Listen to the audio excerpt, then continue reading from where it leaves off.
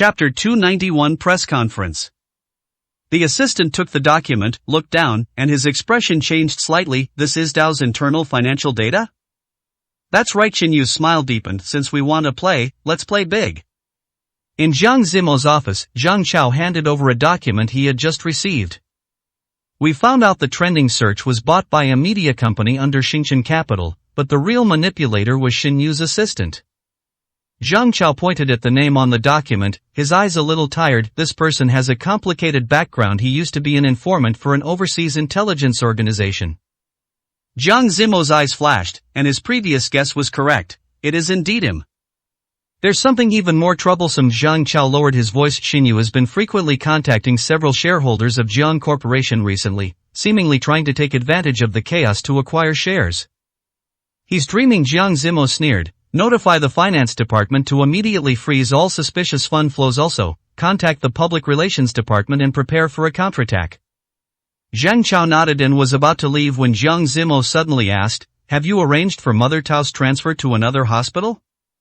"Don't worry, the whole process is confidential even within the hospital, only the director knows about it."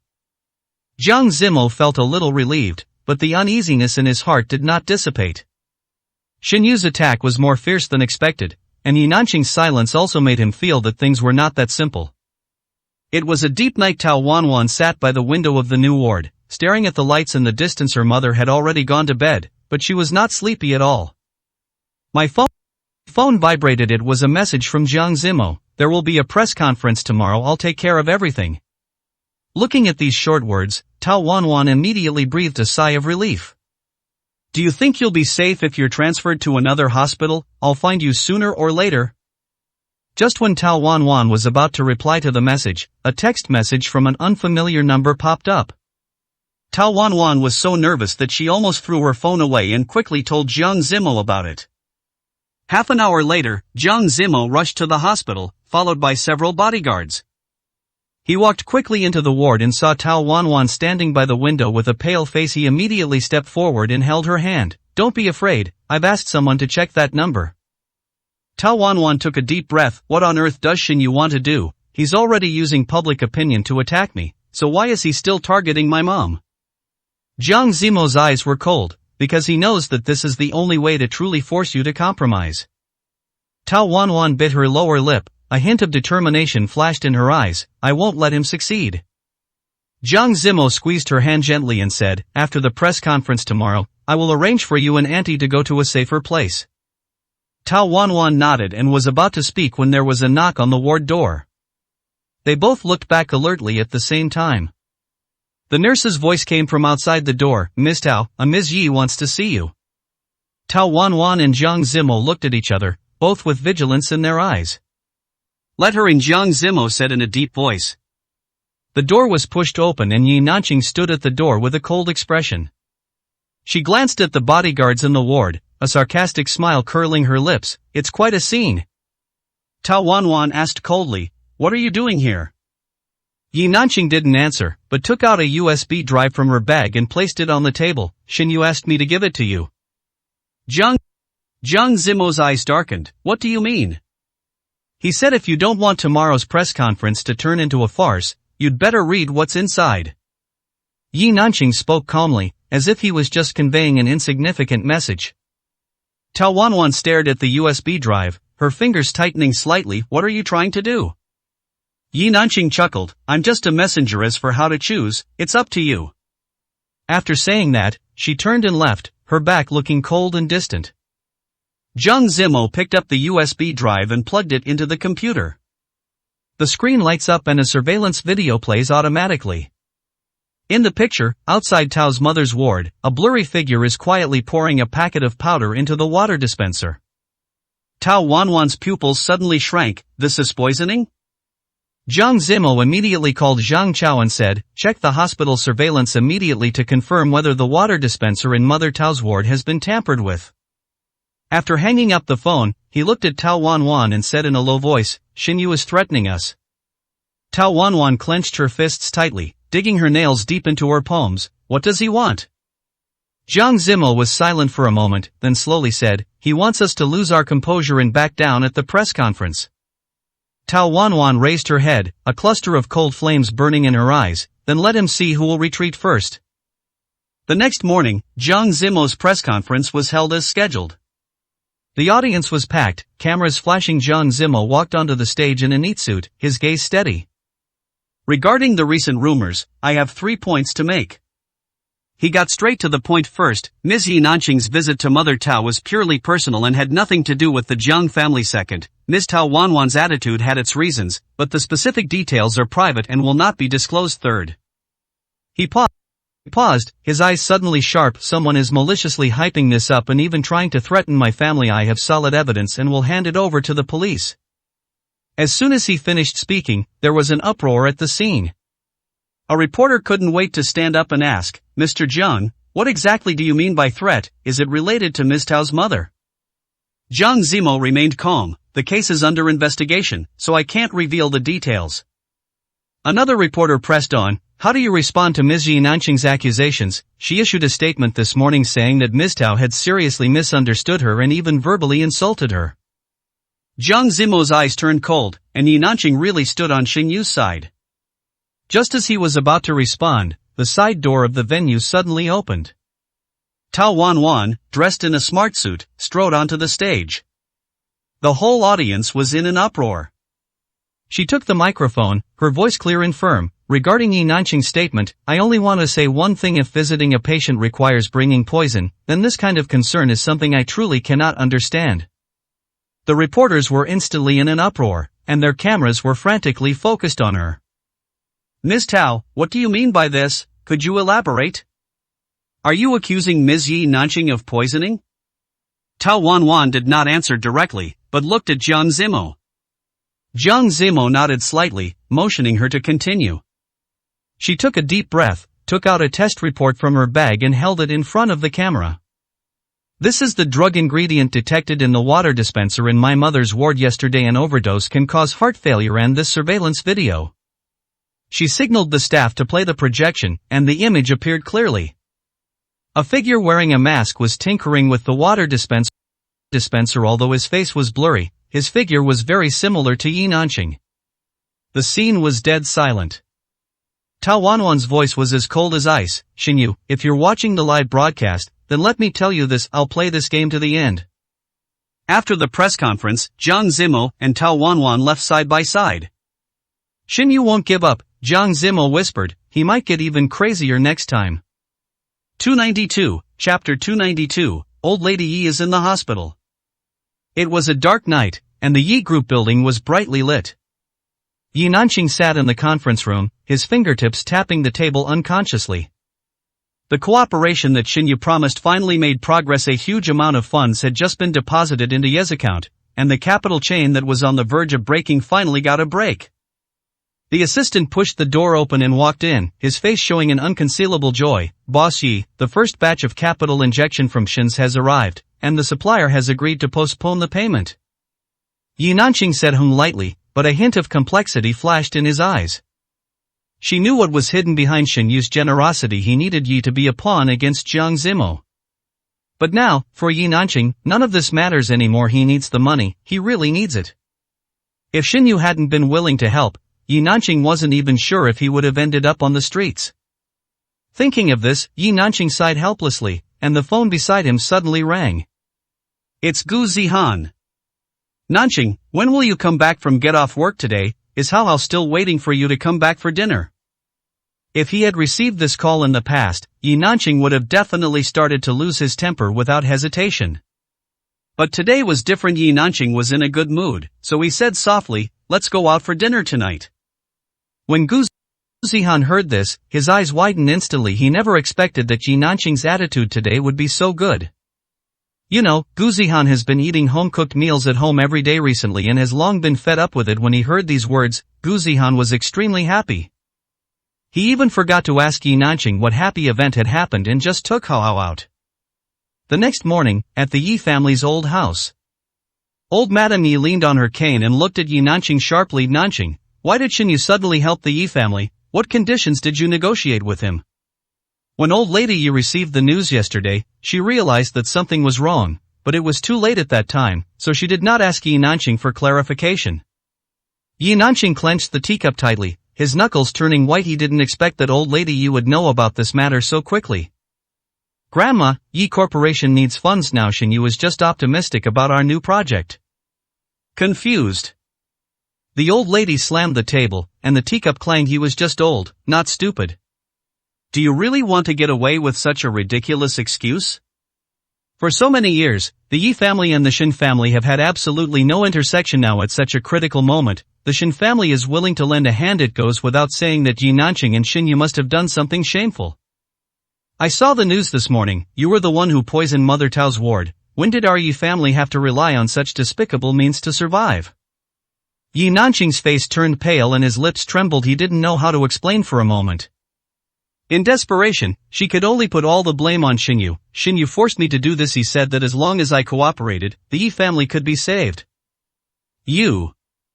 The old lady suddenly covered her chest, staggered back 2 steps, her face instantly turned pale, and she felt a mouthful of blood clot coming up. Grandma!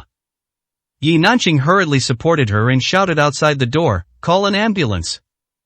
Yi Nanqing watched as old Madame Yi's face grew paler and paler, and he became extremely panicked. Now the only person in the entire Yi family who can help him is old Madame Yi. If she falls again, Yi Nanqing really won't be able to hold on. I followed the ambulance to the hospital and waited for a long time at the operating room door. It was not until the doctor confirmed that Mrs. Yi was not in any danger of life that Yi Nanqing finally breathed a sigh of relief. In the hospital corridor, the smell of disinfectant is pungent. Zhang Zimo walked quickly towards the emergency room, followed by Zhang Chao carrying a fruit basket. Zhang Zimo, who had just learned that old Mrs. Yi was ill and hospitalized, rushed to the hospital without hesitation. Are you really going to see old Madame Yi? Zhang Chao lowered his voice. The Yi family and Xinyu are now tied together. What if this is a setup? The old lady treated me well in the past. Zhang Zimo did not stop walking, his eyes calm. Besides, she might be the only one who can control Yi Nanqing. When the ward door opened, Yi Nanqing was standing by the bed. He looked up at the sound and met Zhang Zimo's eyes. The air froze instantly. What are you doing here? Her voice was hoarse and her eyes were bloodshot. Old Mrs. Yi on the hospital bed stretched out her hand with difficulty. Zimo, I asked the nurse to contact you. Zhang Zimo walked to the bedside and nodded slightly. You should have a good rest and don't worry about the company's affairs. The old lady shook her head, her skinny hands tightly grasping him. The Yi family is sorry for Yi Nanqing is possessed by a ghost. For the sake of our previous relationship, I beg you, Grandma, please don't continue investigating this matter. She started coughing violently, and the monitor beside her issued a sharp alarm. Zhang Zimo was stunned when he heard these words. He really didn't expect that old lady Yi called him over for such a thing. I had originally thought of asking old lady Yi to persuade Yi Nanqing not to continue to be stubborn. But no matter what, old Mrs. Yi is still Yi Nanqing's grandmother. Medical staff rushed in to deal with the emergency, and Zhang Zimo was pushed out the door. Yi Nanqing followed him out and suddenly grabbed his arm like she was about to collapse. Are you satisfied now? If anything happens, I will never let you go in my life. The one you should hate is Xinyu. Zhang Zimo pushed her away coldly, looking at him as if he was looking at a stranger he had never met before. He used you to ruin Tao Wanwan's reputation, and now he's trying to ruin the Yi family. Do you really think that money is redemption? Yi Nanqing looked a little disheveled now. She simply tidied up her hair before she spoke. Tao Wanwan's reputation, Zhang Zimo, why have I never seen you care about my reputation before? You two have already ruined. May want to thank Xinyu for giving me this opportunity for revenge. Just wait, this is just the beginning. I will haunt you forever. Even if I become a ghost, I won't let you go. Yi Nanqing only felt that Zhang Zimo was jealous of his ability to bring the Yi family back to life, and had no idea what Yi Nanqing meant by these words. Zhang Zimo looked at Yi Nanqing, who was almost crazy inside helplessly. Maybe it was his fault from the beginning. I shouldn't have left Yi Nanqing so many ways out. I originally thought he would be able to turn back after making his mistake. Now I am really going down a dark road and getting deeper and deeper into trouble. 293, Chapter 293. Tao Wanwan fainted. Zhang Zimo felt heavy-hearted after leaving the hospital. Old Mursai's words lingered in his mind, but he was more worried about Tao Wanwan. During this period, she almost exhausted all her energy in taking care of her mother. Thinking of this, Jiang Zimo changed direction and planned to go and see how Tao Wanwan was doing. Half an hour later, Jiang Zimo stood in front of Tao's mother's ward door. Through the glass window, Jiang Zimo saw Tao Wanwan sitting by the bed, carefully tucking in the quilt for her mother. It is not difficult to see that Tao Wanwan's face is pale and she has dark circles under her eyes. It is obvious that she has not had a good rest for a long time. Jiang Zimo couldn't help feeling a little distressed and gently pushed the door open. Zmo? Tao Wanwan heard the noise and turned around. A hint of surprise flashed in her eyes, but it was quickly covered by fatigue. Tao Wanwan reluctantly curled the corners of her mouth. Why are you here? I came to see my aunt and you too. Jiang Zimo walked to the bedside and nodded to Mother Tao. Mother Tao smiled weakly, her eyes full of relief. Tao Wanwan stood up and wanted to pour him a glass of water, but suddenly her body swayed and the cup in her hand fell to the ground with a bang. Her eyes went dark and she fell forward. Jiang Zimo was quick to pull her into his arms and anxiously called out, Wanwan. Mother Tao also struggled to get up, but Jiang Zimo stopped her. Auntie, don't move, I'll call a doctor right away. The doctor arrived quickly and examined Tao Wanwan. The diagnosis made Jiang Zimo both distressed and angry. She was severely overworked due to long-term fatigue and needed to rest and recuperate immediately. She can't go on like this. The doctor looked at Yi Nanqing lying on the bed and said in a serious tone, if you continue to work so hard, your body will collapse sooner or later. This is just a warning. Jiang Zimo nodded, his eyes firm. After a while, Jiang Zimo returned to Tao's mother's ward and looked at him a little embarrassedly and said, Auntie, I want to take Wanwan home to take care of her for a few days. Don't worry, I will hire the best nurse to take care of you. Mother Tao nodded gently with tears in her eyes. Zimo, thank you. Take him back and have a good rest. Lu Fei is here, you don't have to worry. Jiang Zimo carefully carried Tao Wanwan into the car and took her back to his villa. He ordered the servants to prepare the room, and personally changed her into comfortable pajamas and covered her with a soft quilt. Seeing her brows still furrowed in her sleep, he couldn't help but reach out and gently smooth them. How long are you going to keep trying to be so stubborn? He murmured in a low voice, his tone full of helplessness and pity. In the next few days, Jiang Zimo turned down all work and concentrated on taking care of Tao Wanwan at home. He personally cooked and made nourishing soup for her. She was reminded to take medicine at regular intervals every day and even forced to lie in bed and rest. Tao Wanwan was a little resistant at first, but gradually compromised under his strong tenderness. On the 5th day of Tao Wanwan's recuperation at Jiang Zimo's home, she was finally allowed to get out of bed and move around. The morning sun shone through the gauze curtains onto the floor. She walked barefoot to the window and found Jiang Zimo pruning a white rose in the garden. This is Mom's favorite flower. Jiang Zimo's voice suddenly came from behind. He had been standing at the door without knowing when, holding a bowl of steaming porridge in his hand. When my father was pursuing my mother, he would cut a branch every day and place it by her bedside. When Tao Wanwan took the porcelain bowl, she noticed the band-aid on his fingertips. Jiang Zimo rarely showed an embarrassed expression. The new kitchen knives are not very convenient to use. This man, who was a big shot in the business world, burned his hand while making porridge. The wolfberries floating in the porridge looked like tiny rubies. She suddenly remembered what her mother once said, those who truly care about you will hide their love in the details. That evening, Tao Wanwan leaned against the headboard, looked at the setting sun outside the window, and said softly, Zimo, thank you. Jiang Zimo sat on the bed and held her hand. Silly girl, why are you still saying thank you to me? Tao Wanwan lowered his head, making it impossible to tell what he was feeling. I've been really tired during this period, but the Tao group needs me. I can't fall down. But now I'm here. Jiang Zimo tightened his grip on her. Don't try to fight like this again, okay? Tao Wanwan nodded, tears welling up in her eyes. There was a sudden knock on the door. Before Jiang Zimo could say anything, Jiang's mother pushed the door open and walked in with a plate of fruit in her hand. Seeing the two people holding hands tightly, she showed a satisfied smile on her face. Wanwan, do you feel better? Tao Wanwan hurriedly tried to get up, but Jiang's mother held her down, saying, don't move, get some rest.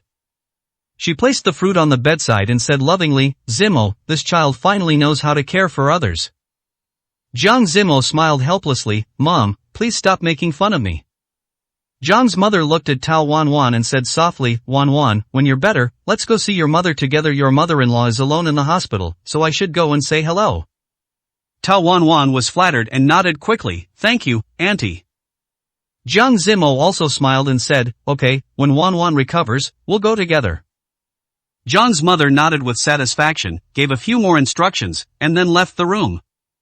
At breakfast the next day, Zhang's mother pushed the jade bracelet in front of Tao Wanwan. This was passed down from Zimo's grandmother. The bracelet shone with a soft luster in the morning light. Tao Wanwan tried to refuse in a panic, but Jiang Zimo held her wrist. Mom, you wit scared her. After Zhang's mother left the table with a meaningful smile, Tao Wanwan realized how intimate their posture was. His chest pressed against her back, and she could smell the faint cedar scent of aftershave. Don't be nervous, Jiang Zimo's voice shook her spine. I just thought this color suits you very well. Tao Wanwan lowered her head and pursed her lips a little embarrassedly, then nodded and took it. At the same time, Gu Zihan was sitting on the sofa at home with a gloomy face. He had just heard from a friend that the news of Yi Nanqing and Xin Yu's collaboration had spread throughout the business circle, and some people even hinted that the two had an ambiguous relationship. Thinking of Yi Nanqing's recent cold attitude towards him, his suspicions grew deeper and deeper. In the evening, when Yi Nanqing returned home, she found Gu Zihan sitting in the living room, staring at her. What's wrong? She frowned, her tone a little impatient. Gu Zihan stood up, walked up to her, and asked with suppressed anger, Nanqing, what exactly is going on with your cooperation with Xinyu? Yi Nanqing was stunned for a moment, then sneered, what do you mean, do you doubt me? I just want to know the truth. Gu Zihan raised his voice, there are rumors out there that you and Xinyu have an unusual relationship. What do you want me to think? 294, Chapter 294, Dry Wood and Fierce Fire. Yi Nanqing pushed him away violently, anger blazing in her eyes. Gu Zihan, stop being so sarcastic, Xinyu and I are just business partners. Do you think everyone is as filthy as you? I'm dirty? Gu Zihan's face turned blue with anger, then tell me, why would Xinyu help you for no reason? What gives him the right? Enough! Yi Nanqing interrupted him harshly, it's none of your business to meddle in my affairs. If you don't like it, get out. Gu Zihan was completely enraged by her attitude and grabbed her wrist. Yi Nanqing, don't go too far, I'm your husband. Husband? Yi Nanqing sneered and shook off his hand, are you worthy? Gu Zihan stood there in a daze, his eyes full of disbelief. Yi Nanqing gave him a cold look, turned around, picked up her bag, and left the house without looking back. Where are you going? Gu Zihan shouted at her back, but the only response he got was the sound of a door slamming shut. In the darkness of night, Yi Nanqing drove alone towards the city center. Her mood was extremely bad, and Gu Zihan's questioning was like a thorn, piercing her heart. She called Xinyu and said in a cold voice, Xinyu, come out and drink with me. On the other end of the phone, Xinyu chuckled, glad to accompany you. That night, Yi Nanqing got drunk in the bar. Xinyu sat beside her, a calculating glint in his eyes. He gently put his arm around her shoulders and whispered, Nanqing, why get angry over those who are not worthy? I am here, and I can give you everything you want. Yi Nanqing looked at him with drunken eyes, and suddenly smiled, Xinyu, you are right, they are not worth it. Xinyu raised the corner of his mouth and leaned close to her ear, so, can our cooperation go a step further? Yi Nanqing did not answer, but drank the wine in the glass. At this time, Gu Zihan was sitting alone in the empty house, the bottle of wine in his hand was already empty. His heart was filled with anger and unwillingness, but more than that, a deep sense of powerlessness. Yi Nanqing, what do you want? He muttered to himself, his eyes confused. The morning light poured into the room through the gaps in the curtains, and Yi Nanqing was awakened by a sharp headache. She subconsciously wanted to get up, but found that her waist was tightly wrapped with an arm. Turning my head, I saw Xinyu's sleeping profile close at hand. His eyelashes cast a shadow in the morning light, and his shirt with the collar open revealed a few ambiguous red marks on his collarbone. Yi Nanqing sat up suddenly, and the moment the quilt slipped off, she saw that she was wearing unfamiliar silk pajamas. There was half a glass of water and hangover medicine on the bedside table. Yi Nanqing felt dizzy and had no memory of what happened yesterday. Awake? Xinyu's voice suddenly came from behind him, with a hoarse voice from waking up in the morning. He raised himself up, his fingers brushing across her shoulders. You were very drunk last night when my driver took you back to the apartment. You insisted on talking to me about the business plan. Yi Nanqing stiffly avoided his touch and grabbed his coat and put it on. I don't remember what happened last night, but our cooperation was limited to official business. She walked quickly to the bathroom, but saw a dark red kiss mark on her neck in the mirror. The moment the cold water hit my face, fragmented memories of last night came flooding back. The fifth glass of tequila handed to her by Xinyu, his whispers in her ear, and the image of her actively hooking her arms around his neck. 20 minutes later, when Yi Nanqing slammed the door and left, Xinyu was tying his tie slowly. He dialed the number. Did you take the photos? Very good, don't send them to Guzihan yet, wait until the equity transfer procedures are completed. Yi Nanqing pulled the scarf up again, and the electronic clock at the nurse's station showed that visiting hours had just begun. When she pushed open the door of the ward, Mrs. Yi was drinking porridge. When she saw her come in, she immediately put down her bowl and spoon. You smell of alcohol. I stayed up too late for a social event last night. Yi Nanqing placed the fruit basket on the bedside, deliberately avoiding the old lady's sharp gaze. As she bent down to adjust the speed of the scarf suddenly slipped off. The air froze instantly, and old Mrs. Yi sighed helplessly, not knowing what kind of magic potion Guzihan had given Yi Nanqing. Although old lady Yi couldn't bear to watch it, no matter what, Yi Nanqing and Guzihan are now a legal couple with a marriage certificate. As an old lady, she was too embarrassed to say anything more, so old lady Yi could only pretend that she saw nothing. Anyway, Xinyu has invested in Yes, so now Yes has some momentum. Your most important thing right now is to take care of the company's affairs first. If there is anything you need my help with, please let me know immediately. You can see that I'm old now, and I don't know how much longer I can help you. You should be more careful on your own. For some reason, Yi Nanqing felt a little sad after hearing these words, and nodded slightly. Grandma, please don't say such things. You will definitely live a long life. Old Mrs. Yi didn't feel anything about these polite words and just sighed softly. At the same time, Tao Wanwan put the last folded piece of clothing into the closet, and when she turned around, she bumped into Jiang Zimo's arms. I want to go to the hospital to see my mother today. She looked up, only to find that the other person had a frown on his face. Tao Wanwan's body had recovered long ago, but Jiang Zimo never let her go out. Although Tao Wanwan understood Jiang Zimo's worry about her, but she was really bored staying at home. Jiang Zimo placed his palm on the back of her waist. Zhang Chao just called the board of directors is arguing over the overseas acquisition. He bent down and kissed the top of her head. Rest for another day. I'll go to the hospital with you tomorrow, okay? But the nurse said that my mother has been looking at the door these past 2 days. Before Tao Wanwan finished speaking, Jiang Zimo's phone rang again. The word father flashed on the screen. He sighed and answered the call. Dad, I said this project. The sound of shattering porcelain came from the other end of the phone. Come to the company immediately, those old guys want to kick you out of the decision-making level. Even Tao Wanwan could hear Father Zhang's roar clearly. Jiang Zimo grabbed his suit jacket and suddenly pressed Tao Wanwan against the door before leaving. Don't sneak off to the hospital. I'll have the housekeeper keep an eye on you. They teamed up with Swiss Bank to freeze our liquidity. Zhang's father threw a stack of documents on the table. You've been hanging around that woman all day lately. Did you know that Xinyu has already acquired 5% of the group's shares? Jiang Zimo pursed his lips in embarrassment. He had indeed been unable to spare the time to pay attention to the hospital's affairs during this period because he had been taking care of Tao Wanwan. I never thought that Xinyu would take advantage of this opportunity to do so many things. I'm sorry, it was my mistake. At this moment, Jiang Zimo really didn't know what to say, so he could only speak softly. Father Jiang sighed helplessly. He could understand Jiang Zimo's concern for Tao Wanwan, but the company was in an emergency right now. Luckily it was discovered in time. I suppressed the matter at the board meeting this morning for you. You don't have to worry about it for now. 295, Chapter 295. Yi Nanqing, you will regret it. After Yi Nanqing came out of the hospital, he drove straight to the company. The sunlight outside the car window was dazzling, but she just felt cold all over. Old Mursai's words were like a thorn, deeply piercing her heart. You should be more careful when you are alone. But at this point, she has no way out. Xinyu's capital injection allowed Yes to temporarily escape the crisis, but at what cost?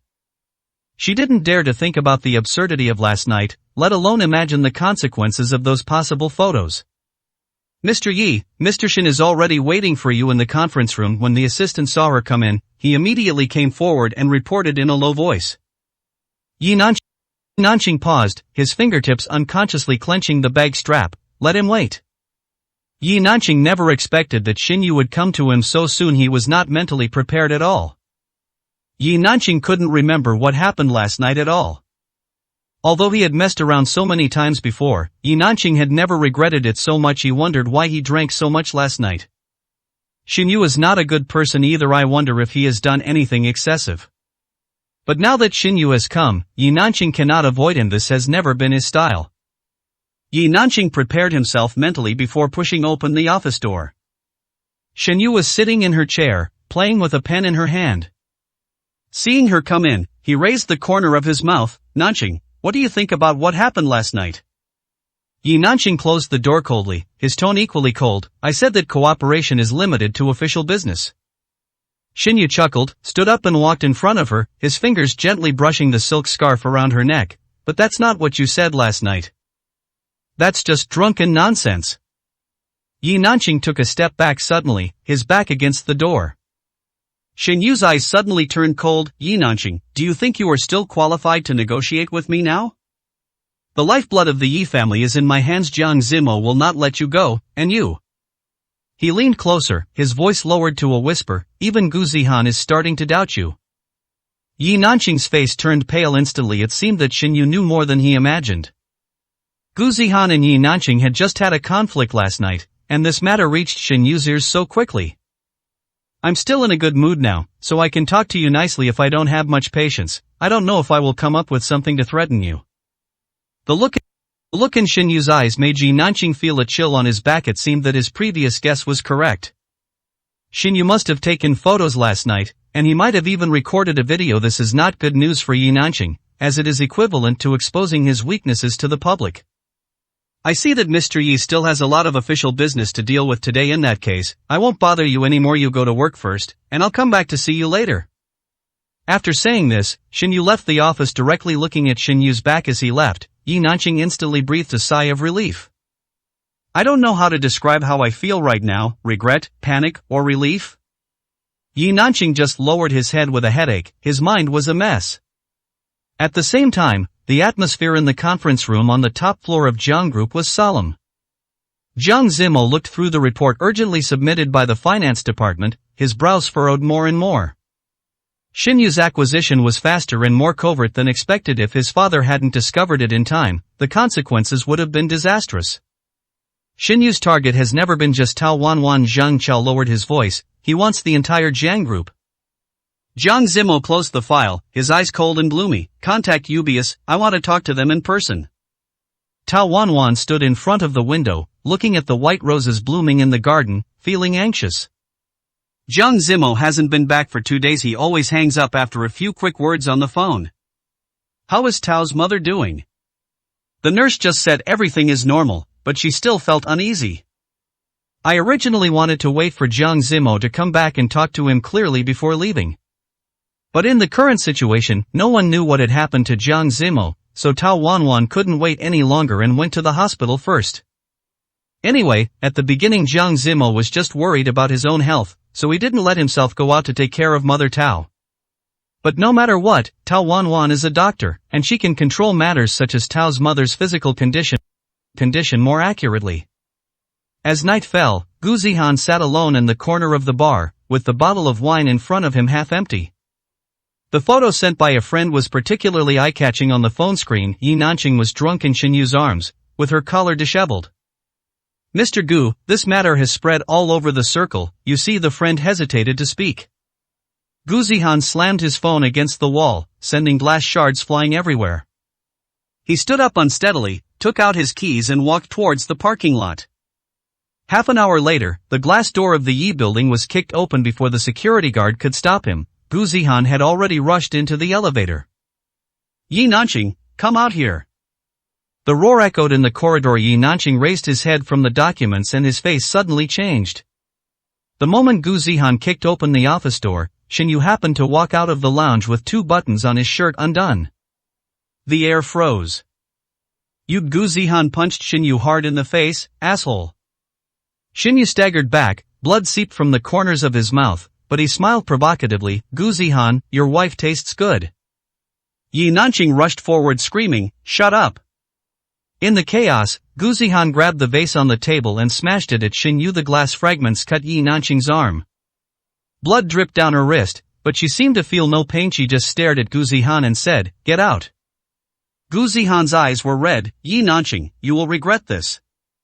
Late at night, Jiang Zimo finally returned to the villa, but found Tao Wanwan's door wide open and a letter on the bed. "Zimo, I'm sorry, I have to go to the hospital. They all need me, and I can't drag you down anymore." Jiang Zimo sighed helplessly. It seemed that Tao Wanwan couldn't get in touch with him while he was on the plane, so she left a letter and left. The next morning, the door of Mersai's ward was pushed open. The nurse came in pushing a wheelchair, in which sat Tao's mother, looking pale. Mrs. Tao. Old Mrs. Yi was stunned. Mother Tao smiled weakly. "I came to see you also." She paused. "I want to talk to you about Wanwan and Zimo." Old Mrs. Yi was a little stunned. She and Tao's mother had no connection before, and she didn't understand what he wanted to say to her. 296, Chapter 296. Breaking up with the Yi family. Yi Nanqing sat on the sofa in the office. The wound on his arm had been simply bandaged, but blood still seeped through the gauze. Her fingertips unconsciously stroked the edge of the glass, and Gu Zihan's words before he left echoed in her mind. "Yi Nanqing, you will regret this." "Regret?" she sneered, raised her head and drank the wine in the glass. There was no turning back for her.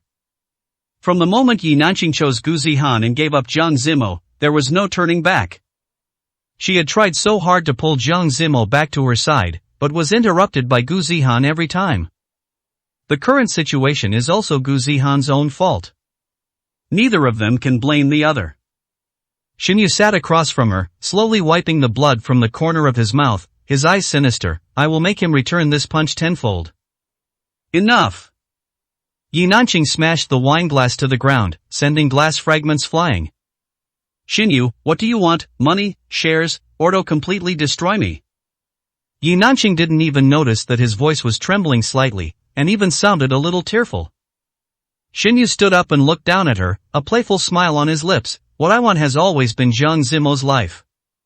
Yi Nanqing's pupil shrank. It turned out that she was just a chess piece.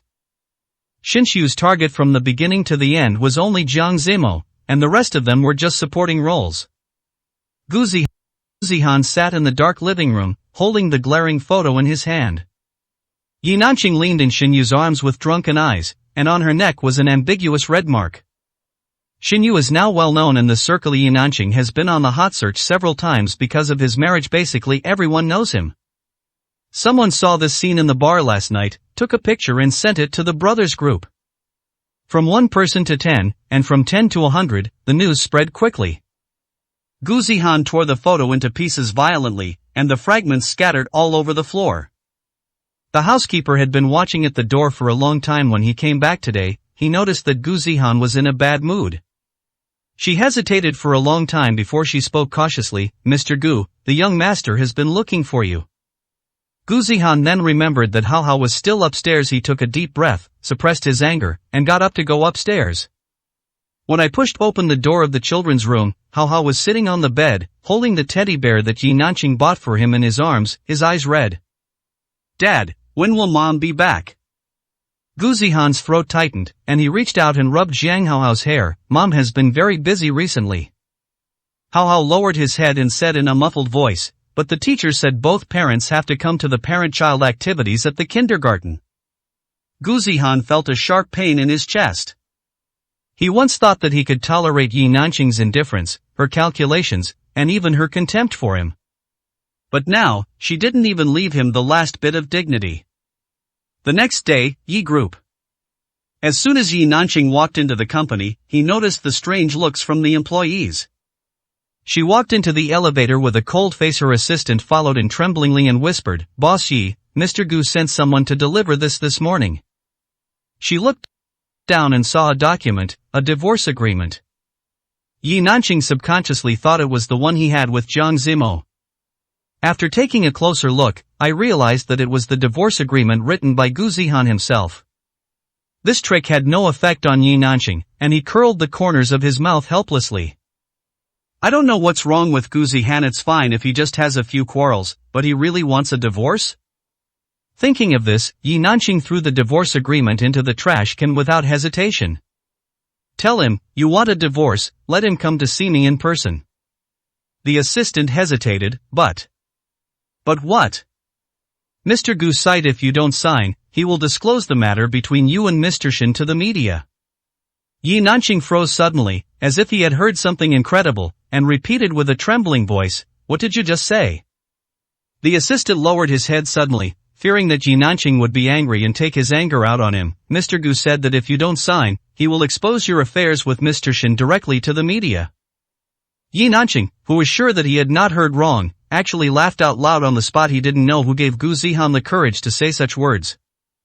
In that case, if she comes again, tell her that if she wants to expose him, she can do it. I don't care. Yi Nanqing knew Shin Yu's ability, although Shin Yu also wanted to expose what was going on between them. But he would definitely not allow Gu Zihan to do such a thing before him. The assistant tilted his head in confusion, but still nodded slightly in agreement. Gu Zihan's lawyer pushed a document in front of him and said, Mr. Gu, according to your wishes, the agreement has been drafted. As long as Miss Yi signs, the division of property and custody will be carried out according to your conditions. Gu Zihan flipped through the documents expressionlessly, his eyes falling on the column custody of Hao, which belonged to Gu Zihan. He closed his eyes, and Yi Nanqing's cold eyes, Shin Yu's provocative smile, and Hao's red eyes asking him when will mom come back flashed through his mind.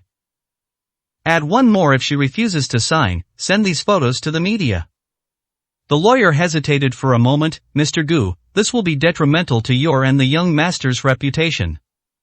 Reputation? Gu Zihan laughed sarcastically. If she doesn't care, why should I care? At the same time, at the Yi family's old house, old Mrs. Yi sat in the study, looking at Yi Nanqing standing in front of her with a gloomy face. You really are with Shin Yu? The old lady's voice trembled slightly. Nanqing, do you know what you are doing? Yi Nanqing clenched her fists, digging her nails deep into her palms. Grandma, there's no point in saying this now. It's meaningless? The old lady slammed the table. Gu Zihan is still your husband no matter what. Now that you've caused such a scandal, where will the Yi family put their reputation? Yi Nanqing raised his head, a flicker of determination in his eyes. Yi family, if it weren't for me, the Yi family would have gone bankrupt long ago. Has Gu Zihan ever helped me, besides dragging me down? What else has he done? The old lady was so angry that she was shaking all over. You are simply possessed by a ghost. Yi Nanqing turned around and was about to leave, but the old lady suddenly called her. Nanqing, if you insist on getting entangled with Shin Yu, then from now on, the Yi family will no longer give you any support. 297, Chapter 297, The worst that can happen is that we all perish together. Yi Nanqing paused, without looking back, and just sneered, whatever. Yi Nanqing drank glass after glass of wine. Shin Yu sat beside her, his fingers gently stroking her back, and said seductively, Nanqing, Gu Zihan doesn't deserve you. She looked at him with drunken eyes and suddenly laughed. Shin Yu, do you think I am ridiculous? Shin Yu narrowed his eyes. How could that be? You are the smartest woman I have ever met. Yi Nanqing sneered and stood up shakily. Smart? I can't even control my own life. How can I be considered smart? She grabbed her bag and stumbled out. Shin Yu reached out to help her, but she pushed him away. Don't touch me. Shin Yu's eyes turned cold instantly. Gu Zihan had been waiting at the door of the bar for a long time. He held the steering wheel and stared at the door of the bar. Yi Nanqing staggered out, and Shin Yu followed closely behind, putting his arm around her waist. Gu Zihan's knuckles turned white, he stepped on the accelerator hard, and the car rushed out like an arrow. Bang! A sharp brake sound was heard, and Yi Nanqing turned her head. Suddenly the headlights made it impossible for her to open her eyes. Shin Yu pulled her away, and the car just brushed past the corner of her clothes and crashed heavily into the guardrail on the side of the road. The car door opened and Gu Zihan walked out with a frighteningly cold look in his eyes. Yi Nanqing's heart almost stopped beating. Gu Zihan, are you crazy? Gu Zihan stared at her and said in a hoarse voice, Yes, I'm crazy. He originally wanted to completely cut off ties with Yi Nanqing after writing the divorce agreement. But when I contacted various media outlets this afternoon, I suddenly found that they all turned me away. There was no need to think about it. It must be Yi Nanqing and Xinyu who were behind this. Gu Zihan really couldn't hold back his inner emotions and just wanted to vent them out.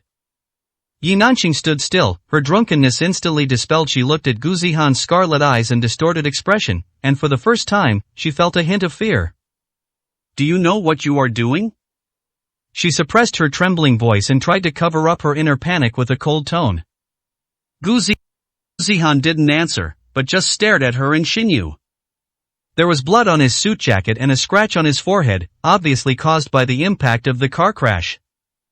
Xinyu sneered, pulled Yi Nanqing behind him, and looked at Gu Zihan provocatively. What, Master Gu, are you planning to kill to silence him? Gu Zihan's fists were clenched so hard that they made a creaking sound, but unexpectedly, he did not rush forward. He just slowly raised his hand, pointed at Yi Nanqing, and said in a terribly low voice, Yi Nanqing, I'm giving you one last chance, sign and divorce. Yi Nanqing gritted his teeth and raised his chin. What if I don't sign? Gu Zihan's eyes turned completely cold. He suddenly smiled, and that smile sent a chill down Yi Nanqing's spine. Then just wait and see what the headlines will be tomorrow. Xinyu narrowed his eyes and said in a dangerous tone, Gu Zihan, who do you think you can threaten? Gu Zihan ignored him and took out his cell phone from his pocket. The screen lit up and showed a video. In the dim box, Yi Nanqing leaned in Xinyu's arms with disheveled clothes, her eyes blurred, while Xinyu's hand was unscrupulously reaching into her collar.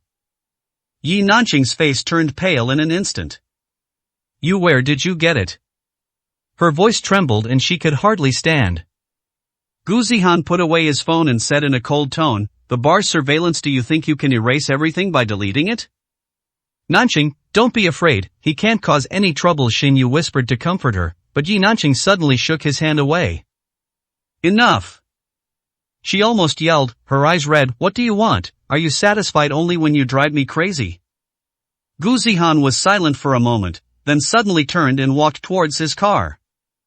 Tomorrow morning at 10 o'clock, the lawyer will go to Yes with the agreement. If you don't come, this video will appear in the mailboxes of every media outlet. After saying that, he opened the car door and left without looking back. The next day, Yi Group. Yi Nanqing was sitting in the office, and the divorce agreement had been spread out on the table for the whole morning. The lawyer waited quietly by the side, her eyes always fixed on the window. Mr. Yi, Mr. Gu means that if you don't sign today, he will immediately execute the previous warning, the lawyer reminded cautiously. Yi Nanqing retracted his gaze and sneered, he can't wait. The lawyer didn't dare to respond. Just then, the office door was pushed open and Xinyu strode in. Nanqing, you don't have to sign. He walked straight to her side and said firmly, I have contacted the media, and they will not release any news that is detrimental to you. Yi Nanqing looked up at him with a complicated expression, are you sure? Xinyu curled his lips, of course I have 100 ways to make the thing in Gu Zihan's hand disappear. Yi Nanqing raised his head and looked at the lawyer opposite him provocatively. If Gu Zihan wanted to send out the video, he should have sent it out long ago. He's not the type to save face for others, but there's still no news, so there's only one possibility. Your boss, Gu Zihan, has no way of getting the video out. Yi Nanqing had already thought of this possibility a long time ago, and today he just wanted to wait for Xinyu to give him a definite answer. The lawyer frowned in surprise. He was not quite sure what was going on with Gu Zihan. But for some reason, I suddenly felt that what Yi Nanqing said did make some sense. I've made it very clear before, if you really want a divorce, let Gu Zihan come and talk to me in person. After saying that, Yi Nanqing stood up without hesitation and walked out of the office. On the other side, Tao Wanwan walked around the hospital several times but didn't see her mother. Just when he was about to check the surveillance video, he suddenly saw Lu Fei pushing his mother in from outside the hospital. Where have you been? I just looked for you outside for a long time and couldn't see you. Lu Fei pursed his lips nervously. When Tao Wanwan saw his expression, she knew that the two of them must have sneaked out. You two should go out, right? Didn't I tell you that the situation is extraordinary and it's very dangerous outside? Mother Tao, who was sitting in a wheelchair, smiled gently and said, I'm already so old I can protect myself, don't worry. Seeing her mother's indifferent look, Tao Wanwan felt extremely angry. Okay, it's all my fault for me meddling in other people's business, okay? Lu Fei on the opposite side noticed that Tao Wanwan seemed to be in a bad mood, so he hurried over and spoke carefully. We two are really careful, and we won't go out casually in the future, Wanwan, don't worry. Tao Wanwan looked at her mother and sighed helplessly. Alright, you two should go back to the ward and rest first, don't run around. 298, Chapter 298 Tang Sinyu's birthday. Tang Sinyu's birthday party was scheduled for a weekend night, and Zhang Chao specially sent invitations to Jiang Zimo and Tao Wanwan a week in advance. Zimo, you must come this time. Sinyu has mentioned it several times, but we've been very busy lately and haven't had a good time together. The three of us used to have dinner together often, and Sinyu has been mentioning you a lot lately. On the other end of the phone, Zhang Chao's voice was filled with laughter. Jiang Zimo glanced at Tao Wanwan, who was busy in the kitchen, and raised the corners of his lips slightly. Don't worry, we will be there on time. What Zhang Chao said made sense. They hadn't seen each other for a long time, and he didn't know how Tang Sinyu was doing now. It's always good for Mingo to take some time to get together. After hanging up the phone, he walked behind Tao Wanwan, gently put his arms around her waist, and rested his chin on her shoulder. Are you free this weekend? It's Tang Sinyu's birthday, and she invited us to go together. After hearing this, Tao Wanwan nodded without hesitation. Sure, of course. It seems like we haven't seen each other for a while, so it would be nice to find time to meet up. Jiang Zimo nodded gently, reached out and ruffled Tao Wanwan's hair before continuing. You've worked hard during this period. It's nice to have this opportunity to rest up, but we can't go there empty-handed. Let's see if there's any suitable gift and bring one for her.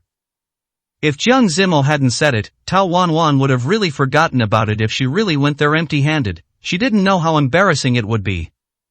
Then let's do it this Saturday. Lu Fei happens to be free to stay in the hospital all day that day, then we can go together to see if there are any suitable gifts. After confirming the time, Jiang Zimo and Tao Wanwan smiled at each other. The two of them have been so busy lately that they have no time to spend quiet time together. On Saturday afternoon, Jiang Zimo and Tao Wanwan went to a high-end shopping mall in the city center to choose a birthday present for Tang Sinyu. I don't know what Sinyu likes. It would be troublesome if I accidentally gave her something she doesn't like. Tao Wanwan stood in front of the jewelry counter, her eyes sweeping over the dazzling array of accessories. Although she thought many of them were beautiful, she was really a little undecided. Jiang Zimo pondered for a moment. Although he and Tang Sinyu had known each other for so many years, they only started to get in touch again in the last year. If you ask her what type of person Tang Sinyu usually likes, Jiang Zimo really can't answer for a moment. Fortunately, Jiang Zimo had specifically asked Zhang Chao yesterday, so he calmly said, Zhang Chao said she prefers a simple style. How about choosing a necklace? After hearing this, Tao Wanwan's eyes lit up instantly. Since she liked the simple style, she knew how to choose. Look at this necklace. I think it's the best looking one in the collection. It's also very simple and complements Sinyu's skin tone. Jiang Zimo really doesn't know much about jewelry, but since Tao Wanwan likes it so much, I thought it should be a good choice. After thinking for a moment, I nodded. Tao Wanwan looked at Jiang Zimo and frowned in doubt when she saw how quickly he agreed. Have you not thought about it carefully? This is a birthday present for Tang Sinyu, so you must choose it carefully. After hearing this, Jiang Zimo couldn't help but burst out laughing. I really don't understand these things about you little girls. But since you think it's good, I don't think it will be a big problem. Besides, as long as the birthday gift is thoughtful, I think he will be happy. What Jiang Zimo said really made sense. Tao Wanwan lowered her head in thought for a moment. Then he raised his head and spoke again. Then let's go with this one. I think this necklace really suits Tang Sinyu. Jiang Zimo looked at Tao Wanwan and smiled dotingly. Okay, then I'll listen to you. Hello, please help me wrap this necklace. Jiang Zimo turned around and spoke to the salesgirl next to him, who nodded slightly. The final choice was an exquisite platinum necklace with a small diamond pendant, which was low-key yet elegant. Just as the clerk was about to wrap it up, Jiang Zimo caught a glimpse of two familiar figures not far away. Yi Nanqing was holding Xinyu's arm and walking towards them. Tao Wanwan noticed his strangeness, followed his gaze, and her expression changed slightly. Zimo, she called softly, her fingers unconsciously clenching his sleeves. Jiang Zimo retracted his gaze and his expression returned to normal. It's okay, let's go. However, Xin Yu obviously noticed them as well. He raised a playful smile and walked towards them deliberately with Yi Nanqing. Mr. Jiang, what a coincidence. Xin Yu's voice was deliberately intimate, yet it was cold. Jiang Zimo glanced at him indifferently without saying anything. Yi Nanqing's gaze moved between Jiang Zimo and Tao Wanwan, finally landing on Tao Wanwan's face. His smile was a bit sarcastic. Wanwan, long time no see. Tao Wanwan pursed her lips. She had not forgotten that Yi Nanqing had come to poison her before, so naturally she would not give him a good look. Without even looking at Yi Nanqing properly, he rolled his eyes and said, "What a shame to meet you here. We are so unlucky."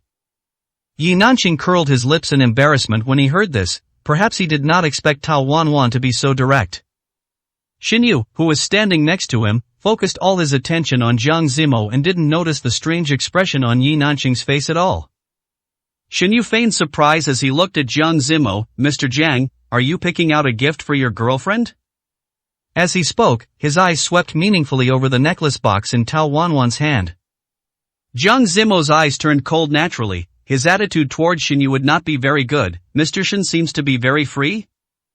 Xin Yu chuckled softly, looking at Jiang Zimo with a provocative look in his eyes. "I'm not exactly idle, but I didn't expect Mr. Jiang to still be in the mood to go shopping with his girlfriend. Does it seem like the Jiang Corporation's crisis has been resolved?"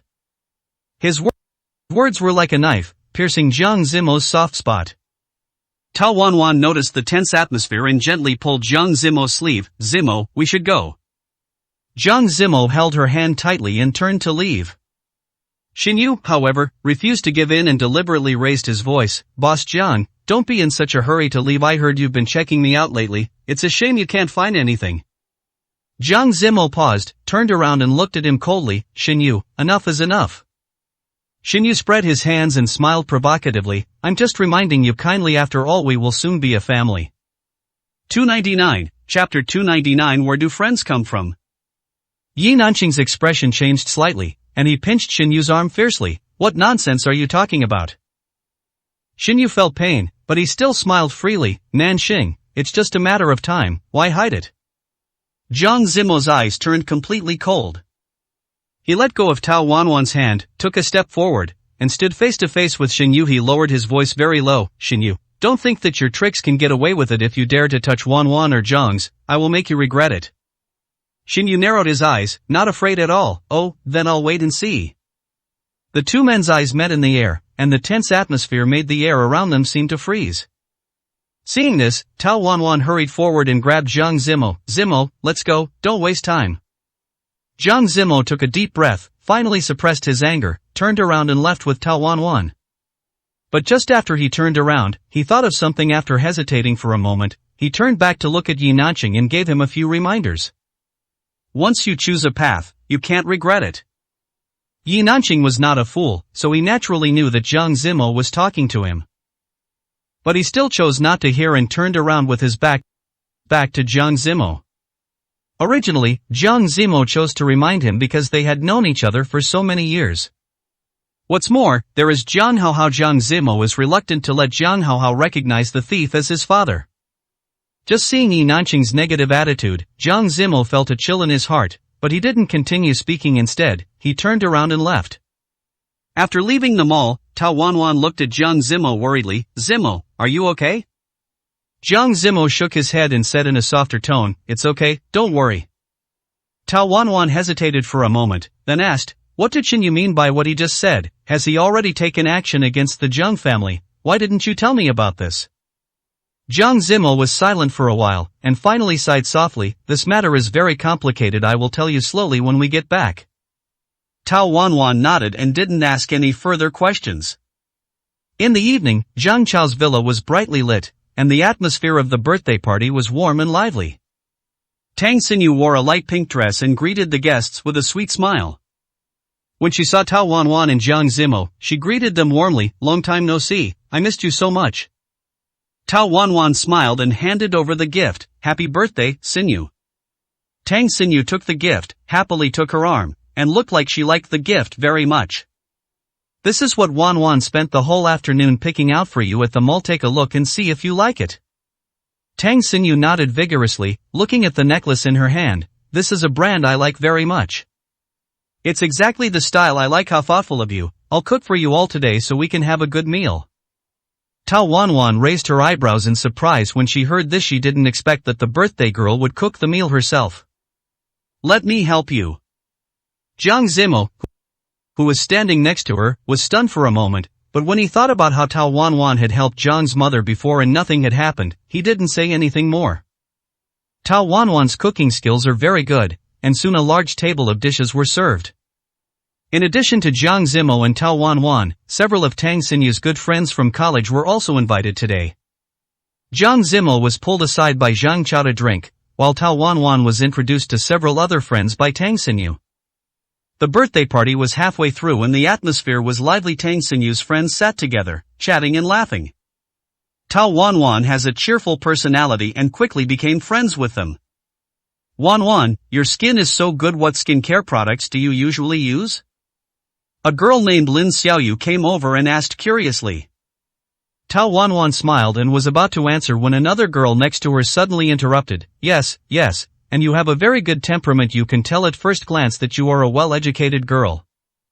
Tao Wanwan felt a little embarrassed by the compliment and waved her hand. No, I just pay attention to my daily maintenance.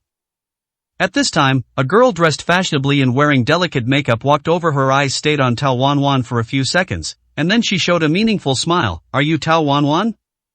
Tao Wanwan nodded and looked at her with some confusion. You are. My name is Suya, and I'm Nanxing's friend. The girl introduced herself with a hint of inquiry in her tone. Nanxing often mentioned you before, and today I finally met you in person. Hearing the name Nanxing, Tao Wanwan's smile froze slightly, but soon returned to normal. Really, what did she mention about me?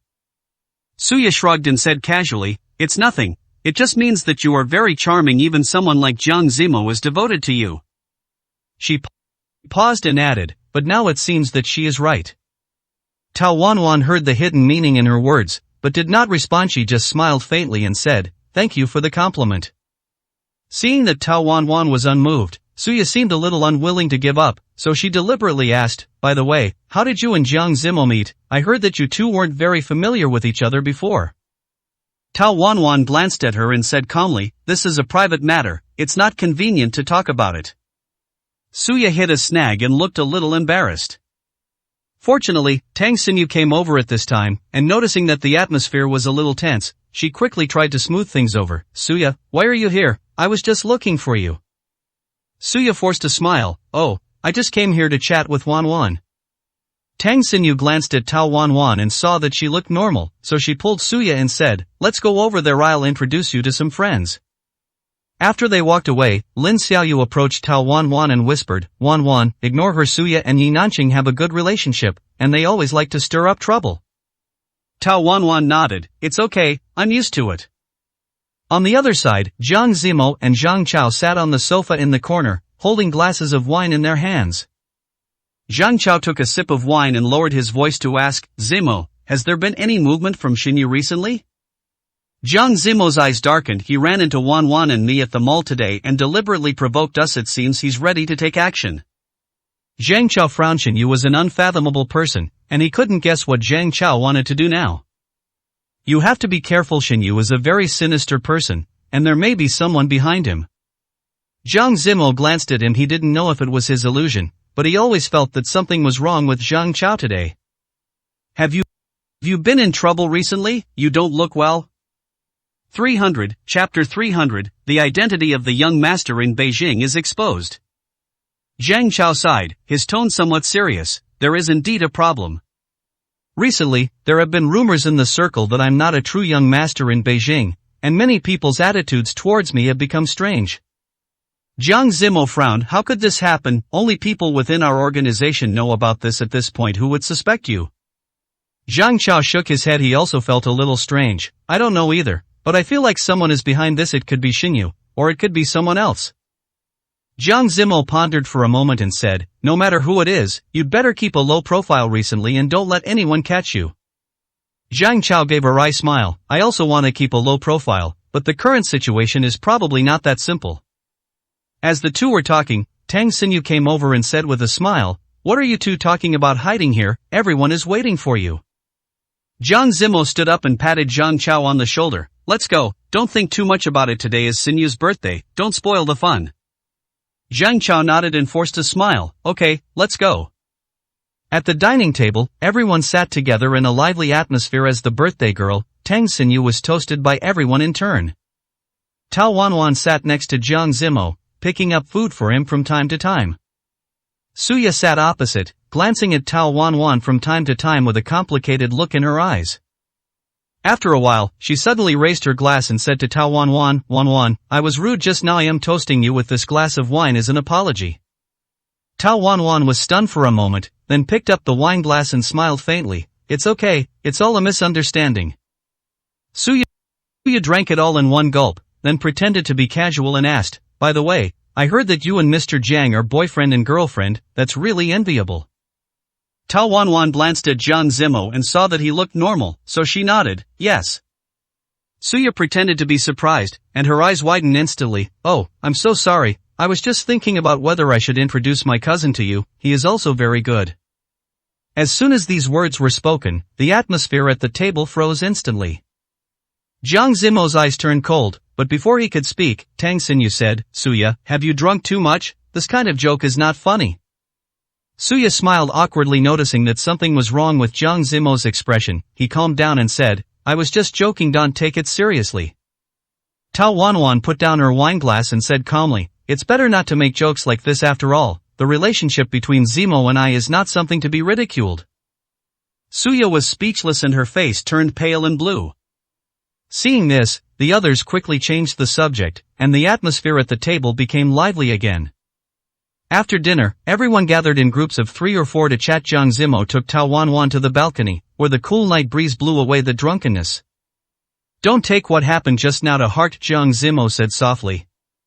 Tao Wanwan shook her head, I'm not that petty, I just think Suya is a little strange, she seems to be targeting me on purpose. Jiang Zimo's eyes turned cold, she is Yi Nanqing's friend, and she must have been instigated, but don't worry, I won't let anyone hurt you. Tao Wanwan leaned on his shoulder and whispered, I know, with you here, I'm not afraid of anything. After the birthday party, Jiang Zimo and Tao Wanwan said goodbye to Tang Xinyu and Zhang Chao and drove home. On the way, Tao Wanwan leaned against the car window, looking at the flashing neon lights outside the window, thoughtfully. What are you thinking about? Jiang Zimo asked. Tao Wanwan came back to her senses and smiled, nothing, I just felt that I had a very happy day today, although there were some small episodes in the middle. Jiang Zimo shook her hand and said, I'll have someone investigate Suya's matter to see what she's up to. Tao Wanwan nodded, then hesitated for a moment before asking, Zimo, did Zhang Chao run into any trouble today? He doesn't look very well. Jiang Zimo was silent for a while before saying, his identity may have been suspected. Identity? Tao Wanwan was a little confused. Jiang Zimo frowned and sighed helplessly, it's about the young master of Beijing. It seems someone leaked the news. Some people suspect that Zhang Chao is not the real young master of Beijing. Tao Wanwan's eyes widened, will that be dangerous? Jiang Zimo looked solemn, he was also worried about this matter. If only our identities were exposed, it would be fine. I am worried someone would make a big fuss about it, or even implicate us.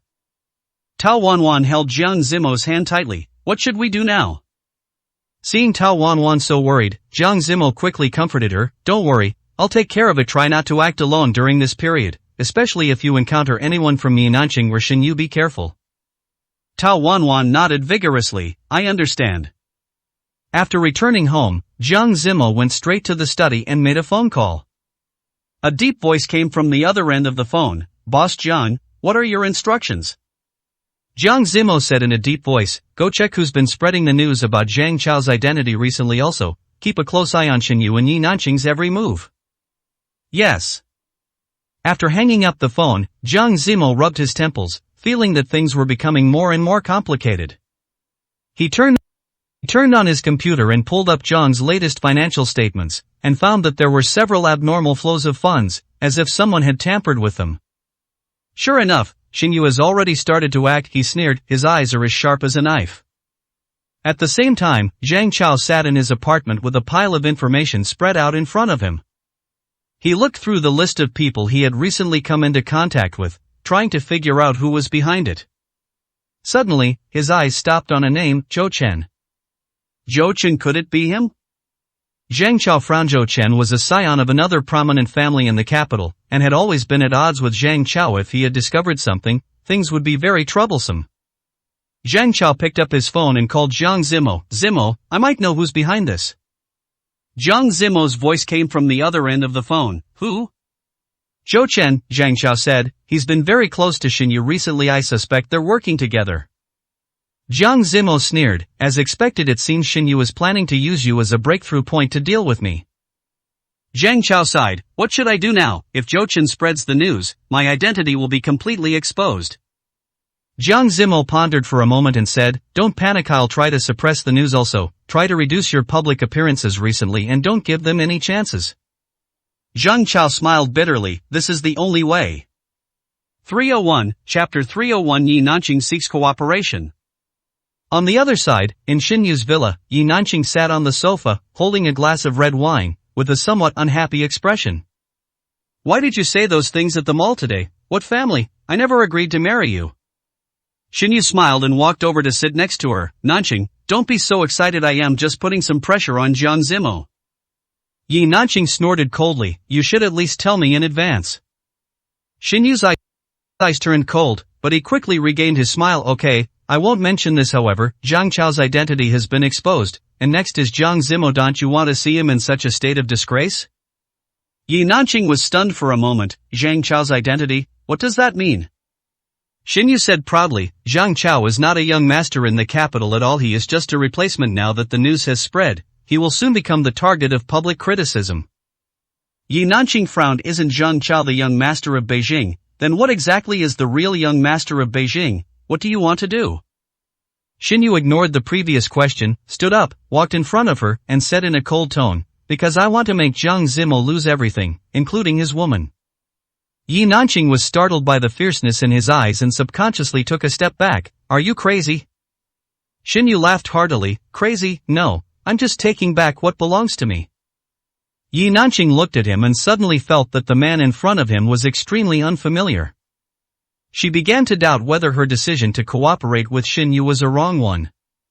It was late at night. Jiang Zimo stood in front of the French window in his study. The ice in the whiskey glass in his hand had already melted.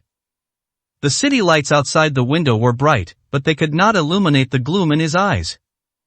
The phone rang suddenly, and the words Zhang Chao appeared on the screen. Zimo, I found out. Zhang Chao's voice was tired and solemn.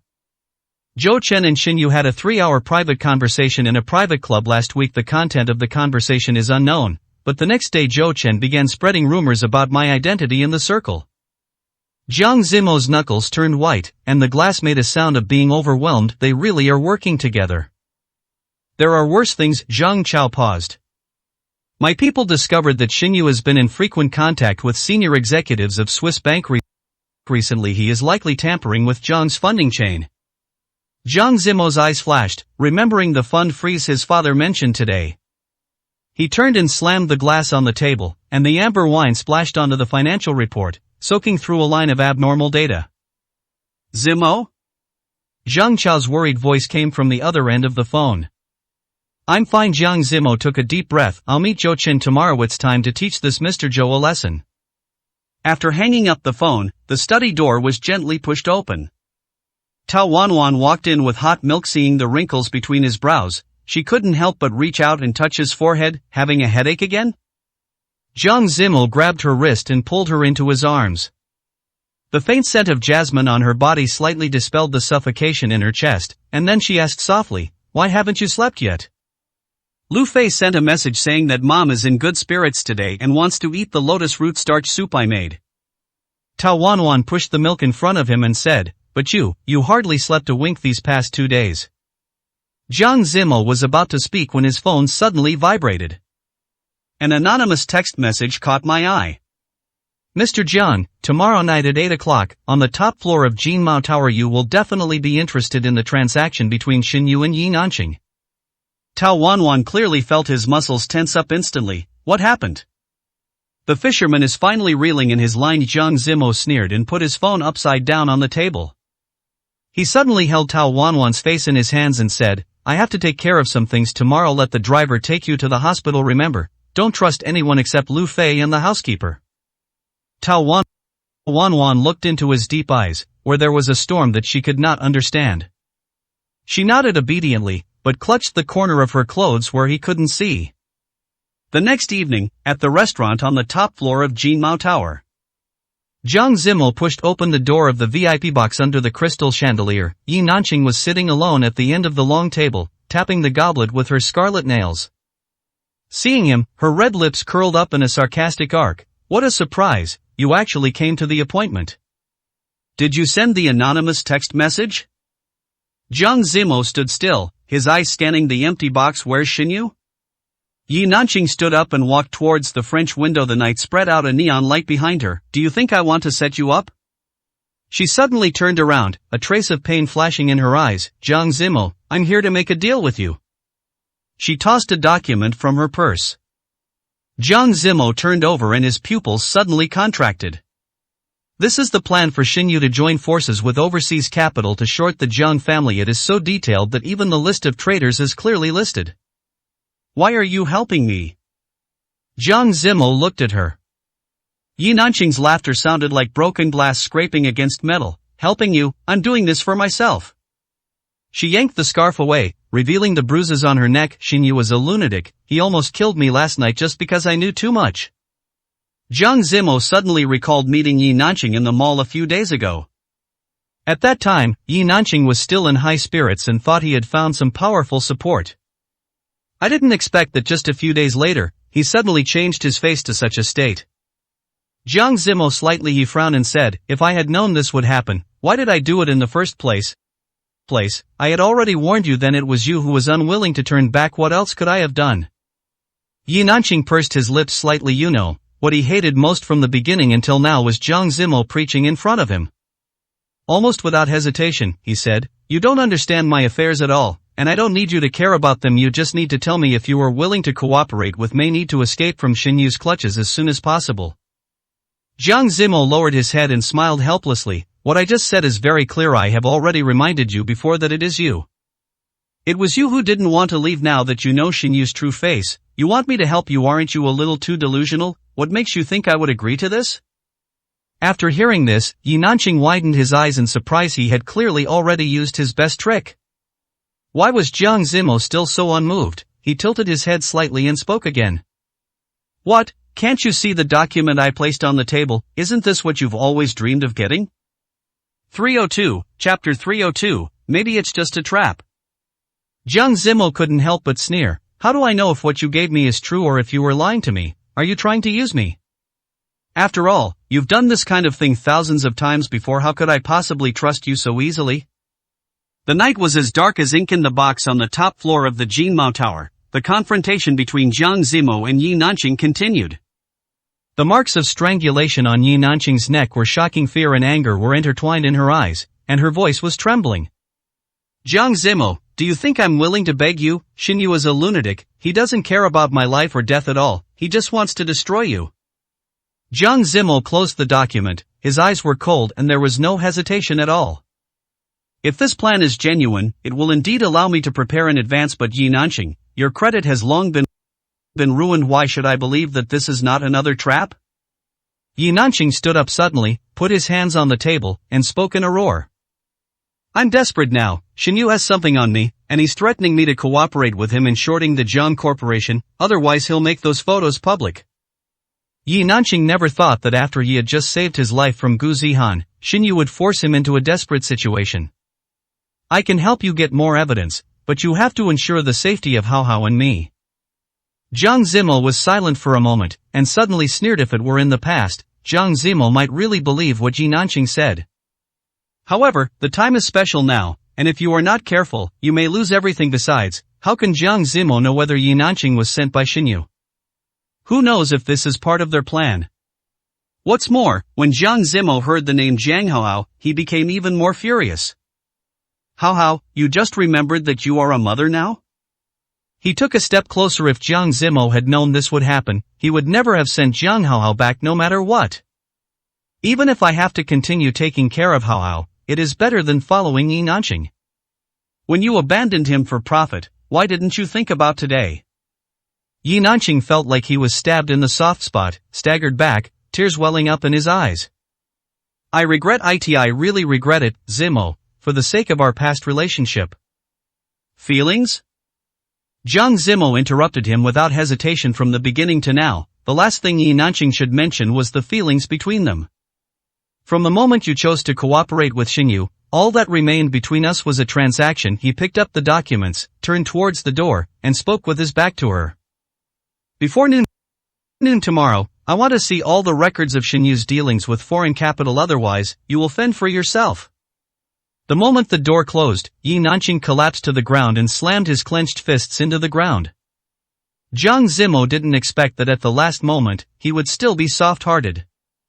It's not because of Yi Nanqing, the main reason is because of Zhang Haohao. Under the current circumstances, I definitely won't be able to get back the custody of Zhang Haohao. In this case, Jiang Zimo could only try his best to help him one more time, but he also made up his mind that this must be the last time he helped him. From this time on, no matter what wrong choices Yi Nanqing makes in the future, Jiang Zimo will definitely choose to turn a blind eye. At 2 o'clock in the morning, the study was brightly lit. Zhang Chao stared at the computer screen and suddenly called out, "Zimo, look." On the screen, an anonymous email had just arrived, with dozens of encrypted bank statements attached. It was sent by Yi Nanqing. Jiang Zimo quickly browsed the content and his pupils suddenly shrank. Xinyu has actually teamed up with the Howard family of UBS. They plan to sell off Zhang's shares through block trades next week to create market panic. Xinyu's methods were more sophisticated than Jiang Zimo had imagined, and his network of relationships also shocked Jiang Zimo. The Howard family is an international financial giant. If they take action, Zhang's stock price will collapse. What's more, Zhang Chao's identity as the young master of Beijing has been shaken, and many people think that the young master of Beijing has died long ago. It's just that Zhang's shares are worried that if the truth is made public, Zhang's shares will be shaken. However, he didn't expect that Jiang Zimo was the real young master of Beijing, and everything was arranged by Jiang Zimo. But now, this matter cannot be explained in any way. Instead of trying to explain everything to them, it would be better to see how to completely get rid of this guy Xinyu to prevent future troubles. Jiang Zimo immediately made a phone call and arranged all the next steps with his assistant. Even so, Jiang Zimo was still very confused. Who knew if Xinyu had prepared anything else? How can we be sure that the information Yi Nanqing obtained is correct?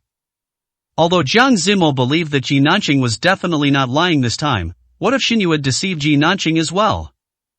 No one can say for sure about this matter. I think I should go find Zhou Chen. We don't know what kind of cooperation they have reached. The most important thing now is to find out Zhou Chen's attitude. Hearing this, Zhang Chao shook his head without hesitation. Zhou Chen and I have never gotten along.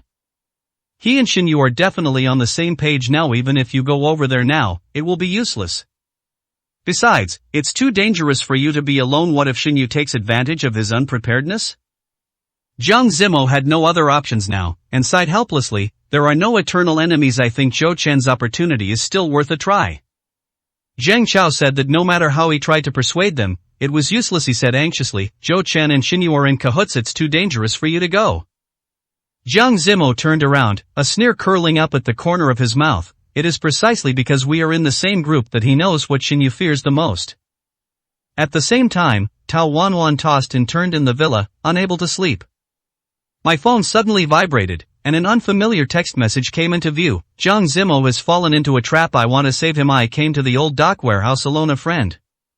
She sat up suddenly, and with trembling fingers she dialed Jiang Zimo's number, but only heard a cold prompt tone. The user you dialed is out of service area. Tao Wanwan was a little hesitant for a moment. It was so late and she didn't know where Jiang Zimo had gone. What's more, what if this message is just a trap and Jiang Zimo is just temporarily unreachable? Thinking of this, Tao Wanwan called Zhang Chao without hesitation, wanting to see if he knew Jiang Zimo's next whereabouts. However, he didn't expect that Zhang Chao in the study fell asleep on the table and did not answer the call. 303, Chapter 303, Trap and Redemption. Tao Wanwan stood at the entrance of Jiang Zimo's villa, clutching her cell phone, with water droplets dripping from her hair onto the floor. The content of the anonymous text message lingered in her mind. Jiang Zimo has fallen into the trap. She shook her wet hair and walked up the wooden stairs barefoot. The door of the study on the second floor was ajar, letting in a ray of warm yellow light. When she pushed the door open, she smelled the lingering scent of cedar in the air, which was the scent of Jiang Zimo's usual aftershave. The documents spread out on the desk still had coffee stains on them, and the pen was tilted in the ink bottle, as if the owner had only left temporarily. Why can't I get in touch with him? Tao Wanwan called Jiang Zimo for the third time, but the cold tone still came from the receiver. She suddenly noticed a corner of black leather sticking out of the desk drawer. That was the notebook that Jiang Zimo never left behind. Turning over the yellowed pages, the latest page was scribbled with Jochen Jinue Club, 21:00. The ink was scratched through the paper forcefully, and it was obvious that the recorder was very emotional at the time. A flash of lightning struck outside the window, illuminating her instantly pale face. Jinue Club is the Zhou family's property, and Jochen is the one who teamed up with Xinyu to spread rumors about Zhang Chao's identity. When she grabbed the car keys and rushed into the rain, she didn't notice the photo that had slipped out of the notebook's compartment. It was a photo of Xinyu and Zhou Chen at a private golf course. Tao Wanwan didn't know why Jiang Zimo would go to find Zhou Chen, but she was also clear about the current situation. Tao Wanwan knew very well what kind of danger Jiang Zimo would face when he went to find Zhou Chen. How could she possibly let Jiang Zimo go alone? Although Tao Wanwan still doesn't know what the text message means, even if it is a trap, Tao Wanwan wants to see what is going on. Even if it was a dead end, he wanted to stay with Jiang Zimo and absolutely could not leave him alone. The crystal chandelier cast a pale light on Jiang Zimo's head. Jiang Zimo loosened his tie and looked at Zhou Chen, who was shaking his red wineglass across from him. The eldest son of the Zhou family was wearing a dark patterned suit, and the family crest on his cufflinks shone coldly under the light. Just looking at him acting so arrogantly, Jiang Zimo felt really uncomfortable. This is because his identity as a young master in Beijing has not been exposed, otherwise how could Zhou Chen treat him in such an attitude? Mr. Jiang visited me late at night just to ask about the relationship between Xinyu and me? Zhou Chen chuckled, his fingertips sliding across the tablet screen. Why don't you take a look at this first? On the screen was Zhang Chao's bank statement. The last column showed that 3 days ago, a transfer of 5 million yuan came from Zhang's secret account. Jiang Zimo's pupils suddenly shrank. This was a fake account they made to confuse Xinyu, and it should only be known by Zhang Chao and the financial director. Young Master Zhou is truly well connected. Jiang Zimo calmly pushed the tablet back, but using fabricated evidence to sow discord is rather clumsy. Fake? Fake? Zhou Chen suddenly leaned forward, and the smell of perfume mixed with alcohol hit his face. Then explain to me why the real young master of Beijing needs you, Jiang Zimo, to cover for him? He suddenly threw out a stack of photos, and close-ups of the jade pendants worn by Zhang Chao on different occasions were clearly visible. The patterns on each piece of jade were exactly the same as those of the Jiang family's ancestral tokens. It seems that Xinyu put in some effort to make Zhou Chen believe that Zhang Chao was not a young master from Beijing, and he actually collected so much evidence. But Jiang Zimo did not come empty-handed this time. Jiang Zimo leaned back gently. He was now just the eldest son of the Jiang family. If Zhou Chen wanted to, he could indeed do something excessive to him. Now Jiang Zimo is just gambling, betting that Zhou Chen won't do it. What you said doesn't make sense, but don't you want to know why I'm so determined to believe that Zhang Chao is the young master of Beijing? Don't you want to hear my reasons? After hearing this, Zhou Chen laughed out loud without hesitation. When we were in college, you two were inseparable. I didn't like you back then. What's wrong with you now? You want to team up and deceive me together? To be honest, Jiang Zimo really didn't have much impression of Zhou Chen. If this incident hadn't happened, Jiang Zimo wouldn't even remember that there was such a person as Zhou Chen. But Jiang Zimo naturally would not say such words to Zhou Chen, as saying such words would only make Zhou Chen even angrier. What you said is a bit unreasonable. I am the future heir of the Jiang family. Even if I have a good relationship with Zhang Chao, I can't make such a fuss, right? Maybe it was Jiang Zimo. The identity of the heir of the Jiang family did carry some weight. Zhou Chen on the opposite side actually changed his expression a little after hearing this. Then tell me, why do you believe Zhang Chao? You two have always had such a good relationship. Don't you know what kind of person Zhang Chao is? I'm also a little curious. Why are you willing to believe that Zhang Chao is the young master of Beijing? After hearing this, Jiang Zimo lowered his head and smiled. The smile came from the heart. What Zhou Chen said made a lot of sense. In the beginning, I was just like you, I didn't believe it either, but you also know that in the entire capital, the only people who know what the young master of the capital looks like are the shareholders of Jiang Corporation. At first I thought something was wrong, but when Zhang Chao attended the Jiang shareholders meeting and other people didn't find it strange at all, I realized that this guy was really the big boss of Beijing Fu. To be honest, when Jiang Zimo asked Zhang Chao to attend the shareholders meeting, he just wanted to see if there were any problems within Jiang's company. I never thought that one day it would become a reason to persuade Zhou Chen. When Zhou Chen heard Jiang Zimo's words, he was stunned. He could clearly see that Zhou Chen's eyes were a little shaken. Unexpectedly, the door of the box was pushed open at this moment, and Xinyu leaned against the doorframe and applauded. Excellent, it seems young Master Jiang is more resourceful than I thought. His suit jacket was soaked with rain, and it was obvious that he had just rushed in from somewhere else, but his eyes were fixed on Jiang Zimo's instantly tense back. Jiang Zimo never expected that Xinyu would suddenly appear at this time. He was just a little bit away from seeing Zhou Chen's attitude clearly. Now that Xinyu had done this, even if Zhou Chen really had some concerns, the two of them would not continue communicating. Xinyu walked to the wine cabinet and slowly poured 2 glasses of whiskey. Didn't Zhou Chen tell you, his father has agreed to exchange 5% of Zhou's shares for your Jiang's Southeast Asian market access. He pushed one of the cups in front of Jiang Zimo. Have a drink, let's celebrate our. The sound of shattering glass interrupted his words. 304, Chapter 304, Rolling Down the Stairs. Jiang Zimo smashed the wine glass against the corner of the wall, and the amber liquid left dark marks on the Persian carpet. Xinyu, do you think that inciting rebellion against the Zhou family can shake the Jiang family's foundation? Jiang Zimo originally wanted to be patient, but Xinyu was really going too far. Zhou Chen on the opposite side did not expect that Jiang Zimo, who was so easy to talk to just now, would suddenly change his expression and stand up in a panic. Mr. Jiang, if you have nothing else to do, please go back first. Zhou Chen didn't want to get himself into trouble, so he wanted to ask Jiang Zimo to leave without hesitation. Jiang Zimo naturally felt a little unwilling to leave at this time. Looking at Jiang Zimo's motionless appearance, Xinyu's smile disappeared. He gestured toward the door, and 4 bodyguards immediately surrounded Jiang Zimo. There are many ways to ask Mr. Jiang to leave, such as accidentally falling down the stairs. Mr. Jiang, what do you think of this? When Tao Wanwan's car braked suddenly at the back door of the club, she saw Jiang Zimo being pushed and falling out of the emergency passage. A flash of lightning illuminated his staggering figure, and the next second, the man's back hit the iron railing of the fire escape. She covered her mouth and watched the men in black suits return to the room before rushing over like crazy. Zimo! She knelt in the puddle and lifted his head, her palms immediately touching the warm liquid. The rain washed the wound on his forehead, and blood spread across the collar of his white shirt. Jiang Zimo's eyelashes trembled a few times, and his scattered eyes focused with difficulty. Wanwan, what are you? He started coughing violently before he could finish his words, but his left hand was pressing tightly against the inside pocket of his suit, where a corner of the document was exposed. Don't talk. Tao Wanwan pulled off her silk scarf and pressed it against his wound. When she took out her cell phone to call an ambulance, she found that the screen had been damaged by rain.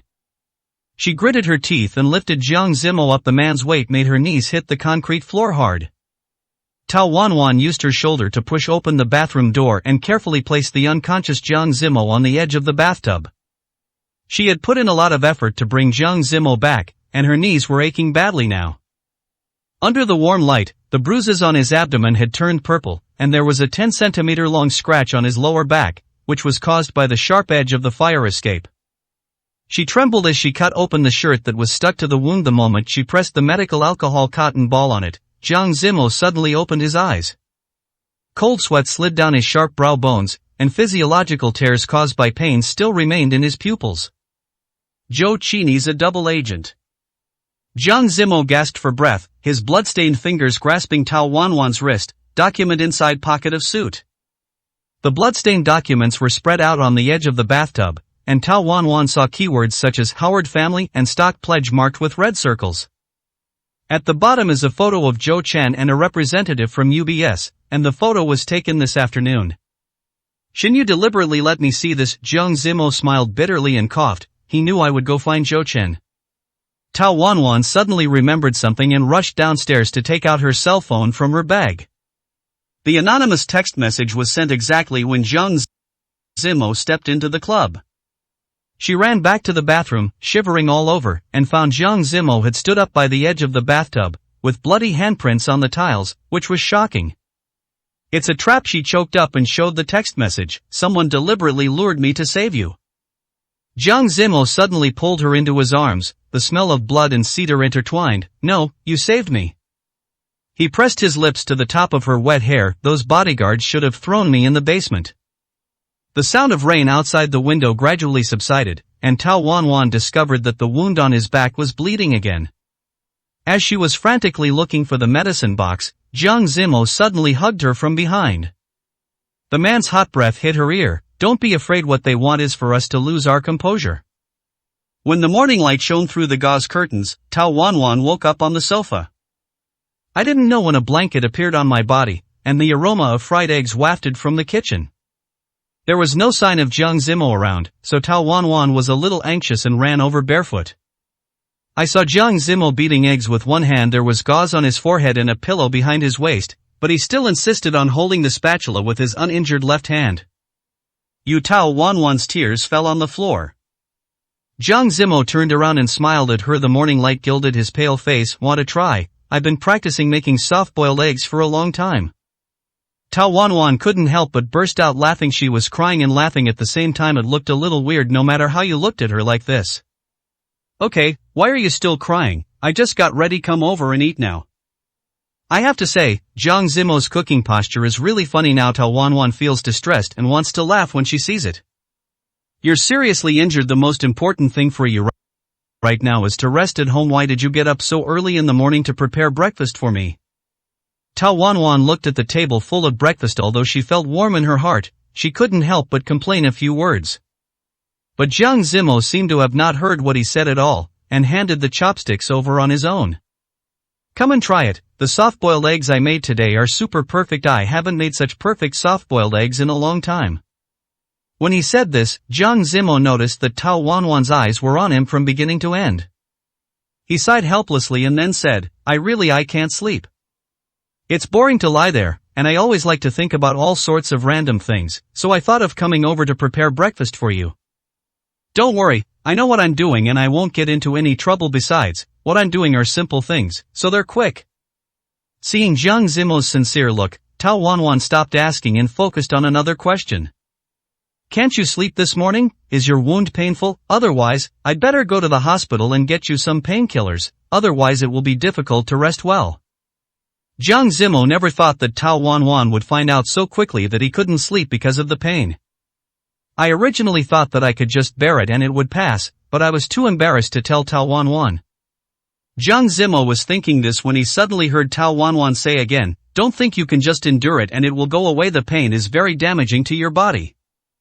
I'll arrange some medicine for you in a moment. You should just rest well at home during this time." Zhang Zimo frowned slightly after hearing this. The Zhang family was under attack from all sides, so how could he rest at home with peace of mind? Tao Wanwan, who was sitting opposite Zhang Zimo, naturally saw what Zhang Zimo was worried about. "I'll help you find out what's going on outside, and Zhang Chao will also help. Don't worry." 305, Chapter 305, Mr. K says hello. Tao Wanwan stood in the coffee shop opposite the Zhou Group building, her fingers unconsciously stirring the cold American coffee. The glass window reflected her pale face, with two obvious dark circles under her eyes. She had hardly slept for 3 days since Zhang Zimo was injured. "Your blueberry muffins." The waiter put down his tray and looked curiously at the woman who had been sitting in the same seat for 3 consecutive days. "Thank you." Tao Wanwan forced a smile, but her eyes never left the revolving door of the building opposite. The message Zhang Chao sent this morning was still flashing on his phone, saying that Zhou Chen would return to the company to retrieve the documents at 3 o'clock in the afternoon. She glanced at her watch. It was 1:45. The sky outside the floor-to-ceiling window was so gloomy that it seemed to be pressing down, just like the weather on that rainy night. The doorbell of the coffee shop suddenly rang, and Tao Wanwan's back straightened instantly. Through the reflection in the glass, she saw 3 men in black windbreakers walk in and sit down in the corner. When one of them took off his sunglasses, she recognized him as Xin Yu's personal bodyguard. Sure enough, I was targeted. Tao Wanwan's nails dug into her palms.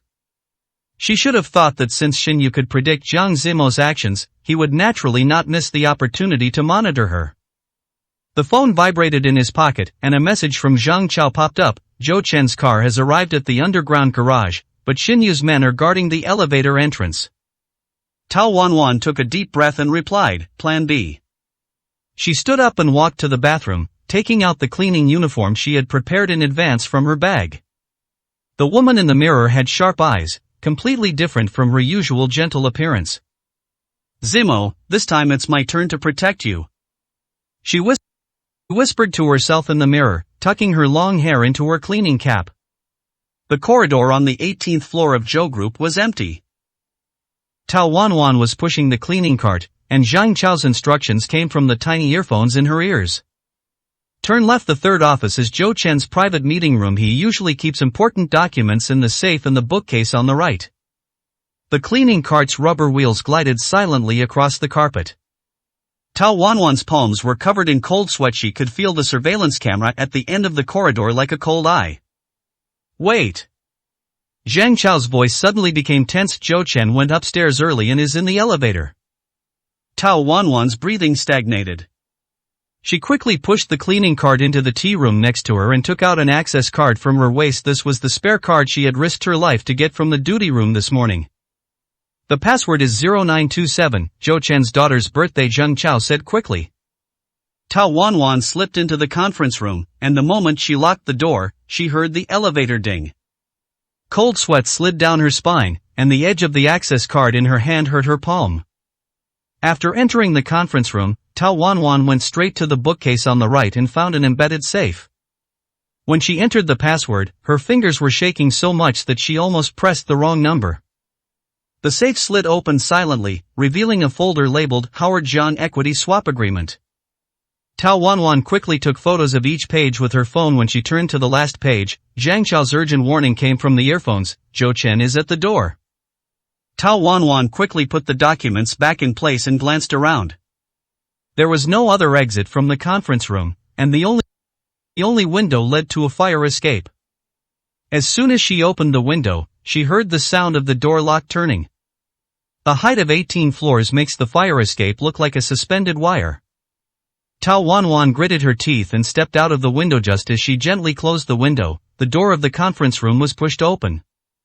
The agreement has come into effect. 20% of Zhang's shares will be transferred to the Howard family tomorrow. Zhou Chen's voice came faintly through the glass window. Don't worry, Mr. Shen, Jiang Zimo is lying in the hospital now and is powerless to stop him.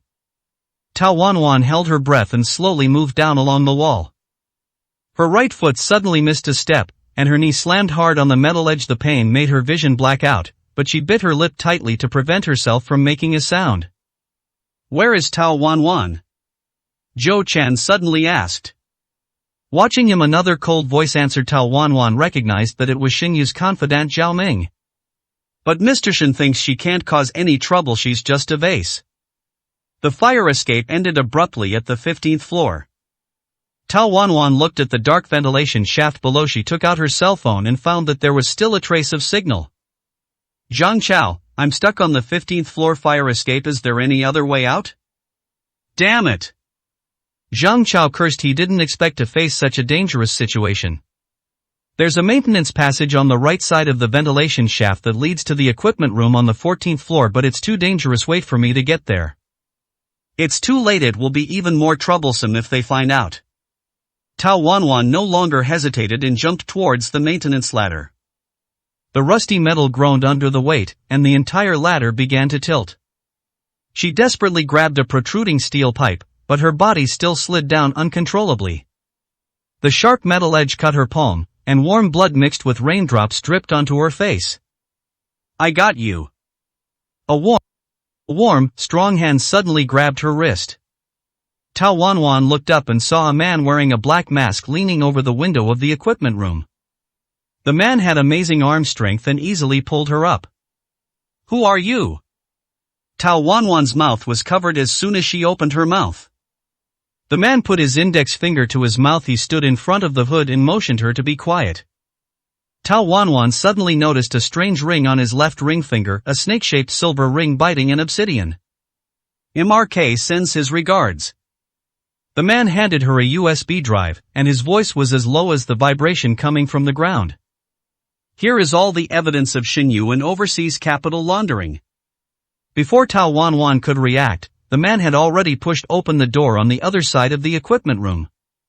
Going down here is the freight elevator, which goes directly to the second-floor underground parking lot. As if he suddenly thought of something, he spoke again. Jiang Zimo really needs this, you can only trust me. Jiang Zimo's villa was brightly lit. When Tao Wanwan rushed into the study, he was frowning at the computer screen, his left hand still bandaged, and his right hand constantly tapping on the keyboard. They want to dilute your shares through the Howard family. Tao Wanwan threw out the wet documents, and the USB drive slipped from her fingers. And this, a man named K gave it to me. Jiang Zimo's expression froze the moment he heard the K. He picked up the USB drive, his knuckles turning white. Where is he? I don't know. After he saved me. Tao Wanwan suddenly stopped, noticing Jiang Zimo's unusual reaction. Do you know him? He didn't answer, but quickly inserted the USB drive. The folder that popped up on the screen made his breathing quicken noticeably. It contains all the transaction records between Xin Yu and overseas capital. Wanwan, Jiang Zimo's voice was terribly hoarse. Did you see that man's face? Tao Wanwan shook her head. I only saw the eyes, a very special amber color, and a snake-shaped ring. That's my half-brother. Jiang Zimo's voice seemed to come from far away. Jiang Zai in the fire 7 years ago, everyone thought he was dead. 306, Chapter 306, Tao's father disappears. The early morning sunlight streamed into the study through the gaps in the curtains. Jiang Zimo sat in front of the computer, his eyes fixed on the data flashing on the screen. All the files in the USB drive have been opened, and dense transaction records and email exchanges fill the entire screen. Tao Wanwan walked in with a cup of hot tea and gently placed it next to his hand. Is this enough? She asked in a low voice, her eyes scanning the shocking evidence. Jiang Zimo's lips curled up slightly, and a hint of coldness flashed in his eyes. That's enough, Shin. You can't escape this time. Fortunately, Jiang Zai was secretly investigating behind the scenes, and Xinyu told Jiang Zai about it when he first appeared. Otherwise, such detailed evidence would not have been obtained so quickly. Now the situation has completely reversed, which is the best news for Jiang Zimo. Thinking of this, Jiang Zimo closed the computer and turned to look at Tao Wanwan, his tone softening a bit. Today is the day your mother is discharged from the hospital. We should set off. Tao Wanwan nodded. She was still feeling quite complicated. The twists and turns during this period had made her relationship with her family delicate. I don't know if it was Tao Wanwan's illusion, but ever since her mother's accident, his attitude towards her has become more and more gentle, and he even never mentions anything about Western medicine. Now, Tao Wanwan only feels that the relationship between her and her mother has eased. Perhaps this is a new beginning and a good opportunity. The hospital corridors were filled with the smell of disinfectant. Tao's mother was sitting in a wheelchair, and Lu Fei was pushing her with a gentle smile on his face. Seeing Tao Wanwan and Jiang Zimo approaching, Tao's mother's eyes lit up, and she said in surprise, "You're here. I thought you guys were too busy today to come over." Mother Tao looked at Tao Wanwan with a happy expression, blinked her eyes, and gently touched the back of his hand. Tao Wanwan also curled her lips and smiled slightly. I'm not that busy today since it's such an important day for you to be discharged from the hospital. We too must come to see you. How are you feeling now? Are you feeling better? If you feel any discomfort later, please tell me immediately. After hearing this, Tao's mother felt sweet in her heart. This hospitalization made Tao's mother realize the importance of family harmony. Don't worry, I've almost recovered. Besides, I'm a doctor myself. You forgot. I'll definitely notice if you're feeling unwell. Tao's mother hasn't been practicing medicine and treating patients for many years. In recent years, she has been studying the medicinal materials business. If you really ask her to think about how to use it, she may not be able to figure it out for a while. Looking at the two of them having so much fun together, Lu Fei smiled softly and turned his gaze to Jiang Zimo. Mr. Jiang, you've really helped us a lot this time. I'll definitely thank you when I have time. Jiang Zimo nodded slightly, without any big fluctuations in his heart. This is what I should do. Lu Fei turned his head and looked at Tao Wanwan. His eyes were a little hesitant for a moment, but he finally spoke. Wanwan, There will always be a place for you in the Tao family. No matter what happens, you can always come back. Tao Wanwan originally thought that Lu Fei, as the biological child of the Tao family, would have some hostility towards her, but now it seems that she was just overthinking. Tao Wanwan was naturally a little touched that Lu Fei could say such words. She nodded slightly in agreement without saying anything else. When walking out of the hospital gate, Tao Wanwan looked around. She had often asked about Tao's father some time ago, but Tao's mother just said that he was on a field trip abroad and would not be back for a while. But today is such an important day that Tao's mother is discharged from the hospital. What's more, Tao's father has been abroad for such a long time, so why hasn't he come back yet? Tao Wanwan couldn't help but ask again, "Where's Dad? Why haven't I heard any news about him recently?" Upon hearing this, Tao's mother was a little nervous and lowered her head. She didn't expect Tao Wanwan to suddenly ask about Tao's father, and Tao's mother hadn't thought of what to say for a while. Just with such a simple hesitation, Tao Wanwan instantly realized that something must have happened on Tao's father's side. "Mom, where is Dad now? Did something happen to him?" Mother Tao lowered her head, her fingers twisted together nervously. "He hasn't contacted me for a long time, too. Don't know where he is." Jiang Zimo keenly sensed something was wrong and asked in a deep voice, "When did it happen?" Tao's mother's voice was almost inaudible. "About 2 weeks ago, I sent him a lot of messages, and then he never replied to me again. I couldn't contact him no matter what."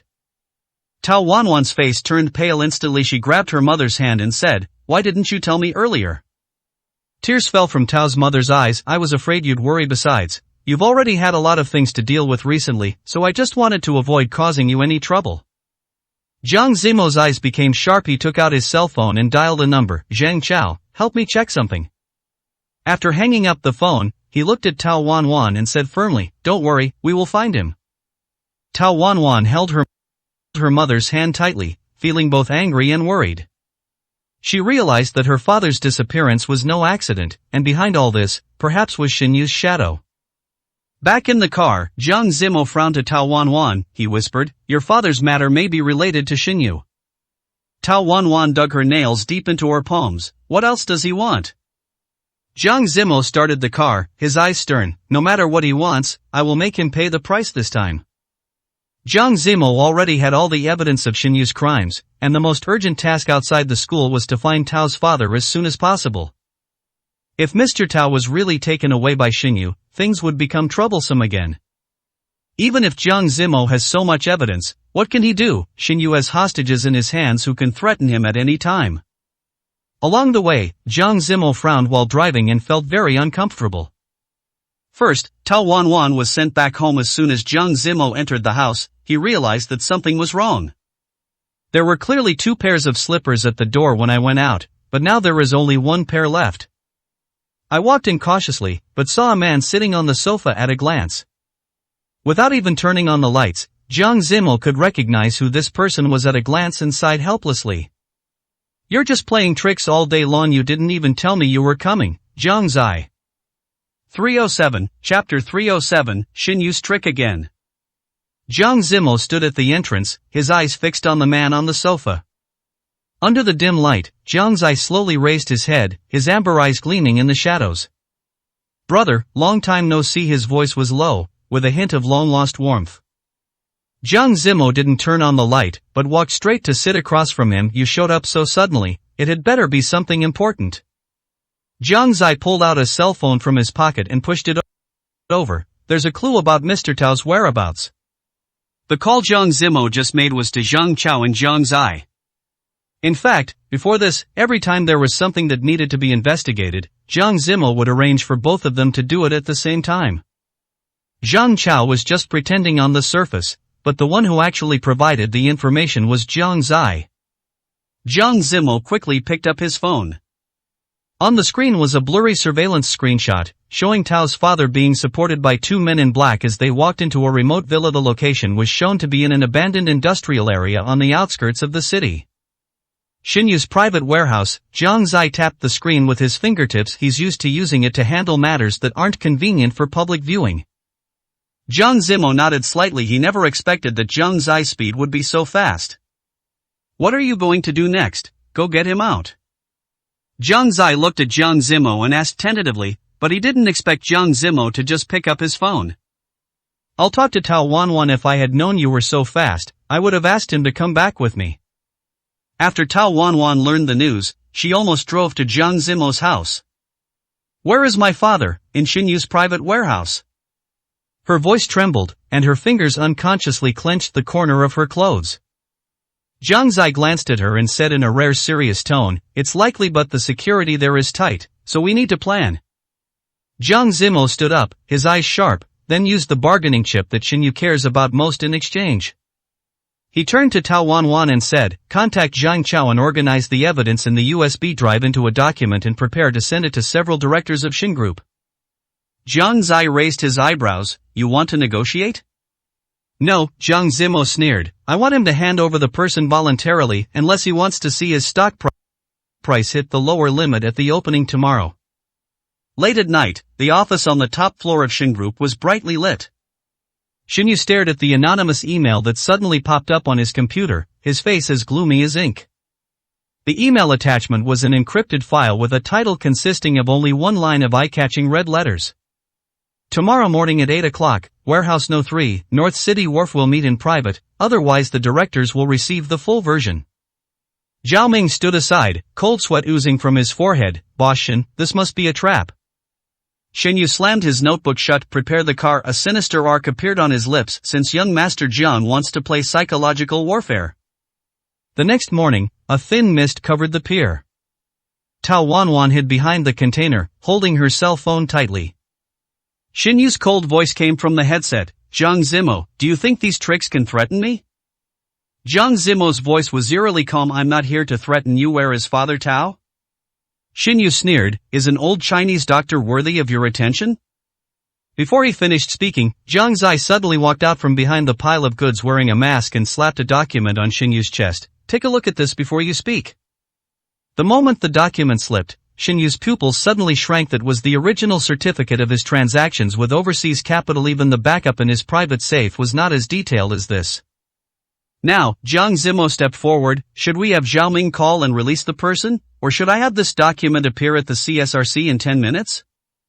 Xinyu's mask finally cracked. He stared at Jiang Zai intently. Who are you? Where did you get this information? Zhao Ming's cell phone suddenly rang with an incoming call. After the call was connected, the bodyguard's panicked voice came. There are police patrolling the industrial area. Tao Wanwan immediately shouted into the microphone, they're moving. Jiang Zai turned and ran towards the parking lot, while Jiang Zimo grabbed Xinyu's tie and said, last chance. Veins bulged on Xinyu's forehead as he finally managed to squeeze out a sentence from between his teeth. Songjiang Sanatorium. Outside the VIP ward of Songjiang Sanatorium, two bodyguards were dozing off. Jiang Zai knocked one person down with a sharp knife, and before the other person could react, Tao Wanwan sprayed him with a sedative spray. In the ward, Father Tao leaned weakly against the head of the bed.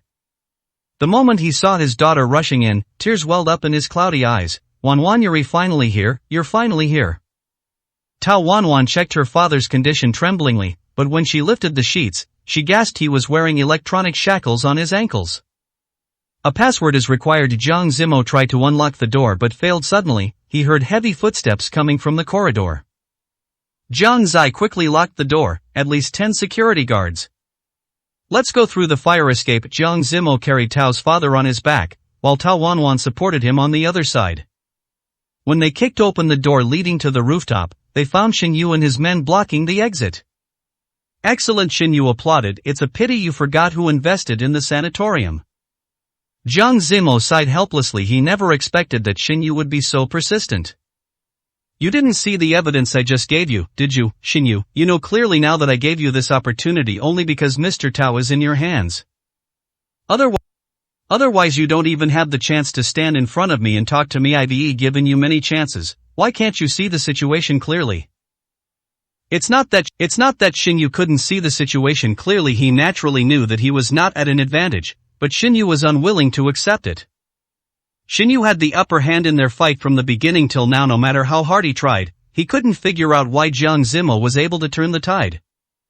If you still want to see the sun tomorrow, make way for us right now. Have you forgotten that there is someone else who is not here?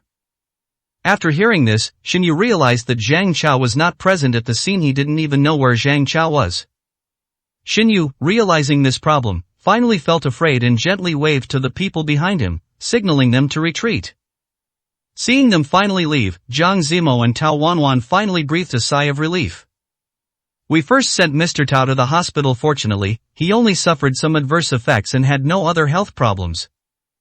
Jiang Zai wore a mask except at Jiang Zimo's house. After all, to outsiders, Jiang Zai had already died. Today, I still have to thank Mr. Zai. If there is anything you need my help with in the future, please just ask. Jiang Zai didn't say much, just nodded slightly. Tao Wanwan couldn't see the expression on the face under the mask, so naturally she didn't know what Jiang Zai was thinking. 308, Chapter 308. We are grasshoppers on the same rope. A corner of the ward's curtain was lifted by the night wind, and the moonlight sprinkled like frost on Tao's father's haggard face. He half leaned on the head of the bed, his fingertips unconsciously stroking the water cup handed to him by Tao Wanwan, as if trying to draw a bit of courage from the warm touch. I originally thought that my life was over, but I never imagined that I would see the light of day again. Mr. Tao is still in shock and even suspects that he is dreaming. Since Xinyu first appeared in the public eye, Tao's father has been abroad. It is normal that he doesn't know much about what is happening in the country. He just didn't expect that he fell into Xinyu's trap for this reason. What on earth happened to you? Tell us quickly. Aren't you abroad? Why were you suddenly captured by Xinyu? That day Father Tao's voice was as hoarse as sandpaper, and his eyes passed through the void. I received a call from someone calling himself Mr. Lin, saying a batch of wild snow fungus, rare only in a century, was found on the Yunnan border. Tao Wanwan dug her nails into her palm. She knew her father was almost obsessed with rare medicinal herbs, a fascination he'd developed when he was young, deep in Tibet collecting them. In the photos they sent, the texture and color of the snow Ganoderma are incredibly perfect. Mr. Tao suddenly started coughing violently, and Tao Wanwan hurriedly patted his back. I returned home overnight and drove to the agreed warehouse. As soon as I got out of the car, someone covered my mouth and nose. Jiang Zimo stood by the window, his fingertips drawing a cold mark on the glass. Did they use ether? No, it's something even more cruel. Father Tao lifted his sleeve, revealing a dark purple needle hole on the inside of his wrist. They gave me an anesthetic, and when I woke up, I had this on my foot. He lifted the sheets, and the marks of the electronic shackles were particularly glaring on his pale skin. When Tao Wanwan heard this, she frowned hard. Although her relationship with her father was average, Tao Wanwan knew that her father had never suffered any hardship, and he must have had a difficult time these days. Mr. Tao lowered his head and coughed vigorously a few times. His throat sounded very dry and itchy. Tao Wanwan quickly handed him a glass of water. Father Tao took a sip of water before continuing. What Xinyu wants is not my life, but my compromise. Tao's father sneered. He asked me to forge quality inspection reports for 3 batches of Zhang's Pharmaceuticals imported medicinal materials, proving that they contain banned ingredients. As long as I sign, he will let me go immediately. In recent years, there has indeed been some cooperation between Dao and Jiang. Jiang purchases goods from Dao, so it is normal for Jiang to want Dao to issue some certificates. But the problem is that if it is proven that Jiang has problems, then Tao himself will certainly not be able to escape responsibility. It was impossible for Jiang Zimo not to guess such a simple truth. He looked at Tao's father and spoke without hesitation. You refused. My Tao family has been practicing medicine for 3 generations. I would rather break bones than soil my medicine box. The old man suddenly straightened his back, a sharp light flashing in his cloudy eyes. That beast locked me up in the basement of the sanatorium, only giving me a bowl of porridge every day until. He looked at Jiang Zimo, his Adam's apple rolling, until you come to save me. Mr. Tao did not tell the real reason. After all, no matter what the reason was, the result was the same, so Jiang Zimo did not pursue it further. Jiang Zimo walked to the bed, his black windbreaker gleaming with a cold, hard metallic sheen under the light. Is there any surveillance in the basement? How do they pass on information? There's a man wearing gold-rimmed glasses who comes to deliver food every Wednesday. I heard the bodyguard call him Secretary Zhao. Tao's father suddenly grabbed Jiang Zimo's wrist. They mentioned Howard and stock pledges, and they also said they were going to drop a bomb at a press conference. The air suddenly froze. Tao Wanwan stood up suddenly. Bomb? If it really is a bomb, things will become troublesome. Jiang Zimo next to him frowned slightly, feeling that something was not right. After thinking for a moment, Jiang Zimo finally realized that this bomb was not a bomb in the physical sense. No matter how bold Xinyu was, he could not do such a thing. It's a public opinion bomb. Jiang Zimo held her trembling shoulders, turned to Tao's father and spoke in a deep voice. The clues you provided are very important now, just take a good rest, don't worry, I will avenge you later. He pressed the call bell, and 2 nurses came in quietly and reconnected the monitor to Mr. Tao. Father Tao looked at Jiang Zimo's back as he left, and suddenly felt an indescribable feeling in his heart. Before, I didn't have any good feelings towards the eldest son of the Jiang family. After all, for Tao's father, if Tao Wanwan didn't have such a backer, she wouldn't dare to speak to him like that. But now it seems that he suddenly realized that Jiang Zimo was indeed a person who could be trusted, and Father Tao didn't know how to describe his emotions for a moment.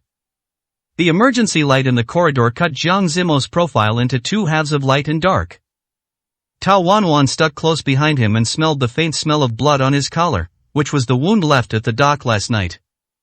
Zimo, Xinyu is going to expose Zhang Chao's identity. Will this implicate you? He wants to expose more than just this. Jiang Zimo suddenly turned around and pushed her into the shadow next to the fire hydrant. His breath was hot beside her ears, but his voice was cold. It's like being quenched in ice. Remember the unusual fluctuations in Zhang's stock price last month? Xinyu opened 30 shell companies overseas, preparing to fabricate transaction records to indicate Zhang's financial fraud. Tao Wanwan gasped, once the CSRC opens an investigation, Zhang's shares will be forced to suspend trading. So what he wants is not money, but Zhang's life. Jiang Zimo's thumb wiped the tears from her eyes. But Xinyu forgot one thing before the hunter closes the net, he always makes the prey feel like they have one. At 2 o'clock in the morning, in the ventilation duct of the South City data center, Jiang Zai was crawling along the metal wall like a gecko. His night vision goggles glowed with a faint green light, and on the holographic screen projected by the watch on his left wrist, dense codes moved like poisonous snakes. Firewall 7. He bit the miniature flashlight and plugged the decoder into the circuit board in the vent.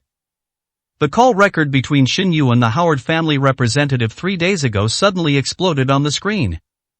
John's audit report has been processed. As long as they cooperate with the media exposure, their credit rating will collapse within 24 hours. Mr. Shin, are you sure Jiang Zimo can't track the flow of funds? Don't worry, I laundered the money 6 times and finally transferred it to the UNICEF account at a Swiss bank. Those hypocritical capitalists love clean wallets like this the most. Jiang Zai's pupils suddenly shrank. Xinyu actually dared to use the charity fund to launder money. He quickly intercepted the audio, but the alarm was triggered at the moment of transmission. Who is it? The security guard's roar came from downstairs. 309, Chapter 309, Insurance Fraud to Save the Jiang Family. Jiang Zai turned over and jumped down from the vent, his black tactical suit blending into the night. He took out an electromagnetic jammer and pressed it against the wall, and the surveillance images of the entire floor suddenly started to snow. Brother, the bait has taken the hook. He pressed the microphone, his voice filled with bloodthirsty excitement. I figured out Xinyu's money laundering route. All the transfer records are here.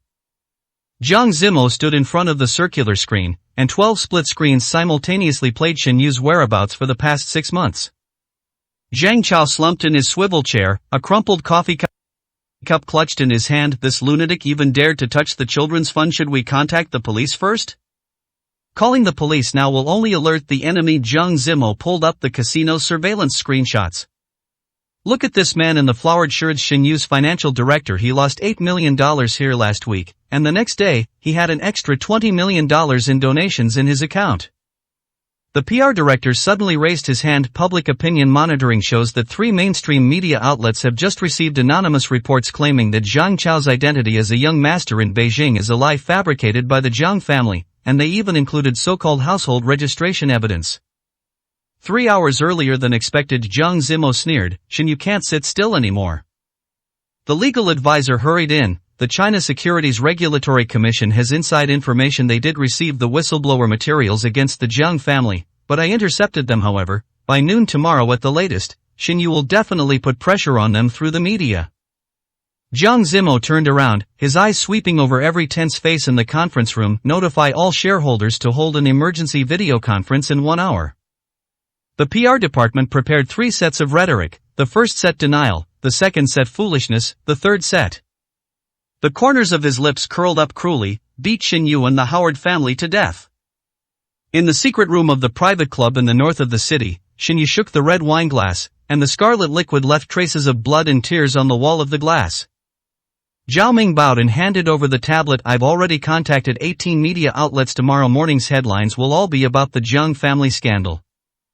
Not enough. Shin Yu smashed his wine glass against the Zhang Corporation logo on the wall. I want Zhang Zimo, the fraudster, to be listed in the top 10 trending searches. Zhao Ming wiped the wine stains on his suit and said, the Howard family requires us to pledge an additional 5% of our equity, otherwise they will withdraw their financial support. Greedy hyenas. Shin Yu untied his tie and suddenly laughed nervously. Promise them when John's collapses, I'm going to make Howard's people kneel down and spit out the money. But under the current circumstances, Shin Yu had no way to refuse and could only nod and agree. Tell them, this is the last 5%, and don't let anything go wrong after that. Zhao Ming nodded gently. He naturally knew that Shin Yu was in a bad mood as just an ordinary subordinate. How could he dare to say another word? What should I do if I am implicated again for no reason? My boss has never been someone who was easy to deal with or fool. Seeing that Shin Yu didn't say anything more, Zhao Ming breathed a sigh of relief. Zhang Zai stood in front of the floor-to-ceiling window on the top floor of Zhang's building, his fingertips unconsciously stroking the cracks on the edge of the mask. The sound of electricity from the encrypted channel came from the headphones. Zheng Chao's voice was hoarse as if it had been polished by sandpaper. Shin Yu's press conference has been moved up to 8 o'clock tonight. Where does he get the confidence from? Zhang Zimo walked out from the shadows, with bloodstains on the cuffs of his suit. 3 hours ago, Shin Yu's killer ambushed him in the parking lot. Zhang Zai called up a surveillance video. In the picture, Shin Yu and a mysterious man wearing a fisherman's hat are handing over a document box at the dock. A vague eagle totem is printed on the lid of the box. Someone from the Southeast Asian Black Hawk Gang. Zhang Zai magnified the details of the totem. Shin Yu used Zhang's pharmaceutical factory in Thailand as collateral in exchange for a batch of arms and hackers. Tao Wan clenched the coffee cup in her hand fiercely. He wants to fight back with force? No, it's a feint to the east and attack in the west. Zhang Zimo sneered. The Black Hawk Gang is best at creating accidents. Shin Yu wanted to use the bombing to divert public attention and destroy financial evidence during the chaos. Suddenly, Zhang Chao's computer issued a shrill alarm. He stared at the screen, his face suddenly changing. The CSRC's official website has been hacked. Someone forged an internal email from Zhang's top brass, saying we're planning to sell our stocks and cash out to emigrate. At the press conference, Shin Yu stood under the spotlight with a compassionate smile on his face. Evidence was scrolling on the big screen: forged Zhang's financial statements, Zhang Chao's fake household registration file, and even an AI-synthesized recording of Zhang Zimo. Young master from Beijing, it's just a gimmick to deceive stock investors. These capital vampires don't even let go of charitable foundations. Shin Yu raised the USB drive with tears in his eyes. Here is complete evidence of Zhang's money laundering through the casino. I have submitted it to the police. The number of people in the live broadcast room instantly soared to tens of millions. Zhang Zimo turned off the projector, and the conference room fell into a dead silence. The legal advisor wiped his sweat from his forehead. We clearly intercepted the casino's transaction records. How could Shin Yu? What he handed over was the backup. Zhang Zai suddenly pushed the door open and walked in, his eyes flashing coldly under the mask. I checked the Black Hawk Gang's dark web transaction records. What they sold to Shin Yu wasn't arms, but the services of Wall Street's ghost hackers. These people specialize in forging untraceable digital evidence. Tao Wan suddenly stood up. Zimo, the foundation. Before he finished speaking, Zhang Zimo's phone vibrated wildly. An email from the president of the Swiss Children's Fund sat glaringly in his inbox. Because your company is suspected of illegal transactions, all cooperation projects are frozen immediately. Late at night at the Tapingshan Cemetery, Shin Yu placed a bunch of white chrysanthemums in front of the nameless tombstone. Zhao Ming held up his umbrella and whispered, Zhang Zimo has contacted 6 law firms, but all the banks have rejected his loan application. This is just the beginning. Shin Yu lit the photo with a lighter, and the image of Zhang Zai as a teenager emerged in the flames. Send this autopsy report to Zhang Zimo. Tell him that if he doesn't resign from the board of directors tomorrow, I will let the whole world know that the Jiang family's deceased second young master once attempted to kill his father. A corner of the charred corpse was revealed at the edge of the photo, and the snake-shaped silver bracelet on the wrist bone was exactly the same as Jiang Zai's. When Tao Wanwan pushed open the study door, Jiang Zimo was staring at the autopsy report in a trance. The heavy rain outside the window pounded on the glass, like countless ghostly hands scratching at it. This can't be true, she trembled as she touched the silver bracelet in the photo. Zai was only 15 years old at the time. How could it be possible? Jiang Zimo suddenly grabbed her wrist with astonishing force. Father started the fire 7 years ago. Tao Wanwan froze in place. The Jiang family was on the verge of bankruptcy, and my father wanted to use the accident as an insurance fraud. 310, Chapter 310, The Patricide. Jiang Zimo still remembers clearly what happened at that time. He had already begun to make a name for himself in the stock market at that time. I originally went home that day to tell my father the good news, but I didn't expect to hear the news of my brother's death. There was a loud thunder outside the window, and Jiang Zai's figure appeared on the balcony like a ghost. Rainwater seeped through the cracks in his mask, leaving blood-red ink stains on the autopsy report. Brother, you missed the most crucial part. He took off his mask, and people finally saw the loneliness in his eyes. I started the fire. Inside the Black Hawk Gang's underground base, Xinyu looked at the chaotic Jiang building on the surveillance camera and threw a piece of ice into the whiskey. Jiang Zimo is like a snake with its fangs pulled out. He chuckled at the video conference screen. Mr. Howard, are you willing to raise the bet now? The old man on the other side of the screen pondered for a moment, the glass curtain wall behind him reflecting the outline of the Eiffel Tower. I want all of Jiang's channels in Southeast Asia. Deal. Xinyu shook his wine glass, but before that, I need you to help me put on a show.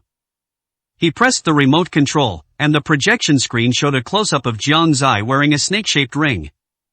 Let this resurrected Jiang family's second young master become an arsonist on Interpol's red notice. Jiang Zimo was stunned when he saw Jiang Zai standing opposite him. To be honest, I still don't know what happened in the arson case. When Jiang Zimo contacted Jiang Zai again some time ago, he thought he had figured it out. During that period, the Jiang family encountered many problems and was on the verge of bankruptcy, so Jiang's father came up with the idea of creating an accident to defraud insurance. But in the end, by some strange coincidence, Jiang Zai, who was hiding in the cupboard and wanted to play hide-and-seek with him, was burned to death. And his father was discovered and rescued in time by Jiang's mother. This is why Jiang's father never mentioned Jiang Zai's affairs for so many years.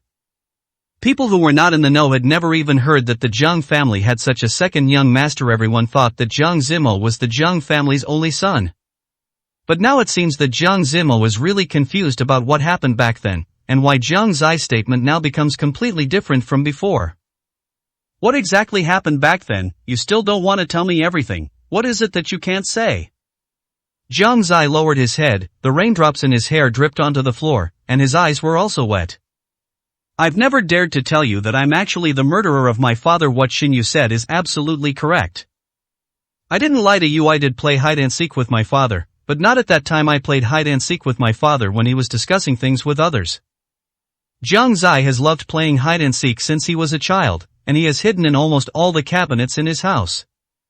That noon, after lunch, Jiang Zai knew that his father had the habit of returning to the study to do work after dinner. He hid in the study in advance, but he didn't expect that after dinner, Jiang's father returned to the study and made a phone call with someone.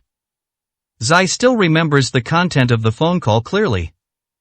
At that time, Jiang's company was on the verge of bankruptcy, and Jiang's father wanted to obtain the most basic protection for the future of Jiang's mother and their 2 children by committing insurance fraud.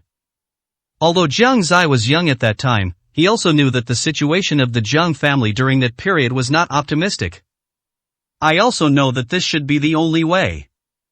For a period of time afterwards, Jiang Zai never waited for his father to take action, and subconsciously felt that his father would not be able to do such a cruel thing. That's why she asked him out that night on the pretext of preparing a surprise for Jiang's father. He set fire directly to the house that Jiang Zai had prepared himself.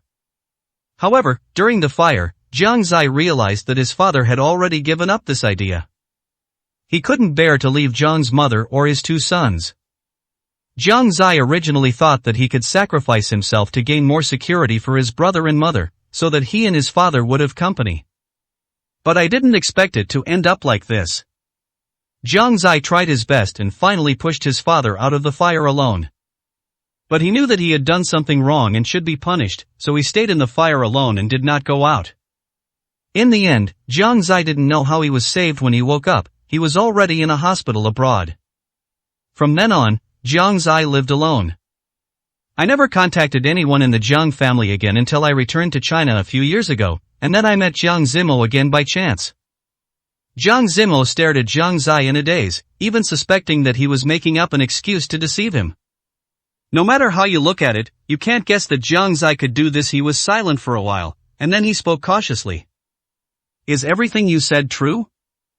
Zhang Zai nodded gently. Now that things have come to this, I have no reason to lie to you. The reason I haven't returned to Zhang's for so many years is that I don't know how to face my father. How can I explain to him what I did at that time? I really didn't want to harm him. I just thought that since my father had made his decision, I was reluctant to let him leave alone, so I thought I could accompany her, and you and mother would get Mori a guarantee. Zhang Zimo lowered his head and couldn't help but smile. His younger brother had always been not very smart since he was a child, but he didn't expect that he was so slow. Tao Wan, who was standing nearby, also felt as if she had heard a huge piece of news and didn't know how to react for a moment. Zhang Zai lowered his head in frustration and regret. He didn't know what Zhang Zimo was thinking at the moment, and he had no idea. Brother, no matter what you think, whether you hit me or scold me, I was wrong in this matter. The fact that father is not in trouble is the greatest blessing to me. I think this is probably why my father has never mentioned me in all these years. He must have hated me a long time ago. I don't know why Xinyu found out about this. No matter what, it's my fault. You can punish me however you want. As for Xinyu, you can just hand me over. I won't complain. Zhang Zimo raised his head and looked at Zhang Zai's determined face and couldn't help but smile. Xinyu just wants to use this as a handle to threaten me. If I hand you over, wouldn't that be in line with his wishes? I have my own way to deal with this matter, so don't think too much about it. 311, Chapter 311, A Do-or-Die Battle at the Press Conference. In the Zhang Group's press conference room, the crystal chandeliers illuminated every inch of the space as brightly as daylight. Hundreds of reporters gathered in the audience, their cameras and microphones flashing coldly, and the sounds of shutter clicks and whispers intertwined into a sea of noise. Zhang Zimo stood in the center of the spotlight. His well-tailored black suit made him look as tall and straight as a pine tree. The silver-gray tie clip on his collar shone coldly under the light. Thank you all media friends for coming. His voice was low and powerful, with an unquestionable majesty.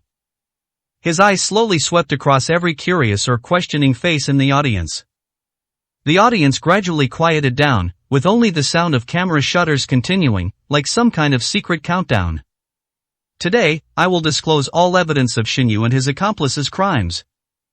He raised his hand to signal, and the big screen suddenly lit up. The dazzling white light made everyone squint subconsciously. The first scene was a surveillance video from the dock. In the footage, Xinyu stood side by side with a burly man. The man was dressed in a suit and tie, but on his chest was a brooch with an eagle totem, which was the symbol of the Black Hawk Gang. The same totem was clearly visible on the wooden file box in front of the two people. Xinyu's profile flashed in the camera, with a sinister smile on the corner of his mouth, as if he was plotting some ulterior motive.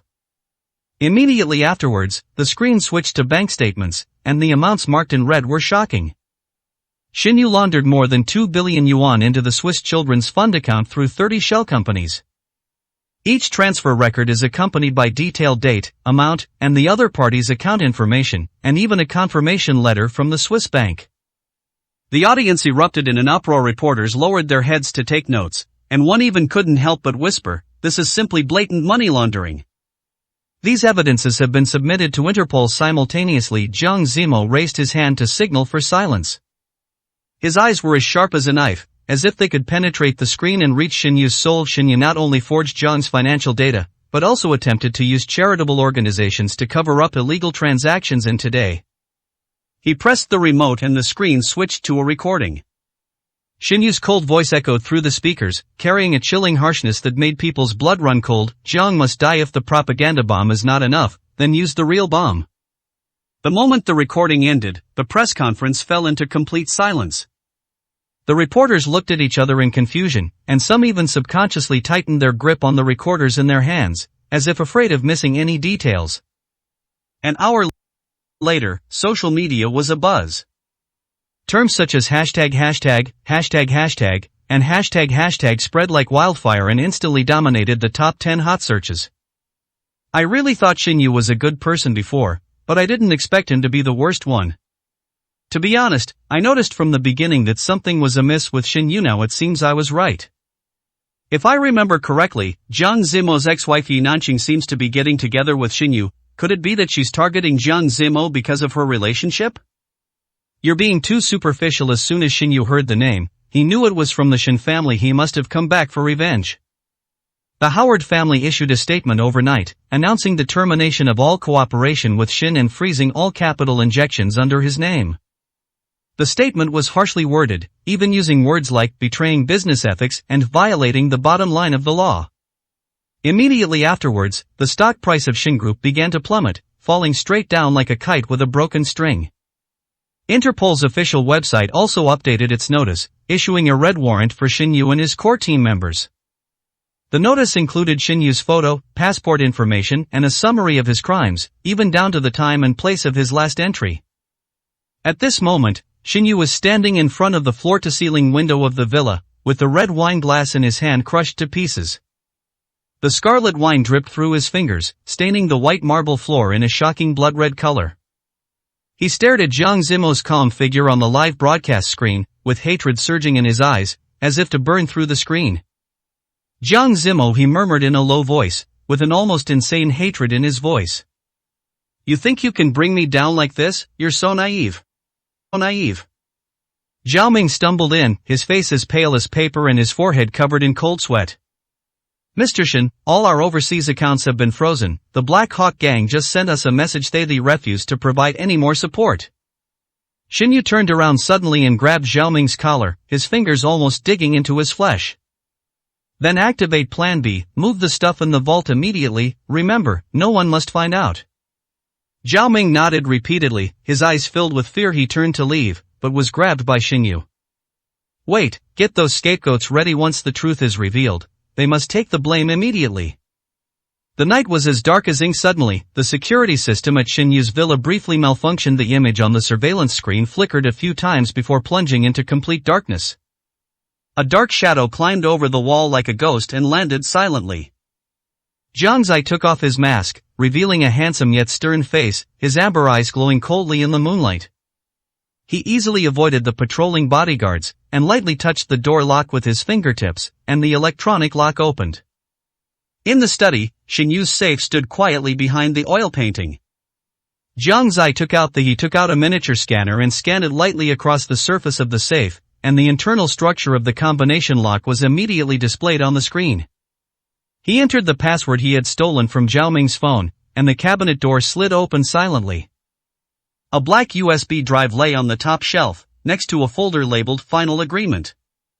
There is a small eagle totem engraved on the surface of the USB flash drive, which is exactly the same as the logo of the Black Hawk Gang. Zhang Zai had just picked up the USB drive when footsteps were suddenly heard outside the door. Who's there? The bodyguard's shout was accompanied by the sound of bullets being loaded. Zhang Zai curled up the corner of his lips in a sneer, and threw out 3 silver needles with his backhand. The silver needle flew through the air and accurately pierced the bodyguard's neck acupuncture point. The bodyguard groaned and fell to the ground, and the gun in his hand slipped to the ground with a crisp sound. Zhang Zai jumped out of the window and disappeared into the night. He ran along the back wall of the villa, suddenly stopped, and pulled a small device from his pocket.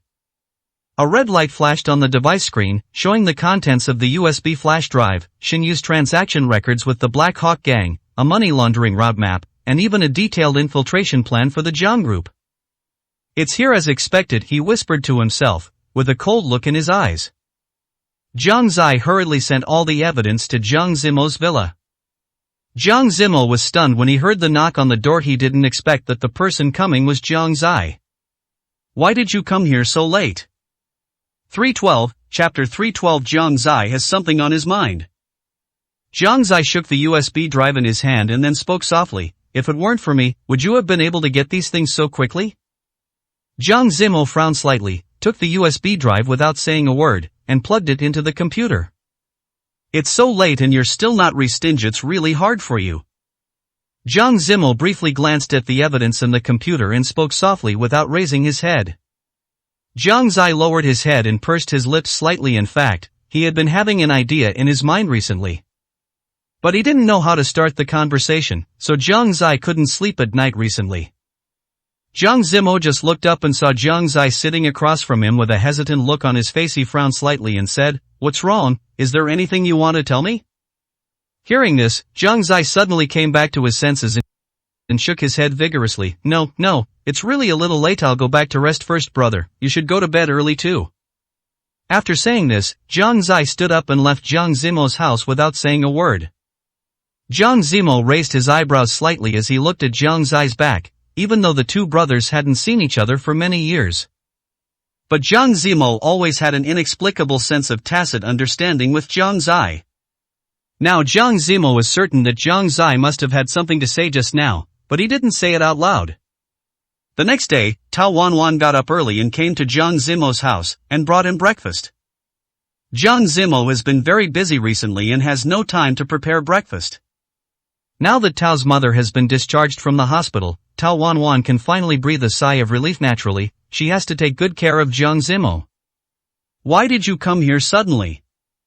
Jiang Zimo walked out of the bedroom with sleepy eyes and rubbed his eyes gently. Tao Wanwan took out the breakfast she had prepared one by one from her pocket and said softly, "You haven't had a good breakfast lately. Your stomach isn't very good to begin with, so naturally you need to pay extra attention to it from now on. I'll bring you food whenever I have time." Jiang Zimo nodded gently, and looking at Tao Wanwan, he felt that he was the happiest person in the world. He didn't know how to describe his feelings at this moment. However, Jiang Zimo suddenly thought of something when he looked at the breakfast on the table, and frowned cautiously. Tao Wanwan, who was standing next to him, could tell at a glance what Jiang Zimo was thinking. "Don't be afraid, I bought these on the way here. I didn't make them myself. They're delicious." Jiang Zimo, who was seen through by Tao Wanwan, touched his nose awkwardly and tried to explain himself. "That's not what I meant. I like to eat it whether you make it or not." Tao Wanwan rolled her eyes without saying a word and said, "Okay, stop standing there and looking at them. Take a look and see which ones you like. I'll buy more next time." Jiang Zimo walked quickly to Tao Wanwan and sat down, then picked up something and stuffed it into his mouth. The warmth at this moment even made Jiang Zimo feel that everything on Shin Yu's side had been dealt with. How nice it would be if life could always go on like this. Jiang Zimo sat at the dining table, watching Tao Wanwan busying around, and a warm feeling welled up in his heart. He lowered his head and took a bite of the sandwich in his hand, and the corners of his mouth unconsciously rose. "How is it? Does it taste good?" Tao Wanwan turned around with anticipation in her eyes. "It's delicious," Jiang Zimo nodded, his voice gentle. "I want to eat the breakfast you send me every day from now on."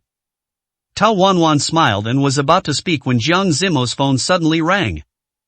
He glanced at the screen, frowned slightly, and then picked up the phone. "Hello?" The assistant's urgent voice came from the other end of the phone. "Boss Jiang, I just received news that Xinyu is missing." Jiang Zimo's expression froze instantly, and the sandwich in his hand was slightly deformed. He asked in a deep voice, "When did it happen?" "It was just last night, shortly after the press conference. Interpol has launched a search, but there are no leads so far. Keep watching and notify me immediately if there is any news." Jiang Zimo hung up the phone with a gloomy face. Tao Wanwan noticed something was wrong and asked softly, "What happened?"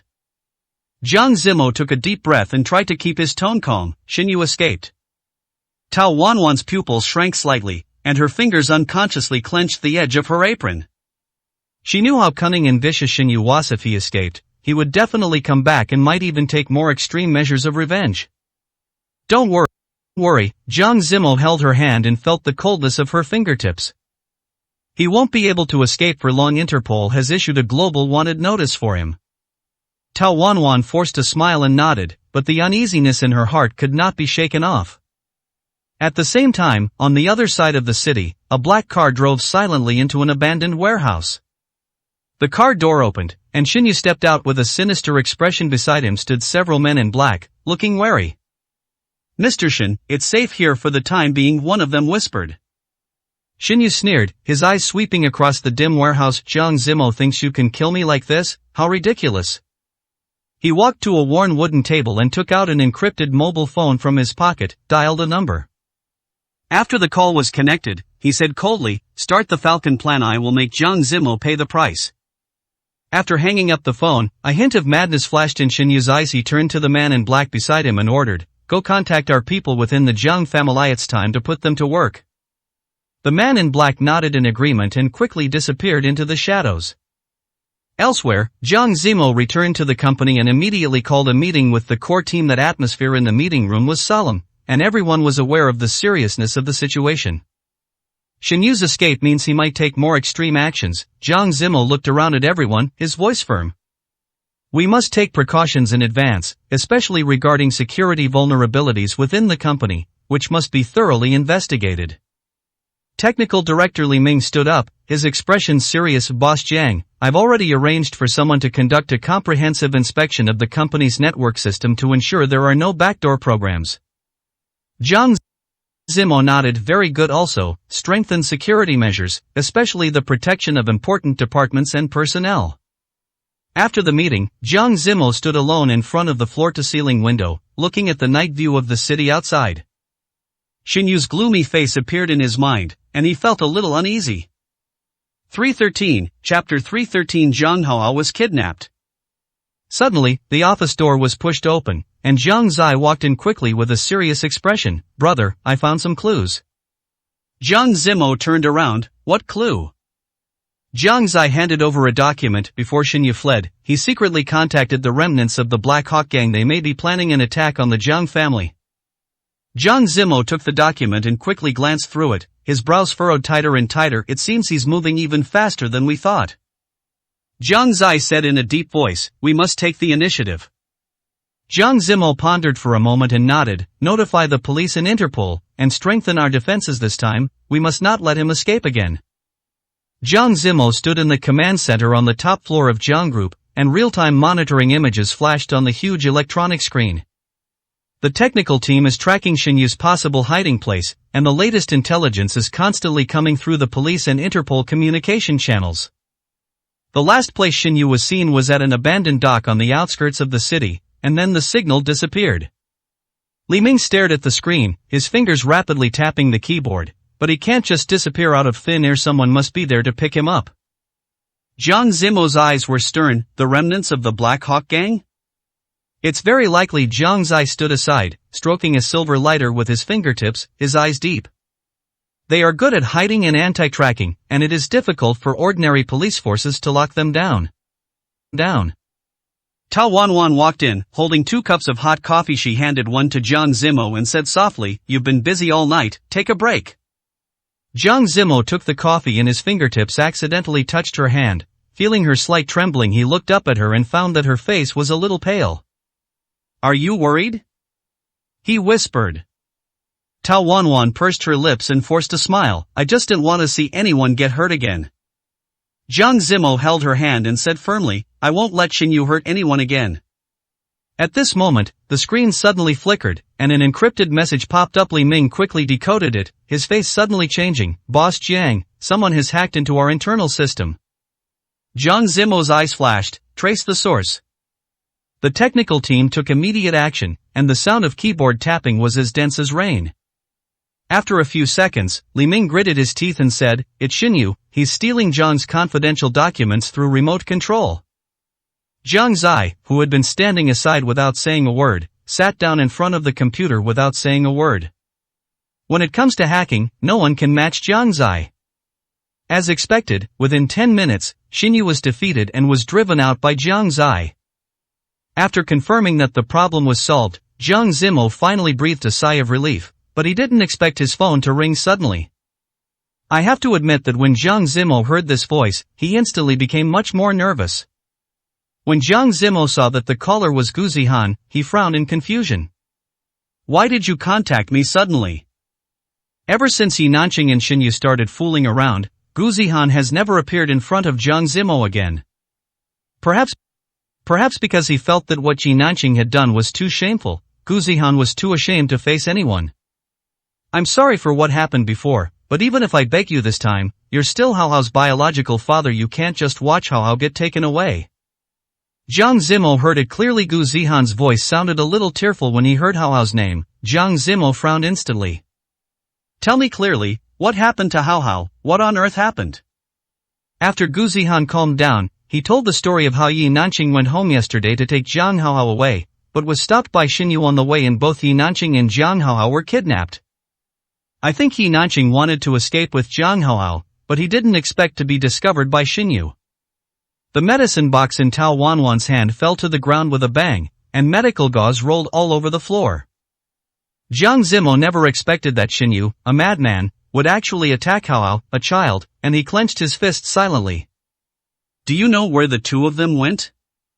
Gu Zihan shook his head vigorously on the other end of the phone. I don't know either. I chased after them, but was knocked unconscious by Xinyu when I woke up. They had already been sent to the hospital. I don't know where they went. Jiang Zimo took a deep breath. Xinyu was really going too far, but no matter what, Yi Nanqing was just as brainless.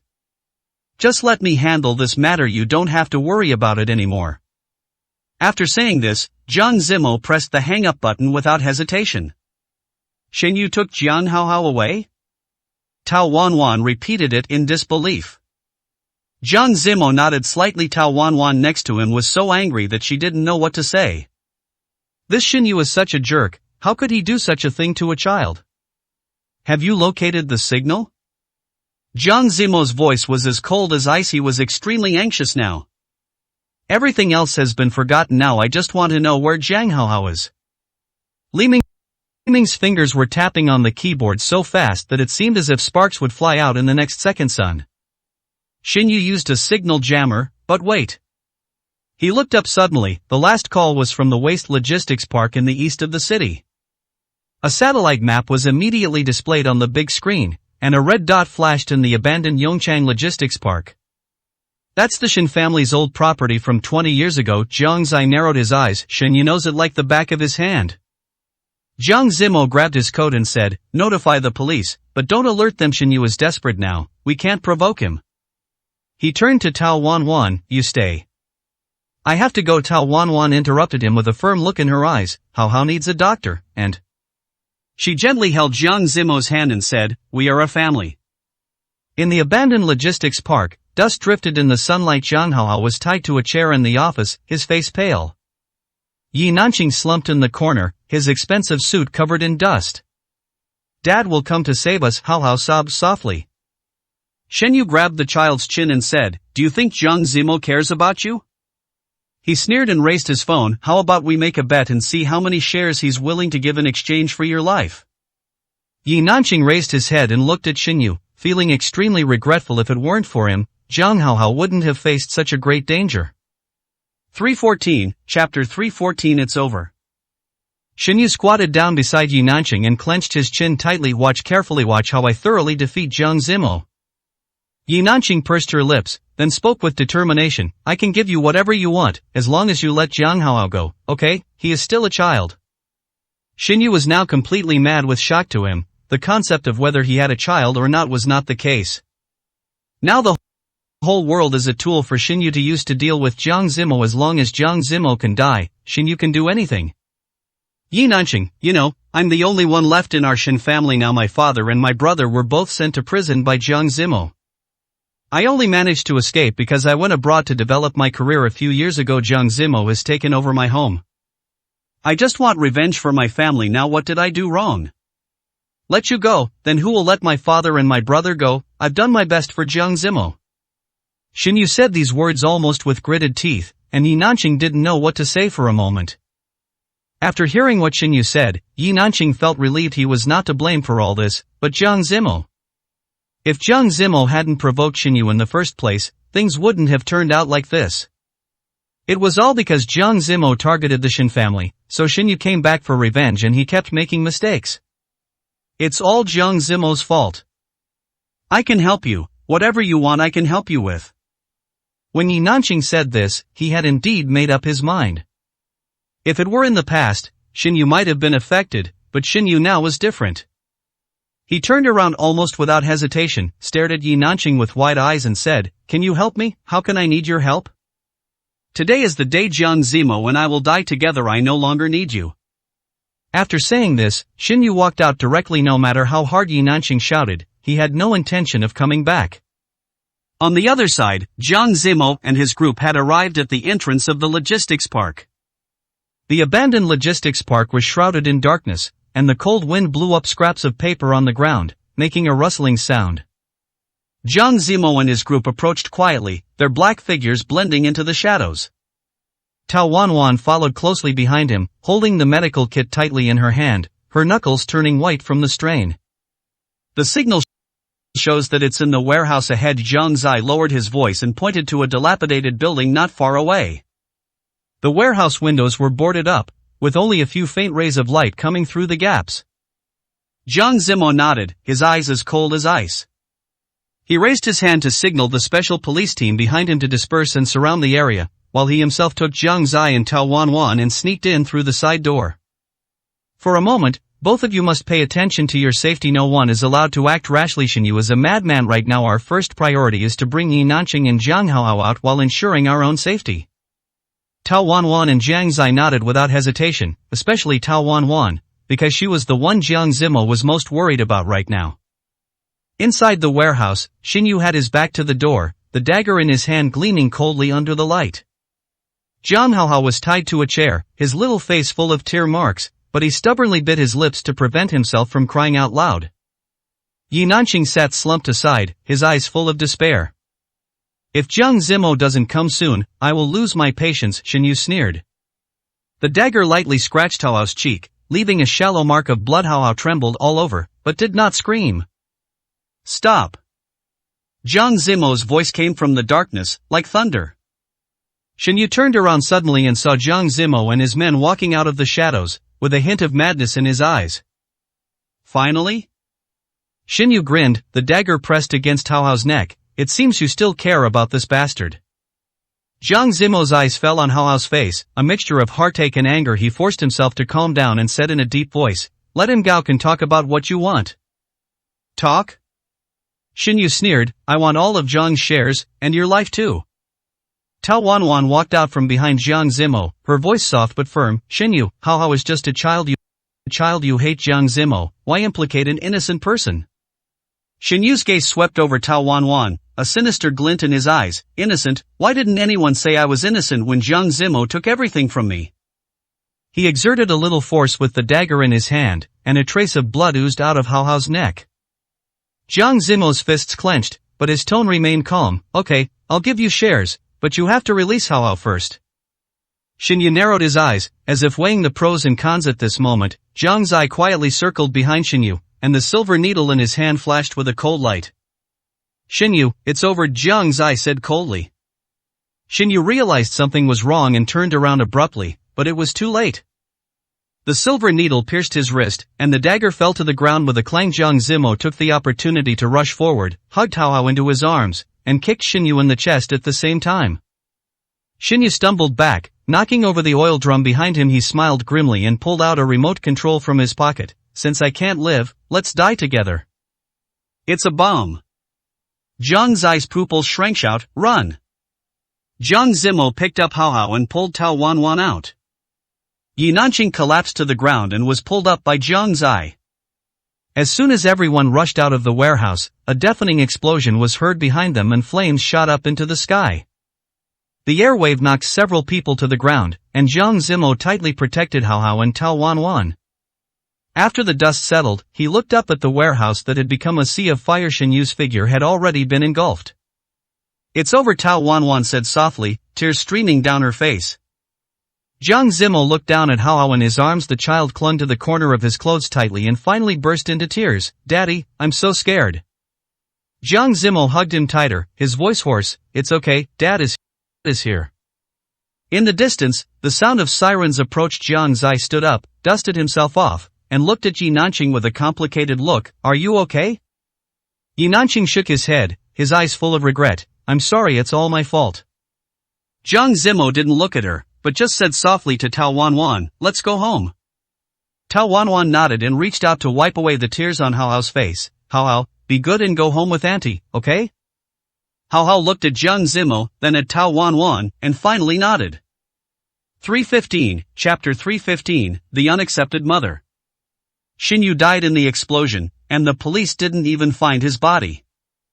From then on, Shin's, the entertainment company that once dominated the area, disappeared completely and there was no possibility of it making a comeback. Yi Nanqing went to jail. She was identified as Xinyu's accomplice, but this charge was not considered a slander against him. Jiang Haohao was also taken to Tao Wanwan and Jiang Zimo after that. After all, no matter what, Gu Zihan is not Jiang Haohao's legal guardian. Gu Zihan was also deeply traumatized by this incident, and it would take him a while to recover. However, the relationship between Jiang Haohao and Tao Wanwan was not as harmonious as imagined. When Xinyu first appeared, Tao Wanwan was worried about Shuangshuang, so she sent her to another relative's house. What's more, Shuangshuang's mother has fully recovered now. It is a good thing for Shuangshuang to have her own mother taking care of her personally. Jiang Haohao used to think of Tao Wanwan as just an ordinary aunt, but this time, no matter how slow Jiang Haohao was, he noticed that something was wrong. The table was filled with exquisite dishes, but the atmosphere was unusually dull. Jiang Haohao lowered his head and poked the rice in the bowl with his chopsticks without touching a single bite. Tao Wanwan picked up a piece of sweet and sour pork ribs and put it in his bowl, saying softly, "Haohao, eat some meat. You've lost weight recently." Haohao stared at the spare ribs and suddenly pushed the bowl away. "I don't want you to care." Ha. Jiang Zimo frowned and said sternly, "How do you talk to Aunt Tao?" Haohao's eyes instantly turned red, and he jumped off the chair and ran upstairs. "She's not my mother. I don't want her to be fake and kind." Tao Wanwan's hand froze in midair, the smile on her face a little forced. Jiang Zimo sighed and held her hand. "Don't take it to heart, he just hasn't adapted yet." Tao Wanwan shook her head gently. "I understand. After all, Yi Nanqing is his biological mother." Jiang Zimo pushed the door open and found Haohao curled up on the bed, holding an old photo frame tightly in his arms. Inside was a photo of Yi Nanqing and him when they were children. Dad Haohao's voice was filled with tears. "I miss Mom." Jiang Zimo sat down beside the bed and rubbed his hair. "Mom did something wrong and can't come back now, but Aunt Tao is really good to you."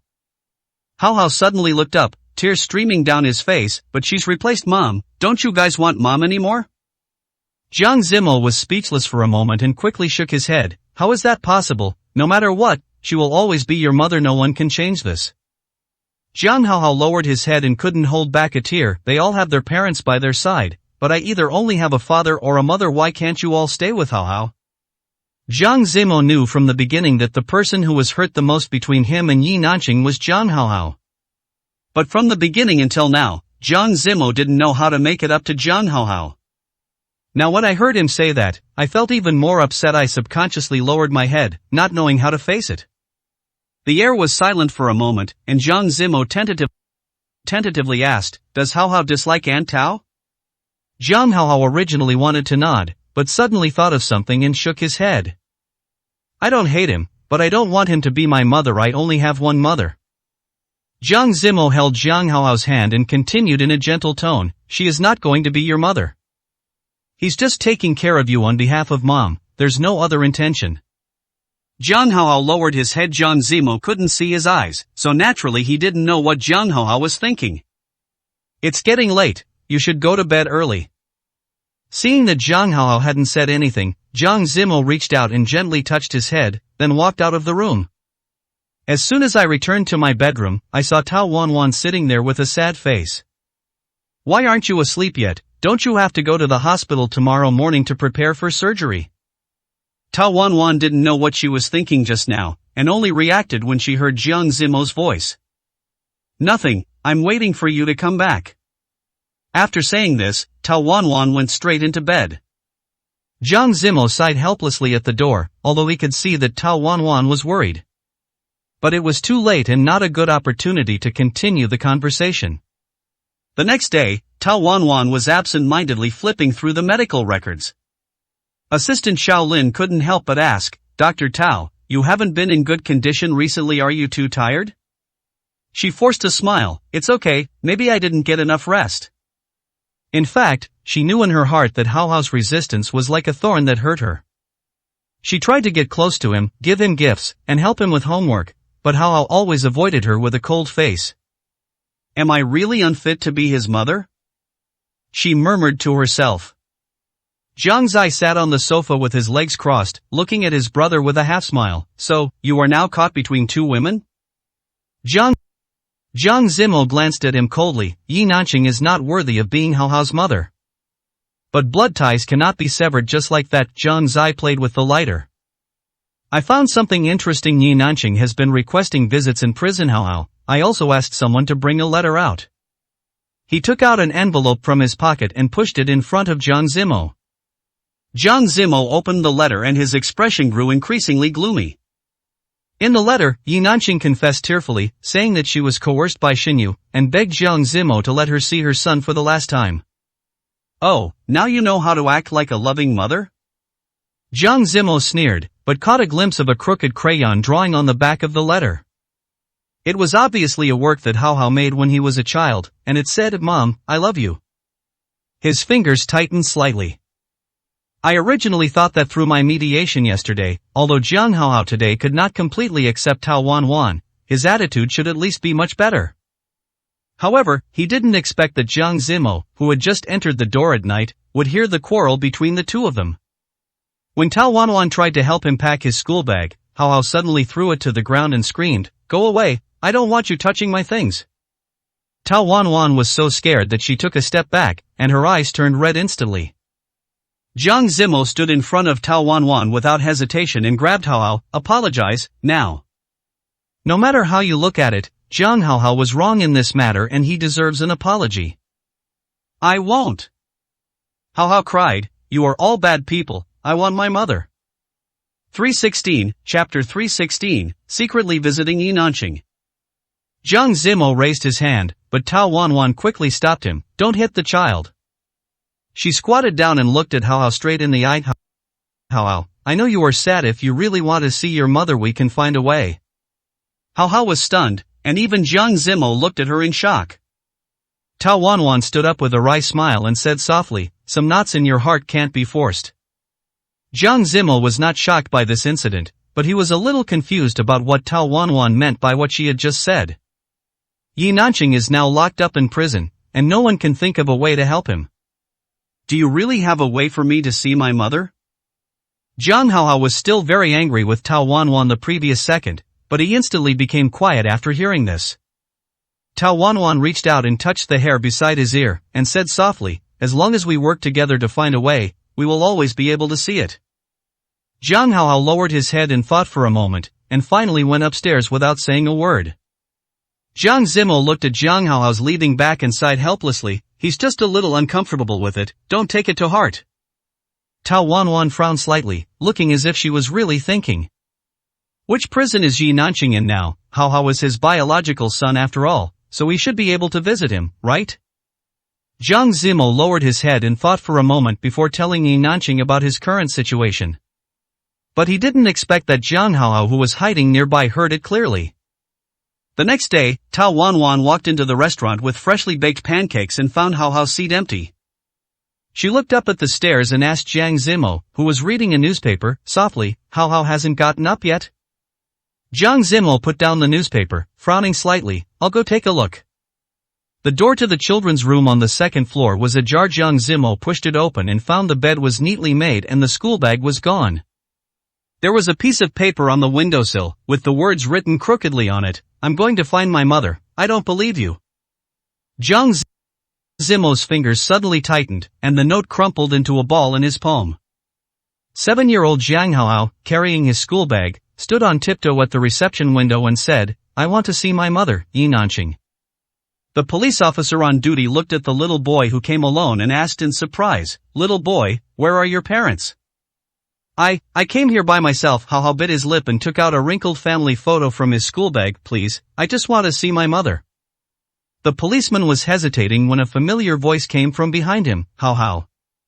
Tao Wan Wan ran in breathlessly, her hair wet from the rain sticking to her face. She hugged Hao Hao and said, "How could you run out alone? Do you know how worried we were?" Hao Hao struggled desperately, "Let me go, I want to see my mother. Why are you stopping me?" "Because I am your legal guardian now." Tao Wan Wan's voice was trembling, but she was extremely firm. She looked up at the police officer and said, "I'm sorry, this child is emotionally unstable, I'll take him back now." Hao Hao suddenly lowered his head and bit Tao Wanwan's wrist fiercely. Tao Wanwan let go in pain, and the boy took the opportunity to rush to the visiting area. Mom, where are you?" When Yi Nanqing appeared in prison uniform, Hao Hao burst into tears. He rushed to the glass partition. "Mom, I miss you so much." Yi Nanqing stared at his son greedily, tracing his outline on the glass with his fingers. "Baby, why are you so thin? Is that woman abusing you?" No. Hao Hao shook his head, but suddenly changed his words. "Auntie Tao, she always controls me and doesn't let me miss my mother." Tao Wanwan, standing at the door, was struck by lightning. She had clearly always been tolerant of this child. A calculating light flashed in Yi Nanqing's eyes, and she lowered her voice. "Listen, baby, Mom will be out soon. You have to do Mom a favor." Hao Hao huddled in the corner of the back seat, unusually quiet. Tao Wanwan looked at him in the rearview mirror and asked softly, "Does your wrist still hurt?" She revealed the clear teeth marks on her wrist, which had turned purple. Hao Hao's eyes flickered, and he suddenly said, "I'm sorry."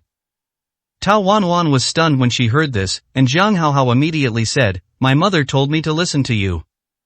Tao Wanwan didn't expect that Yi Nanqing would say this. After returning home, Zhang Hao Hao became much quieter and more obedient. It seems that Tao Wanwan's idea of taking her to meet Yi Nanqing was correct. It was late at night. The Zhang family had been very busy recently, and Zhang Zimo had not returned home yet because he was working overtime. Tao Wanwan sat on the edge of the bed, staring at the scab teeth marks on her wrist, her mind full of thoughts.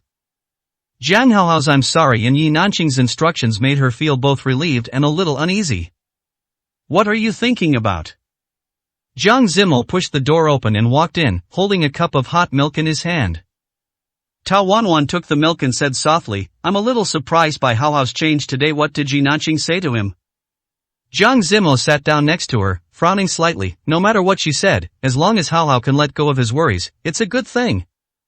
Tao Wanwan nodded, but the worry in her eyes did not dissipate. "I'm just worried that Yi Nanqing will use Hao Hao." Zhang Zimo held her hand and said firmly, "I'm here, I won't let her succeed." The next morning, sunlight streamed into the room through the curtains. Tao Wanwan got up early and prepared a sumptuous breakfast. Zhang Hao Hao walked down from upstairs. When he saw the food on the table, his eyes lit up slightly. "Hao Hao, come and have breakfast." Tao Wanwan greeted him with a smile.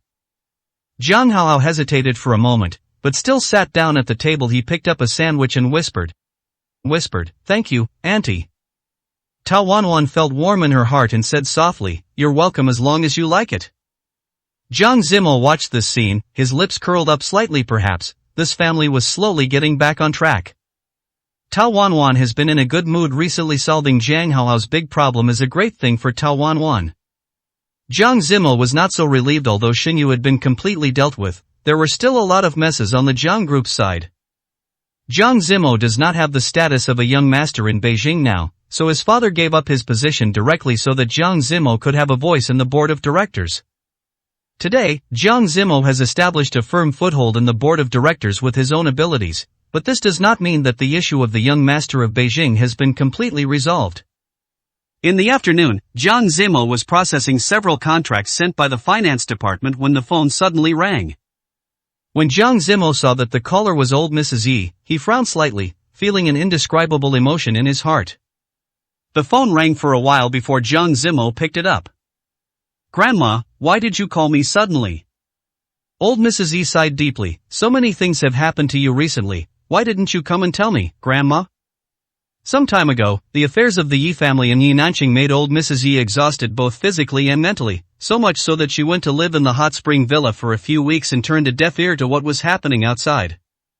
317, Chapter 317 Application for Commutation of Sentence. Old Madame Yi's voice came through the phone, a bit tired and worried. "Zimo, I've heard about Nanqing's situation. How could she have come to this point?" Zhang Zimo was silent for a moment, his eyes falling on the unsigned contract on the desk. "Grandma, there are some things that we can't control." I know, old Madame Yi sighed, "but Hao Hao is still so young, he needs his mother. Zimo, can you help Nanqing for the sake of the child?" Zhang Zimo's eyes suddenly turned cold, although apart from this, in his heart, old Lady Yi had always been a sensible person. But no one would have thought that whenever something happened related to Yi Nanqing, old lady Yi would cross the line again and again. Grandma, Yi Nanqing is Xin Yu's accomplice. She almost killed Hao Hao. The law won't show leniency just because she's Hao Hao's mother. There was silence on the other end of the line for a few seconds, and then Rusai's voice suddenly deepened. Zimo, I heard Tao Wanwan is very close to Hao Hao now? Jiang Zimo frowned slightly, but his tone remained calm. Wanwan treats Hao Hao very well, and Hao Hao is slowly accepting her. Really? Old Madame Yi said meaningfully, but blood ties are something that cannot be replaced by outsiders after all. After hanging up the phone, Jiang Zimo tapped the table lightly with his fingertips, his eyes deep. He didn't know what exactly Mrs. Yi meant by calling him now. But it is not difficult to guess that old lady Yi still hopes that Yi Nanqing can be released from prison as soon as possible. Jiang Zimo wasn't sure if old lady Yi would come and cause trouble for him again because of this matter. But no matter what, we can only say that when the enemy comes, we will fight him with our soldiers. When the water comes, we will block it with earth. Meanwhile, inside the prison visiting room, Yi Nanqing sat behind the glass partition, staring at the lawyer opposite with a sinister look. Are you sure that the document has been delivered to the old lady? The lawyer pushed his glasses up and whispered, Yes, Miss Yi. The old lady was very excited after reading it and has already contacted Mr. Jiang. Yi Nanqing curled his lips into a cold smile. Very good. As long as the old lady stands on my side, I still have a chance. The lawyer hesitated for a moment, then said, But the evidence in your case is solid. If you want a reduced sentence, I'm afraid. Reduction of sentence? Yi Nanqing interrupted him, his voice very low. I don't want a reduced sentence. I want to get out. Hao Hao is my son. As long as he is in my hands, Jiang Zimo will have to compromise. Yi Nanqing was really fed up with her life in prison. Although Jiang Zimo had already made arrangements in prison before, this life was still unbearable. Yi Nanqing's only wish now is to escape from this dark place as soon as possible. No matter what means are used. In the Jiang family villa, Tao Wanwan was playing with Hao Hao in the garden. Auntie, look. Hao Hao ran to Tao Wanwan excitedly, holding a butterfly he had just caught. Tao Wanwan squatted down and smiled gently. Hao Hao is really amazing, but the butterfly will be scared. Can we let it go? Hao Hao blinked and nodded, okay. Watching the butterfly fly away, Hao Hao suddenly asked, Auntie, will you always stay with me? Tao Wanwan was stunned for a moment, then rubbed his hair. Of course, as long as Hao Hao needs me. Hao Hao lowered his head and said in a low voice, Then what if Mom comes back? Tao Wanwan's heart sank suddenly, but she quickly adjusted her mood and said softly, Hao Hao, Mom will always be Mom. Auntie just hopes that there will be one more person who loves you. Hao Hao didn't say anything else, but just held Tao Wanwan's hand tightly. Although Tao Wanwan didn't know why, Jiang Hao Hao had become much more obedient since she came back from Yi Nanqing. I no longer reject my emotions like before. In Tao Wanwan's opinion, maybe Yi Nanqing really reformed himself in prison, so he let Jiang Hao Hao follow him obediently. But no matter what the reason is, this is good news for Tao Wanwan. At night, Jiang Zimo returned home and found Tao Wanwan sitting alone on the balcony, holding a cup of cold tea in her hand. What's wrong? He walked over and asked softly. Tao Wanwan came back to her senses and forced a smile. Nothing, I just think it's great that Hao Hao is so obedient now. Jiang Zimo sat down next to her, his eyes deep. Old lady Yi called me today. Tao Wanwan's fingers trembled slightly. What did she say? Jiang Zimo did not answer directly, but held her hand. Wanwan, no matter what happens, I will stand by you. Tao Wanwan leaned on his shoulder, her voice choked. I'm just afraid. I am afraid that I won't do well enough. Jiang Zimo kissed her forehead gently. You have done very well. The next morning, Jiang Zimo had just walked into the office when his secretary rushed over. Mr. Jiang, the board of directors has issued a temporary notice and the meeting will begin in 10 minutes. Jiang Zimo's eyes turned cold. What's the matter? The secretary whispered, It seems to be about the equity dispute between you and Yes. Jiang Zimo sneered and adjusted his cuffs. It seems that someone can't sit still anymore. Inside the meeting room, the directors all had different expressions. Director Chen, the leader, stood up and said in a deep voice, Boss Jiang, we've received the news. Yi Shijing in conjunction with other shareholders, they are trying to redistribute Jiang's equity. Your relationship with the Yi family may affect the stability of the company. Although Jiang Zimo had never appeared in the board of directors before, she was still the future heir of the Jiang family. After Jiang Zimo took over his father's job, they had already investigated all the information behind Jiang Zimo. Before, Yes was on the verge of bankruptcy, so they didn't say much, but now that Yes suddenly made such a big move, it is normal for some people to be worried. Jiang Zimo swept his eyes over the crowd and said in a cold voice, Jiang's equity structure is very clear. The Yi family has no right to interfere. As for my relationship with the Yi family, that is my private matter. Seeing Jiang Zimo's firm attitude, everyone didn't dare to say anything more. They lowered their heads silently and dared not say a word. On the other side, Mrs. Yi hung up the phone and told the housekeeper beside her, go prepare the car, I have someone to meet. The housekeeper asked cautiously, Madam, are you going to? A hint of determination flashed in old lady Ye's eyes. Go see Tao Wanwan. There are some things I need to explain to her face to face. 318, Chapter 318, The old and young are all in the same boat. It was almost dusk when old lady Ye's car stopped outside the Jiang family villa. Tao Wanwan had just coaxed Tao into a nap when she heard the doorbell. She thought Jiang Zimo had come back early. She opened the door, only to see a graceful old woman standing at the door, looking at her sharply. You are Madam Yi? Tao Wanwan was stunned for a moment, then reacted. Old Madam Yi nodded slightly, her tone calm but unyielding. Miss Tao, is it convenient for us to chat? Tao Wanwan stepped aside and said, please come in. In the living room, the aroma of tea wafted through the air, but the atmosphere was so stagnant that it was suffocating. Old Madam Yi picked up the teacup, took a sip, and went straight to the point. Miss Tao, I heard that you and Hao are getting along well now. Tao Wanwan's fingertips tightened slightly, but her face remained gentle. Hao is a good boy, I just try my best to take care of him. Old Madam Yi put down her teacup, her eyes piercing. Take care of, or do you want to replace Nanqing? Tao Wanwan's breathing stagnated, and then she shook her head. I've never thought about it that way. Really? Old Madam Yi sneered, but you live here now, hanging out with Zimo, and Hao even calls you auntie. What do you think Nanqing would think?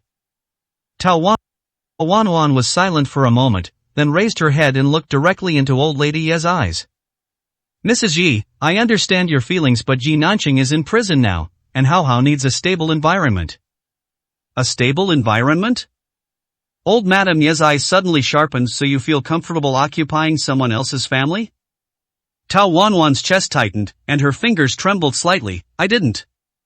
Miss Tao. Old Mrs. Yi stood up and looked down at her condescendingly. I don't care what your relationship with Zimo is, but Hao is the blood of the Yi family, and his mother can only be Nanqing. She slowly took out a document from her bag and pushed it in front of Tao Wanwan. This is Nanqing's application for sentence reduction, and it requires Zimo's signature. If you really want to do what's best for Hao, you should persuade him to agree. Tao Wanwan looked down at the document, her heart pounding. Old lady Yi leaned forward, her voice cold. Otherwise, I don't mind letting everyone know how you take care of Hao. Tao Wanwan was not frightened. The reason she had given in step by step just now was because old lady Yi was her senior. But Tao Wanwan never expected that he would actually come up with such an application for commutation of sentence. Mrs. Yi, Jiang Zimo and I are in a free relationship now. He and your Yi Nanqing have already divorced. Besides, we only got together after our divorce. What you were saying now is a bit too much. Tao Wanwan raised her head and looked at old lady Yi and spoke without hesitation. Old lady Yi did not expect that Tao Wanwan would speak to her like this. I take care of Jiang Hao because he is Jiang Zimo's flesh and blood. He has nothing to do with your Yi Nanqing. It's really a case of good intentions not being rewarded. After hearing this, old lady Yi was so excited that she didn't know what to say. Where did this wild girl come from? She doesn't know how to respect her elders. Tao Wanwan knew that old lady Yi would use the excuse of seniority to criticize herself. If you respect us, I will naturally respect you, but I don't think you are respecting us by applying for a sentence reduction. I don't agree with this, and Jiang Zimo won't agree either. Please go back, Mrs. Yi. Old Mrs. Yi could tell that Tao Wanwan was not someone to be trifled with, so she turned around and left without hesitation after hearing this. As soon as she walked out of the room, Mrs. Yi frowned instantly. Even if he and Jiang Zimo were in a free love relationship, so what? As long as he wanted to ferment public opinion, no one could stop him. Jiang Zimo sat in the first seat, looking at the equity change report on the projection screen with a gloomy expression. Yi has teamed up with Director Chen and Director Li to secretly acquire retail shares. Jiang Zai stood aside, his tone solemn. If this continues, they will probably propose a redistribution of equity at the board meeting. Jiang Zimo sneered, "Are the Yi family planning to use business tactics to force me to surrender?" Jiang Zai nodded. Old Madame Yi is determined to help Nanqing this time, and she is even willing to use the old connections of the Yi family. Jiang Zimo tapped the table with his fingertips, his eyes cold. Then let them try. He picked up his phone and dialed a number. Lawyer Lin, prepare a counter-takeover plan. Also, check all the recent financial movements of the Yi family. After hanging up the phone, Jiang Zai hesitated for a moment, then spoke again. Brother, if the Yi family really makes a fuss about Hao. Jiang Zimo's eyes darkened. Hao is my son, no one can touch him. Yi Nanqing sat behind the glass, looking at the man opposite, a smile on his face. How is it going? The man lowered his voice and said, Old Madame Yi has already gone to see Tao Wanwan. As long as she lets go, it will be easy to deal with Jiang Zimo. Yi Nanqing nodded with satisfaction. Very good. She looked down at her fingers and whispered softly, Hao Mom will be able to see you soon. Tao Wanwan sat on the edge of the bed, holding the application for commutation of sentence in her hand, feeling extremely confused. The door was gently pushed open, and Jiang Zimo walked in, saying her pale face. He frowned. What's wrong? Tao Wanwan raised her head, her voice trembling a little. Zimo, Madame Yi came to see me today. Jiang Zimo's eyes darkened. What did she say? Tao Wanwan handed him the document and whispered, she hopes you can sign it to help Yi Nanqing reduce his sentence. Jiang Zimo took the document, glanced at it, sneered, and tore it in half. She's dreaming. Tao Wanwan looked at him blankly. But how? Jiang Zimo held her hand and said firmly, Wanwan, I won't let anyone threaten you, nor will I let Yi Nanqing use Hao again. Tao Wanwan's eyes were slightly red. But if the Yi family really... Jiang Zimo interrupted her, his eyes piercing. The Yi family can't cause any trouble. I will take care of everything. Old Mrs. Yi sat in the office, listening to the housekeeper's report, her face becoming increasingly ugly. Jiang Zimo refused? The housekeeper nodded. Not only that, Jiang's just issued an announcement, announcing the freezing of all cooperation projects with Yes. Old Madame Yi slammed the table and stood up. Is he going to completely break off relations with the Yi family? The housekeeper whispered, Madam, Jiang Zimo is serious this time. Old Madame Yi clenched her fists, her eyes sinister. Since he is ruthless, don't blame me for being ungrateful. She picked up the phone and dialed a number. Hello, it's me. You can put out the things I asked you to prepare. 319, Chapter 319, Another wave of new public opinion. That afternoon, an explosive news swept the entire internet. Shocking news. Jiang's CEO gave birth to a child out of wedlock, and the mother turned out to be a murderer. His current girlfriend is suspected of interfering in someone else's family. The accompanying pictures include photos of Hao and candid photos of Tao Wanwan and Jiang Zimo traveling together. Public opinion exploded instantly. On the afternoon of the day the news broke, the Jiang Group's public relations department was flooded with calls.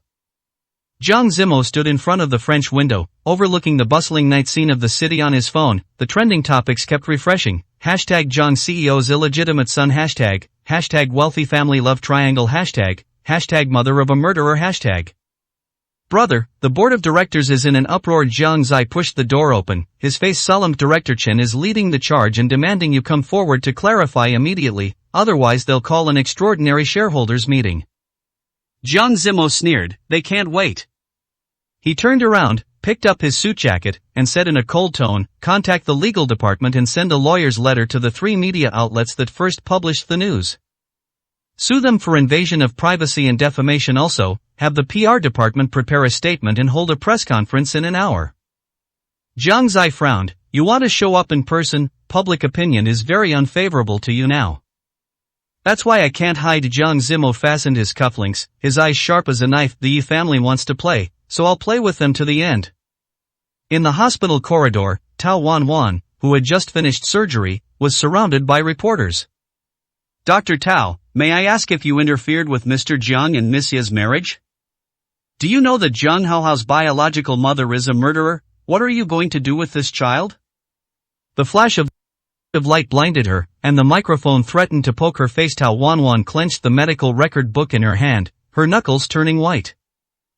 Get out of the way, this is a hospital. Kobayashi protected her but was pushed aside. Just when Tao Wanwan was about to collapse, a pair of strong arms suddenly embraced her.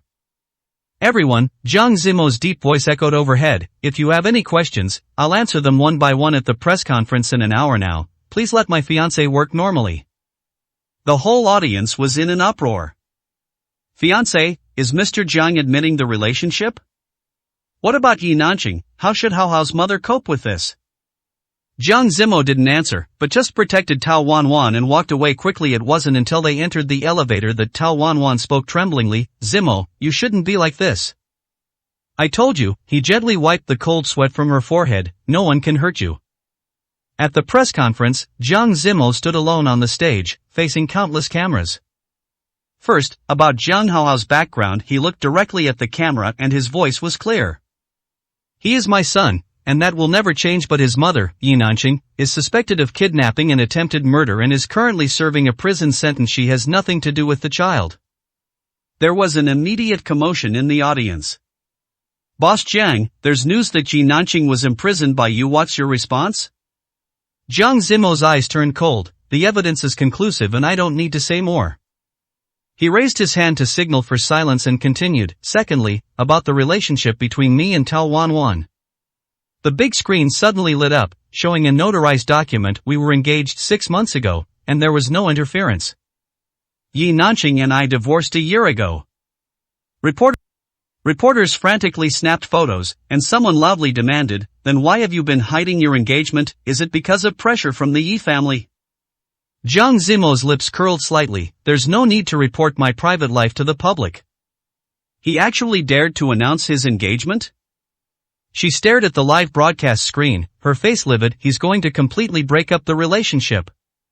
Old Mrs. Yi clenched her fists silently. She had thought Jiang Zimo was a reasonable man before, but she didn't know why he had become so difficult to talk to now. The housekeeper nervously handed over the tablet. Madam, Jiang Corporation has just announced the termination of all cooperation projects with Yi Corporation, and the stock price has begun to plummet. Old Madam Yi stood up suddenly. Prepare the car, I want to go to the prison to see Nanqing. In the prison visiting room, Yi Nanqing suddenly laughed after listening to his mother's story. Grandma, don't worry, she lowered her voice. Do you still remember that nurse from back then? Old Mrs. Yi was stunned. What nurse? A strange light flashed in Yi Nanqing's eyes. She is the one who performed surgery on Tao Wanwan back then. She has something that can destroy Tao Wanwan. Old Mrs. Yi frowned slightly. She did have some impression of what Yi Nanqing had just said. I understand. I will take care of this matter. Recently, it seems that I will have to inconvenience you to stay here for a while. Although Yi Nanqing was reluctant, he still pretended to be innocent and pitiful in front of old lady Yi. After all, in the letter he wrote to old Mrs. Yi, Yi Nanqing put all the blame on Xinyu. Otherwise, if old lady Yi really knew that she was also involved, how could she be so willing to help her? On the other hand, Zheng Chao, who had just returned from his honeymoon with Tang Xinyu, called Jiang Zimo immediately after seeing the news. What's going on? Why are there still so many news reports about you online? Didn't Xinyu already handle it? Who did it this time? Jiang Zimo, who had just returned home from a day's work, raised his hand and gently rubbed his eyebrows. Mrs. Yi, I don't know if Yi Nanqing had given him some kind of magic potion, but he insisted that I help Yi Nanqing reduce his sentence. I refused, so he threatened me like this. Zheng Chao never thought that such a thing was done by old lady Yi. After all, before this, old lady Yi was quite nice to Jiang Zimo. Forget it, the Yi family can't cause any trouble anyway. We too brought you gifts and will personally deliver them to you when the time comes. Jiang Zimo simply said a few words of thanks and then hung up the phone. When I was sitting on the sofa and wanted to relax for a while, I suddenly heard a sound of falling from upstairs. Thinking that Tao Wanwan should still be in the room, Jiang Zimo hurried up. Tao Wanwan, who had just come out of the bathroom and was about to blow dry her hair, suddenly heard the phone ring. Seeing that it was an unfamiliar call, Tao Wanwan thought it was an advertising call. After picking up the phone, she casually put it to her ear, intending to reject the other party's sales pitch, and hung up directly. But unexpectedly, a female voice sounded sinisterly. Dr. Tao, long time no see, do you still remember the abortion surgery 3 years ago? Tao Wanwan's face instantly turned pale, and her phone fell to the ground with a thud. When Jiang Zimo ran upstairs, he saw her curled up in the corner, trembling all over. He kept mumbling, how could she know? 320, Chapter 320, The Secret of 3 Years Ago. Tao Wanwan dug her fingertips deep into her palms, her knuckles turning white from the pressure. Her eyes were unfocused, as if she were seeing something terrifying through the void. Jiang Zimo squatted down, gently held her cold hand, and said in a low and firm voice, Wan, look at me, what happened? The caller had already hung up, leaving only an unfamiliar number on the screen. Tao Wanwan's lips trembled, and after a long while she managed to squeeze out a sentence, she knows what happened 3 years ago. This sentence is incoherent. 3 years ago, Jiang Zimo didn't even know Tao Wanwan, so of course she didn't know what happened to him. Jiang Zimo's eyes glared, and he quickly picked up his phone and called back, but he only heard a mechanical prompt tone, the number you dialed is not in service. He immediately dialed another number, Zhang Chao, help me find a number, immediately. After hanging up the phone, he helped Tao Wanwan to the bedside, poured her a glass of warm water and handed it to her. Tell me slowly, what happened? Tao Wanwan held the cup of water, the warmth reaching her fingertips, but it couldn't dispel the chill in her heart. 3 years ago during my internship, I performed an abortion on a girl. Her voice was so soft that it was almost inaudible. That girl is a distant relative of the Yi family. Something unexpected happened during the operation. Jiang Zimo frowned. Medical accident? No. Tao Wanwan suddenly looked up, a trace of pain flashing in her eyes. The operation was successful, but afterward, she committed suicide. Her family came to the hospital and complained that it was my fault. Her voice choked with sobs. At that time, in order to keep the peace, the hospital made me sign a confidentiality agreement and paid a large sum of money as compensation.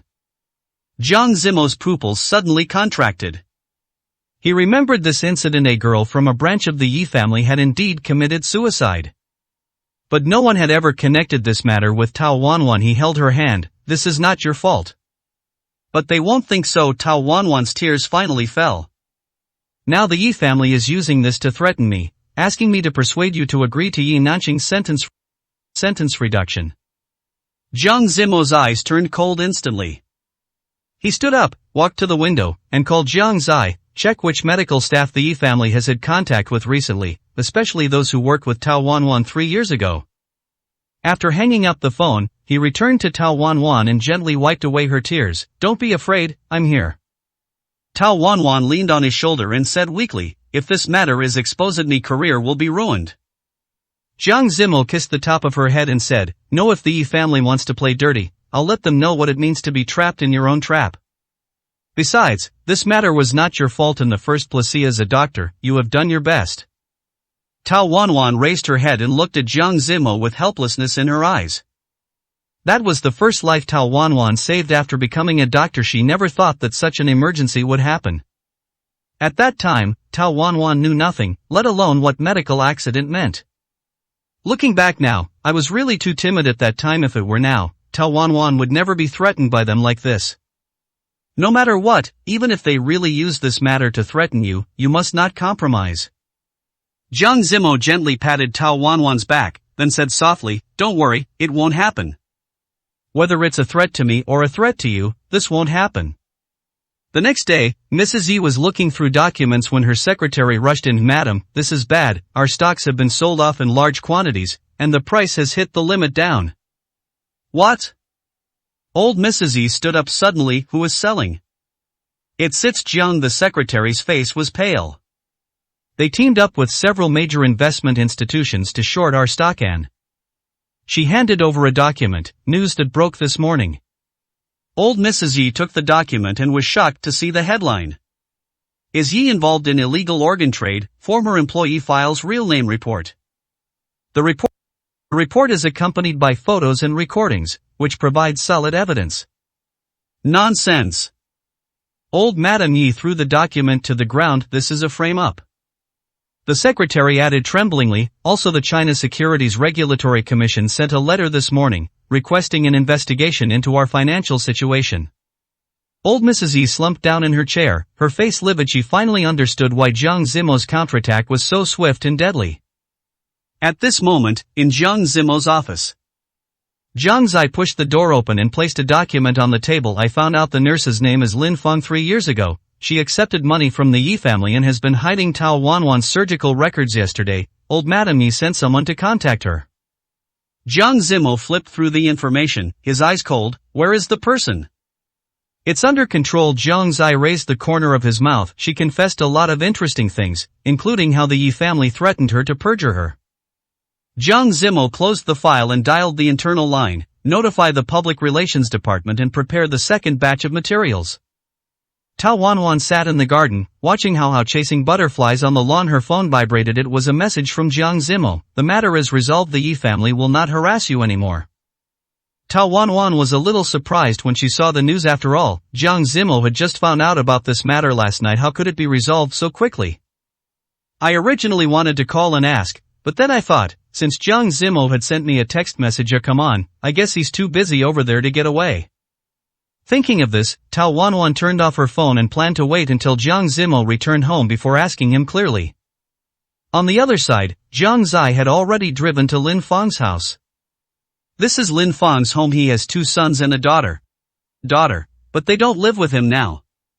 Lin Feng's husband died in a car accident a few years ago, so Lin Feng has been alone for so many years. Jiang Zai looked at the window upstairs and told Jiang Zimo the information he had found out word by word. Jiang Zimo lowered his head in silence. After a while, he sighed softly. Forget it, I am not going up. Originally, Jiang Zimo wanted to get some clues from Lin Feng. But after hearing what Jiang Zai had just said, Jiang Zimo suddenly realized that Lin Feng's life was not going well to begin with. Since Jiang Zai already had the evidence before, there was no need for him to go there in person. Jiang Zai raised his eyebrows in surprise when he heard this, but since Jiang Zimo had already made up his mind, he didn't say anything more.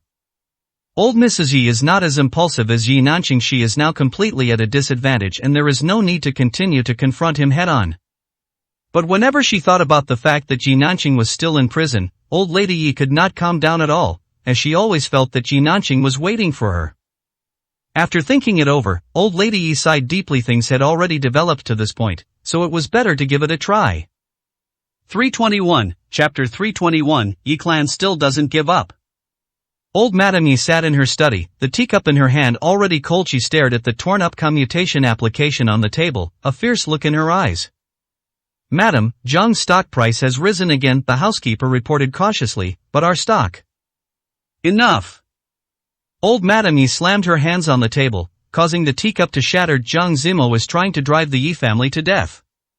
She stood up, walked to the window, looked at the withered roses in the courtyard, and said in a low voice, contact the media and expose what happened to Tao Wanwan 3 years ago. The housekeeper was shocked, but madam, this will completely infuriate Mr. Jiang.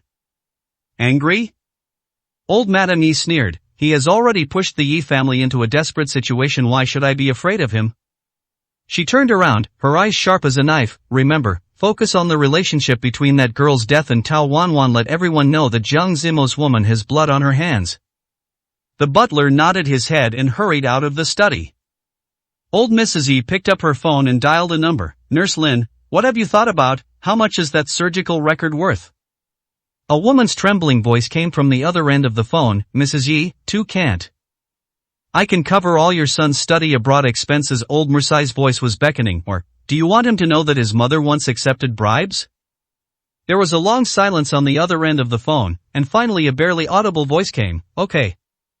Tao Wanwan had just finished an operation and walked out of the operating room rubbing her temples tiredly. Nurse Shaolin rushed over and said, Dr. Tao, the shareholders asked you to come to the meeting immediately. They are waiting for you in the conference room. Tao Wanwan was a little surprised to hear this, as her shareholders were usually very quiet. As long as they get the dividends every year, they basically won't show up in front of me. What happened today? Why do they even need to hold a board meeting? Although she felt something was amiss, Tao Wanwan still hurried to the conference room. When Tao Wanwan opened the door of the conference room, she was stunned. Several shareholders looked solemn. There were several newspapers spread out on the table with the headlines clearly visible. Shocking, Jiang CEO's fiancé involved in medical malpractice leading to death. This Tao Wanwan's fingers trembled slightly. The director sitting opposite side, the health bureau just called and asked to suspend your surgical privileges and cooperate with the investigation.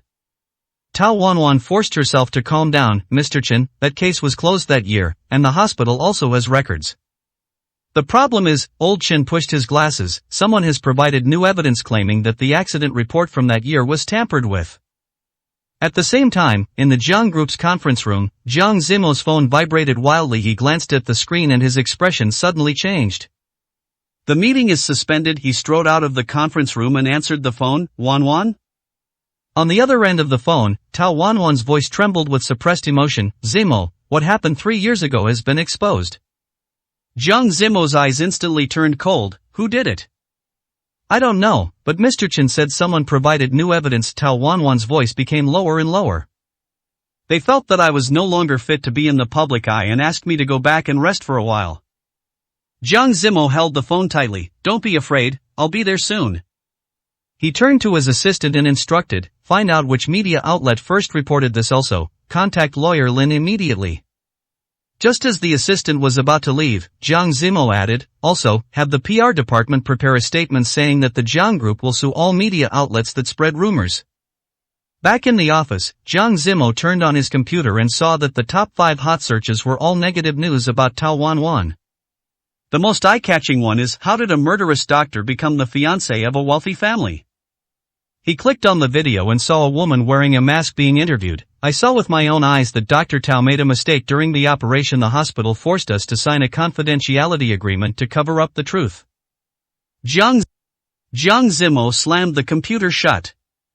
At this time, Jiang Zai pushed the door open and walked in. Brother, it's Lin Fong whom we went to see yesterday. I have already warned him. Jiang Zimo sneered, it really is her. I think it was because Jiang Zai's reminder yesterday did not make Lin Fong realize the seriousness of the situation, or it could be that she gave too much. Lin Fong couldn't refuse in any way, so she chose to come out today to provide this testimony.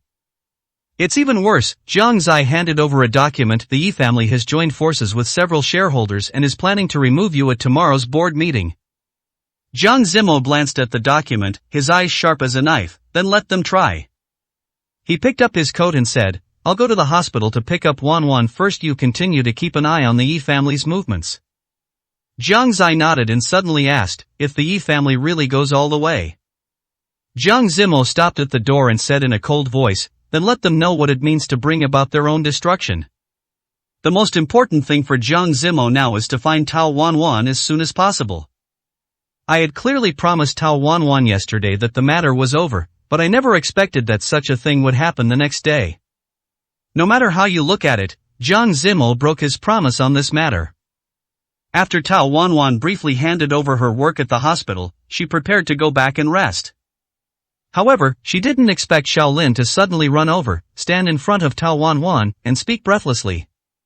Dr. Tao, I believe you are the most skilled doctor I have ever seen, and I believe someone must have slandered you. In fact, when she thought about it carefully, Shaolin had been following her for some time, but when Tao Wanwan heard him say this, she was still a little surprised. Tao Wanwan finally reacted and forced a smile, don't be lazy while I'm away.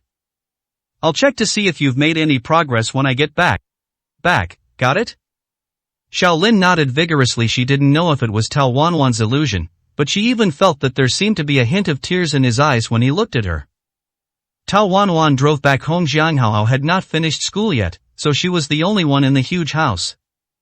Tao Wanwan casually took a cold beer from the refrigerator and sat on the sofa, drinking a few sips with a dull look in her eyes. After a few minutes, there was a knock on the door. Jiang Zimo was back. Seeing Tao Wanwan sitting alone on the sofa looking so tired, Jiang Zimo felt a little distressed. I'm sorry, I didn't do what I promised you yesterday. Jiang Zimo now only blamed himself for suddenly being soft-hearted yesterday and not going upstairs to warn Lin Fong in person. Maybe if I go there in person, things will really be different. Tao Wanwan might not have to endure the grievances she suffered today. Hearing this, Tao Wanwan quickly shook her head. What's wrong with this, anyway? I have a clear conscience about that matter. 322, Chapter 322 The Truth Arrives.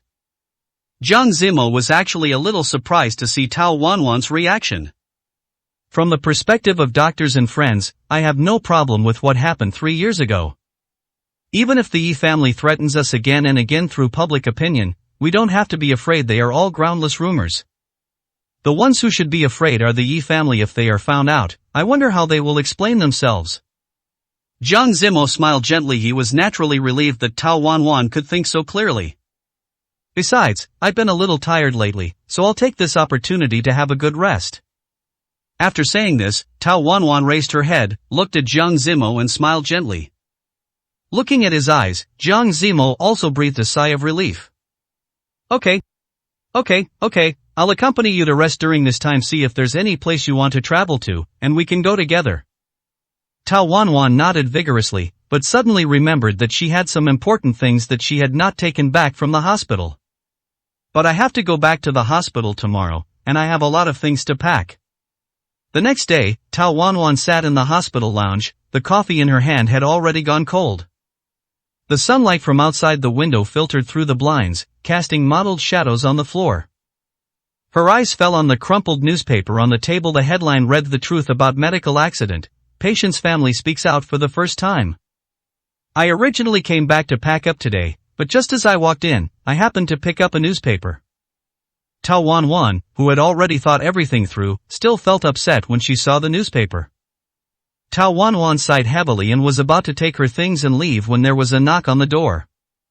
The door was gently pushed open, and Nurse Xiaolin poked her head in. "Dr. Tao, there's a lady who wants to see you," she said, the older sister of the girl from 3 years ago. Tao Wanwan's fingers trembled slightly, and the coffee cup almost slipped from her hand. She took a deep breath and tried to make her voice sound calm. "Please ask her to come in." A moment later, a young woman in simple clothes walked in. Her features were 70% similar to the girl from 3 years ago, but there was a bit more determination in her eyes. She walked straight to Tao Wanwan and took out an envelope from her bag. "Dr. Tao, this is my sister's diary." Her voice was soft, but it carried a force that could not be ignored. "I think you should take a look at it." Tao Wanwan took the envelope, and the moment her fingertips touched the paper, it felt like an electric current passed through her body. She slowly opened the envelope, revealing a small pink diary with a name written on the title page, Yi Xiaoyu. "She's a distant relative of the Yi family?" Tao Wanwan asked softly. The woman nodded yes, but the Yi family never truly accepted us. 3 years ago, when Xiaoyu became pregnant, the Yi family forced her to have an abortion and even threatened to cut off our living expenses on the day of the operation. She didn't want to go. Tao Wanwan opened the diary and saw the beautiful handwriting. May 17th. "I vomited again today, and my mom cried and begged me to go to the hospital, but this is his and my child who gives the Yi family the right to decide my life or death. They said that if I don't abort the child, they will make me and my mom live on the streets. I hate them." May 20th. "The surgery is scheduled for tomorrow. Dr. Tao seems very gentle, but I'm still scared. I wish I could be braver." The last line of the diary stopped at the day before the operation. Tao Wanwan's vision blurred. She seemed to see the pale girl on the operating table again and hear her weak voice, "Doctor, can you let me see the child?" The operation was successful, Tao Wanwan murmured, but the next day, she jumped off the building. The woman's voice was eerily calm, but it wasn't because of the surgery, it was because of the Yi family. She took out another phone from her bag and clicked on a recording. Old Mursai's voice came through clearly. "Xiaoyu, don't blame grandma for being cruel. We can't keep this child, otherwise where will the Yi family put their face? After the operation, I will arrange for you to go abroad and never come back." The recording ended and the room fell into silence. Tao Wanwan's chest heaved violently, and the huge rock that had been weighing on her heart for 3 years was finally pried open a little. So, her suicide was due to the Yi family's coercion? Yes, the woman put away her phone. In order to cover up the scandal, the Yi family bribed the hospital and the media and shifted the blame to you. They even threatened my mother that if we dared to tell the truth, we would not be able to stay in Zhangchang. Tao Wanwan clenched the diary tightly, her knuckles turning white. All doubts were answered at this moment. Why were the medical records tampered with? Why did the family members suddenly change their statements? And why is the Yi family threatening her with this matter now? Why are you here today? Tao Wanwan looked straight into the other person's eyes. The woman was silent for a moment, then took out a document from her bag. This is Xiao Yu's original autopsy report. It clearly states that the cause of death was a head injury caused by a fall from a height, and it had nothing to do with the surgery. Anne.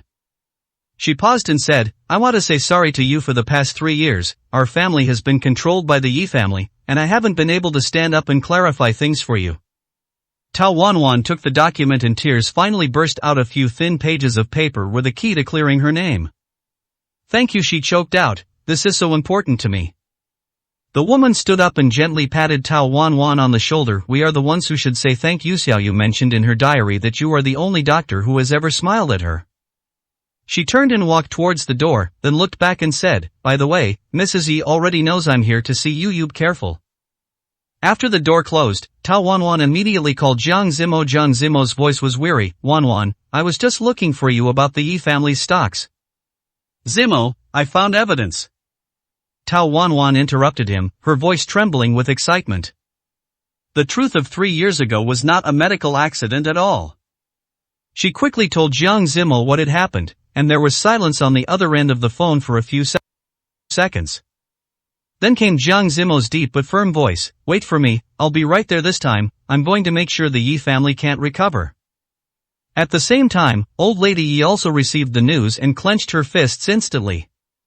Didn't I tell you to keep an eye on him? What's going on? What the hell is going on? The development of things has now completely exceeded Mersai's expectations. She is a little confused about what to do next. 323, Chapter 323 Jedi Counterattack.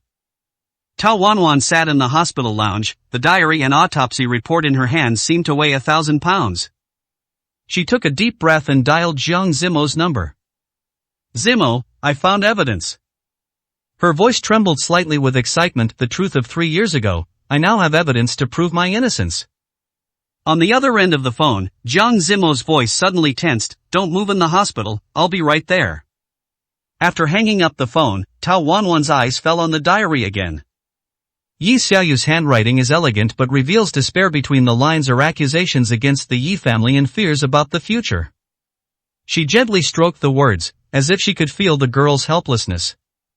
Dr. Tao Nurse Xiaolin pushed the door open, looking panicked. There are so many reporters outside, the security guards can't stop them. Tao Wanwan quickly stuffed the diary and autopsy report into her bag and stood up. Go out the back door. As she walked out of the lounge, she heard noisy footsteps and the glaring light of flashlights at the end of the corridor. The reporters held up their microphones and shouted in unison. Dr. Tao, what is your response to the medical accident that happened 3 years ago? It is said that you tampered with the medical records. Is this true? Tao Wanwan's return to the hospital today was kept completely confidential. Normally, there shouldn't be so many reporters coming. I think they were sent by old lady Yi to delay Tao Wanwan's progress. Tao Wanwan paused, turned around to face the camera, her eyes firm. The truth of 3 years ago will soon be made public. Until then, I have no comment to make. After saying that, she walked quickly towards the back door, leaving the reporters' questions behind her in the corridor. At the Jiang Group headquarters, the atmosphere in Jiang Zimo's office was solemn. Jiang Zai slammed a document on the table. Brother, the Yi family has already started selling off their last core assets. It looks like they're ready to fight to the bitter end. Jiang Zimo glanced at the document and sneered. Do they think they can get away with this? He picked up his phone and dialed a number. Lawyer Lin, prepare the materials and hold a press conference in 10 minutes. After hanging up the phone, he looked at Jiang Zai and said, contact all media partners. I want the Yi family scandal to be on all the headlines within half an hour. Jiang Zai nodded and turned to leave. Jiang Zimo picked up his coat and strode towards the elevator. He must get to Tao Wanwan as soon as possible. In the Yi family's old house, the study was in a mess. Old Mersai's face turned pale, and the teacup in her hand had already been smashed to pieces. The housekeeper stood trembling by the side and whispered, Madam, I just received news that Jiang Zimo has obtained the autopsy report and diary. Shut up! Old Madame Yi interrupted harshly, her chest heaving violently. How dare that bitch betray the Yi family? She suddenly grabbed the phone on the table and dialed a number. Start Plan B immediately. No matter what, the evidence must not be made public. There was a moment of silence on the other end of the line, and then a deep voice came, "Old madam, I'm afraid it's too late. The Jiang family's press conference has already started live broadcast." Old Mercai's hand trembled, and the phone fell to the ground. She stumbled back a few steps, fell into a chair, and a trace of despair flashed in her eyes. At the Jiang Group's press conference, flashes of light went off one after another. Jiang Zimo stood on the stage, and the big screen behind him played excerpts from Yi Xiaoyu's diary and the autopsy report. His voice was calm and powerful. 3 years ago, the Yi family forced Yi Xiaoyu to undergo surgery in order to cover up the family scandal, which led to her suicide. Afterwards, they bribed the hospital and the media to shift the blame onto my fiancé, Dr. Tao Wanwan. Today, we want to reveal the truth to everyone. The reporters in the audience were in an uproar, and questions came one after another. Jiang Zimo raised his hand to signal for silence and continued, "In addition, the Yi family is suspected of multiple crimes, including illegal transactions and financial fraud. Relevant evidence has been submitted to the police and the China Securities Regulatory Commission." He swept his sharp eyes across the room and said, "The law will render a fair judgment." Just then, Tao Wanwan walked into the venue from the side door and stood next to Jiang Zimo. She took the microphone and said in a clear and firm voice, "As a doctor, I have never forgotten my responsibilities. The operation 3 years ago was successful, but Yi Xiaoyu's tragedy was caused by the Yi family. Today, I can finally get justice for her and her family." After the press conference, public opinion completely reversed. Topics such as hashtag the Yi family forced their granddaughter to death, hashtag Jiang exposes the Yi family's dark side, hashtag, and hashtag Dr. Tao Wanwan's injustice was cleared, hashtag quickly dominated the hot searches. The Yi Group's stock price hit the daily limit in just 2 hours. The China Securities Regulatory Commission announced a full investigation into the company, and Mrs. Yi was taken away by the police to assist in the investigation. However, Tao Wanwan did not feel at ease. She sat in the Jiang family's garden, looking at Hao playing with the puppy in the distance, her fingers unconsciously stroking Yi Xiaoyu's diary. Jiang Zimo came over, sat down beside her, and gently held her hand. "What are you thinking about?" Tao Wanwan was silent for a moment, then whispered, "I'm thinking if I had been a little more persistent and a little tougher back then, maybe I could have saved her." Jiang Zimo shook his head. "This is not your fault. The Yi family is so powerful that even her family is threatened. What can you, and in turn, do?" "But I still." Tao Wanwan's voice was slightly choked. Jiang Zimo held her in his arms, his voice low and firm. "You have done well enough now, at least she got justice." Tao Wanwan leaned on his shoulder, closed her eyes, and nodded slightly. Outside the Yi Group headquarters building, reporters were crowded. The Yi family's top management resigned en masse, banks froze assets, and partners terminated their contracts one after another. The entire Yi family empire collapsed in just a few days. The Yi family was on the verge of collapse because of the loss of Jiang Zimo, its core figure. However, Xin Yu's sudden appearance can be said to be a life-saving straw for the Yi family. Although Xin Yu got into trouble later, his investment in Yi Group was just an investment and there was no in-depth cooperation between them. So it was not a big blow to the Yi family, but Jiang Zimo made such a fuss this time. The Yi family can be said to be completely finished. Even if old lady Yi comes out of prison, it will be difficult for her to make a comeback. However, this accident was also a huge blow to Jiang Zimo. Before this, I always thought that Mrs. Yi was a sensible person, and I didn't know why. At the last moment of life, he made such a foolish decision. But in fact, if you think about it carefully, Jiang Zimo can understand it. Before, he was just an ordinary husband of Yi Nanqing and son-in-law of the Yi family, so old lady Yi naturally didn't care. 324, Chapter 324, Wave After Wave. No matter how much Jiang Zimo struggles, he will never escape the control of the Yi family. But Jiang Zimo is different now. He has transformed himself into the person in charge of the Jiang Group. It is even understandable that Mrs. Yi would change her attitude since she can easily step on the Yi family. It's just a pity Jiang Zimo really regarded old lady Yi as a senior worthy of respect. In the prison visiting room, Yi Nanqing looked haggard, but his eyes were still sinister. "What did you say? Grandma was arrested?" He stood up suddenly, but was pushed back to his seat by the prison guard. The lawyer opposite had a grim expression on his face. "Yi is finished. The only thing we can do now is to fight for a reduced sentence." Commutation of sentence? Yi Nanqing sneered, will Jiang Zimo let me out alive? The lawyer was silent for a moment, then whispered, there's another way. Yi Nanqing narrowed his eyes, what? The lawyer leaned closer and lowered his voice, if Tao Wanwan is willing to withdraw the lawsuit. Yi Nanqing's eyes gradually became crazy. On the first day Tao Wanwan returned to the hospital, Nurse Xiaolin excitedly greeted her, Dr. Tao, everyone has missed you so much. She smiled and nodded, and was about to change into her white coat when her cell phone suddenly vibrated. It was a text message from an unknown number. Do you think it's over, the game has just begun? Tao Wanwan's fingers froze and she subconsciously looked up and looked around. At the end of the corridor, a figure wearing a hat flashed by. Tao Wanwan stared at the text message, her fingertips feeling slightly cold. She quickly locked the screen and walked towards the dressing room as if nothing had happened, but her heart was beating uncontrollably. Dr. Tao, you don't look well, are you too tired? Nurse Kobayashi asked with concern. It's okay, maybe I'm a little uncomfortable after just coming back. Tao Wanwan forced a smile and quickly changed into her white coat. She hesitated for a moment, but still took a screenshot of the text message and sent it to Jiang Zimo. Less than 10 seconds after I sent the message, Jiang Zimo called. Did you see the message? His voice was tense. Yeah, just now. Tao Wanwan lowered her voice, I seem to see someone staring at me in the corridor. Don't act alone, I'll send someone over right away. Jiang Zimo spoke quickly, also, check that number. After hanging up the phone, Tao Wanwan took a deep breath and pushed open the door of the clinic. She had to remain calm and not let anyone see anything unusual. On the top floor of Jiang Group, Jiang Zimo put down his phone with a gloomy expression. Have you found out? He looked at Jiang Zai, who had just entered the room. The number was bought on the black market and will be useless after use. Jiang Zai shook his head. But the person captured by the surveillance camera, he handed over the tablet, and the screen showed a man in a baseball cap walking quickly out of the hospital with his head down. I can't see the face clearly. Jiang Zimo narrowed his eyes, but this person is very likely Yi Nanqing's man. Yi Nanqing is in prison now, how is that possible?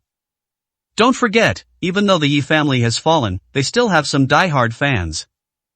Jiang Zimo sneered, contact the prison, I want to know all of Yi Nanqing's recent visitation records. Tao Wanwan rubbed her aching shoulders as the afternoon clinic session ended. Suddenly, there was a gentle knock on the clinic door. Come in. She sorted the medical records without looking up. The door opened, but there was no sound of footsteps. Tao Wanwan looked up in confusion and found a manila envelope at the door. She walked over cautiously and opened the envelope with a pen. Inside was a photo of Hao leaving school yesterday. On the back of the photo was a line of words written in red pen. What a lovely child, it's a pity that he has no mother. Tao Wanwan's hand shook violently, and the photo fell to the ground. She immediately called Jiang Zimo, her voice trembling, they're targeting Hao. The atmosphere in the Jiang family villa was so solemn that it was suffocating. Add more bodyguards to protect Hao 24 hours a day. Jiang Zimo's voice was as cold as ice. The school should also arrange for our people to go in. Tao Wanwan sat on the sofa, clenching her hands. What on earth do they want to do? The Yi family is finished. Revenge. Jiang Zimo's eyes were sinister. Yi Nanqing is never someone who would admit defeat. Just then, Jiang Zai hurried in, brother, I found out, Yi Nanqing's lawyer secretly met with someone yesterday, Lin Fong's son. Lin Fong? Tao Wanwan was startled. That nurse? Yes, that's the one who gave false testimony for the Yi family. Jiang Zai nodded. Her son is a gangster, and he suddenly had a large amount of money recently. Jiang Zimo stood up suddenly, find him. Late at night, in a shabby apartment, a young man was counting a thick stack of banknotes. Is it that simple, just to scare that woman? He grinned. The Yi family is really generous with their money. Suddenly, the door was kicked open and Jiang Zai rushed in with several bodyguards. You, who are you? The man stepped back in panic.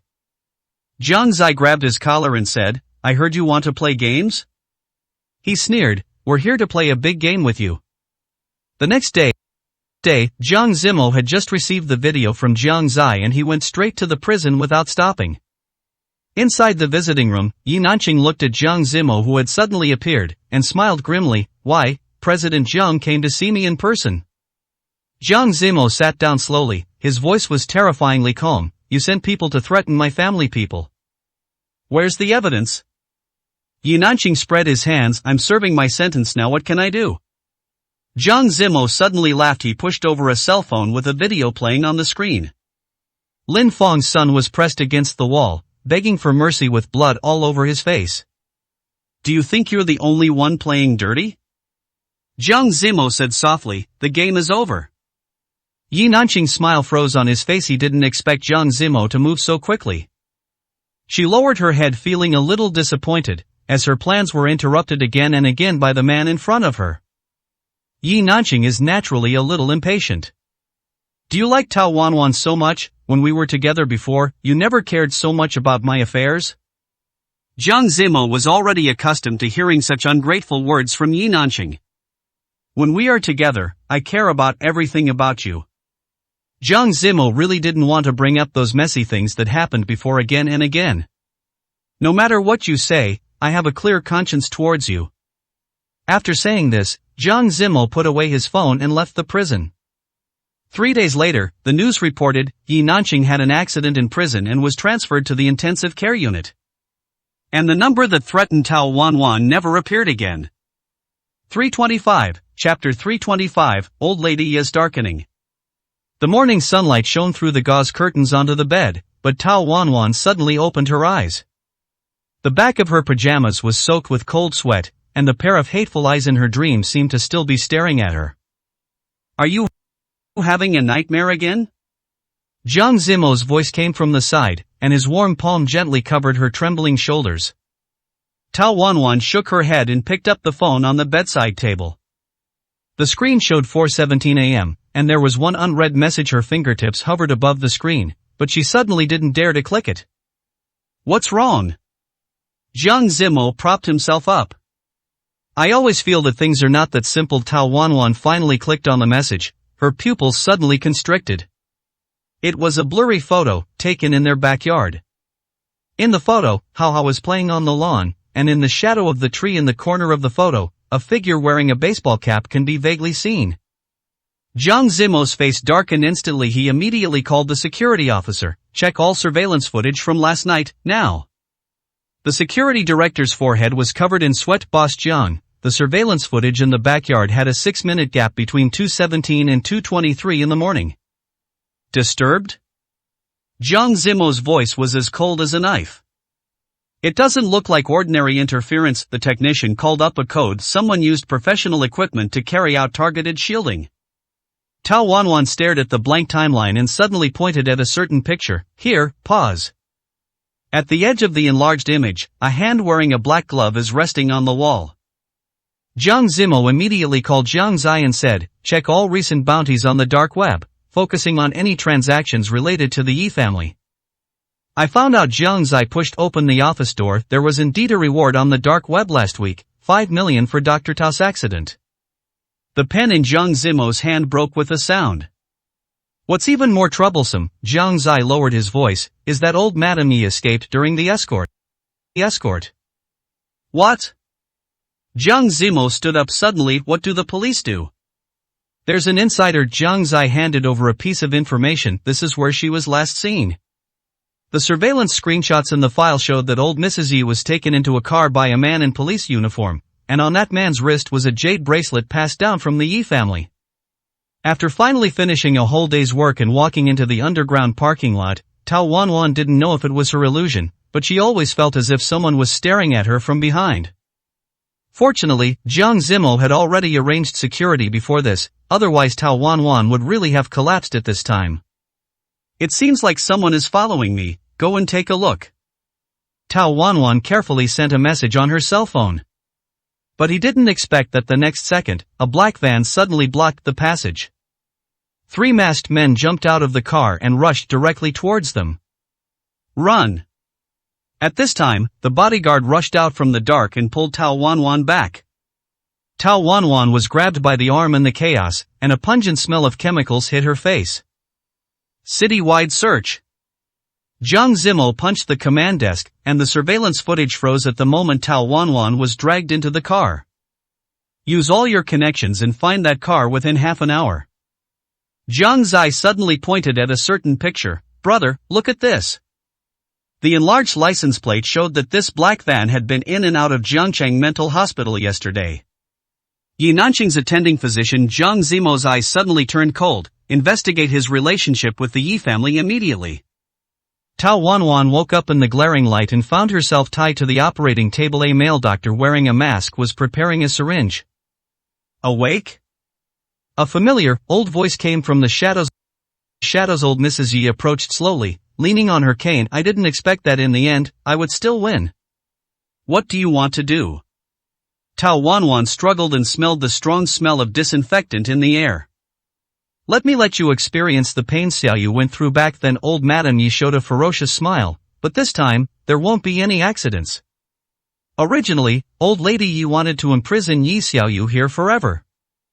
That child was truly the most disobedient child he had ever seen, but he never expected that he would actually jump off the building and commit suicide. Otherwise, Mrs. Yi would not have tried so many ways to link Yi Xiao Yu's suicide to other things. I handled that incident perfectly, so why did you find out? If I had known from the beginning I shouldn't have been so nice to that bastard Zhang Zimo. He really repays kindness with hatred. Now Tao Wanwan is lying on the bed and has no strength at all. He didn't know what was in the syringe, and there was only endless fear in his heart. Alright, no matter what happens next, as long as I get rid of you, I'll have a companion. Let's get started. After saying this, Old Lady Yi turned around and looked out the window. Tao Wanwan closed her eyes out of fear that expected pain did not come, but she heard the heart-wrenching screams of Old Lady Yi. Ah, my hand. Tao Wanwan suddenly opened her eyes and saw that the wrist of Old Lady Yi holding the gun was pierced by the scalpel, and blood splattered on the mottled wall. At the door, Zhang Zimo maintained his throwing posture, his eyes as sharp as a knife. Zimo! Tao Wanwan's tears burst out. The police rushed in like a tide and took control of Theansite. Zhang Zimo rushed to the operating table in 2 steps and tremblingly untied the restraints. It's okay, I'm here. Before he could finish his words, there was a sudden sound of shattering glass behind him. The masked doctor actually broke through the window and jumped out. Stop! Stop him! Zhang Zimo shouted sternly, while protecting Tao Wanwan behind him. In the darkness of night, the fleeing whitecoats ran wildly in the back alleys of the abandoned hospital. Jiang Zai and his men chased after him relentlessly. Just when they were about to catch up, the other party suddenly turned around and threw a scalpel. Be careful! The bodyguard pushed Jiang Zai away, but was scratched on the shoulder. Taking advantage of this opportunity, the doctor got on a motorcycle that had been prepared long ago and roared away into the night. Damn it! Jiang Zai punched the wall. Call up all the surrounding surveillance cameras. We must bring this guy back to me. This abandoned operating room was converted into a micro-laboratory, with dozens of unknown drugs stored in the refrigerator. What is this? Tao Wanwan looked at the sample carefully collected by the evidence collector. The forensic doctor's face was solemn. Preliminary tests show that it contains neurotoxins if these are injected into the human body. Zhang Zimo pulled Tao Wanwan into his arms trembling slightly. Just one more step and he might lose her forever. Did Mrs. Yi confess? He asked the police officer in a hoarse voice. She didn't say anything, just kept repeating that the Yi family would never be finished. The officer shook his head, but we found this in her pocket. It was an old photo of the young Mrs. Yi and a man in a white coat. Tao Wanwan's eyes suddenly widened, and she looked at the man in the photo with some surprise. Is this Mr. Chen from our hospital? At the cybersecurity center, a technician suddenly shouted, found it, the IP address on the dark web that offered the bounty is located. Mental hospital? Zhang Zimo frowned. No, it's Chen Zhiming's private villa. Jiang Zai immediately pulled up his information. Chen Zhiming, 52 years old, was sponsored by the Yi family to study abroad 20 years ago. Brother, they are in the same group. 326, Chapter 326 The Mastermind. The early morning sunlight shone through the gaps in the curtains, sprinkling on Tao Wanwan's pillow like fine gold foil. Tao Wanwan woke up from a nightmare again, with beads of sweat on her forehead. He could no longer remember how many times he had visited Old Lady Yi and Old Man Chen recently. Even until now, Tao Wanwan is still not quite clear what role Mr. Chen plays in this. Tao Wanwan reached out and touched the place next to her, only to find that Jiang Zimo had left at some point. The phone screen on the bedside table lit up, displaying an unread message. Wanwan, there's an emergency. I am going to the company first. Breakfast is in the kitchen, remember to eat. Tao Wanwan rubbed her temples, trying to dispel the haze in her dream. She stood up and walked to the bathroom. The cold water splashed on her face, but it couldn't wash away the uneasiness in her heart. The person in the mirror looked pale, with dark circles under his eyes, as if all the life had been drained away. Chen Zimingwei, is he connected to old Madame Yi? She stared at herself in the mirror, her thoughts returning to the old photo. The young old lady Yi and Chen Ziming, who was wearing a white coat, stood together, with a strange smile on their faces. The edges of the photo are a little yellowed, but the posture of the two people is suspiciously intimate. Tao Wanwan and Mr. Chen don't have much interaction in normal times. But she remembered very clearly that when she was caught up in the public opinion storm, the first person to question her at the board meeting was Mr. Chen. Perhaps from that time on, Mr. Chen had already conspired with old lady Yi, but he hid it so deeply that she didn't even notice it. Or maybe it was even earlier. Tao Wanwan shook his head vigorously. He was not in the mood to continue thinking about these things. My head hurts just thinking about it. But for him now, none of this is the most important thing. In addition to finding out Mr. Chen's identity, for Tao Wanwan, the most important things are the patients waiting for her in the hospital. I had just come out of the bathroom when the phone suddenly rang. I originally thought that Jiang Zimo had something urgent to do, but I didn't expect that the caller was Shuangshuang. Thinking about it carefully, Tao Wanwan had indeed not contacted Shuangshuang for a long time. Before answering the phone, Tao Wanwan was still thinking about how to explain to Shuangshuang that Zhang Hao was now living with her. Aunt, how have you been lately? Shuangshuang's somewhat excited voice came from the other end of the phone. Tao Wanwan felt much more relaxed when she heard his voice. She didn't know how Shuangshuang had been doing during this period. Everything is fine here. How about Shuangshuang? Is Shuangshuang obedient when she is with her mother? Shuangshuang held the phone, looked up at her mother sitting next to her, and spoke with pride. Shuangshuang is very obedient at home, and her grades at school have improved a lot recently. Auntie, don't worry. Tao Wanwan then nodded slightly, and the two of them casually talked about what had happened recently. What makes Tao Wanwan feel at ease is that Shuangshuang is still a child. He doesn't know much about things on the internet and doesn't know what Tao Wanwan has experienced during this period. Tao Wanwan casually gave a few reasons why she was very busy at work, and Shuangshuang didn't ask any further questions. Then Auntie, when you're not too busy, remember to come and play with me. Miss you so much. Hearing this, Tao Wanwan quickly nodded and agreed. Okay, Shuangshuang, don't worry, the hospital will be less busy soon, and I'll come to play with you right away. After hanging up the phone, Tao Wanwan quickly changed her clothes, picked up her phone and called Jiang Zimo. There was a car horn on the other end of the line, and it was obvious that he was on his way. Zimo, how's the investigation into Chen Ziming going? Her voice trembled slightly. On the other end of the line, Jiang Zimo's voice was low and tense, like a taut string. His villa has been surrounded by police, but he's not inside. We suspect he got wind of it and fled ahead of time.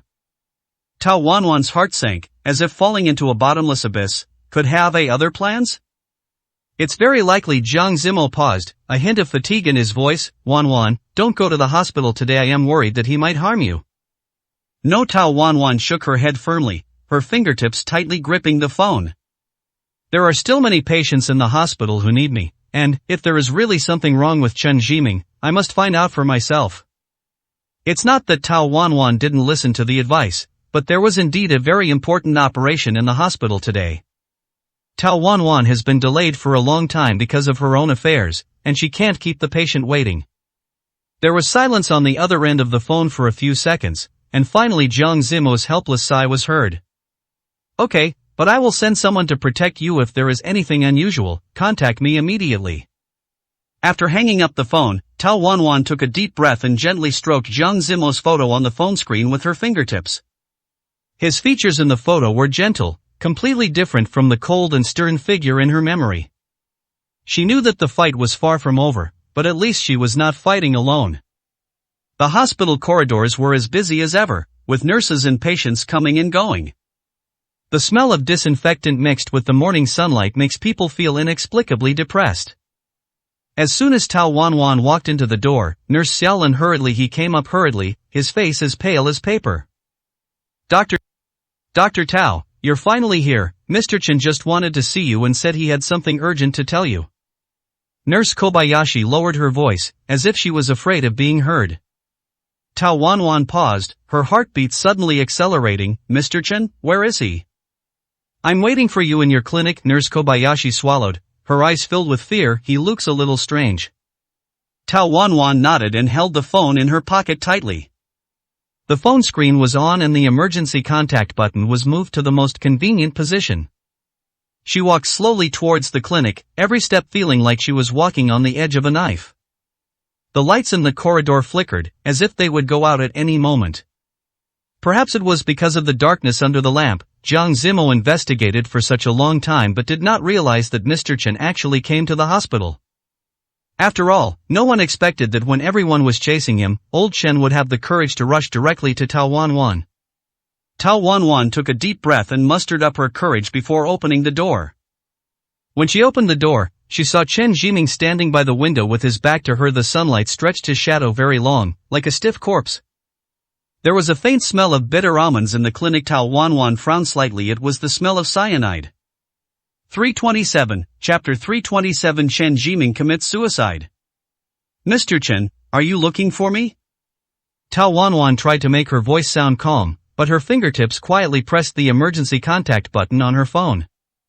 Chen Jiming turned around slowly, with a familiar gentle smile on his face, but his eyes were so cold that it made people tremble. Wanwan, you're here. His voice was still gentle, but it sounded like a whisper from hell. To this day, Tao Wanwan still remembers the first time she met Mr. Chen. At that time, Tao Wanwan wanted to open a hospital, but because her relationship with the Tao family was not very good, she did not have enough startup capital. I met Mr. Chen through other seniors at a dinner party. Mr. Chen had just heard about Tao Wanwan's situation. He chose to invest almost without hesitation. Tao Wanwan still remembers clearly what he said at that time. I know this young man is a good person at first sight. I believe in you and your skills. You will definitely be able to open a hospital. It was because of this that Mr. Chen became the hospital's first shareholder. Later, the hospital became better and better. The first group of people only had money and didn't know anything about medical technology. They simply handed over the entire hospital to Tao Wanwan. But I didn't expect that Chen Jiming, who was like that, would now stand in front of Tao Wanwan with a face full of resentment. Tao Wanwan's fingertips quietly pressed the emergency contact button on her phone, her throat tight. What can I do for you? Chen Jiming took out a syringe from his pocket. The tip of the needle gleamed coldly in the sunlight, like the fangs of a poisonous snake. I just want to talk to you about Yi Xiaoyu. Tao Wanwan's pupils suddenly contracted, and the blood in her body seemed to freeze instantly. You also know Yi Xiaoyu? Of course. Chen Jiming chuckled, a strange sense of pride in his voice. I arranged that operation myself. Tao Wanwan's breathing almost stopped, and her fingertips dug deep into her palms. So you and old Madame Yi have always been in cahoots? Chen Jiming did not answer, but slowly approached her. Every step seemed to step on her heart. Wanwan, you're a smart kid, but unfortunately you're on the wrong side. Just as he raised the syringe, the door of the clinic was kicked open. Jiang Zimo and the police rushed in. Sunlight poured in from outside the door, shattering Chen Jiming's shadow. Fortunately, Jiang Zimo had arranged for someone to follow Tao Wanwan this morning, and when they found Chen Jiming, they had already sent a message to the police. Otherwise, if Jiang Zimo had only relied on Tao Wanwan's emergency contact to call for help, it would have been impossible for him to arrive so quickly. Chen Jiming, put down your weapon. Jiang Zimo's voice was like thunder, making the glass in the clinic buzz. Chen Jiming's smile froze on his face. He looked around and suddenly burst into laughter, with a crazy despair in his laughter. Jiang Zimo, do you think this is the end? Before he could finish his words, he thrust the syringe into his neck. The police rushed over, but it was too late. Chen Jiming's body twitched violently for a few times, and then he fell heavily to the ground, with black blood foam oozing from the corners of his mouth. His eyes were wide open, as if he was dying with his eyes open. Tao Wanwan covered her mouth, staggered back a step, and hit her back against the cold wall. He committed suicide? Zhang Zimo quickly stepped forward, pulled her into his arms, and gently wiped away the tears from the corners of her eyes with his fingertips. It's okay, it's all over. Tao Wanwan didn't expect that Chen Jiming would die in his own office. They were clearly still talking to each other just a second ago, but now the man has fallen to the ground and is motionless. Chen Jiming's death seemed to have put an end to this long struggle. The police found a large amount of evidence in his villa, proving that he and old Lady Yi had conspired to plan many conspiracies. Those documents, recordings and transfer records were like sharp knives, peeling off their crimes piece by piece. Their shadows are behind Yi Xiaoyu's death, Tao Wanwan's frame-up, and even the crisis of the Jiang group. The account that offered a bounty for Tao Wanwan's life on the dark web was also confirmed to be operated by Chen Jiming. He even sent instructions using the hospital computer. Old Mrs. Yi was sentenced to life imprisonment for multiple crimes including attempted murder and kidnapping. In court, her old face twisted into a hideous grimace as she screamed and cursed Tao Wanwan and Zhang Zimo. This time, no one will help her escape from prison. Yi Nanqing completely collapsed after hearing the news in prison and never mentioned the issue of sentence reduction again. It is said that he curled up in a corner all day, muttering the name Xiaoyu, as if his soul had been taken away. In the Jiang family garden, the puppy occasionally jumped on Hao Hao, knocking him to stagger a few steps, but Hao Hao immediately hugged his neck, and the man and the dog rolled into a ball. Tao Wanwan sat on a rattan chair, watching this scene, the corners of her mouth curled up unconsciously. What are you thinking about? His voice was low and gentle, and his fingertips gently brushed her hair. Tao Wanwan took the teacup and said softly, I was thinking this is all finally over. Zhang Zimo sat down beside her and held her hand, his palm warm and dry. Yes, no one will hurt you again in the future.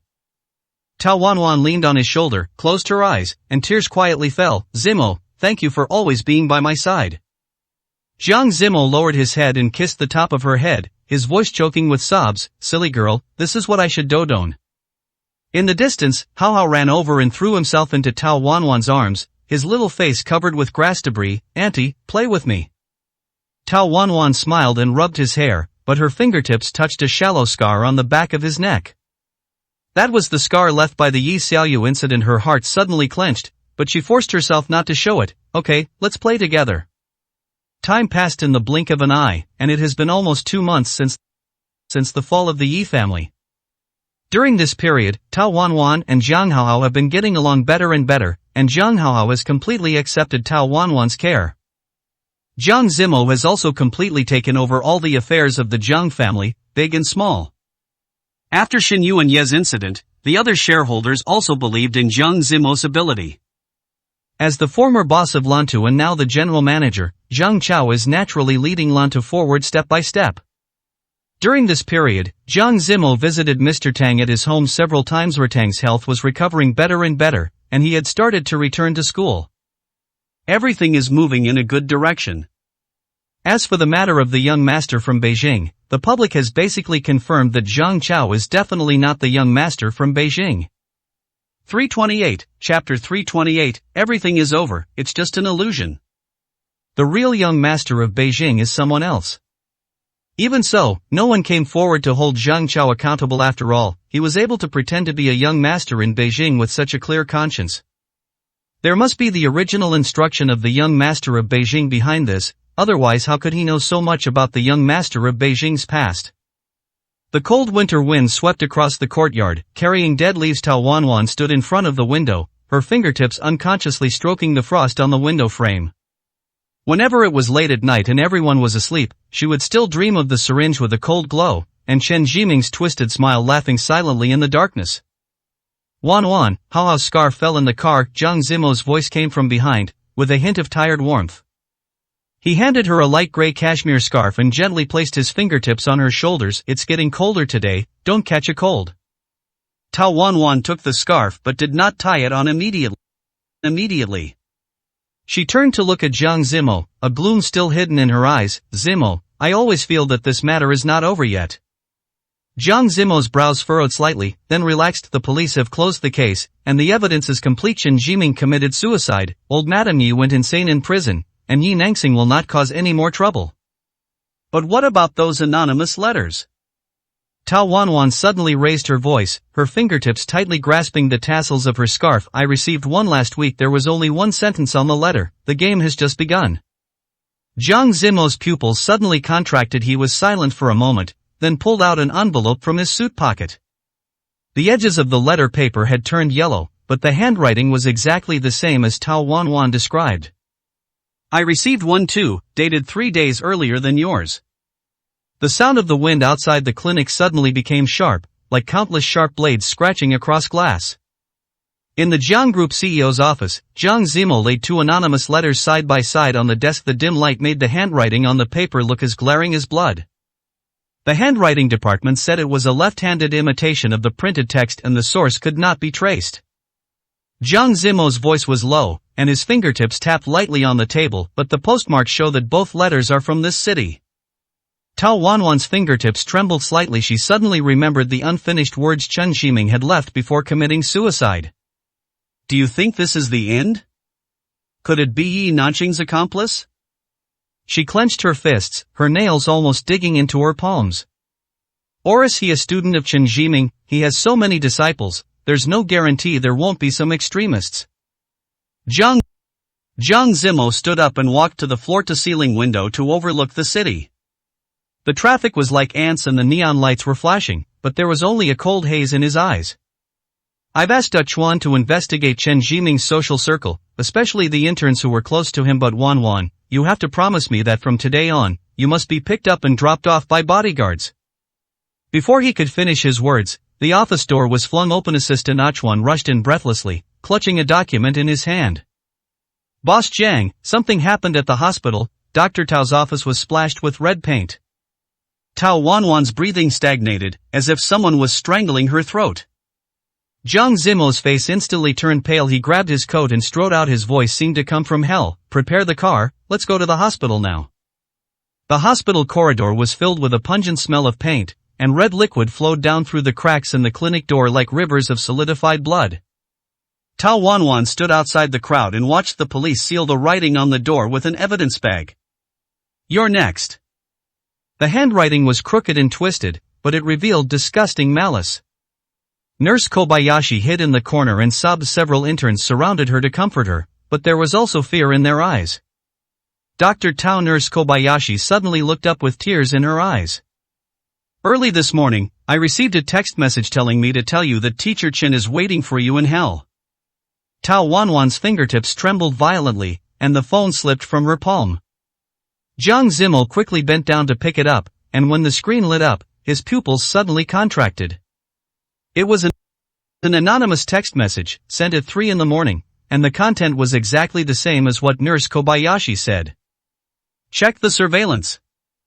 Jiang Zimo suddenly turned around, his voice as sharp as a knife. What about the surveillance in the hospital corridor? Why didn't they detect the abnormality in advance? The security captain wiped the sweat from his forehead and explained, the surveillance was hacked last night, and all the footage is covered in snow. Tao Wanwan suddenly felt dizzy. She staggered and held onto the wall, her ears ringing with Chen Ximing's dying laughter. Do you think this is the end? It turns out he never intended to die alone. Late at night in the Jiang family study, Jiang Zimo threw a stack of documents on the table. Amidst the flying papers, Tao Wanwan saw several blurry photos. In the surveillance footage, a figure wearing a black hoodie sneaked into the hospital in the early morning. He was thin and had a strange gait. This person was wearing a mask and gloves, but Chuan found out that he had appeared near the villa area 3 days before Chen Ximing committed suicide. Jiang Zimo's voice was hoarse, and his eyes were bloodshot. The police suspect that he is Chen Ximing's illegitimate child. Tao Wanwan clenched her fingers. Suddenly she remembered Chen Ximing's unfinished threat before his death. Thinking of the strange handwriting in the anonymous letter, I suddenly felt a chill running up my spine from the soles of my feet.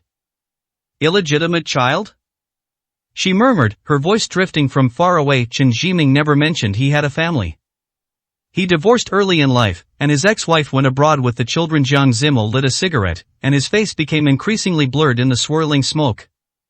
But 3 months ago, an anonymous remittance was transferred from a Swiss account to Chen Ximing's overseas account. The amount was enough to make someone take such a risk.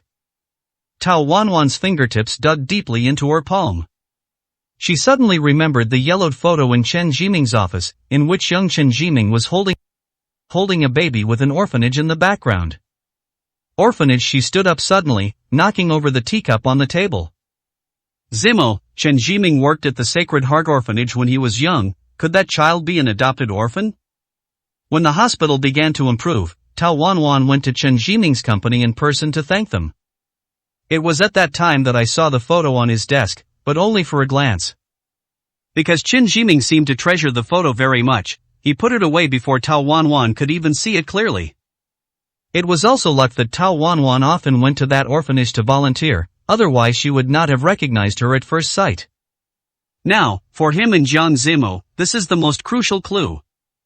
Jiang Zimo was stunned when he heard this. This was indeed a possibility he had never thought of. He put out his cigarette, grabbed his coat and strode out. Let's go to the orphanage now. 329, Chapter 329, Dark Night Chase. Late at night, the Sacred Heart Orphanage stood like a forgotten grave in the desolate suburbs. The iron fence was covered with withered vines, which rustled in the cold autumn wind, like the whispers of countless dead souls. The moonlight was obscured by thick clouds, and only the occasional pale light outlined the silhouette of the building. Tao Wanwan stood in front of the rusty gate, her fingertips touching the cold chains. The chill of the metal spread from her fingertips to her whole body, making her shiver. She looked up at the once familiar building. The laughter and joy in her memory contrasted sharply with the dead silence before her. This place has been abandoned for many years. Jiang Zimo illuminated the doorplate with a flashlight. The words Sacred Heart were faintly visible under the mottled paint, and the bright red cross symbol had faded to dark brown, like dried blood. Tao Wanwan looked around and saw the overgrown courtyard, broken swings, and collapsed slide. Everything was exactly the same as when she came here to volunteer in college, yet completely different. Although the orphanage at that time was simple, it was full of vitality, but now, there is only the smell of decay and death. How could it turn out like this? She murmured to herself, her voice particularly clear in the silence. I haven't been here since I graduated from college. I never expected that in just a few years, this place that was once full of hope has fallen to this point. Suddenly, a rustling sound came from the corner of the wall, as if something was moving in the grass. Jiang Zimo reacted extremely quickly, pulling Tao Wanwan behind him, and the flashlight beam pierced into the darkness like a sharp sword. A skinny wild cat leaped through the grass, its green eyes glowing strangely in the light. It stopped and looked back at the two of them, its eyes carrying a hint of human alertness. Be careful, Jiang Zimo said in a low voice, with unquestionable seriousness in his voice. He pulled out a rusty key from his pocket. Achuan found the administrator from back then and took a lot of effort to get this spare key. The moment the key was inserted into the keyhole, there was a harsh metallic friction sound. The door lock popped open with a click, as if opening up memories that had been buried for many years. As the door slowly opened, a mixture of mold, dust, and some indescribable smell of decay hit them in the face, causing both of them to hold their breath involuntarily. Tao Wanwan covered her mouth and nose, and the flashlight swept across the familiar yet unfamiliar corridor. The paint on the walls was peeling, revealing the yellowed wallpaper underneath. The floor was covered in thick dust, and every step would stir up fine dust particles that flew in the beams of light. Relying on her memory, she walked straight to the dean's office. For some reason, her intuition told her that there were important clues hidden there. The office door was ajar, and it made a teeth-grinding creaking sound when pushed gently. The flashlight swept across the room, and Tao Wanwan's breathing suddenly stopped. The walls on both sides are covered with yellowed photos, recording every detail of the orphanage's past. Her eyes were drawn to a group photo. The young Chen Jiming was standing in the back row with a gentle smile on his face, completely different from the crazy murderer he is now. The boy in the center of the front row was about 7 or 8 years old, with gloomy eyes and brows, which was in sharp contrast to the smiling children around him. He was holding a worn-out rag doll tightly in his hand, his eyes revealing an indifference that was inconsistent with his age. Below the photo it says, 1995, all teachers and students of the Sacred Heart Orphanage took this photo as a souvenir. This child. Tao Wanwan's fingertips trembled slightly, almost touching the boy's face in the photo. His eyes are exactly the same as the one in the surveillance video. At first she was a little unsure, but when the flashlight clearly revealed the teardrop mole on the boy's face, her heart almost stopped. The position and shape of the teardrop mole were exactly the same as the man in the surveillance video. She would definitely not make a mistake. Jiang Zimmel walked over and scanned the photo with sharp eyes. He had no doubt about Tao Wanwan's judgment. He immediately took out his phone, took a photo, and sent it to Chuan. Check where this boy is going, quickly. Before he could finish his words, a muffled bang suddenly came from the second floor, as if something heavy had fallen to the ground. The two looked at each other and saw vigilance in each other's eyes. Jiang Zimmel held Tao Wanwan's shoulders and lowered his voice very low. You stay here, I'll go up and take a look. Tao Wanwan shook her head firmly and took out a scalpel that gleamed with cold light from her bag. I'll go with you. Although her voice was soft, it brooked no rejection. We came here together, so we must act together. Jiang Zimmel stopped, his eyes fell on the scalpel in her hand, and his brows frowned unconsciously. The situation upstairs was unclear and extremely dangerous, so he instinctively wanted to protect her. But looking at Tao Wanwan's determined eyes, he took a deep breath and finally nodded in compromise. Be careful, follow me, and don't act on your own, he whispered, his voice carrying a seriousness that could not be ignored.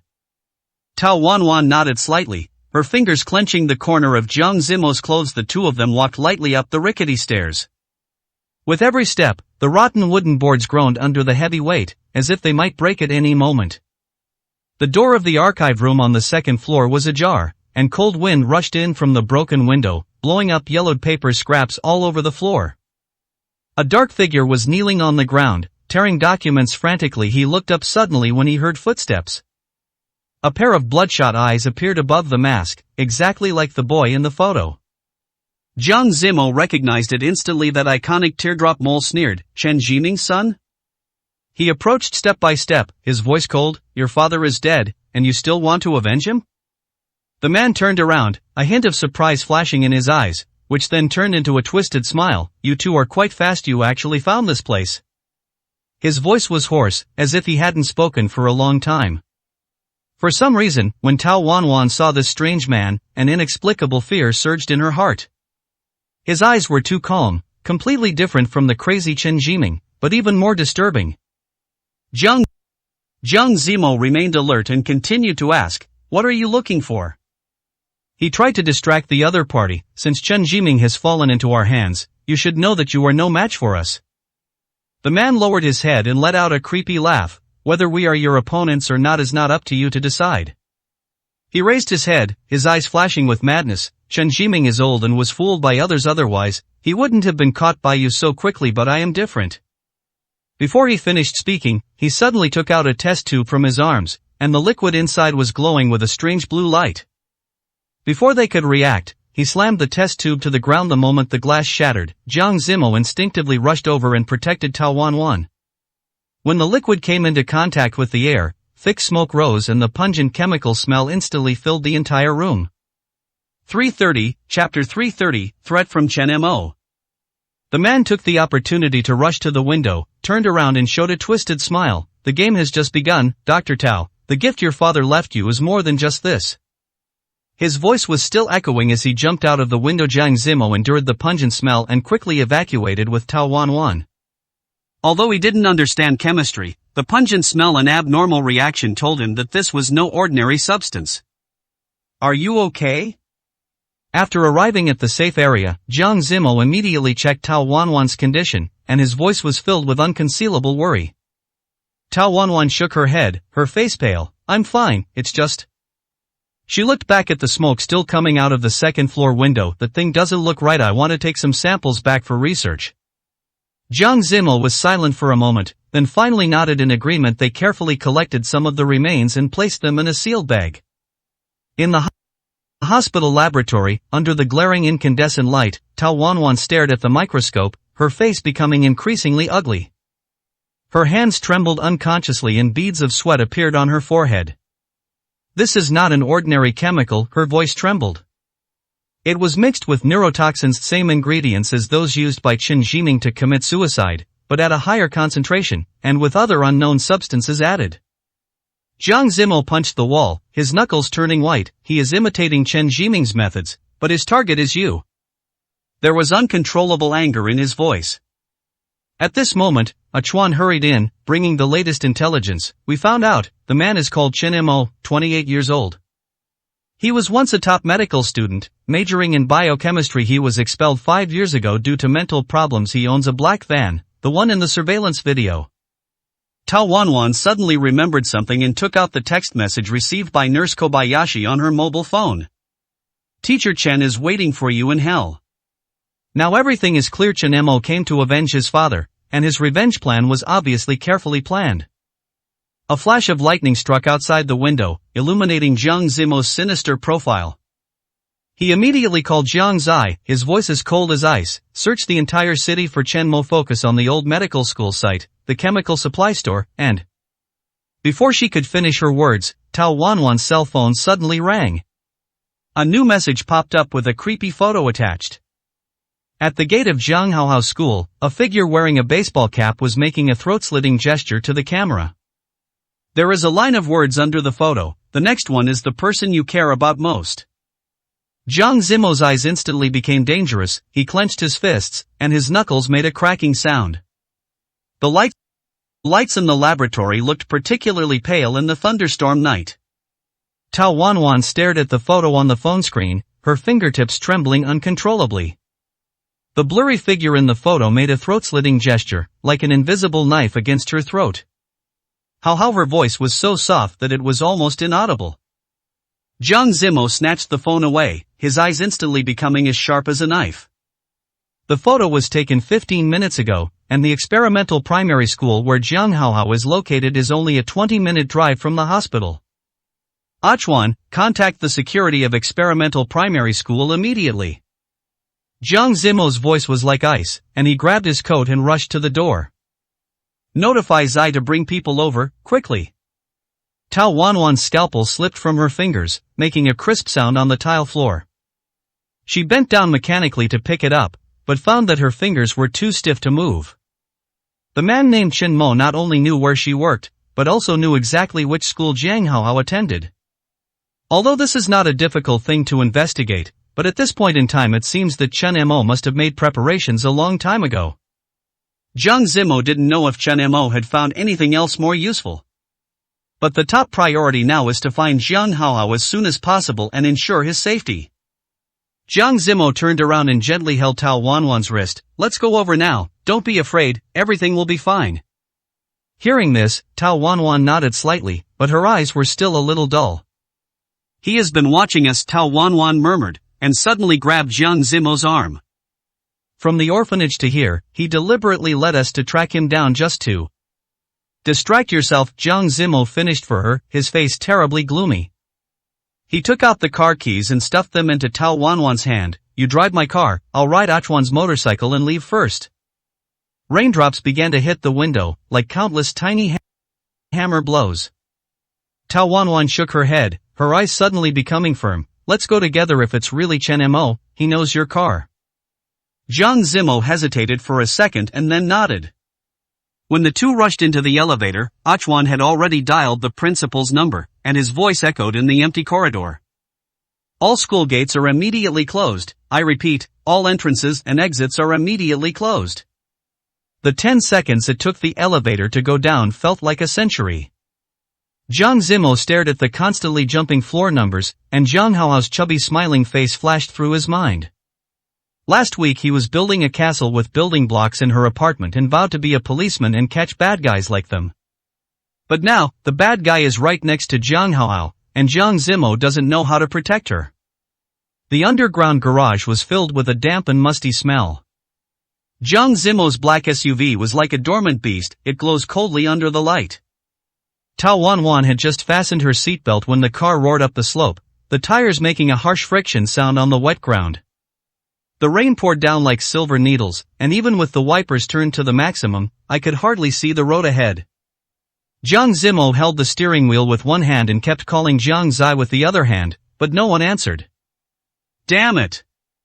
He slammed his fist on the steering wheel, and the horn made an abrupt sound in the rainy night. Tao Wanwan stared at the ever-shrinking distance on the navigation system and suddenly said, Go through the west gate. It's school time now, so there's bound to be traffic at the main gate. Jiang Zimo turned the steering wheel sharply and the car turned sharply into the alley. The sound of raindrops hitting the roof was like dense drum beats, covering up Tao Wanwan's rapid breathing. She gripped the scalpel tightly, the chill of the metal passing through her palm. After turning the last intersection, the outline of experimental primary school was faintly visible in the rain. The school gate was full of cars picking up children, and several elementary school students in yellow raincoats were queuing to cross the road. Tao Wanwan rolled down the car window, and the cold rain immediately hit her face, but it could not extinguish the fear burning in her heart. There! She suddenly pointed to the sycamore tree on the right side of the school gate. Tao Wanwan immediately saw a tall and thin figure wearing a baseball cap leaning against a tree trunk, fiddling with his cell phone with his head down. Even through the rain, Tao Wanwan could recognize the same posture as in the photo.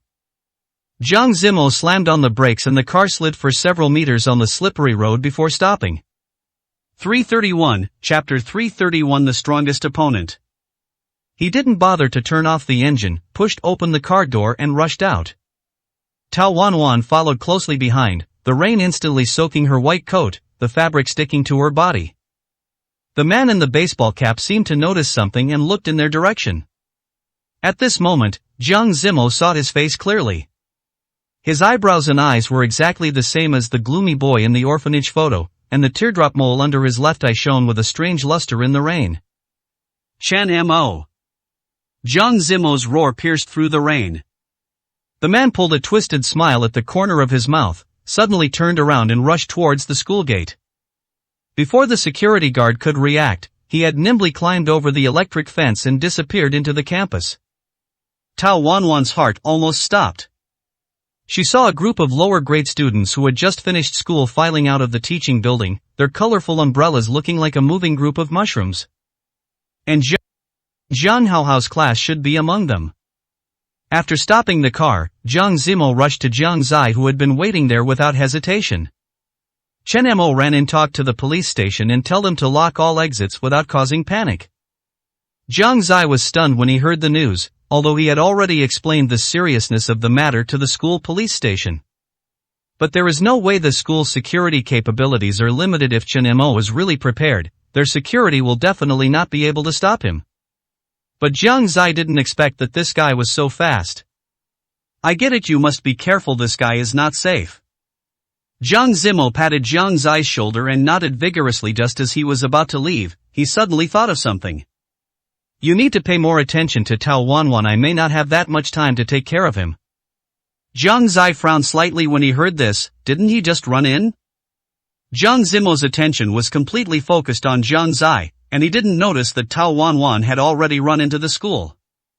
Tao Wanwan didn't care that she was soaked all over, and ran through the puddles to the gathering point of Class 3, Grade 1, where Jiang Haohao was. Ha! Her voice was almost drowned out by the noise. A female teacher with a ponytail recognized her and her face turned pale. Jiang Haohao, he just said he wanted to go to the bathroom. Tao Wanwan's blood froze instantly. She turned around and ran towards the teaching building, the only sound in her ears being the sound of her own violent heartbeat. The corridor was empty, with only the red glow of the emergency lights dancing on the wall. The door of the women's restroom was ajar, and there was no sound from inside. How? She gently pushed the door open, the scalpel already across her chest. All the compartment doors were open, except the innermost one, which was closed. Tao Wanwan held her breath and approached step by step. Drops of water fell from the ends of her hair, splashing tiny drops on the tile floor. Auntie, a weak voice came from the cubicle. Tao Wanwan's legs almost went weak as she pushed the door open. Jiang Haohao curled up in the corner, his face pale and the collar of his school uniform torn. Seeing Tao Wanwan, he burst into tears. A bad uncle said he would take me to find you.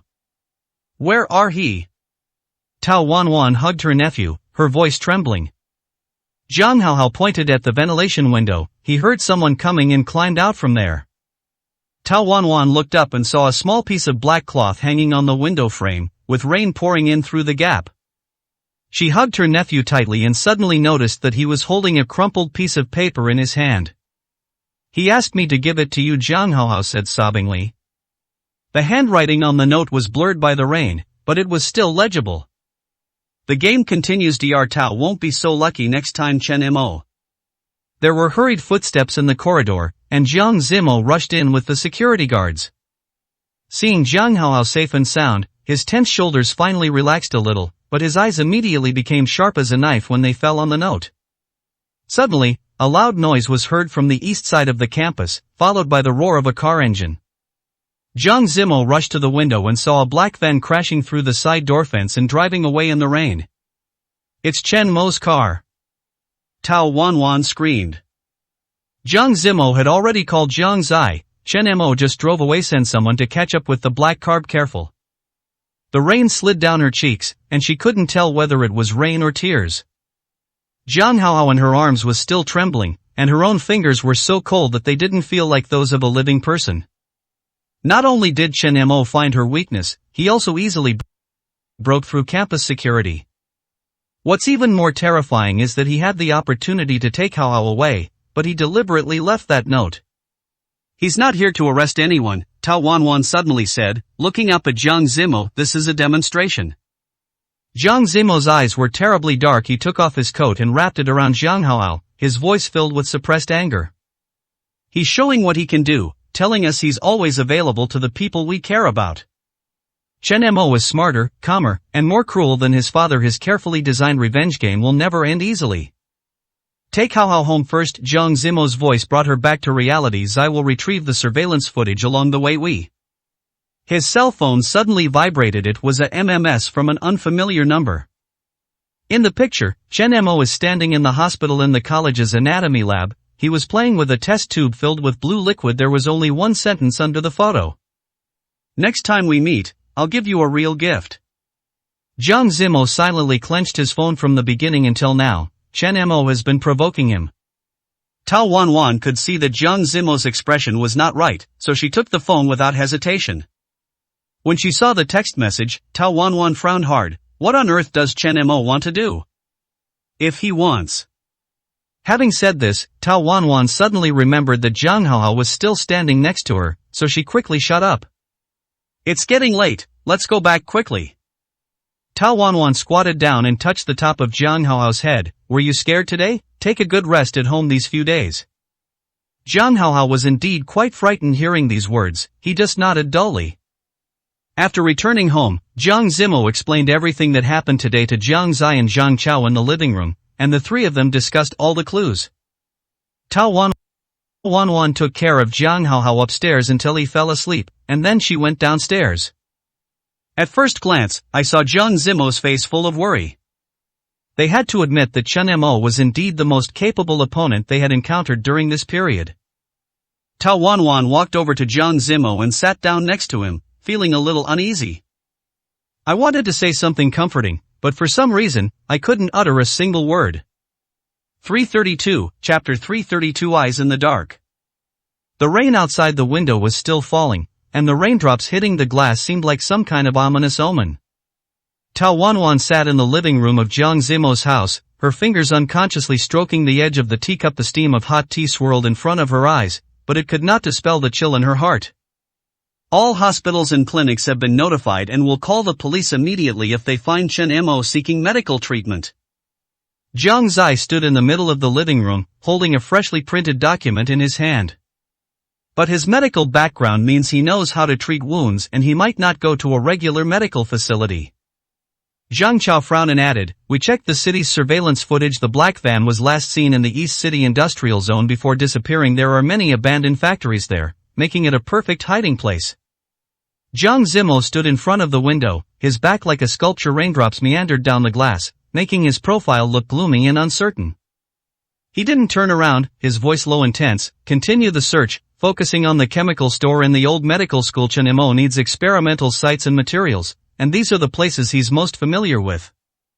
Tao Wanwan's eyes fell on the rain-soaked piece of paper on the coffee table. The game continues. Dr. Tao won't be so lucky next time. The handwriting was so neat that it was almost rigid, but it exuded a creepy calmness. This was not an impulsive threat, but a carefully considered declaration of war. "I'll go see Haohao," Tao Wanwan said softly, put down the teacup and stood up. She needed to temporarily leave this tense room, and she also needed to confirm what Zhang Hao's current situation was and whether he was scared. The door of the bedroom on the second floor was ajar, letting in a ray of warm yellow light. Tao Wanwan gently pushed open the door and saw Zhang Hao curled up in the quilt, with only half of his face exposed, his eyes wide open, staring at the ceiling. How, aren't you asleep yet? Tao Wanwan sat down beside the bed and reached out to smooth the child's messy hair on his forehead. Zhang Hao suddenly grabbed her wrist and said in a voice as thin as a mosquito, "And Tao, that bad uncle said that he knew where we lived." Tao Wanwan's blood froze instantly. She suppressed her fear and forced a smile. Don't be afraid with Dad and Auntie here, no one can hurt you. Let's move to a safer place tomorrow, okay? The child nodded, but his eyes were still full of fear. Tao Wanwan noticed a plastic toy gun next to his pillow.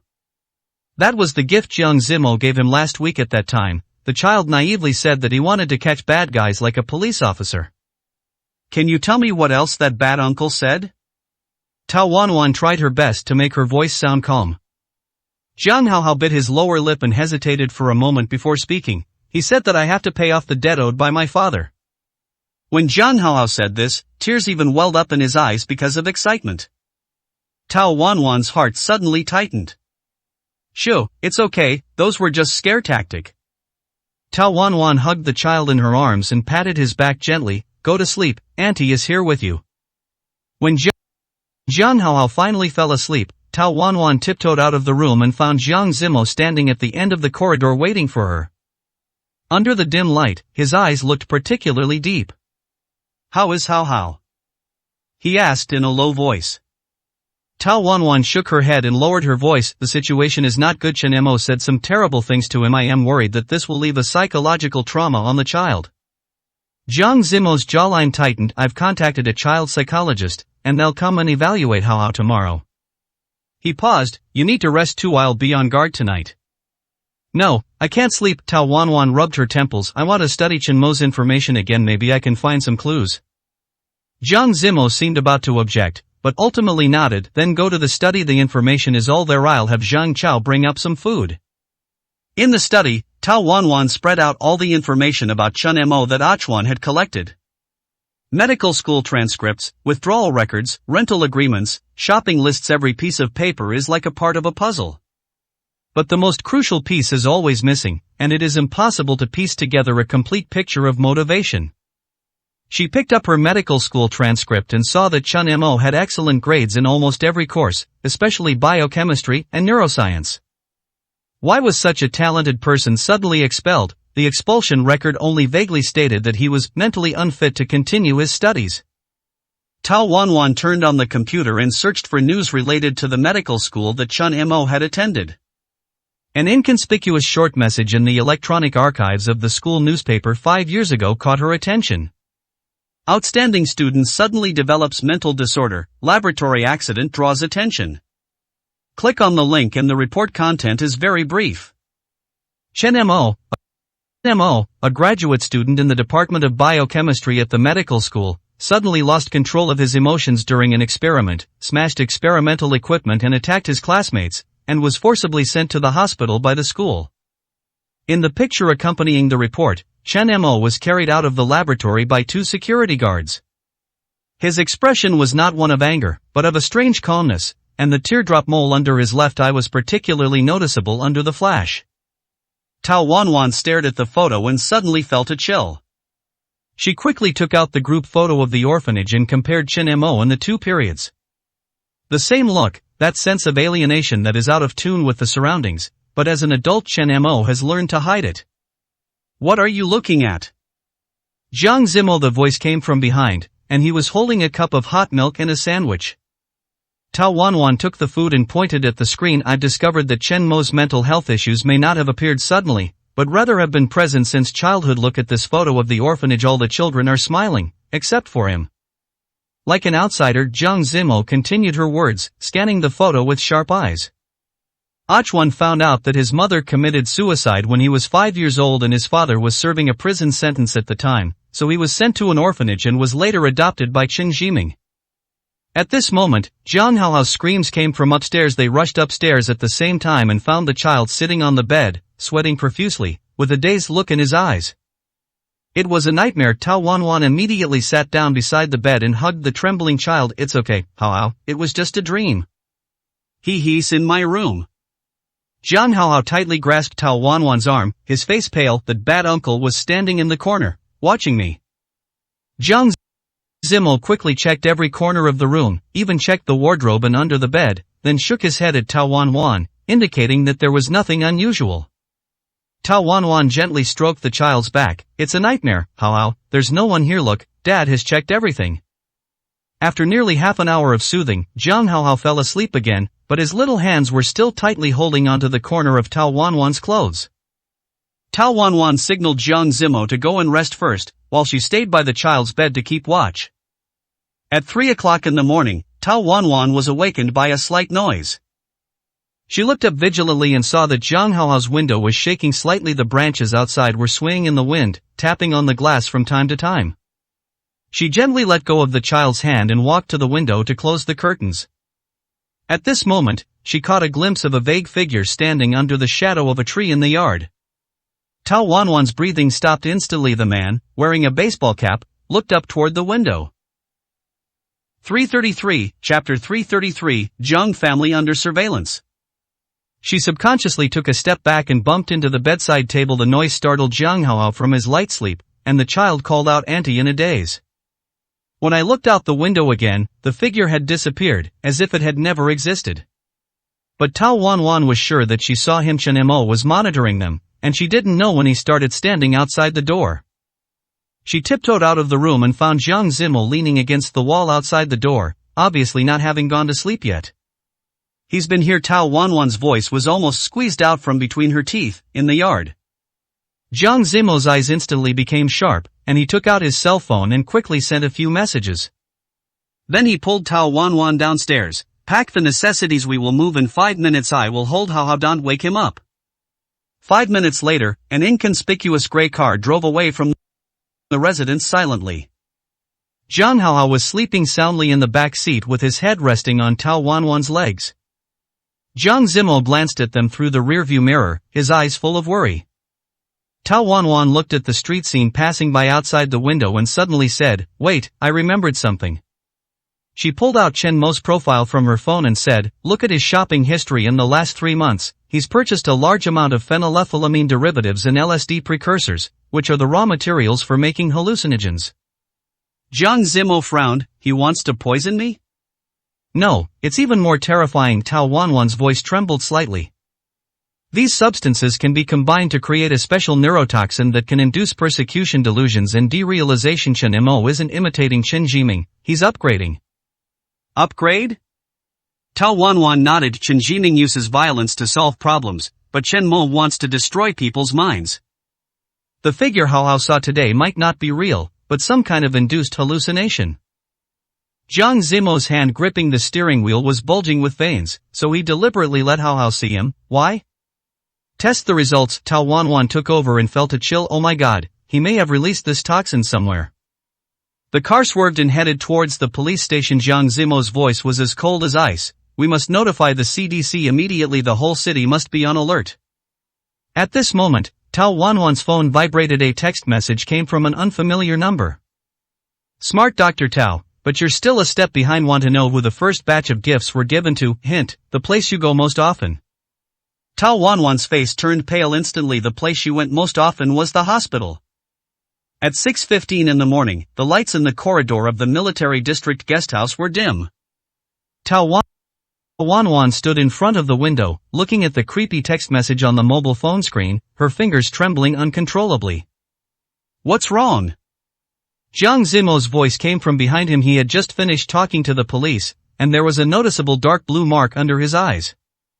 Tao Wanwan handed him the phone. It's a text message from Chen Mo. He said that the first batch of gifts has been delivered to the place I go most often. Jiang Zimo's eyes instantly became sharp. Hospital. The 2 words pierced Tao Wanwan's spine like an icicle. Besides her home, the hospital was the only place she frequented, and her home was already under Chen Mo's surveillance. I have to go right away. Tao Wanwan grabbed her coat. If it's a neurotoxin, it might be treatable if it's discovered early.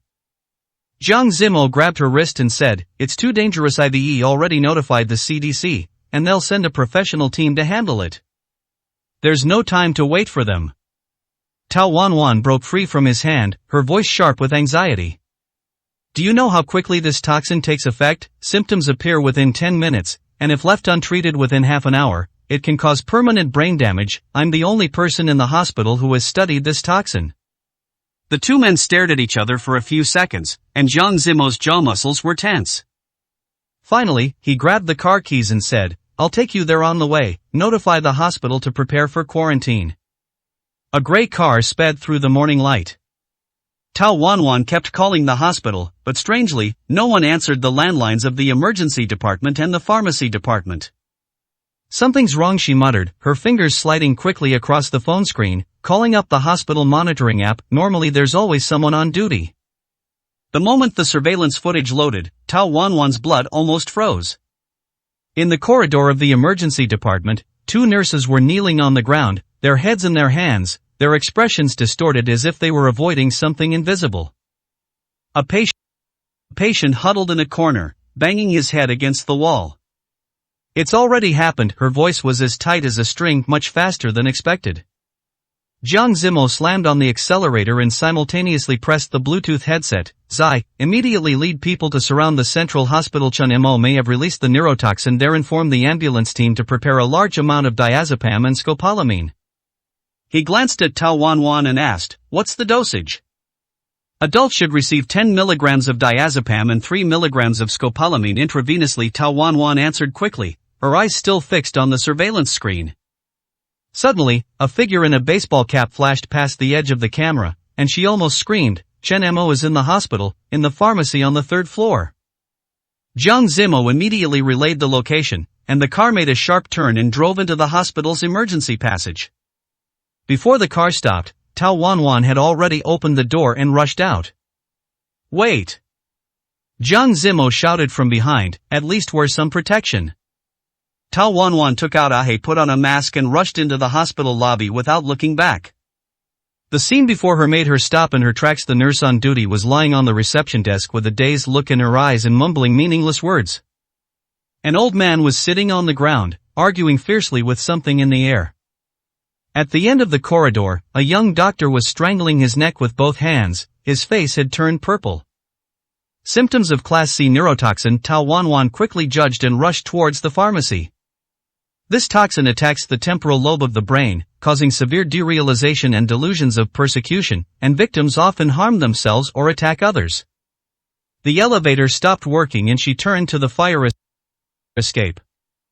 "As soon as I opened the door to the stairwell, a faint scent of almonds hit me in the face." Hearing the characteristic smell of neurotoxin, Tao Wanwan immediately held her breath and quickened her pace. The 3rd-floor corridor was deserted, save for a few flashing emergency lights. The door to the pharmacy was ajar, and the crisp sound of clinking glassware could be heard from within. Tao Wanwan walked lightly and took out a scalpel from the pocket of her white coat. The moment she pushed open the door, she saw Chen Mo with his back to the door, operating a portable nebulizer. A strange blue liquid was swirling in the nebulizer, which was connected to the hospital's central ventilation system through a tube. "Stop!" Tao Wanwan shouted sternly. Chen Mo turned around slowly, his eyes under the baseball cap shining strangely in the dim light. He seemed completely unaffected by the toxin, with that creepy, calm smile on his face. "Dr. Tao, you're here earlier than expected." His voice was as gentle as if he was discussing the weather. "It seems I underestimated your vigilance." Tao Wanwan gripped the scalpel tightly and quickly scanned the room.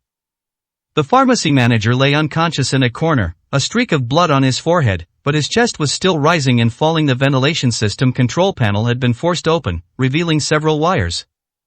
"You can't escape. The whole building is surrounded by police." 334, Chapter 334. The next target. She slowly moved towards the pharmacy manager, while maintaining a confrontational stance with Chen Mo. "Turn off the nebulizer, hand over the antidote, and you can even try to get leniency." Chen Mo chuckled and slid his fingers lightly across the atomizer control panel. "Clemency?" He shook his head. "You don't understand, Dr. Tao. This isn't a crime, it's a cleansing. Purification?" Tao Wanwan took the opportunity to move one step closer to the pharmacy manager. How much evil is there in this hospital? Chen Mo's voice suddenly became excited. My father was just one of the doctors who took kickbacks, the nurses who abused patients, and the pharmacies who sold fake drugs, and you only arrested him. His eyes grew wild, but it doesn't matter now, everyone will experience what he felt at the end, consumed by their own fear. Tao Wanwan finally moved to the side of the pharmacy manager. The moment she squatted down to check the injury, she quickly took out a sedative syringe from the other's pocket. It's you, Jiang Zimo, and the entire system forced him to death. He could have. The voice stopped abruptly. He took a deep breath, and returned to that strange calmness, but it doesn't matter, the game has just begun. His finger moved to a red button on the atomizer. Tao Wanwan instantly understood what that meant. A larger dose of toxin was about to be released. There was no time to think. She hurled the scalpel at Chen Mo's wrist and pounced on the atomizer at the same time. The blade scratched Chen Mo's arm and he retracted his hand in pain, but he immediately reacted and kicked Tao Wanwan's knee. The severe pain made Tao Wanwan fall to the ground, but she gritted her teeth, grabbed the nebulizer tube and pulled it hard. The machine emitted a shrill alarm and blue liquid gushed out from the broken interface. Do you think this is the end? Chen Mo looked down at her and took out a remote control from his pocket. I've placed atomizers in strategic locations throughout the building. Press this, and everyone will. A gunshot suddenly exploded in the confined space. A flower of blood burst out from Chen Mo's right shoulder, and the remote control fell to the ground. Tao Wanwan looked up and saw Jiang Zimo standing at the door with a gun, his face terribly gloomy. Don't move! Jiang Zimo shouted, the muzzle of the gun pointed steadily at Chen Mo's head. Raise your hands and turn around slowly. Blood oozed from the corners of Chen Mo's mouth, but he was still laughing to death. He slowly raised his hands, suddenly picked up a glass bottle on the ground with his foot and kicked it at Jiang Zimo. The moment Jiang Zimo dodged, he rushed to the window and jumped out. No! Tao Wanwan exclaimed. This was the third floor, and jumping down would either kill or injure her. Jiang Zimo rushed to the window and saw Chen Mo falling on the canvas roof of a truck downstairs, rolling to the ground, and then staggering into an alley. Damn it! Jiang Zimo punched the window frame and immediately gave orders into the headset. The suspect fled toward the back alley of the hospital. He was wearing a black hoodie and had a gunshot wound to his right shoulder. Immediately block all exits. He turned around and helped Tao Wanwan up. Are you okay? Tao Wanwan shook her head and pointed at the unconscious pharmacy manager. Save her first. I need diazepam and scopolamine. Prepare a lot. Everyone in the hospital needs it. Before she could finish her words, her vision suddenly blurred and she felt dizzy. Only then did she realize she had breathed in too much poisonous air. Her knees gave way and she fell forward. Jiang Zimo caught her in time, his anxious face flashing before her eyes. Tao Wanwan wanted to tell him that there was an emergency antidote on the bottom shelf of the medicine cabinet, but her tongue seemed to be tied and she couldn't make a sound. Darkness spread from the edge of her vision, and the last thing she saw was Jiang Zimo holding her tightly in his arms and calling her name loudly. The smell of disinfectant. This was Tao Wanwan's first feeling. When she regained consciousness, she slowly opened her eyes and saw the white ceiling and the hanging infusion bottle. Awake? Jiang Zimo's voice came from the right. Tao Wanwan turned her head and found him sitting beside the bed, his eyes bloodshot and black stubble on his chin. It was dusk outside the window, and the orange-red sunlight filtered through the blinds, casting striped shadows on the floor. How long? She tried to sit up, but a wave of dizziness forced her to lie back down. 6 hours. Jiang Zimo helped her adjust the pillow. You inhaled a small amount of toxin, but with timely treatment, there will be no sequelae. Other people in the hospital are out of danger. Tao Wanwan closed her eyes and took a deep breath, then suddenly remembered something. Where's Chen Mo? He ran away. Jiang Zimo's voice was filled with suppressed anger. He prepared an escape route in a pickup vehicle. We found the truck. It was stolen yesterday. There was nothing on it except blood. Tao Wanwan opened her eyes and noticed a scratch on Jiang Zimo's right joint. Are you hurt? It's just a minor scratch from the chase. He waved his hand nonchalantly, then turned serious. Chen Mo left this behind before he escaped. He pulled a folded piece of paper from his pocket. Tao Wanwan unfolded it and saw a line of words printed on it. First round, a next stop. School. The children's laughter is always so grating. Tao Wanwan's fingers suddenly tightened, and the paper crumpled in her hands. Zhang Haohao's face appeared before my eyes, as well as the innocent children in experimental primary school. He won't succeed. Zhang Zimo's voice was low and firm. I have arranged for plainclothes officers to guard all schools, and Haohao has been transferred to an absolutely safe place. Tao Wanwan nodded, and suddenly thought of a question: why is Chen Mo not toxin effects? When I saw him at the pharmacy, he had absolutely no symptoms. Zhang Zimo frowned. We found a breathing filter and a bottle of pills in his discarded coat. The technical department is analyzing the ingredients. The preliminary diagnosis is that it is a neurotoxin. Taking it in advance may help to resist the effects of the toxin. Tao Wanwan pondered. He was very well prepared. This wasn't a spur-of-the-moment decision, it was the product of long-term planning. She looked at Zhang Zimo. He mentioned purification, saying the hospital is filled with evil and he wants everyone to experience what his father felt. This isn't just revenge, it's more like some kind of twisted mission. Zhang Zimo's phone suddenly rang. After he answered it, his expression became even more solemn. What's wrong? Tao Wanwan asked. The technical department has confirmed it. Zhang Zimo hung up the phone with a gloomy look in his eyes.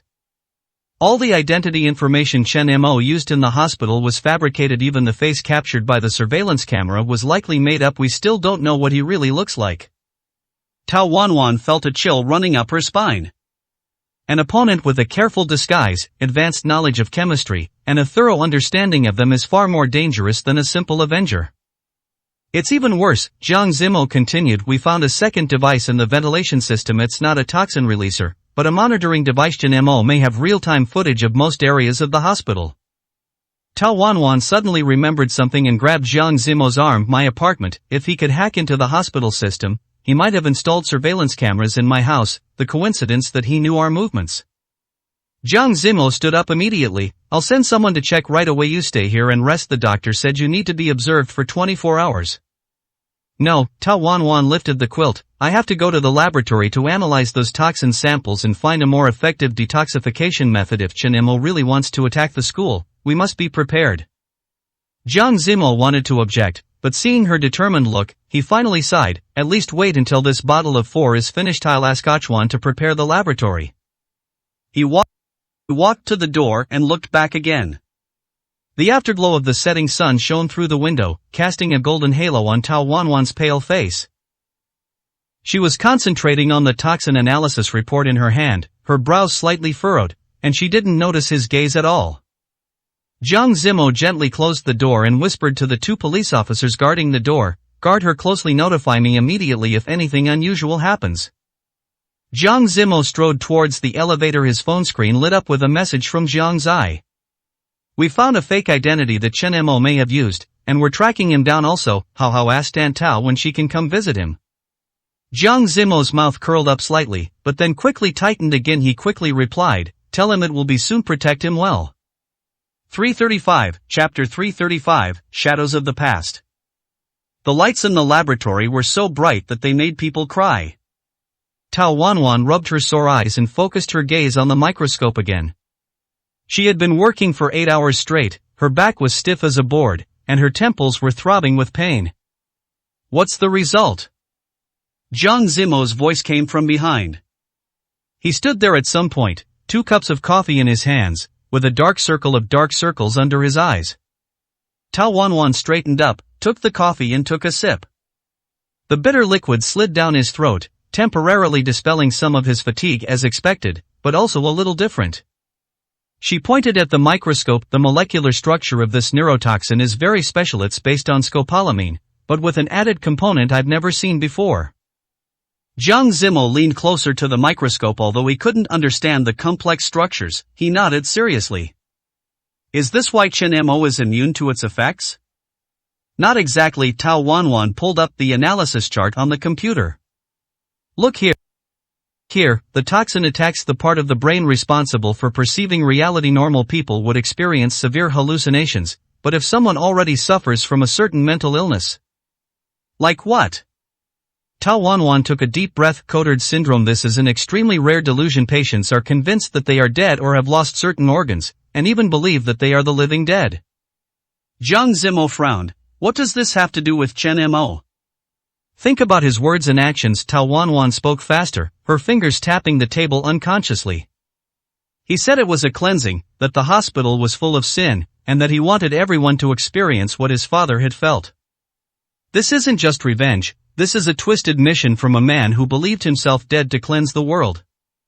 She pulled up Chen Mo's medical records from the medical school. Look here, he had similar symptoms 5 years ago. I was convinced my soul was rotten at the time. Doctors diagnosed it as severe depression, but now it seems it might be a precursor to Cotard's syndrome. Jiang Zimo stroked his chin thoughtfully. So he thinks he's dead, and therefore immune to the toxin? No, it's more complicated. Tao Wanwan shook her head. I believe he deliberately induced his symptoms, taking specific drugs to keep himself in a state of living death that's allowed him to stay conscious and carry out his plans while also resisting the toxins he created. She pointed to a set of molecular formulas on the screen. I found a specific signature in the toxin. Like a signature, Chen Mo is showing us his abilities and perhaps guiding us to discover his secrets. Jiang Zimo's cell phone suddenly rang after a brief conversation. His expression became solemn. Zai discovered Chen Mo's makeshift laboratory in an abandoned factory in the east of the city. There are more toxin samples and some personal belongings there. Do you want to come with us? Tao Wanwan stood up immediately, but her movements were so violent that she felt dizzy. She held onto the table to avoid falling, spilling her coffee all over the floor. You should rest. Jiang Zimo frowned. You haven't had a good rest since you were poisoned in the hospital. There's no time. Tao Wanwan shook her head, trying hard to suppress the dizziness. If my theory is correct, Chen Mo's mental state will make him even more unpredictable. We need every possible clue. Jiang Zimo stared at her for a few seconds, then suddenly took off his coat and put it on her shoulders. His body temperature and a faint pine scent remained on the clothes. At least eat something first, he said, his voice unusually soft. Buy some food on the way. The abandoned factory is located on the edge of the eastern industrial zone of the city. It is surrounded by weeds and a rusty sign reading, "Danger, keep out," is hung on the iron fence. Zhang Zai and several police officers had already cordoned off the scene and immediately came over when they saw them.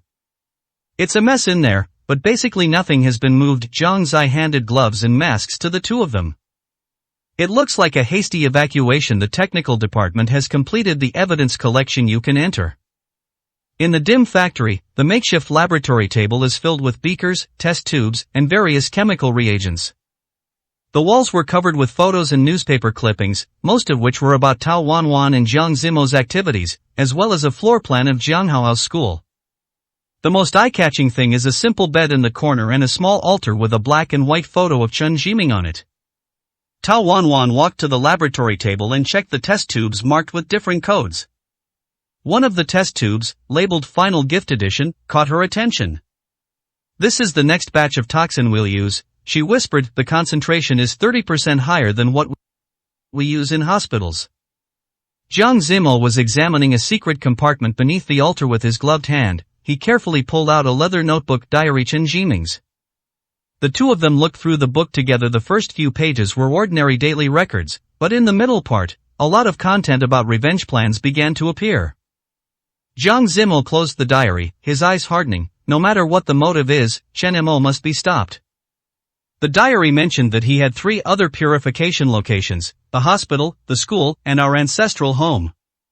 Ancestral home? Tao Wanwan asked in surprise. Is there still anyone living there? No, it has been vacant for many years. Jiang Zimo quickly flipped through the blank pages at the back of the diary and suddenly stopped. Wait, there are some pages torn out here. Tao Wanwan examined the tear marks and said, "It's very new, it must have been torn recently. Chen Mo may have taken away key information." Zhang Zai hurried in from outside. "Brother, the technical department found an anomaly when analyzing those chemicals. Some of these ingredients are only available from professional medical laboratories and require advanced access to purchase." Medical school? Tao Wanwan thought immediately. No, it's more professional. Zhang Zai shook his head. Preliminary judgment is that it may come from the military or private research institutes. Jiang Zimo's eyes sharpened. Check the list of all institutions and individuals involved in neurotoxin research in the past 5 years, especially those who have had any connection with Chen Jiming or the Jiang family. Just then, Tao Wanwan noticed that there was something unusual about the photo of Chen Jiming on the altar. She carefully picked up the picture frame and found a folded piece of paper hidden behind it. When unfolded, it turned out to be a hand-drawn map, marking the structure of a certain building in several red dots. What is this? She carefully read the scribbled notes. It looks like a school, a floor plan of an experimental elementary school. These red dots might be where he planned to place the toxin. Jiang Zimo immediately took a photo and sent it to the command center. Immediately dispatch additional plainclothes officers to experimental primary school and check for suspicious items according to the locations marked on the map. Don't alarm the teachers and students, just say it's a routine safety check. 336, Chapter 336. This is his performance. When we left the factory, the sun had already set. Tao Wanwan leaned tiredly on the car seat, replaying all the clues she had discovered today in her mind. Something was wrong, like a crucial piece of the puzzle was missing. What are you thinking about? Jiang Zimo started the car, his profile looking particularly sharp in the twilight. Chen Mo is too deliberate, Tao Wanwan said slowly. Leaving a diary, hiding a map, even a signature in the toxin, it's like he's guiding us to discover these things. Jiang Zimo frowned. Are you saying this is a trap? Not entirely, Tao Wanwan shook her head. It's more like a game. He wants us to think along the lines he sets so he can predict our every move. She sat up suddenly. One of the characteristics often seen in people with Cotard syndrome is an extreme pursuit of authenticity. They don't believe they are still alive, so they keep looking for evidence. Chen Mo may have regarded this revenge as a ritual to prove his existence. Jiang Zimo's fingers tightened on the steering wheel, so he needs an audience, not just victims, but also those who are hunting him. We, Tao Wanwan said softly, a chill running up her spine. It was late at night when we returned to the temporary command center. Tao Wanwan insisted on checking the toxin sample again. Jiang Zimo couldn't persuade her, so we had to arrange a temporary laboratory. At 3 o'clock in the morning, when most of the police officers had rested, Tao Wanwan finally made a discovery. In a deeper analysis of the toxin samples, she identified a unique molecular marker that was not only a fingerprint-like signature, but more like a countdown. Oh my God! She muttered to herself, quickly calculating the rate of molecular degradation.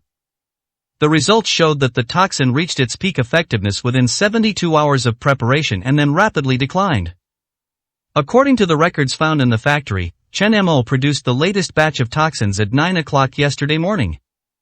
Tao Wanwan grabbed her cell phone and was about to dial Jiang Zimo's number when the laboratory door suddenly opened. Jiang Zimo stood there, his expression extremely solemn. 3 suspicious devices were discovered at experimental primary school and have been safely dismantled, but Chen Mo wasn't there. He has bigger plans. Tao Wanwan quickly explained her findings. The poison will reach its peak effect at 9 o'clock tomorrow morning. He must be planning to attack then. Jiang Zimo nodded. The third place mentioned in the diary is my ancestral home. I have sent people there, but you don't think he'll go there? Tao Wanwan picked up his train of thought. It's too obvious. Yes, Jiang Zimo's eyes became deep. I'm thinking about those torn pages of the diary. If Chen Mo deliberately left some clues, then the torn content is the key. St. Mary's General Hospital? Jiang Zimo looked at her in surprise. Why do you think it's there? Because Chen Mo's mother died in that hospital. Tao Wanwan pulled up the information on her phone. According to hospital records, around 20 years ago, St. Mary's Hospital was constructing a new inpatient building. Part of the old building was converted into a medical archive. Their eyes met in the air, and they instantly understood each other's thoughts. Tao Wanwan looked at the time. It was 4:15 in the morning. There are less than 5 hours until the toxin peaks. Jiang Zimo had already dialed the number. Zai, immediately take people to seal off the medical archives of St. Mary's Hospital. Chen Mo is probably there. No, don't alert the enemy. Wait until we get there before taking action. After hanging up the phone, he looked at Tao Wanwan. You should stay in a safe place. No, Tao Wanwan shook her head firmly. If Chen Mo really releases the poison there, I am the one who knows how to deal with it best. And she paused. I think he wants you to come with me. We're his main audience for this whole charade. Jiang Zimo looked at her deeply and finally nodded. But you must follow me and listen to my instructions. On the way to the hospital, Tao Wanwan leaned against the car window and looked at the darkest night sky before dawn. She thought of Chen Mo's crazy yet calm eyes, that inhuman, almost mechanical concentration. What would a person who firmly believes that he is dead be afraid of? What would he care about? The car drove through the quiet streets, and the street lights formed blurry halos in the mist. Tao Wanwan didn't notice that 200 meters behind her, a black car without its lights on was quietly following her. What he didn't even notice was that the teardrop mole under the left eye of the man in the baseball cap sitting in the driver's seat was faintly visible in the darkness. The old building of St. Mary's Hospital looked particularly gloomy in the darkness before dawn. Gothic spires pierce the gray sky, and the red brick walls are covered with withered ivy. The medical archives is located on the second basement floor of the old building, and requires walking through a long, palely lit corridor. Tao Wanwan followed Jiang Zimo and could feel her own heartbeat so loud that it almost echoed in the corridor. Jiang Zai had already led people to block all exits, but the inside of the archives was still quiet and there was no movement. Something's wrong. Jiang Zimo suddenly stopped and lowered his voice to a very low voice. It's too quiet. Only then did Tao Wanwan realize that there was indeed no sound in the entire old building except for their footsteps. There was no hum of the ventilation system, no chatter of the staff on duty, not even the sound of rats scurrying. This dead silence makes me shudder. Creepy. Jiang Zimo made a gesture, and two armed police officers quietly approached the metal door of the archives. The door was ajar, and a faint blue light shone through the gap. There's someone inside, Jiang Zimo mouthed, his hand already on his pistol. Tao Wanwan nodded and took out a small detector from her pocket. She had brought it temporarily from the laboratory and it could detect the toxin content in the air. The instrument screen showed that it was safe for the time being, but her nerves were still as tense as a fully drawn bowstring. Jiang Zimo pushed the door open suddenly, and the police officers rushed in quickly, sweeping their guns into every corner. Tao Wanwan followed closely behind, and the scene before her made her gasp. Chen Mo was standing in the middle of the archives, his back to the door, flipping through a thick file intently. Hearing the noise, he slowly turned around with a calm smile on his face, as if he had anticipated their arrival. 17 minutes faster than expected, Chen Mo's voice echoed in the empty archive room. But it doesn't matter, I've already seen the important part. Jiang Zimo pointed his gun steadily at Chen Mo's brow. Raise your hands and turn around slowly. Chen Mo raised his hands obediently, but his eyes fell on Tao Wanwan. Dr. Tao, I guess you have diagnosed my little problem? 337, Chapter 337, Multiple Poisoning. The corners of his mouth twisted into a strange smile. Cotard syndrome, such an elegant disease, it makes people lose the distinction between reality and illusion, life and death. Tao Wanwan didn't answer, but quickly scanned the surroundings. The archive room was larger than expected, with dozens of metal filing cabinets and a long table in the center, covered with various documents. Put down your weapons.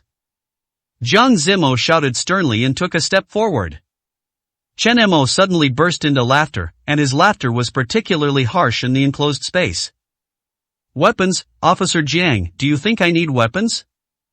He inserted the disc and a blurry video immediately began playing on the projector. In the picture, medical staff in the operating room are busy and the vital signs on the monitor show that the patient is in critical condition.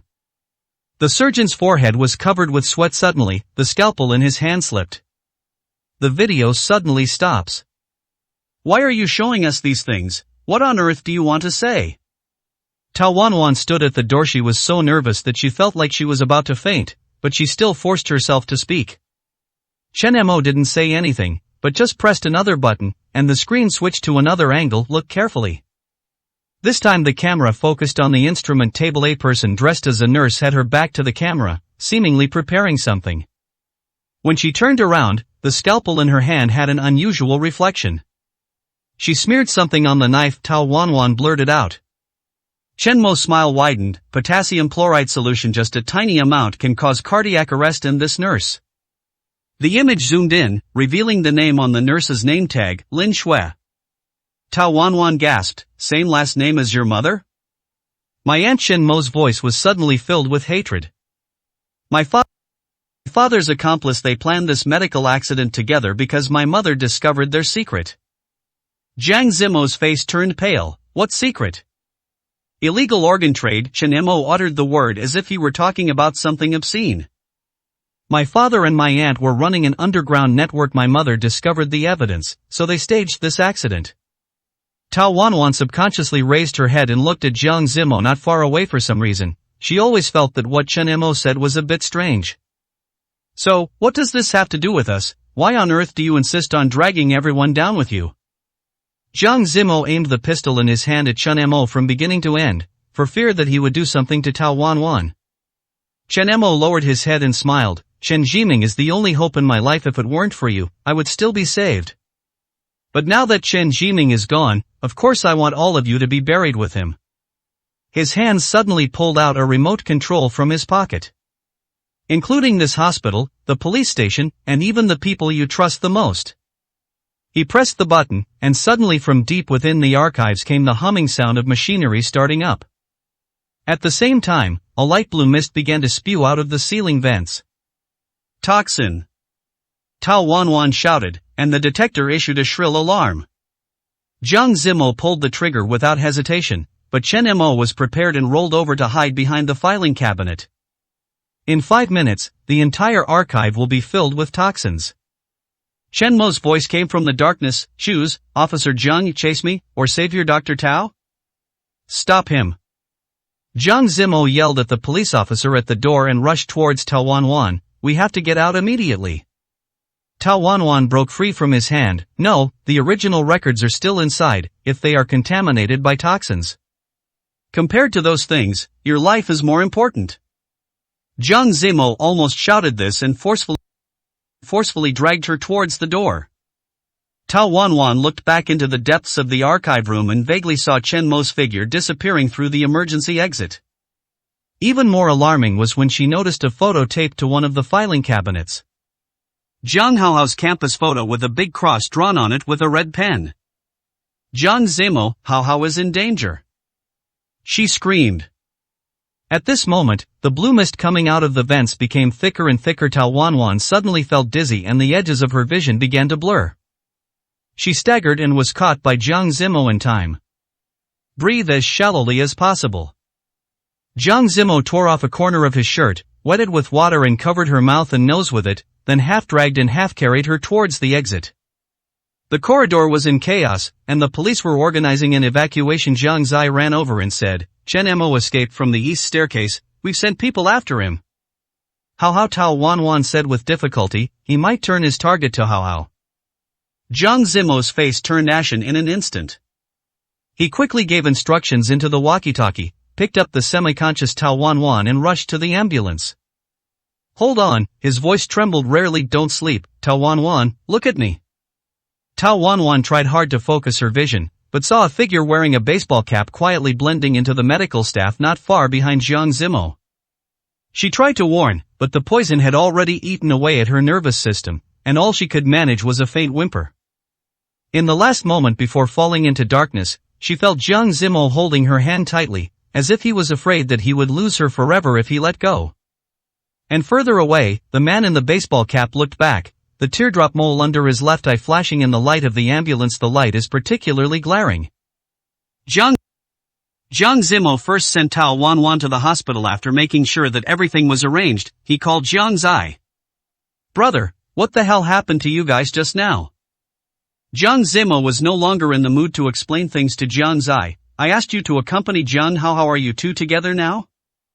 Jiang Zimo remembered clearly everything Tao Wanwan said before she fainted. I took great pains to bring Jiang Hao out of this safe place now, and he must not be found easily by Jiang Zai. I'm right next to Hao Hao now, don't worry, it's just that the kid is anxious to find you. We don't know each other very well. It would be best if you could come and keep him company now. After hearing this, Jiang Zimo lowered his head helplessly. He was naturally clear about this truth. I'm sorry to bother you now. I don't know when we can catch this Chen Mo. Nowadays, many places have fallen into panic because of Chen Mo. Jiang Zimo couldn't remember the professional terminology for the mental illness that Tao Wanwan mentioned. He only knew that in his opinion, Chen Mo was a naked antisocial personality. The police have even begun to set up surveillance. The power around Jiang Zimo is getting stronger and stronger. It is no longer a problem to catch Jiang Zai. But Tao Wanwan gave Jiang Zimo a headache. After inhaling toxic gas so many times in a short period of time, it is unknown when Tao Wanwan will wake up this time. If you count carefully, Jiang Zimo hasn't slept for nearly 40 hours. Now sitting next to Tao Wanwan's hospital bed, Jiang Zimo couldn't help feeling a little sleepy, and fell asleep directly on the edge of the bed. Not knowing how much time had passed, Jiang Zimo suddenly woke up.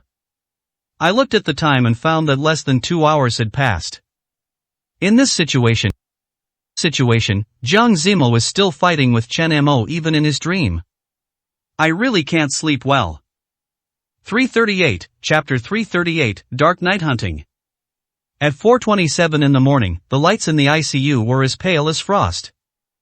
Jiang Zimo dug his knuckles deep into his palms as he stared at the undulating green lines on the monitor. Tao Wanwan's pale face looked particularly fragile under the breathing mask. Boss Jiang Zhangchao knocked lightly on the doorframe, his voice very low. We've lost track of Chen Mo. Jiang Zimo slowly raised his head, the bloodshot veins in his eyes looking like cracks under the light. The surveillance footage played in reverse in his mind frame by frame. Every detail cut into his sanity with the precision of a scalpel. The surveillance camera at the Chengdong chemical plant finally captured him. Zhang Chao handed over the tablet on the screen. A black van was driving into the abandoned factory area, but the commandos searched everywhere and only found this. The evidence bag contained half a tube of blue liquid with the label Gift Final Improved Version. Jiang Zimo's pupils suddenly contracted. He remembered the warning Tao Wanwan gave before she fell into a coma. The toxin would reach its peak effectiveness within 72 hours. What time is it? 4:31. Zhang Chao suddenly lowered his voice. How sighed. Jiang Zimo stood up abruptly, his suit jacket sweeping over the medicine cup on the bedside table. Amid the sound of shattering glass, he had already dialed Zhang Zai's number. The 5 seconds of waiting for the call to be connected felt like a century, until the sound of a child's giggles came from the receiver. Dad. Zhang Haohao's voice was as clear as the morning light. Uncle Yi, take me to see the drone. The hum of the propeller in the background was suddenly mixed with the harsh noise of electricity. Jiang Zimo's Adam's apple rolled violently. He heard his own voice, which was terrifyingly calm. Turn the camera towards the operating table. As the picture shook, a teardrop mole on the back of the neck of the technician operating the drone was faintly visible in the morning light. Zai. Jiang Zimo's roar alarmed the medical staff on the entire floor. Take Haohao away immediately. The explosion cut off the call. The last thing Jiang Zimo saw was Zhang Zai's back as he pounced on Haohao, and the twisted smile on the technician's mouth. The floor-to-ceiling windows of the military district guesthouse reflected Jiang Zimo's cold face. There were 3 laptops spread out in front of him, and the screen on the left was a 3D structural diagram of the chemical plant. Chen Mo's medical file was scrolling on the right, and the central surveillance camera was frozen at the moment before the explosion, with the pair of inhuman eyes under the baseball cap. It's not. And Jiang Zimo suddenly spoke, his scalpel-like eyes piercing Zhang Chao. The one in the archives is a stand-in. The real Chen Mo is always by Haohao's side. The tip of the knife opened the evidence bag, and the blue liquid in the test tube glowed with a strange light. Jiang Zimo thought of the molecular model in Tao Wanwan's laboratory. Those entangled chemical bonds were like the spider web carefully woven by Chen Mo. He dialed the internal line, prepare the helicopter and go to the explosion site. Boss Jian. The assistant stopped him in panic. The police have blocked the area. Get out of the way. Jiang Zimo's voice was as light as a blade slicing across his throat. I'm not going to collect the bodies. As the helicopter rotors broke through the morning mist, Jiang Zimo heard a call from the technical department through his headset. The signal has appeared, at the North City sewage treatment plant. He looked at the red dot jumping on the tablet and suddenly understood Chen Mo's real rules of the game. The iron gate of the sewage treatment plant collapsed under the hydraulic clamp. Jiang Zimo stepped over the rusty pipes, and the smell of disinfectant mixed with the foul odor made him cry. He waved his hand to stop the bodyguards and walked towards the central control room alone. It's coming slower than expected. Chen Mo's voice came from the ventilation duct, carrying a humming sound of metallic resonance. It seems that Dr. Tao's scalpel didn't give you much courage. Jiang Zimo's leather shoes rolled over the scattered pills on the ground, and the white powder raised a fine dust mist in the morning light. On the console screen, more than a dozen surveillance cameras simultaneously broadcast real-time images from different locations. Choose one. A familiar figure appeared from behind the rusty steel pipe, Zhang's eyes work ID card dangling between his fingers. Should I save your brother first, or? The sharp sound of a scalpel cutting through the air interrupted his words. Chen Mo turned his head to dodge, and his baseball cap was blown off by the blade, revealing his scarred scalp. Those winding suture marks are like centipedes, with new wounds covering old wounds. You are indeed not him, Jiang Zimo sneered, and the second knife had already slid into his palm. Chen Mo never hides. The fake Chen Mo's expression froze. He touched behind his ear with trembling hands, and dark red blood oozed from the seams of the artificial skin. When Jiang Zimo's fist hit his temple, this carefully cultivated substitute finally understood that from the beginning to the end, he was the bait being hunted. Suddenly, a shrill alarm sounded from the console. All surveillance footage switched to the same scene at the same time. Tao Wanwan, wearing a hospital gown, was struggling to remove the 4-tube. In the shadow beneath her bed, a hand wearing a medical glove was slowly raising a syringe. Jiang Zimo's pupils shrank to the size of a needle tip. He kicked open the back door of the control room and rushed towards the helicopter outside, but did not see the real Chen Mo emerging from the sewage treatment tank. Nor did he notice the strange smile at the corner of the stand-in's mouth. Modified neurotoxins flowed through the drainage system into the city's veins, and into the hospital wards. The syringe against Tao Wanwan's neck had a blue light emitting from the tip of the needle, the same as the sewage. Jiang Zimo. Zhang Chao rushed out of the fire escape with 3 bodyguards, the dew on his bulletproof vest splattering into tiny lines of water as he ran. The inpatient department's surveillance has been hacked. Wanwan's floor. Jiang Zimo raised his hand to interrupt him, his suit sleeve brushing across the fire diagram on the wall. His fingertips are on. He paused at the ward number and suddenly turned to the backup elevator in the opposite direction. Evacuate the entire floor of patients. He pressed the button on his headset, his voice as gentle as a scalpel cutting through gauze. Have the biochemical team on standby on the 2nd floor. The moment the elevator door opened, the pungent smell of almonds hit me in the face. Jiang Zimo's pupils contracted sharply, and the remaining image on his retina decomposed into countless details. He unbuttoned his suit, and the scalpel from his secret pocket slipped into his palm. When the tip of his shoe touched the door of Ward No. 7, he suddenly heard an urgent call from the technical department through the headset. The source of signal interference is directly above you. The roar of the ceiling exploding occurred simultaneously with Jiang Zimo's kicking of the door. Jiang Zimo dodged sideways, and the needle tip grazed his Adam's apple, leaving a burn mark on his tie. He spun around and elbowed the other man in the ribs, and heard the crisp sound of bones cracking mixed with Chen Mo's hoarse laughter. The improved version is more effective. When the scalpel cut across Chen Mo's wrist, the blue liquid splashed in the air into strange starlight. Jiang Zimo pulled off his tie and wrapped it around his palm, caught the falling syringe and stabbed it into the man's neck with his backhand. Chen Mo leaned back to avoid it, and his baseball cap fell off, revealing his scarred scalp. You have never been a target, Chen Mo suddenly spoke in Tao Wanwan's voice, with the frequency of vocal cord vibration exactly the same. Jiang Zimo, look who's in the ward. The shrill alarm from the monitor pierced through the door. 339, Chapter 339, Target Transfer Tao Wanwan. The moment Jiang Zimo kicked Chen Mo away, he caught a glimpse of the ward and saw that there was no one on the bed. The 4-tube was tangled into a noose and hung down, while Tao Wanwan, who should have been unconscious, was standing by the window, the blue liquid in the test tube in her hand making her face look bluish.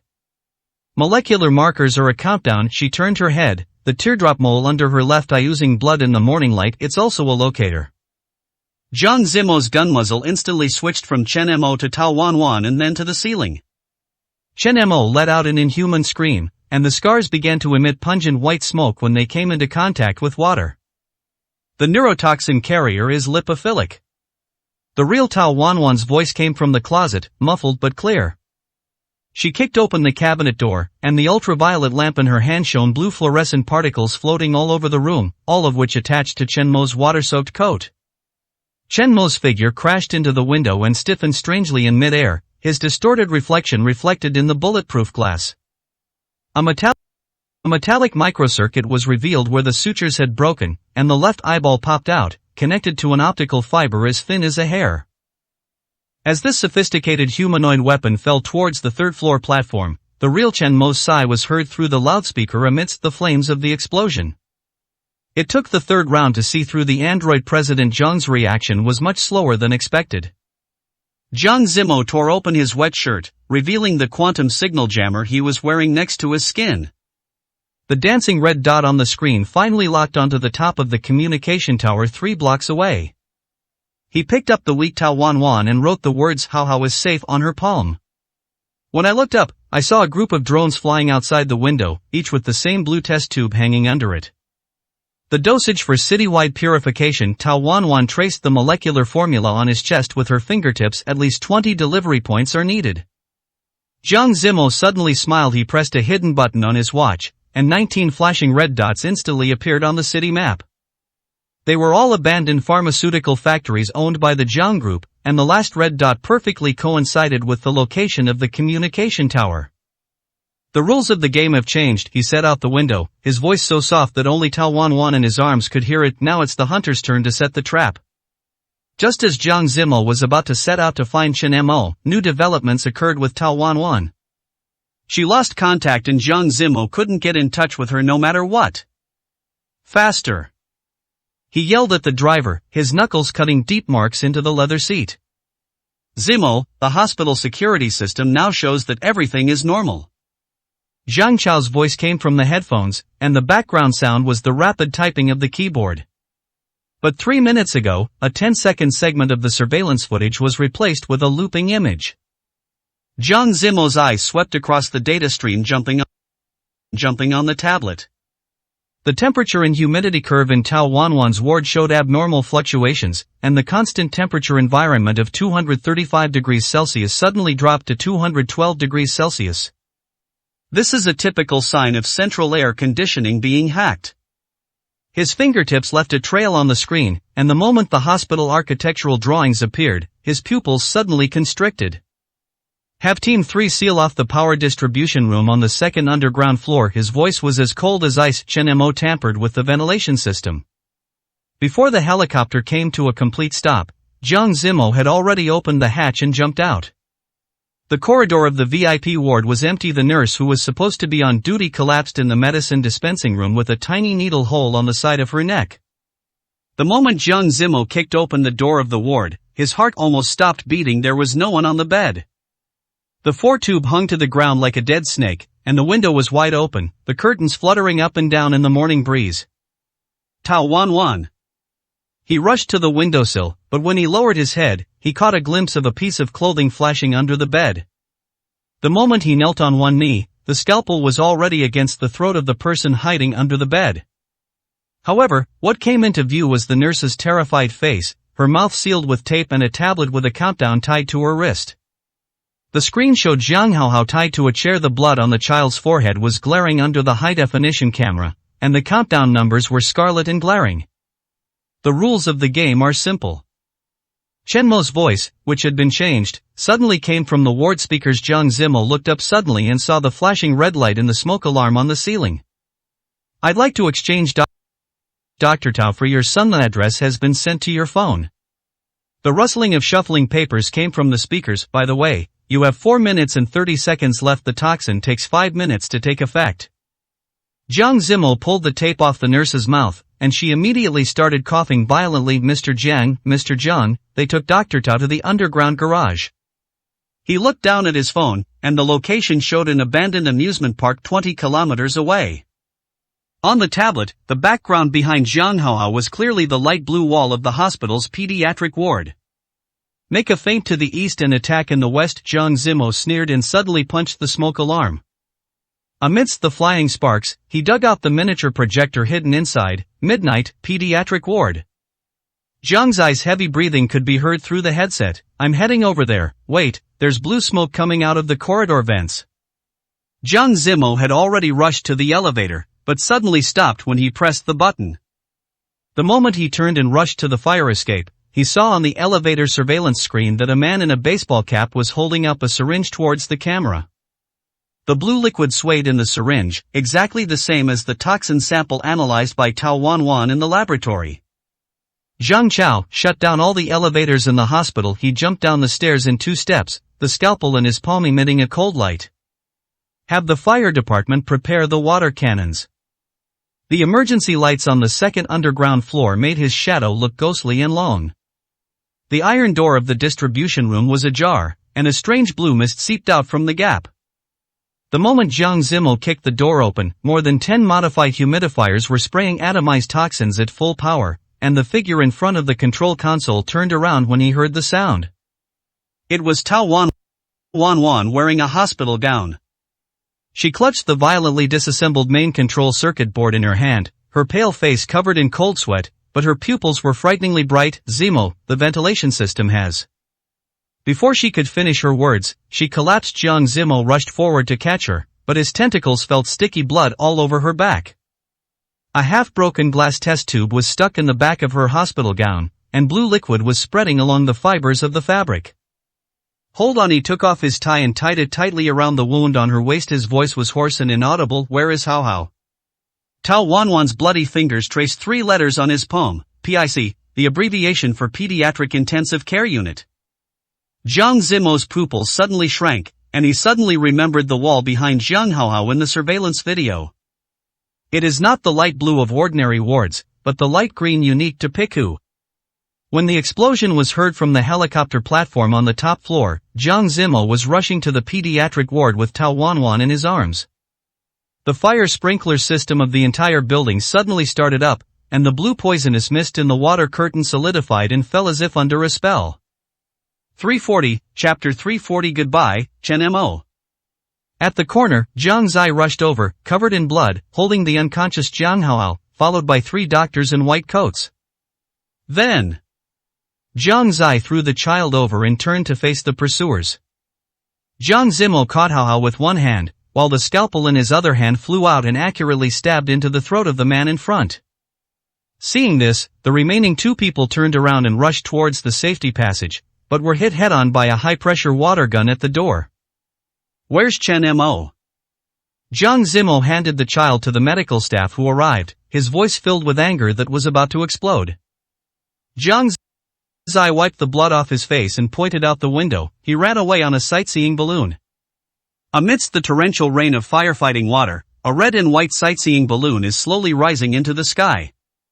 In the balloon basket, a man in a baseball cap was looking at the hospital through a telescope, holding a device that looked like a detonator in his left hand. When Jiang Zimo's eyes met his, Chen Mo suddenly smiled and mouthed something. The result of lip reading made Jiang Zimo's blood freeze. What he said was, "See you in the 3rd round." The next second, all the elevators in the hospital lost control and fell at the same time, with flames gushing out from the elevator shafts on every floor. The morning light was cut by thick smoke, and the outline of the hospital was distorted by the explosion. Jiang Zimo pushed Tao Wanwan and Hao to the corner of the fire escape and slammed the fire door shut. The moment the heat wave hit the door panel, he saw through the observation window that the flames from the elevator shaft licked the corridor like red poisonous snakes. Zai. He grabbed the staggering Jiang Zai and said, "Take them through the underground garage. Zhang Chao will meet them at the exit." Jiang Zai coughed up a mouthful of blood foam and slapped the access card he had snatched into his palm. Chen Mo's balloon is equipped with a signal jammer, but I glued a tracker to the hanging basket. He pointed behind his ear, and a faint blue light appeared under his skin. It was the subcutaneous positioning chip developed by Tao Wanwan. Jiang Zimo nodded, turned around and rushed to the top floor. The platform was in ruins after the explosion, with twisted steel bars piercing the sky like the ribs of a giant beast. Jiang Zimo kicked open the deformed iron gate and fixed his eyes on the red and white balloon in the distance, which was floating towards the outskirts of the city at an abnormal speed. The technical department's intermittent reports came through the headset. The balloon's propulsion is abnormal. If it's not helium, then what is it? Communication was suddenly interrupted.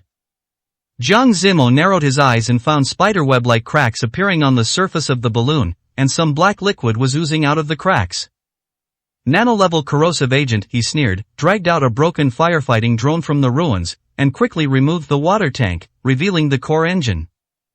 Tao Wanwan's warning echoed in his mind, Chen Mo's gift needs a carrier to spread, and his carrier has always been. The drone's engine started up with a roar, and Jiang Zimo jumped onto the railing, calibrating the direction in the strong wind. Living.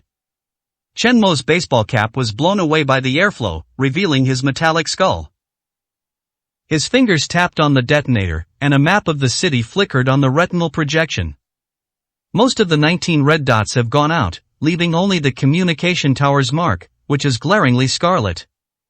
What a shame, he muttered to himself in the whistling wind. Boss Jiang actually chose the top floor instead of. The voice stopped abruptly. The sound of a drone's propeller approached from behind. Chen Mo turned around suddenly and saw Jiang Zimo swooping down like an eagle. As the two men wrestled on the edge of the hanging basket, the detonator slipped out of their hands and fell toward the city 1,000 meters below. The shockwave from the explosion shattered the balloon. Jiang Zimo grabbed the parachute rope while falling, while Chen Mo's body disintegrated in midair, his skin peeling off, revealing the sophisticated mechanical skeleton inside. Third round? Jiang Zimo raised his gun towards the shadowy figure on top of the communications tower. No, this is the general. The crisp sound of the bullet penetrating the bulletproof glass and the ringing of the cell phone rang out at the same time. From the top of the tower came the crisp sound of a glass test tube rolling down. Jiang Zimo looked up and saw the last tube of gift slipping from Chen Mo's fingers, and below the tower was a crowded subway station in the early morning. Jiang Zimo's pupils suddenly contracted. The test tube streaked a blinding blue light through the air before plummeting toward the subway station entrance. The crowd was bustling, and no one noticed the death hovering overhead. He lunged towards the edge of the communication tower, his fingertips almost brushing against the glass wall of the test tube, but ultimately missed by a millimeter. No! Boom! The expected explosion did not occur. The test tube suddenly exploded 10 meters above the ground, but the blue mist did not spread. Instead, it seemed as if it was grasped by an invisible hand, condensing into a suspended liquid bead, and then evaporating into wisps of white smoke. Tao Wanwan's weak but calm voice came from the headset. The activity of the toxin has been neutralized. Zimo, I have hacked into Chen Mo's nano-control system. Jiang Zimo's breathing stagnated, and he even felt that everything he saw was unreal. Chen Mo, who had been fighting with him for such a long time, just disappeared without leaving any trace. Although Jiang Zimo had suspected at the beginning whether that was also Chen Mo's substitute, the final result made it very clear to Jiang Zimo. The person who fell from the hot air balloon was Chen Mo, not a stand-in. Now that Chen Mo has been dealt with, the devices he left behind won't be a problem. Just leave them to us. The most important thing for you two now is to get some rest. Jiang Zai frowned slightly as he looked at Tao Wanwan lying on the hospital bed. He didn't know how long his brother had been guarding her bedside. Zhang Chao next to him also nodded in agreement, nodding, yeah, you two are exhausted too.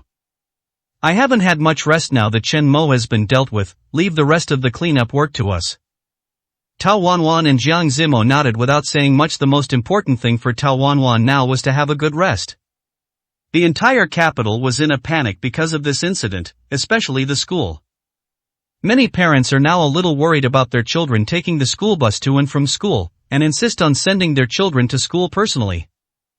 Jiang Zimo had sent Jiang's father and mother to other places during this period, and only brought them back after everything was over, so they had no idea what had happened to Jiang Zimo.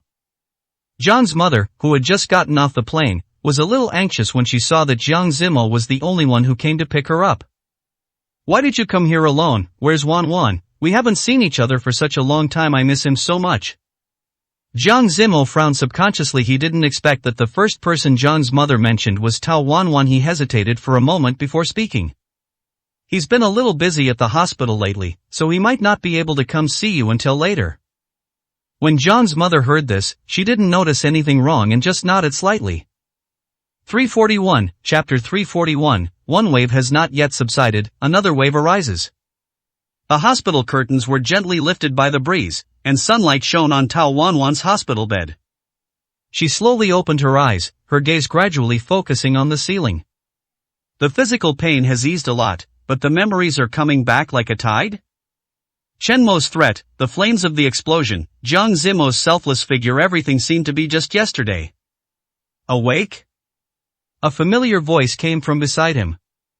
Tao Wanwan turned her head and saw Jiang Zimo sitting by the bed with a cup of warm water in his hand. There was a faint dark blue under his eyes, and it was obvious that he had not had a good rest for a long time. How long have I slept? Her voice was a little hoarse. 3 days. Jiang Zimo handed her the cup of water and gently brushed the back of her hand with his fingertips. The doctor said you're recovering well, but you just need some time to rest. Tao Wanwan took the cup of water, and the warm water slid down her throat, bringing a sense of comfort. She looked up at the window. The sun was shining brightly, as if the gloom of yesterday had never existed. Is Chen Mo's matter really over? She asked in a low voice. Jiang Zimo's eyes darkened slightly, but he quickly regained his composure. Well, the police have confirmed his death. All the devices he left behind have been completely removed, and no one will be threatened anymore. Tao Wanwan nodded, but she always felt a little uneasy in her heart. Chen Mo's madness and paranoia made it hard for her to believe that everything would end so easily. But looking at Jiang Zimo's tired yet determined eyes, she chose to suppress her uneasiness. Where's Hao? She changed the subject. He's with his parents, he's safe. Jiang Zimo's mouth curled up slightly. The little guy kept clamoring to come see you, but Mom and Dad were afraid he would disturb your rest, so they stopped him. Tao Wanwan couldn't help but smile. When he comes, I must hug him tightly. Jiang Zimo looked at her, his eyes softening a lot. Thank you for your hard work during this period. Tao Wanwan shook her head. We are together, aren't we? The two smiled at each other, and the atmosphere in the ward became warm. Just then, the door of the ward was gently pushed open. Jiang Zai poked his head in and saw Tao Wanwan had woken up. A look of joy appeared on his face. Wanwan, you're finally awake. Midnight. Tao Wanwan greeted with a smile. Jiang Zai walked in with a document in his hand. Brother, this is the final police investigation report. I need you to review it. Jiang Zimo took the document, quickly glanced through it, and frowned slightly. Is there any undestroyed information in Chen Mo's laboratory? Yes, the technical department found some encrypted files that cannot be cracked for the time being. Jiang Zai lowered his voice, but what's strange is that the last modification date of these files was yesterday. Tao Wanwan and Jiang Zimo were both stunned. Yesterday? Tao Wanwan's voice trembled. How is this possible? Jiang Zimo's eyes instantly became sharp. Send someone to investigate immediately. No one who has had access to these documents should be left out. Jiang Zai nodded. It has been arranged, but I don't think it's that simple. Tao Wanwan clenched the water cup in her hand, and the uneasy feeling surged into her heart again. If Chen Mo really has accomplices, or his plan has not been completely completed, then the danger may not be far away. No matter what, we can't take it lightly, Jiang Zimo said in a deep voice. It was late at night and the only sound in the hospital corridor was the footsteps of the nurse on duty. Tao Wanwan lay in the hospital bed, unable to fall asleep. Chen Mo's last words kept replaying in her mind. See you in the third round. Was that really just his bluff? Suddenly, her phone vibrated. A text message from an unknown number appeared on the screen. Dr. Tao, the game is not over yet. See. Tao Wanwan's breathing stagnated, and her fingers trembled slightly. She immediately called Jiang Zimo, but found that his phone was turned off. What's going on? She muttered to herself, her uneasiness growing stronger. At this moment, the door of the ward was gently pushed open. Tao Wanwan looked up suddenly and saw a doctor in a white coat walking in. Dr. Tao, it's time to change the dressing. The doctor's voice was low and calm. Tao Wanwan stared at his face, feeling that he looked familiar, but couldn't remember where she had seen him. She subconsciously shrank back towards the head of the bed. Isn't it time to change the dressing now? The doctor smiled slightly. Special case, special treatment. His eyes made Tao Wanwan feel a chill. She quietly reached out for the call bell on the bedside, but the other party grabbed her wrist just as she was about to press it. Don't be nervous, Dr. Tao. The doctor's strength was so great that Tao Wanwan couldn't break free at all. I'm just here to pass on a message. Who are you? Tao Wanwan forced herself to calm down. A friend of Chen Mo. The doctor released her hand and pulled out a USB drive from his pocket. This is a gift he left for you. Tao Wanwan didn't answer and looked at him warily. What do you want? The doctor placed the USB drive on the bedside table and took a step back. Chen Mo's plan was never something that could be accomplished by one person. His death is just the beginning. After saying that, he turned and left, his footsteps gradually fading away in the corridor. Tao Wanwan was stunned for a few seconds, then immediately pressed the call bell. The nurse quickly arrived, but she found that the doctor had disappeared without a trace. Has anyone been to my ward just now? She asked anxiously. The nurse looked confused and said, "No, I've been guarding the nurse's station and didn't see anyone come in." Tao Wanwan's heart sank. She looked at the USB drive on the bedside table, as if it were a bomb that could explode at any moment. A few minutes later, Jiang Zimo rushed to the ward. His face was terribly gloomy. What's going on? Tao Wanwan told him about the USB drive and the text messages. Jiang Zimo immediately contacted the technical department and asked them to thoroughly check the contents of the USB drive. What does the doctor look like? He asked. Tao Wanwan tried to recall. She was of medium build and was wearing a mask, but her eyes were very special. There was a teardrop mole under her left eye. Jiang Zimo's pupils suddenly contracted. Chen Mo's substitute? No, his voice and figure don't look like it. Tao Wanwan shook her head, but he mentioned that there are other people involved in Chen Mo's plan. Jiang Zimo clenched his fists. It seems that we underestimated Chen Mo's madness. The technical department soon sent a message that the USB flash drive contained an encrypted video and it would take time to crack it. But the video's thumbnail shows what appears to be an unfamiliar laboratory. No matter what's inside, we can't just sit there and wait for death, Jiang Zimo said in a deep voice. Tao Wanwan nodded. I will recover as soon as possible, and we will face it together. Jiang Zimo looked at her, a trace of heartache flashing in his eyes. You have done enough, leave the rest to me. Tao Wanwan shook her head firmly. No, we can't act separately this time. 342, Chapter 342. If it's not Chen Mo, it could be someone else. Jiang Zimo was silent for a moment, and finally compromised. Okay, but you have to promise me that safety is the most important thing. Tao Wanwan smiled slightly. I promise you. The night outside the window grew darker, but both of them knew that the real storm might have just begun. At 6:07 in the morning, the lights in the technical department looked particularly pale in the heavy rain. Jiang Zimo stared at the decoding progress bar that kept jumping on the screen, and his knuckles tapped on the edge of the table, making a dull sound. A flash of lightning passed by outside the window, making his profile look as if it had been carved by a knife. 85%. The technician wiped the sweat from his forehead, but this encryption method is very strange. It doesn't seem like a conventional algorithm. Before he finished speaking, the screen suddenly turned blue, and a line of scarlet font popped up. Want to see magic? Jiang Zimo stood up suddenly, his chair scraping against the floor with a harsh sound. Almost at the same time, an emergency call came from Tao Wanwan's ward. Mr. Jiang, Dr. Tao is missing. The bedding on the bed still retained body temperature, the infusion needle was hanging in the air, and the medicine dripped onto the floor drop by drop. The USB flash drive on the bedside table disappeared, and was replaced by a folded playing card. Ace of Spades. Jiang Zimo twisted the card with his gloved fingers and saw something written on the back with a fluorescent pen. First magic, the disappearing patient. The clues are where you can't see. Where's the surveillance? His voice was so cold that the security captain trembled. She was replaced. The security guard called up the picture showing Tao Wanwan still lying on the bed, but the actual bed was already empty. The final real image freezes at 4:20 in the morning. Jiang Zimo's pupils suddenly contracted. 4:20 was the time when the technology department's computers would turn blue. The dome of the abandoned observatory in the east of the city was full of cracks, and rainwater poured into the room through the steel frame. Tao Wanwan woke up in severe pain and found her hands tied to the rusty telescope bracket. Awake? A man in a white coat stepped out from the shadows. The teardrop mole under his left eye shone blue in the lightning 7 minutes earlier than expected. Tao Wanwan tasted blood on her tongue. She tried to move her ankles, and the metal shackles immediately made a harsh friction sound. Save your energy. The man squatted down, waving the scalpel in front of her eyes. I'm Dr. Lin, Chen Mo's collaborator. The tip of the knife opened the collar of her hospital gown, revealing the wound below her collarbone that had not yet healed.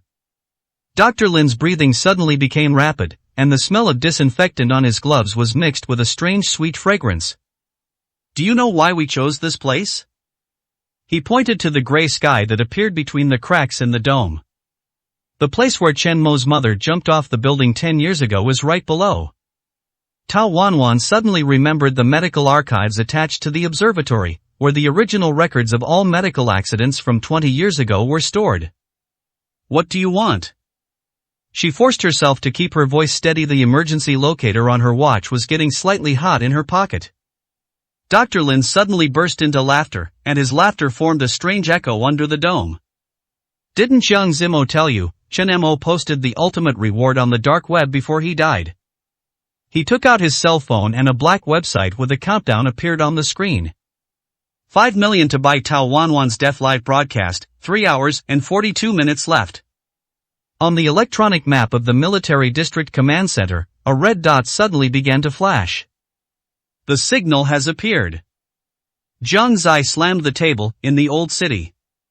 Observatory Jiang Zimo had already grabbed the car keys, and the scalpel in the inner pocket of his suit was shining coldly. Have the SWAT team cordon off a 2-kilometer radius. Don't alert the enemy. He took a last look at the secret message sent by Tao Wanwan, which was the body language they had agreed on privately. The right thumb touching the palm indicates an ambush, while the left hand with 3 fingers curled up indicates the need for air support. The rain was pouring down, and the dome of the observatory was shaking in the lightning. The positioning signal of Tao Wanwan's watch was still flashing, but Jiang Zimo knew that Chen Mo's collaborator could not be unprepared. He stared at the countdown on his phone, 3 hours and 15 minutes. Brother, the sniper is in position. Zhang Zai's voice came from the headset. But the observatory's internal structure is complex, and we are unable to determine Tao Wanwan's exact location. Jiang Zimo's knuckles turned white from clenching his fists, and his eyes swept over the 3-dimensional structure diagram of the observatory. Let the drone explore the way first, he said coldly. Chen Mo's people must be waiting for us to fall into their trap. In the observatory, Dr. Lin's scalpel gently scratched Tao Wanwan's collarbone, and blood dripped along the blade. Do you know why Chen Mo chose me? He laughed softly, his voice like the friction of sandpaper. Because my father was a witness to that medical accident that year. Tao Wanwan's pupils shrank slightly. Who is your father? Dr. Lin did not answer, but took out an injection from his pocket. The blue liquid glowed strangely in the dim light. Jiang Zimo should be here soon. He tilted his head. Tell me, what expression would he have if he saw you become a mindless shell? The needle tip approached her neck. Tao Wanwan suddenly raised her leg. The chain of the shackles tightened and the sound of metal friction was harsh. Stop struggling, Dr. Lin sneered. This building is full of bombs. As long as Jiang Zimo steps in, the two of you can. Before he could finish his words, the glass in the dome suddenly shattered. A black shadow fell from the sky, and before Dr. Lin could react, he was knocked to the ground by an elbow. Jiang Zimo. Pottery Wanwan's heart nearly stopped. How could he get down from up there? Jiang Zimo rolled to the ground, quickly stood up, and kicked the injection away from Dr. Lin's hand. The glass tube shattered, and the blue liquid corroded the ground, emitting hissing white smoke. You're here as expected. Dr. Lin wiped the blood from the corner of his mouth, grinned and pressed the remote control in his hand. The alarm in the entire building suddenly sounded. The bomb has been activated. Zhang Zai's voice exploded in the headset. Brother, retreat quickly. Jiang Zimo turned a deaf ear, tore off Tao Wanwan's shackles and pulled her into his arms. Can you go? His voice was low and rapid. Tao Wanwan nodded, but the next second, Dr. Lin had already climbed up with a gun in his hand.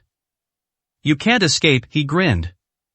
The live broadcast has begun. The whole world will see President Zhang and his fiancée in the explosion. Jiang Zimo's eyes turned cold, and he pushed Tao Wanwan away and dodged sideways. The bullet grazed his shoulder, and blood instantly soaked his suit. Tao Wanwan took the opportunity to grab the scalpel on the ground and threw it hard at Dr. Lin's wrist. Ah! He cried out in pain and the gun flew out of his hand. Jiang Zimo didn't give him a chance to breathe. He took a step forward, hit his knee hard in the abdomen, and then chopped at the back of his neck with a knife. Dr. Lin groaned and collapsed to the ground. Let's go. Jiang Zimo grabbed Tao Wanwan's hand and rushed to the stairs. 343, Chapter 343, The Cellular Plan. However, the corridors of the entire building had begun to collapse, the load-bearing columns had broken in the explosion, and flames were swallowing from all directions. It's too late. Tao Wanwan gasped, the stairs have been blown off. Jiang Zimo's eyes darkened, and he suddenly picked her up and rushed to the edge of the broken dome. Hold me. The next second, he jumped. The wind was howling and heavy rain was slamming on her face. Tao Wanwan hugged Jiang Zimo's neck tightly. It was dozens of meters high below, and they were falling rapidly. A black shadow came rushing from the side. It's the rescue drone controlled by Jiang Zai. Jiang Zimo grabbed the drone's bracket with one hand and hugged Tao Wanwan tightly with the other. The drone shook violently in the shockwave of the explosion, but eventually stabilized its flight trajectory. Hold on tight. Jiang Zimo's voice was almost torn apart by the wind. Tao Wanwan looked up and saw the observatory collapsing behind her, with flames shooting into the sky. Dr. Lin's figure had already been engulfed by the flames. 2 hours later, Jiang's private hospital. Tao Wanwan's wound had been bandaged. Jiang Zimo sat by the bed with a bandage on his shoulder, staring at the computer screen with a gloomy face. The live stream has been interrupted. Jiang Zai pushed the door open, but the bounty on the dark web is still there. Someone has taken it over. Tao Wanwan's fingers tightened slightly. Dr. Lin is just a pawn, she whispered. There are people behind Chen Mo. Jiang Zimo was silent for a moment, and suddenly called up a video. It was an encrypted file found on Dr. Lin. In the picture, a masked man stands in front of the operating table, and his voice is processed by a voice changer. Jiang Zimo, do you think Chen Mo is the last one? The game has just begun. The video freezes, and a snake-shaped tattoo is faintly visible on the masked man's wrist. Tao Wanwan's breathing stagnated. This is... The Black Snake Society. Jiang Zimo's voice was as cold as ice. An international underground medical organization specializing in trafficking in banned drugs and human experimentation data. Jiang Zai's expression suddenly changed. Why would they target us? Jiang Zimo did not answer, but looked at Tao Wanwan. Because of that operation 20 years ago, he said slowly. Chen Mo's mother was silenced. Tao Wanwan's heart sank suddenly. This is true revenge. Tao Wanwan stared at the abnormal data on the blood test report, her fingertips trembling slightly. Unknown neurosuppressant residue, molecular structure matches Lazarus Project sample, 927% match. What is this? She looked up at Jiang Zimo, her voice a little tense. Jiang Zimo's eyes darkened and he reached out to close the report. 20 years ago, Jiang funded a secret research. His voice was very low, as if he was afraid of alarming something. Codenamed Lazarus, a neuroregeneration technology that can repair brain damage. Tao Wanwan's breathing stagnated. Chen Mo's Mothras an experimental subject? Jiang Zimo did not answer directly, but called up a dusty file. A yellowed surgical record was displayed on the screen. Patient, Lin Shui, 29 years old, suffered sudden brain death after surgery cause of death, neuroleptic overdose. The surgeon's signature was blackened by ink, but the institution seal in the lower right corner was still clearly visible. Black Snake Society. 4 hours later, in the basement of Jiang's ancestral home. The metal door that had been covered in dust for many years was forcibly broken open by hydraulic pliers, and the smell of mold mixed with the pungent smell of chemicals hit the face. Tao Wanwan covered her mouth and nose, and the flashlight beam swept across the rusty laboratory table. This is the former site of the Lazarus Project. Jiang Zimo's voice echoed in the empty basement. 20 years ago, after the experiment got out of control, my father ordered everything sealed. Tao Wanwan's fingertips stroked the glassware on the table, and the remaining blue crystals inside glowed strangely under the light. So Chen Mo's Mothras a failed experiment? Jiang Zimo was silent for a moment and took out a diary from the safe. 47th experiment record, subject experienced severe hallucinations and attacked medical staff after injection of sedatives, heartbeat stopped. The last page of the diary is a photo stained with blood. Young Lin Shui was tied to the operating table, her eyes were dazed, and standing next to her was Jones. father, who was wearing a snake-shaped ring. Tao Wanwan's blood instantly turned cold. Your father is the mastermind? Jiang Zimo's knuckles turned white from pinching. No, his voice was hoarse, he was coerced. At the same time, an abandoned chemical plant on the outskirts of the city. In the dark monitoring room, a man wearing a snake-shaped ring stared at the real-time image on the screen, which was the basement of the Jiang family's ancestral home.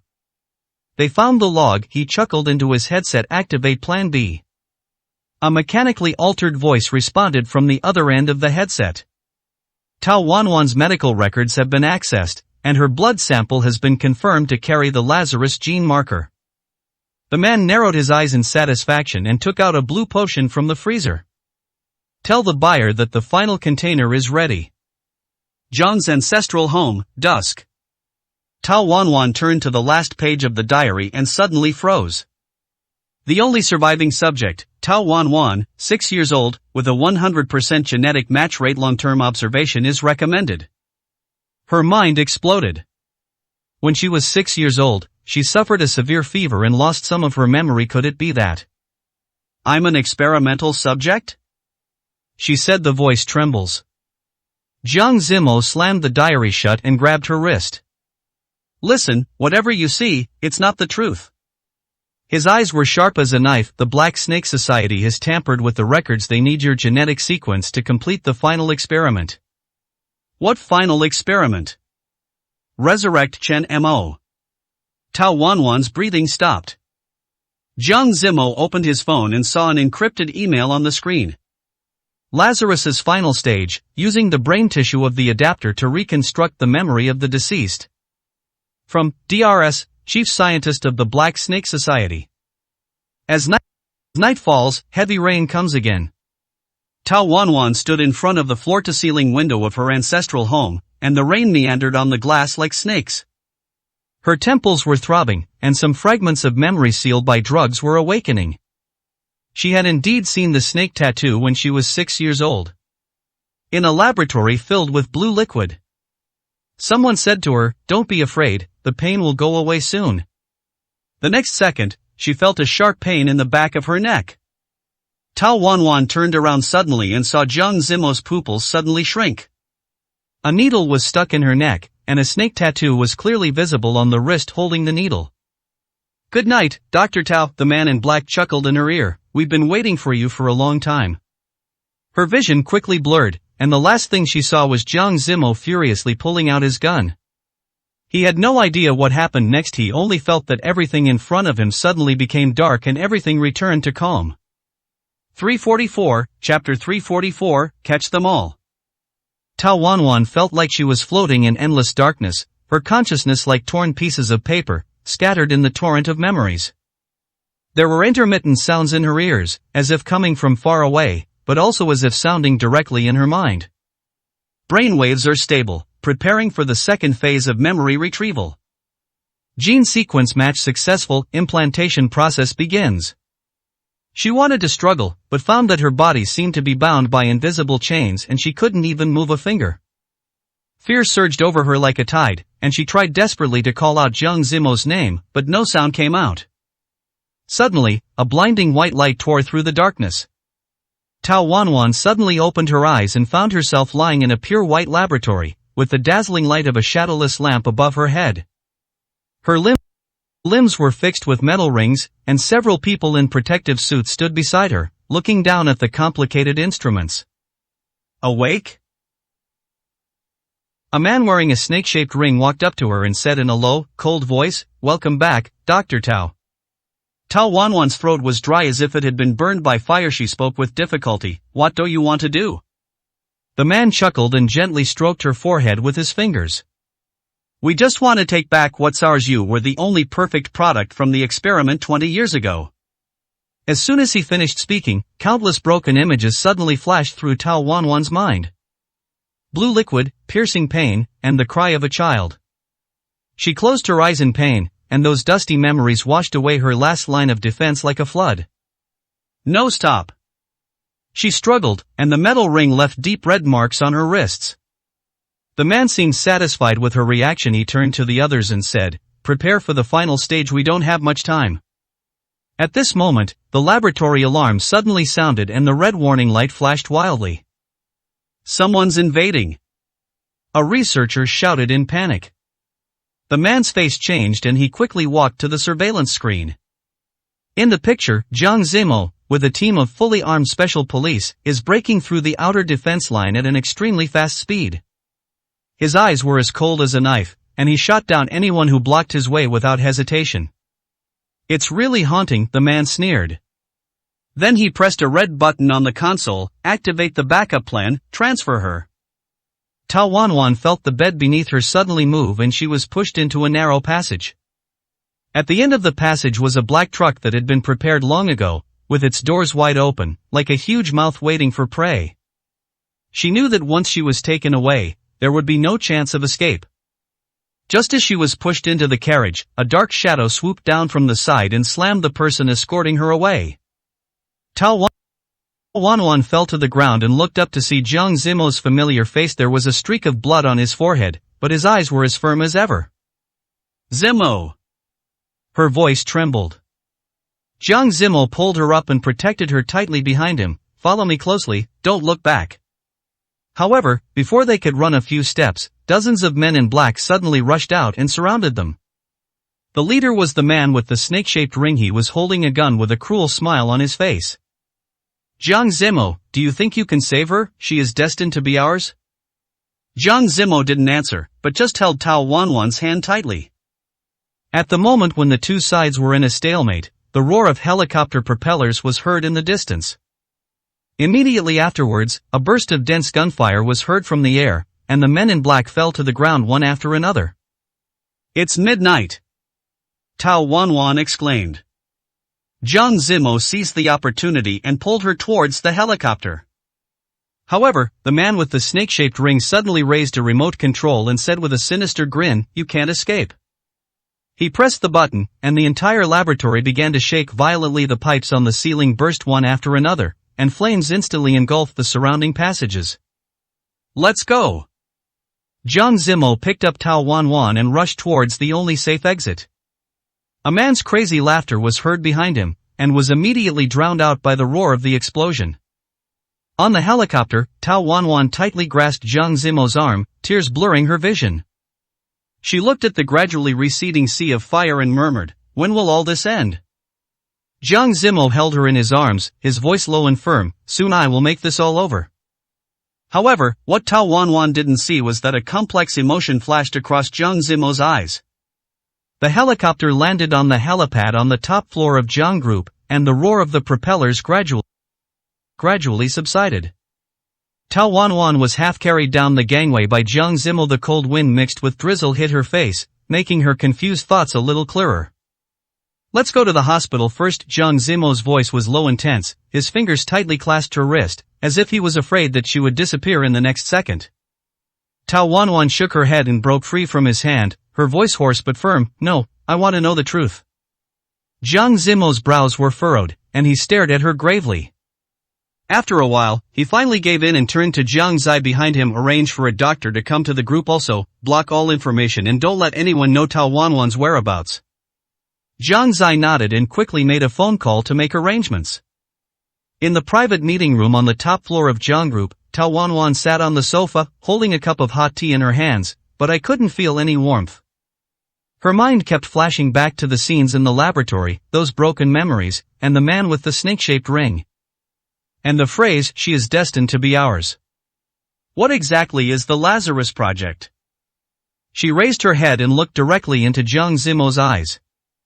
Jiang Zimo stood in front of the floor-to-ceiling window, his back looking particularly stern against the backdrop of the rainy night. He did not answer immediately, but took out a yellow document from the inside pocket of his suit and placed it gently on the coffee table. 20 years ago, the Jiang Group secretly funded research on neural regeneration technology to repair brain damage caused by accidents or illness. His voice was calm, yet it carried a hint of suppressed heaviness. But the research quickly got out of control. The Black Snake Society infiltrated and turned the experiment in a more dangerous direction, memory transplantation. Tao Wanwan's fingers trembled slightly. "So, I am an experimental subject?" Jiang Zimo turned around and looked at her with complicated eyes. Not exactly, you are indeed a participant in the experiment, but you were not forced. Tao Wanwan was stunned. What do you mean? Your parents are researchers at Jiang Corporation. They volunteered for you to participate in the initial testing because your genes are highly compatible with nerve repair drugs. Jiang Zimo approached her and said in a low voice, but then the Black Snake Society intervened and kidnapped you, trying to use your genetic sequence to complete their perfect cloning plan. Tao Wanwan's chest heaved violently, and those vague fragments of memory finally had a coherent logic. 345, Chapter 345, completely eliminate them. She recalled seeing her parents busy in the laboratory in white coats when she was a child.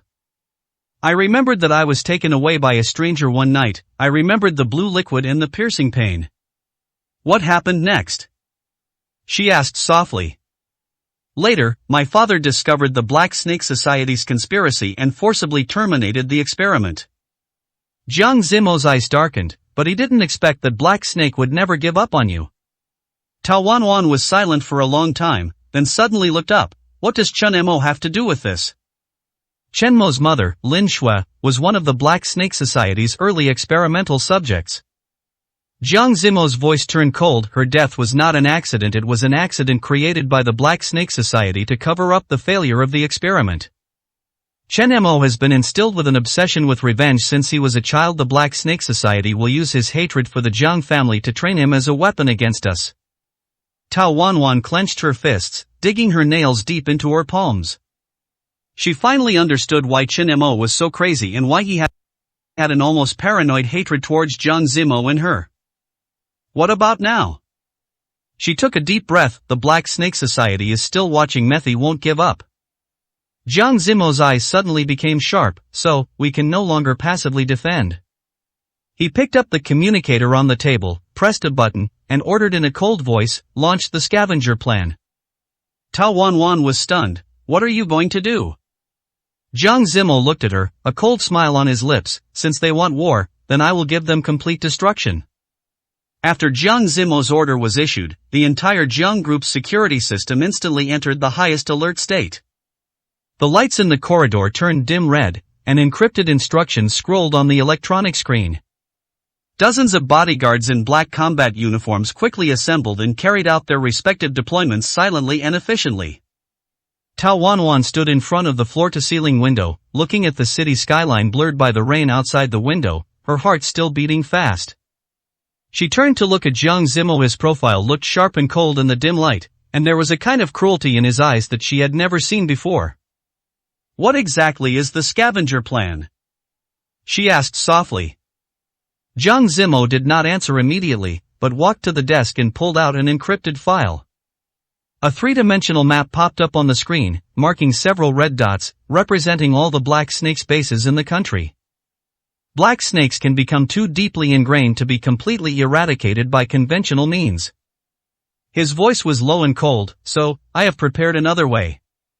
Tao Wanwan stared at the map and suddenly realized something. Her pupils shrank slightly. You want to destroy their stronghold directly?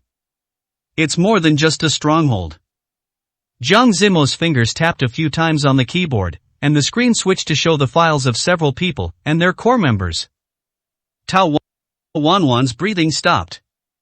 This is a means of eradicating the problem completely. She should have thought that with Jiang Zimo's character, he would never tolerate any threat to continue. But such an action will undoubtedly set off a bloody storm. The police and Interpol, she began hesitantly. It's all arranged, Jiang Zimo interrupted her, his tone calm and almost cold. The Black Snake Society is already an organization on the wanted list. Their demise will only be treated as an accident. Tao Wanwan remained silent. She knew that Jiang Zimo's decision could not be shaken, but this method was too extreme after all. What about me? She looked up at him. The black snakes will want my genetic data. They won't give it up easily. Jiang Zimo's gaze fell on her face, and his stern expression finally relaxed for a moment. He reached out and gently touched her cheek, his thumb grazing the shadows under her eyes.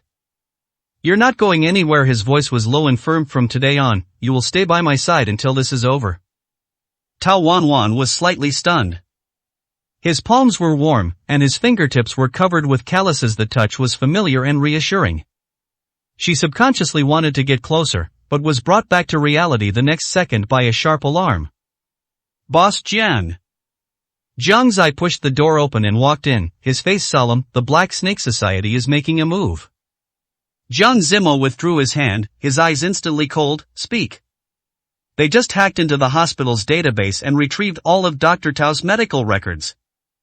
Jiang Zai quickly reported, also, our surveillance in the east of the city has captured a suspicious individual, suspected to be a core member of the Black Snake Society. Jiang Zimo sneered, finally, I can't hold it back anymore. He turned around, picked up his suit jacket, put it on neatly, and then looked at Tao Wanwan. Come with me.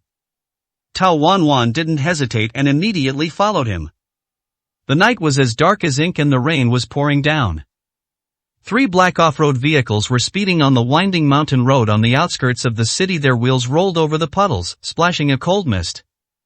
Tao Wanwan sat in the passenger seat, looking at the faint lights in the distance through the rain. That is the Black Snake Society's largest underground laboratory in the country, disguised as an abandoned pharmaceutical factory, but actually conducting the most dangerous genetic experiments.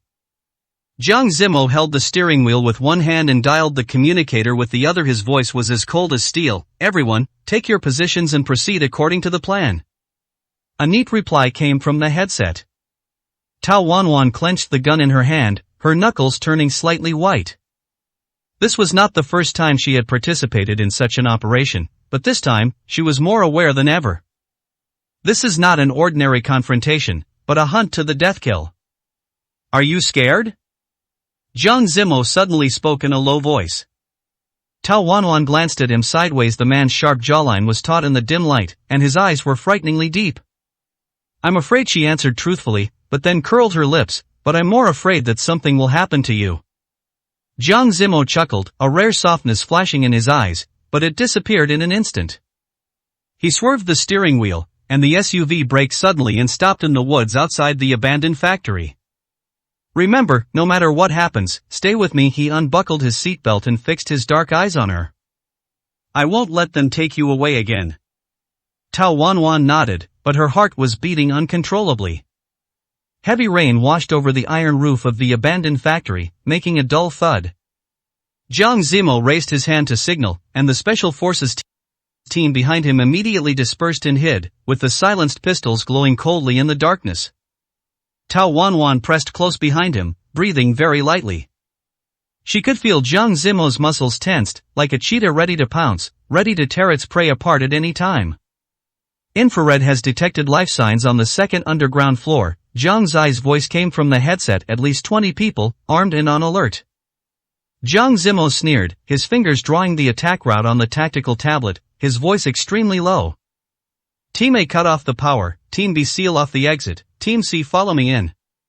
He turned his head to look at Tao Wanwan, his eyes sharp as a knife in the darkness. Follow me closely, don't hesitate. With a slight explosion, the lights in the entire factory suddenly went out. Jiang Zimo flashed into the ventilation duct like a ghost, and Tao Wanwan followed closely behind. The pipe was filled with a pungent smell of chemicals, and Tao Wanwan's temples were throbbing. Those dusty fragments of memory began to surge again, the white laboratory, the cold metal bed, and the hand wearing a snake-shaped ring. Breathe. Jiang Zimo suddenly stopped and placed his warm palm on her trembling shoulder. Look at me. 346, Chapter 346, the founder of the Black Snake Society. In the darkness, his eyes seemed like the only anchor. Tao Wanwan took a deep breath and forced herself to calm down. When she went down to the second underground floor, the scene in front of her made Tao Wanwan's stomach cramp. Dozens of transparent culture chambers are arranged in the center of the laboratory, and humanoid creatures are floating in each chamber. Some have already taken human form, while others are still in the embryonic stage. The most terrifying thing is that the faces of these experimental subjects vaguely resemble Tao Wanwan's. Clone? Her throat tightened. They've been cloning me? Jiang Zimo's eyes turned completely cold. He raised his hand and shot the surveillance camera to pieces, his voice filled with suppressed rage. It's more than just clones. The safe at the end of the laboratory suddenly made a beep sound as it was unlocked. A middle-aged man in a white coat walked out slowly, and the snake tattoo on his wrist glowed strangely under the emergency light. It is truly an honor to have President Zhang here. The man pushed his gold-rimmed glasses, his smile eerily gentle. It seems our mother specimen has finally returned home. Tao Wanwan's blood froze instantly. This voice, it was the same one that said to her in the lab, "Don't be afraid, the pain will go away soon." Jiang Zimo's gun was already pointed at the man's eyebrows, and his voice was as cold as ice. "DRS, the game is over." The man suddenly laughed and pressed the remote control in his hand. "No, Mr. Jiang, the game has just begun." Suddenly, a shrill alarm rang out throughout the laboratory. The glass of the incubator shattered simultaneously, and those experimental subjects actually opened their eyes. The alarm sounded sharp and shrill, and red warning lights flashed wildly in the laboratory. Those Tao Wanwan who crawled out of the incubator, no, it should be said that it was her clones who slowly opened their eyes. Their pupils glowed a strange blue-green in the dim light, and their skin was so pale that it was almost transparent, like ghosts walking out of a nightmare. Tao Wanwan's breathing almost stopped. She looked at those faces that looked exactly like her, and her stomach churned. "It's a perfect piece of work, isn't it?" DRS smiled and opened his arms, his voice filled with morbid enthusiasm. "The 7th generation of clones can now perfectly replicate the memories and skills of their parent Mr. Jiang. Which one do you think is the real Dr. Tao?"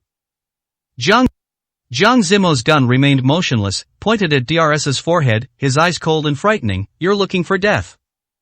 The first clone suddenly moved.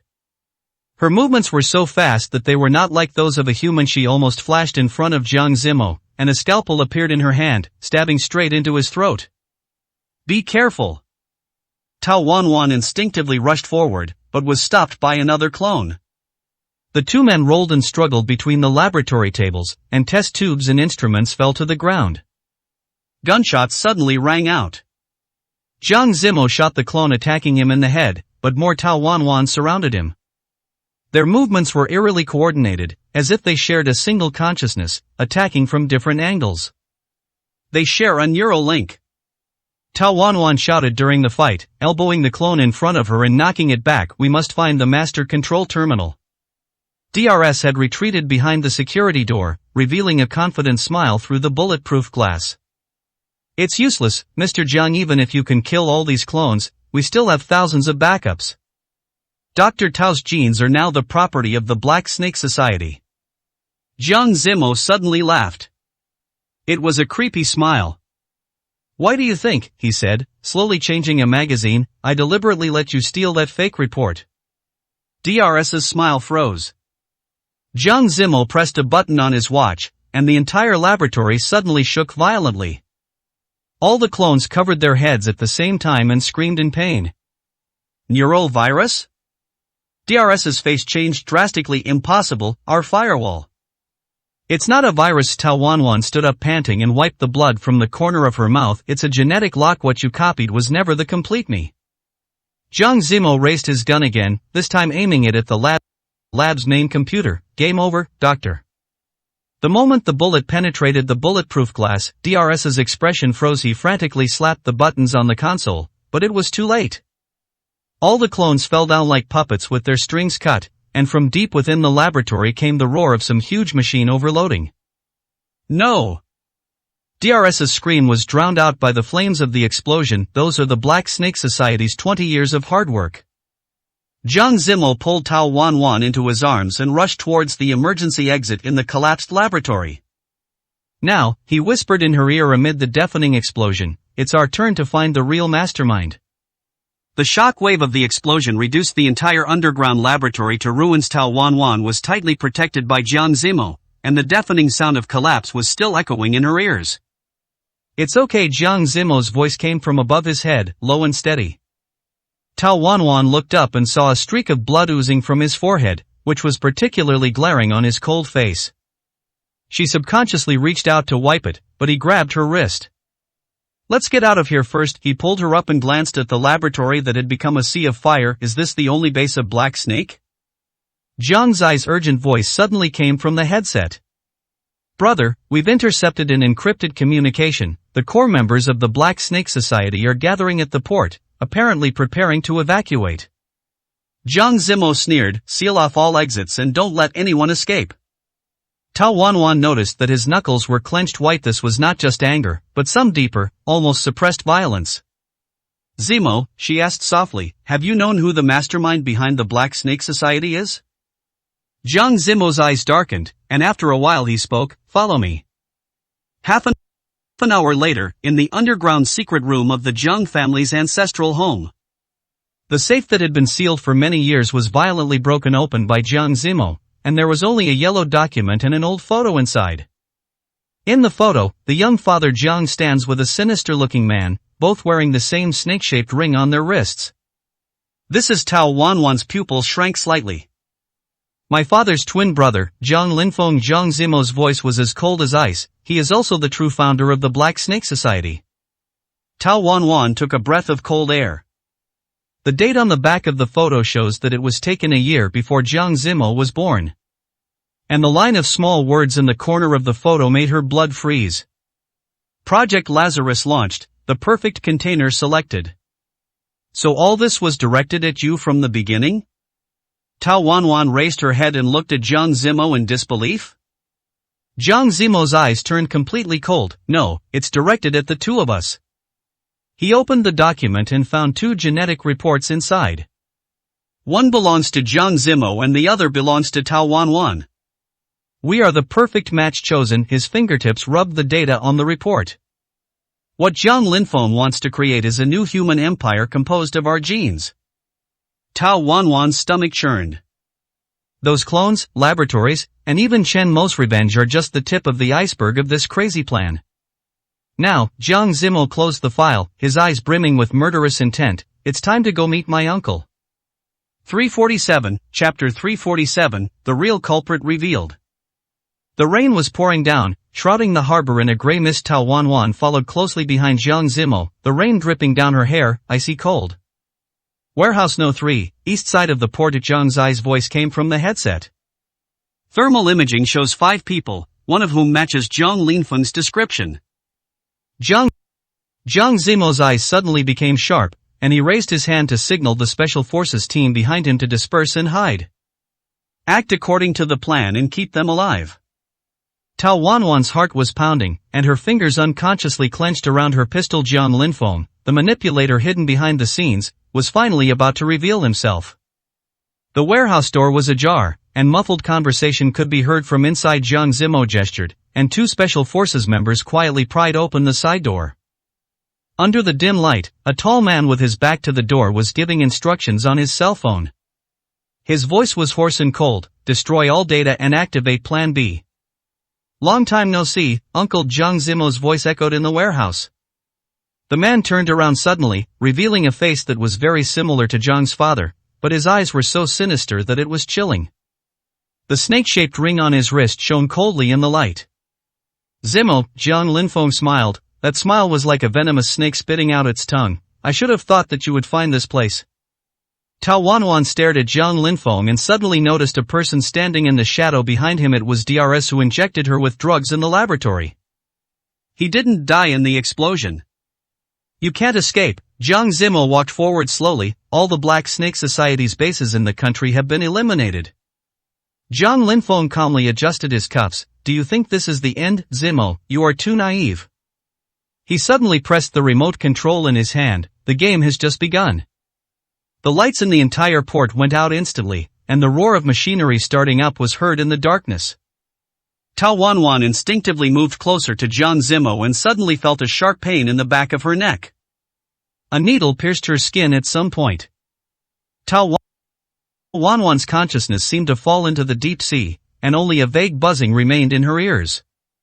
In a trance, she saw Jiang Zemo's furious face and splattered blood, but everything was quickly fading away. Wanwan! Jiang Zemo's cry seemed to be blocked by a thick layer of glass. Darkness swallowed her vision. When Tao Wanwan opened her eyes again, she found herself lying in a pure white room. There were no windows, only the glaring shadowless light overhead. She tried to stand up, but found her limbs were fixed in place by soft restraints. Welcome back, Dr. Tao. Jiang Linfeng's voice came from all directions. I hope you don't mind if we skip the pleasantries and get straight to business. Tao Wanwan's temples were throbbing, and those dusty fragments of memories came flooding back like a tide. The laboratory at the age of 6, the blue liquid, and the hands wearing snake-shaped rings, all belonged to Zhang Linfeng. What do you want to do? Her voice was hoarse. The door of the room slid open, and Zhang Linfeng walked in slowly, followed by DRS. It's simple. Complete the experiment that was left unfinished 20 years ago. He leaned over and stroked Tao Wanwan's cheek with his cold fingertips. Your genes are a perfect match for Zemo, making you the ideal carrier for the Lazarus Project. Tao Wanwan struggled violently. Madman, you are committing crimes against humanity. Zhang Linfeng smiled disapprovingly. Science never needs the shackles of morality. He motioned for DRS to come forward. Begin the memory extraction process. We need all the data in her brain. DRS pushed over a strange instrument that looked like a metal helmet and was covered with tiny electrodes. Don't worry, Dr. Tao, it's just a little uncomfortable. The moment the helmet was buckled, the pain was like thousands of steel needles piercing the brain at the same time. Tao Wanwan let out a heart-wrenching scream, and countless broken images flashed before her eyes. Hold on, Wanwan. In a trance, she seemed to hear Jiang Zemo's voice ringing in her mind, I'm coming. The battle at the port has reached a fever pitch. The Special Forces team led by Jiang Zemo engaged in a fierce firefight with the remnants of the Black Snake Society, and bullets drew deadly trajectories in the rain. Ziyi, have you found Wanwan's location? Jiang Zemo shouted into the headset while changing the magazine. The second basement floor of the East Office building. Jiang Zi's voice was interspersed with the sound of gunfire, but the entire area is electromagnetically shielded. Communication was suddenly interrupted. Jiang Zemo cursed, raised his hand and shot dead 2 militants who were blocking the road, and ran towards the office building. The office building was empty, with only the faint hum of machinery coming from deep in the elevator shaft. Jiang Zemo jumped into the maintenance passage without hesitation and slid underground along the steel cable. The door to the laboratory on the second underground floor was tightly closed, requiring iris recognition to open. Jiang Zemo sneered and removed a miniature explosive from his tactical belt. The shockwave of the explosion blew away the metal door. Jiang Zemo rushed in with a gun, and the scene before him made his blood freeze instantly. Tao Wanwan was fixed on the operating table, wearing a strange metal helmet on her head, her face as pale as paper. Zhang Linfeng was standing in front of the control console, inserting a test tube filled with blue liquid into the centrifuge. You've come just in time, Zemo. Zhang Linfeng said without turning back, the time to witness history has come. Jiang Zemo pointed his gun at Zhang Linfeng's back, let her go. The port warehouse is filled with humidity. The air was filled with a musty smell, and rainwater seeped in through the cracks in the iron roof, forming reflective puddles on the ground. Zhang Linfeng stood in the shadow cast by the container, the snake-shaped ring slowly turning between his fingers, reflecting a cold light. Do you think that destroying a few laboratories is the end of it? Zhang Linfeng's voice was like a poisonous snake crawling over dead leaves. The Black Snake Society's roots are spread all over the world. You will never be able to cut them off. Jiang Zemo's gun remained motionless, and raindrops dripped down his jawline. Then let's start with you. DRS suddenly rushed out from the shadows, and the syringe in his hand pierced Tao Wanwan's neck. Jiang Zemo fired back, and the bullet penetrated DRS's shoulder, but failed to stop his momentum. Tao Wanwan dodged sideways, the scalpel drew a silver light, and blood gushed out of DRS's throat. Excellent, Jiang Linfeng applauded with a sick smile on his face. It's truly a perfect genetic match. 4 men in black suddenly appeared from behind the container, and the sound of gunfire instantly tore through the rain curtain. Jiang Zemo dragged Tao Wanwan to the back of the cargo box, and the bullets splashed a series of sparks on the metal surface. Southeast corner ventilation duct, Jiang Zemo whispered in her ear, his breath burning, I'll cover you in 3 seconds. Tao Wanwan nodded and gripped the scalpel tightly. Jiang Zemo suddenly jumped up and accurately hit 2 enemies with 3 consecutive shots. Tao Wanwan took the opportunity to rush to the ventilation duct, but was stopped by Jiang Linfeng halfway. My child, Jiang Linfeng said, a blade popping out from the tip of his cane. You should have been our greatest creation. Tao Wanwan's pupils suddenly shrank. The patterns on the cane were exactly the same as the patterns that appeared repeatedly in her childhood nightmares. Do you remember? Jiang Linfeng approached. How were you taken away on that rainy night 20 years ago? ago. Jiang Zimo's roar came from behind, but he was tightly entangled by two men in black. 348, Chapter 348 Antarctica and Switzerland.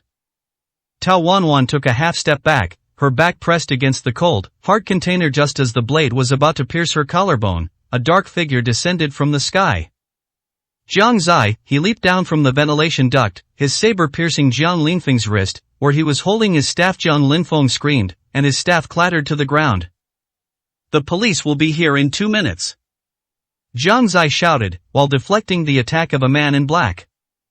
Jiang Linfeng suddenly grinned and took out a remote control from his pocket. Then let's go to hell together. The entire warehouse suddenly shook violently, and the chemical barrel in the corner began to leak pungent liquid. The red light on the remote control flashed wildly. Jiang Linfeng laughed wildly and pressed the button, but no explosion occurred. He looked down in shock and found that Tao Wanwan's scalpel had pierced his wrist at some point, and the remote control rolled to the ground. Game over. Jiang Zimo put his gun to Jiang Linfeng's eyebrows. The sirens were getting closer, and the sound of orderly footsteps could be heard outside the warehouse. However, Jiang Linfeng's mouth curled up strangely. Do you think I have no backup plan? He suddenly bit the capsule hidden between his teeth, and black blood immediately flowed out from the corner of his mouth. Jiang Zimo suddenly pinched his chin, spit it out. It's too late. Jiang Linfeng's body began to twitch violently, his pupils dilated rapidly, but his smile became more and more ferocious. Lazarus will be reborn. Outside the glass window of the intensive care unit, Jiang Zimo stared at Jiang Linfeng, who was fixed on the hospital bed with restraints. Various instrument pipelines were wrapped around the withered body like greedy snakes. Brain death. The doctor shook his head. The toxin has completely destroyed his central nervous system, but strangely, his basal metabolism is still maintained. Tao Wanwan stood beside Jiang Zimo, her fingertips unconsciously stroking the scar below her collarbone, which was the mark left by the experiment 20 years ago. What is he waiting for? She asked softly. Jiang Zimo's eyes fell on the steady waveform of the monitor. Backup. Jiang Zai hurried in, holding a tablet in his hand. Brother, this is the intelligence Interpol just shared. The Black Snakes received a cryopod at their Swiss base last week. The biometrics match. He glanced at the bed. Exactly. Tao Wanwan gasped. Clone? Worse. Jiang Zai enlarged a blurry photo. It's a mind transfer. They've already backed up all his memories. The equipment in the ward suddenly issued a sharp alarm, and Jiang Linfeng's electrocardiogram fluctuated wildly. When the doctors rushed in to rescue, Jiang Zimo pulled Tao Wanwan back to the corner.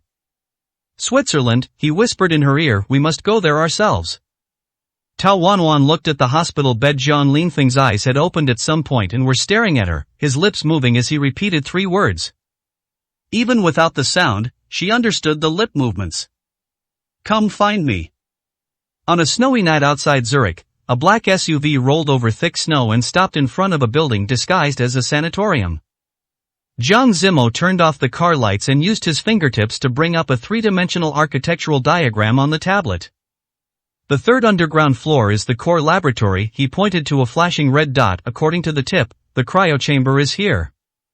Tao Wanwan checked the magazine, ice crystals condensing on her eyelashes. If it is really a consciousness transmission, then destroy it completely. Jiang Zimo's eyes were colder than the alpine wind every single bite. Jiang Zai's voice came from the headset. The surveillance has been interrupted. You have 15 minutes. The moment I pushed open the iron door, a biting coldness hit me in the face. In the operating room at the end of the corridor, a younger version of Jiang Linfeng was sitting up from the cryostat, and the scientists around him were busy recording data. So punctual. The young Jiang Linfeng turned around and smiled, but his voice was old. My dear nephew and niece-in-law. A shrill alarm sounded in the laboratory, and the red light made everyone's face look like ghosts. Quantum protective shield? Tao Wanwan's pupils shrank slightly, and the scalpel had already slid into her palm. Jiang Linfeng elegantly adjusted the cuffs of his hospital gown, one of the greatest inventions of the 21st century, isn't it? His movements were exactly the same as in the old version. Even the angle of reflection of the snake-shaped ring on his wrist was exactly the same. Jiang Zimo fired 3 consecutive shots at the same position in the force field, and the crack finally widened. No matter how perfectly you copy it, the fourth bullet whizzed out, it won't change the fact that you're a fake. The moment the protective shield was broken, the smile on Zhang Linfeng's face cracked for the first time. He slammed a button on the console, and the laboratory floor suddenly parted, revealing a bottomless shaft below. See you later, my dear family. His figure descended rapidly on the lifting platform. Remember to check the headlines. Tao Wanwan rushed to the control console, only to find that all terminals were locked on the only lit screen. The countdown was ticking rapidly. Self-destruct sequence activated. She quickly tapped on the keyboard. It requires the highest authority to abort it. Zhang Zi's urgent voice suddenly rang out from Zhang Zimo's communicator. Brother, Swiss national television has just been hacked, and they're broadcasting your live footage. All of Europe is seeing it. On the monitoring screen, live broadcast signals from dozens of news media outlets simultaneously displayed the scene inside the laboratory. Frame up. Zhang Zimo sneered and shattered the nearest camera with a shot. Prepare to evacuate. Tao Wanwan suddenly discovered a hidden interface under the console. Wait, my medical chip can be connected here.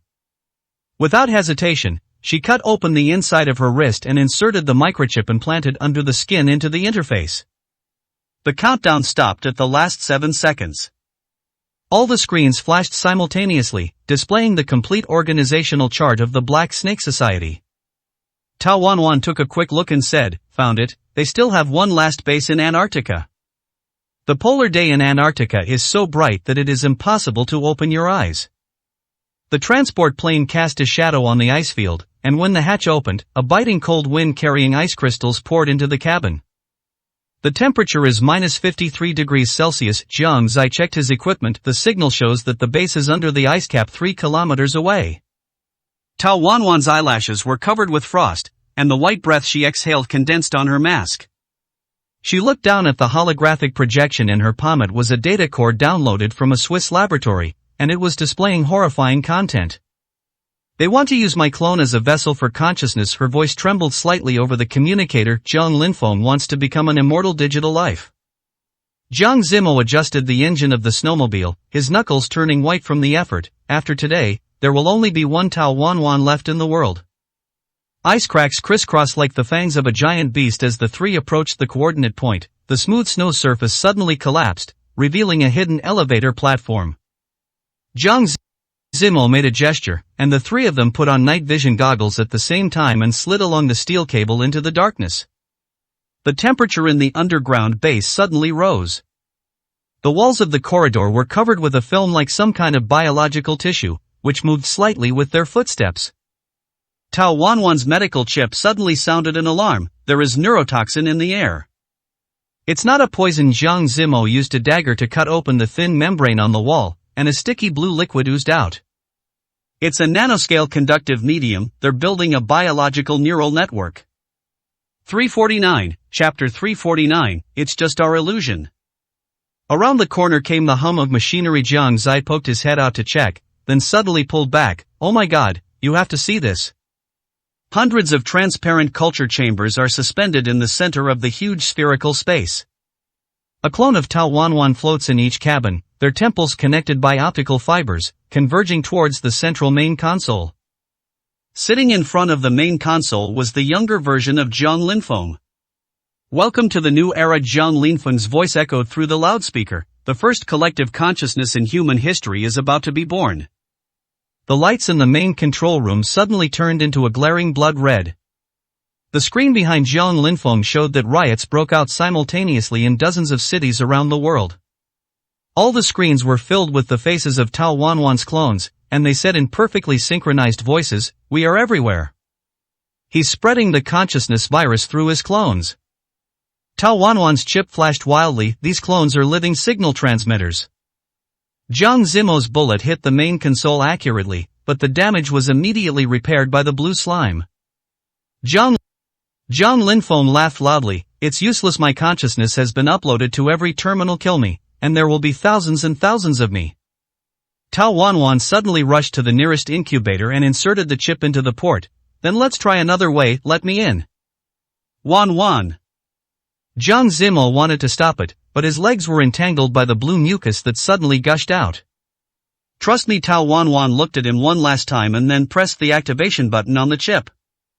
The world instantly collapsed into a dark tunnel. Tao Wanwan's consciousness shuttled through the torrent of data, and she saw countless fragments of memory passing by like shooting stars.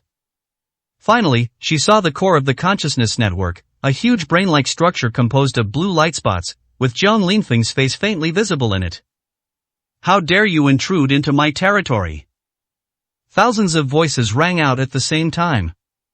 Tao Wanwan's consciousness stood firm in the void. This is my genes, my memory. It's you who should leave. She opened her arms wide, and the memories of all her clones came flooding back. These emotions, which Zhang Linfeng regarded as flaws, now turned into the sharpest weapons. The blue brain-like structure began to disintegrate. Zhang Linfeng's screams blended with the sirens. No, this is impossible. Perfect consciousness shouldn't be like this. This is something you will never understand. Tao Wanwan's voice resounded throughout the internet. Humans are human precisely because they are imperfect. In the real world, all the incubators exploded at the same time. Zhang Zimo broke free from his restraints and caught Tao Wanwan, who fell from the console. There were traces of blood in the corners of her eyes, but there was a victorious smile on her lips. Is it over? Zhang Zimo brushed away the sweaty hair from her forehead. Tao Wanwan looked at the collapsing dome of the base. Just this chapter. The explosion at the Antarctic base shattered the ice within a 5-kilometer radius. In the snow mist stirred up by the helicopter rotors, Tao Wanwan looked through the porthole at the building wreckage gradually sinking into the icy sea, her fingertips unconsciously stroking the wound left by the medical chip. Interpol has blocked the news. Zhang Zai handed over the satellite phone, but the discussion on the dark web can't be suppressed. Zhang Chao's hoarse voice came from the other end of the phone. 17 cities around the world have experienced clone riots, and they are all repeating the same words. We are the real Tao Wanwan. Tao Wanwan felt a sudden pain in her stomach. Zhang Zimo wrapped the blanket around her trembling shoulders and said solemnly into the phone, "Publish the gene comparison report we've prepared." It's already been sent to Zhang Chao's side. The problem is at least 3 clones have passed the DNA test. The cabin suddenly jolted violently, and the red lights on the instrument panel flashed wildly. The pilot shouted, "Electromagnetic interference, we're locked." Outside the porthole, a blue light shot straight into the sky from the depths of the icy sea, tearing the clouds into a strange vortex-shaped gap. Tao Wanwan's chip suddenly became hot, and the holographic projection automatically unfolded, displaying a string of longitude and latitude coordinates. This is her pupils suddenly shrank. The North Pole? Zhang Zimo's satellite phone emitted a harsh noise, and the last thing he heard was Zhang Chao's distorted warning, "Don't come back, all the clones are heading in your direction." Communications were lost. The helicopter began to spin and fall uncontrollably. The wreckage of the crashed helicopter was emitting black smoke on the snow. When Tao Wanwan climbed out of the snow, she felt a sharp pain in her left arm, possibly a fracture. Zimo, Zai? Her cries were blown away by the cold Arctic wind. 30 meters away, Zhang Zimo was dragging the unconscious pilot out of the cockpit. When he looked up, Tao Wanwan saw that the wound on his forehead was covered with ice, and the blood was particularly glaring on his pale face. Zai went to check the signal tower. He walked over panting and suddenly froze your hand. Only then did Tao Wanwan realize that her wound was bleeding. It was so cold here that Tao Wanwan and Zhang Zimo could only find a place that was sheltered from the wind to rest. But in fact it has no effect at all.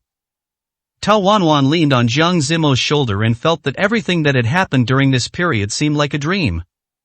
She seemed to have a lot to say to Zhang Zimo, but she really didn't have the strength now, and eventually fell asleep leaning on Zhang Zimo's shoulder. When she regained consciousness, Tao Wanwan felt warm all over. She subconsciously thought that she was frozen to death. After all, they all said that when people are frozen to death, they will feeling warm. But I didn't expect to hear Zhang Zimo's voice suddenly. Zhang Zimo had just brought up a bowl of porridge from the kitchen, thinking that if Tao Wanwan woke up, she would have something to eat. However, he didn't expect that as soon as he walked into the bedroom, he saw Tao Wanwan's eyelashes trembling a few times, and he spoke directly in a hurry. Tao Wanwan finally opened her eyes with all her strength, looking at everything in front of her. She was a little shocked for a moment. You finally woke up. Jiang Zimo finally felt relieved. Tao Wanwan was injured and had been exposed to the wind for so long the doctor was not sure when he would wake up. Now that he saw that he had opened his eyes, Jiang Zimo felt relieved. What happened? Why did we come back suddenly? Hearing this, Jiang Zimo lowered his head helplessly. We fell into a trap. Antarctica and Switzerland are just illusions. Hearing this, Tao Wanwan tilted her head in disbelief. Everything that happened there is so vivid in my mind, how could it be an illusion? What the hell is going on? Why can't I understand what you are saying? Tao Wanwan frowned and asked again. Jiang Zimo, who originally wanted to let Tao Wanwan have a rest, started to explain a few words when he saw how anxious he was. When we were at the dock, Jiang Linfeng drugged us. We had already passed out a long time ago, and what happened afterwards was all our imagination. In fact, the two of us have been in the hospital for the entire time. Although I don't know why we are together in the hallucination, this is indeed the case. 350, Chapter 350. Everything returns to calm. In the next few days, Tao Wanwan just rested at home. What happened some time ago was like a dream, constantly echoing in her mind. Jiang Zimo is not so free, as the Jiang family has a lot of things that need him to deal with. But overall, it is much easier than before. Jiang Zimo had just packed up a few contracts he would need for today and handed them to his assistant when the phone suddenly rang. Brother, I checked. According to your instructions, Shinyu is indeed dead. There will be no problem. Jiang Zimo remembered clearly what happened in the hallucination. When she heard the news, she finally breathed a sigh of relief. Jiang Zai was about to hang up the phone when Jiang Zimo suddenly thought of something and asked softly, "Do you want to go home and take a look?" In fact, Jiang Zimo had this idea before, but because he had too many things to do, he never had the chance to bring it up with Jiang Zai.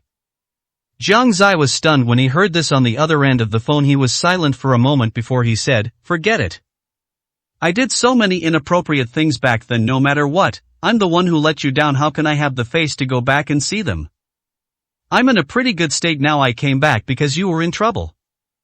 After your affairs are settled, I will go abroad again. I will be very happy if you can still recognize me as your brother." Hearing these words, Jiang Zimo naturally felt uncomfortable. He lowered his head and frowned slightly. But before he could react, Jiang Zai on the other end of the phone hurriedly hung up. At that time, the Jiang family was on the verge of bankruptcy, and Jiang's father wanted to leave some money for them and their son by committing insurance fraud. But in the end, I couldn't bear to leave them and found another way. However, Jiang Zai didn't expect that he mistakenly thought that his father was worried that Jiang would be too lonely if he left alone. Without hesitation, he pulled Jiang's father to die in the sea of fire. After learning his father's true thoughts, Jiang Zai tried his best to push his father out of the sea of fire. But he didn't expect that he also survived the fire and was rescued by someone. For so many years, this has always been a hurdle in Jiang Zai's heart. He was unwilling to face it, nor did he dare to face Jiang's father and mother.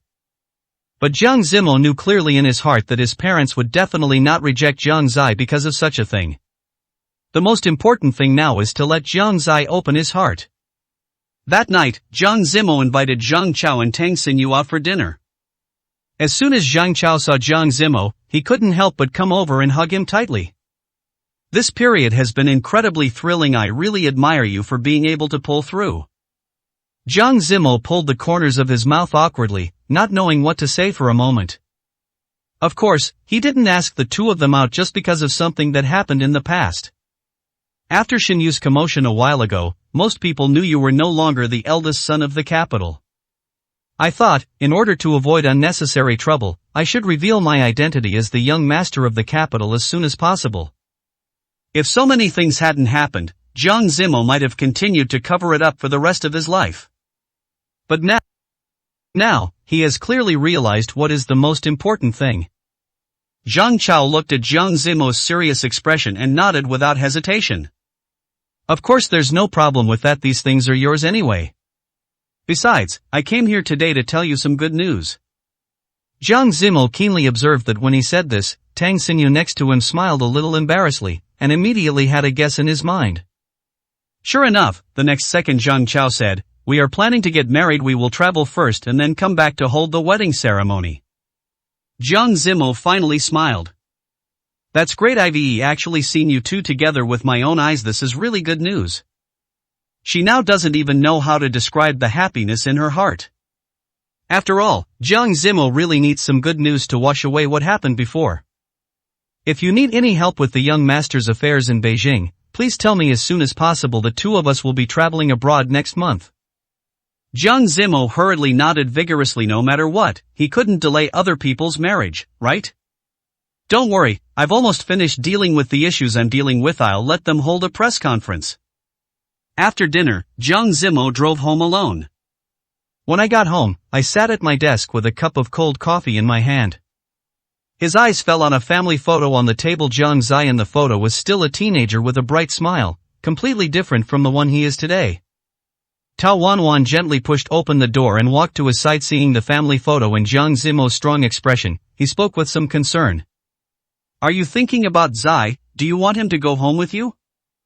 Jiang Zimo came back to his senses and nodded. He still refuses to go home. I am worried that he's alone abroad and can't let go of the past.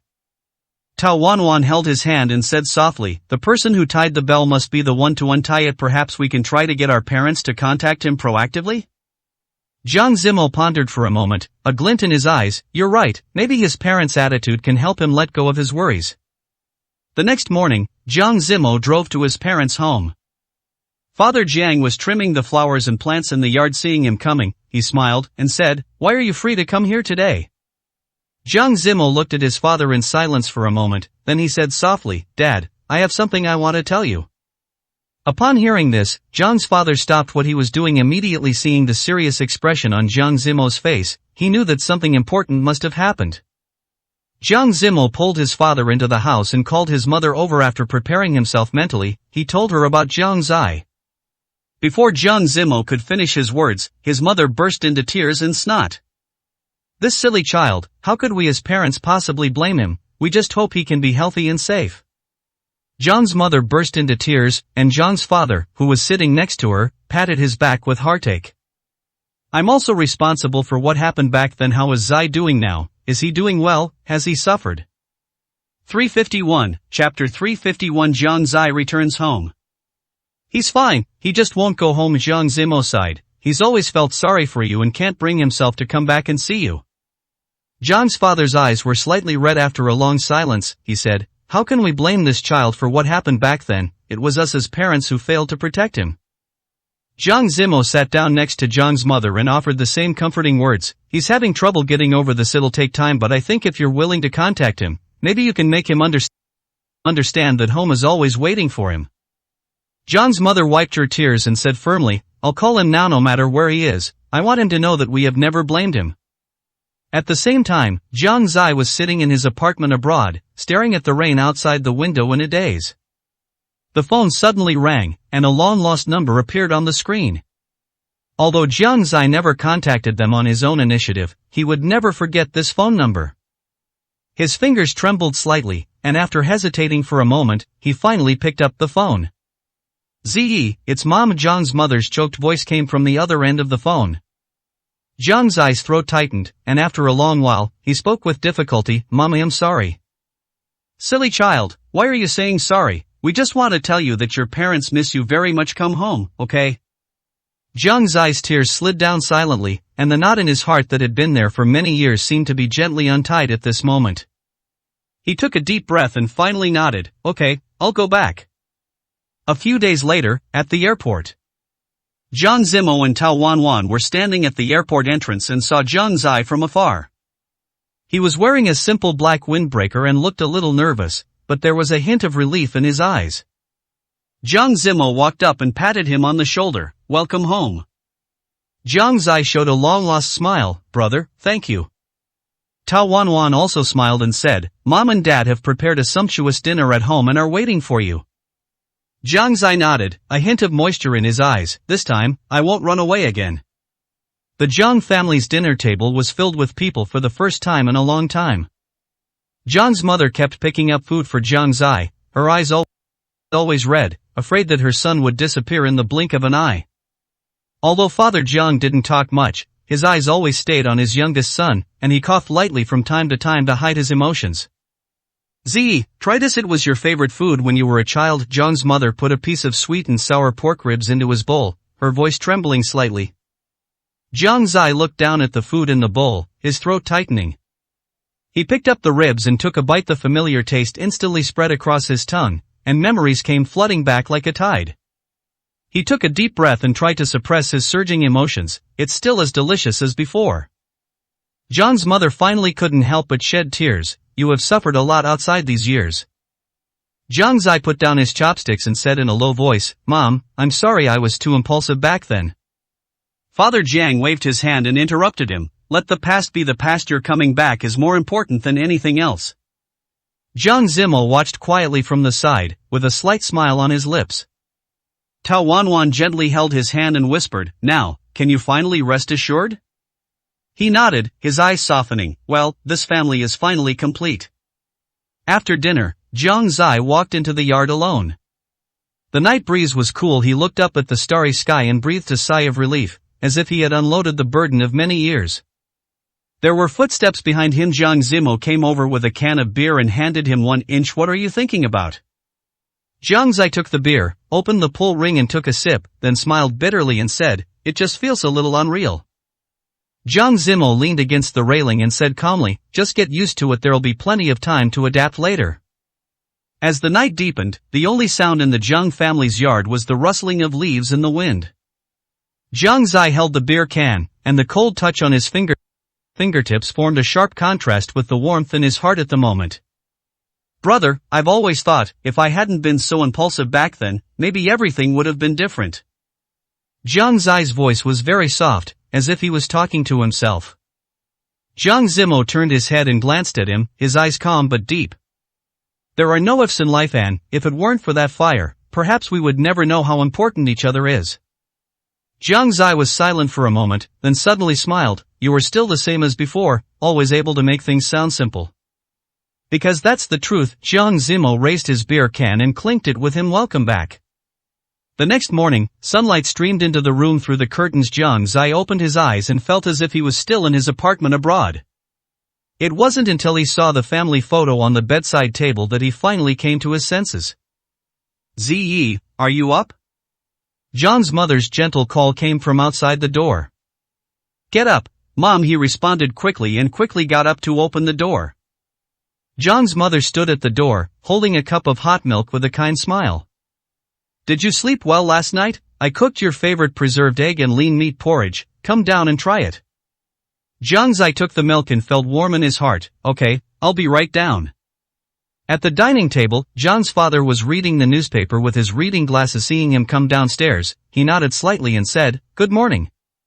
Dad, good morning. Zhang Zai sat down at the table and looked at the steaming porridge in front of him, suddenly feeling a little dazed. He had seen such scenes countless times in his dreams. Zhang Zimotao Wanwan and she also came downstairs one after another. The family sat around the dining table in a warm and peaceful atmosphere. By the way, Zhang's mother put down her chopsticks, her tone full of anticipation. What are your plans for coming back this time? Zhang Zai paused, put down his bowl and chopsticks, and said, I want to stay in China for a while and spend time with you guys. As for the future, I haven't decided yet. Zhang Zimo glanced at him and said, If you're willing, you can come to Zhang's and help. Meth company is short of staff right now, especially people like you who have overseas experience. Zhang Zai was a little surprised. Me, but I haven't been involved in the family business for a long time. Experience can be accumulated slowly, Zhang Zimo said firmly. Besides, wouldn't it be better if we brothers joined forces? Father Jiang also nodded. Zimo is right, Zai, please think about it. Zhang Zai looked at his family's expectant eyes, and the last bit of hesitation in his heart dissipated. Okay, I will try my best. In the afternoon, Zhang Zimo took Zhang Zai to the Zhang group. Entering the office, Zhang Zai looked around and exclaimed, It's completely different from before. Times are changing, and the company must keep up. Zhang Zimo handed him a document. This is the latest project. Familiarize yourself with it first. 352, Chapter 352. Let's discuss marriage. Zhang Zai took the document and carefully looked through it. After a moment, he looked up and asked, I think I've seen this partner in foreign news. Zhang Zimo raised his eyebrows. Do you know him? I don't really know them, but I know their backgrounds. Zhang Zai closed the file, a hint of confidence flashing in his eyes. Perhaps I can help. Jiang Zimo smiled. It seems that letting you come back was the right decision. When they got home in the evening, Tao Wanwan was helping to prepare dinner in the kitchen. Seeing them come back, she smiled and asked, "Did everything go well today?" Jiang Zimo took off his coat and walked over to her. "It went better than I expected. Zai's abilities really didn't disappoint me." Jiang Zai scratched his head, feeling a little embarrassed. "Sister-in-law, don't listen to his exaggeration." Tao Wanwan smiled and said, "I have never doubted your ability." During dinner, John's mother enthusiastically suggested, "Why don't we go on a family outing this weekend? Midnight is back, so let's have a good time together." "Great." Tao Wanwan was the first to respond. "I heard the maple leaves outside the city are starting to turn red. The scenery must be beautiful." Jiang Zimo looked at Jiang Zai. "What do you think?" Jiang Zai smiled and nodded. "Of course, I haven't gone out for a walk with my family for a long time." Father Jiang smiled, a rare gesture, then it settled. On a sunny weekend morning, the Jiang family drove to Maple Leaf Valley outside the city. John's father specially changed into light casual clothes, and John's mother prepared a large basket of homemade snacks. Tao Wanwan helped carry the picnic mat and camera, while Jiang Zimo and Jiang Zai walked at the end, talking in low voices about company matters.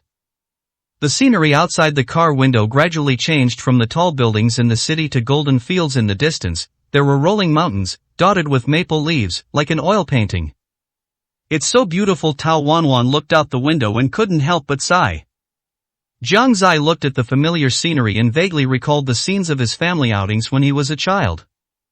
At that time, his father always drove, his mother sat in the passenger seat, and he and his brother played in the back seat. Now, as time goes by, everything seems to have returned to the starting point. There were many tourists in Maple Leaf Valley, but the Jiang family chose a secluded meadow to spread out their picnic mat. John's mother was busy arranging the food, while John's father was walking slowly with his hands behind his back, admiring the surrounding scenery. "Dad, do you want to take a picture?" Jiang Zimo asked as he took out his camera. Father Jiang cooperated, a rare gesture, and stood under a fiery red maple tree. Seeing this, Jiang Zai also smiled and walked over to stand beside his father. Jiang Zimo adjusted the lens, and the moment he pressed the shutter, the corners of Jiang's father's mouth rose slightly, while Jiang Zai smiled brightly. "I want to take a family photo too." Tao Wanwan took the camera and called John's mother to come over. The five of them stood under a maple tree, with a backdrop of crimson leaves covering the hills. Tao Wanwan set the timer and trotted over to stand beside Jiang Zimo. 3, 2, 1 eggplant. With a click, the picture froze. During the picnic, Jiang's mother kept picking up food for Jiang Zai, fearing that he would not have enough to eat.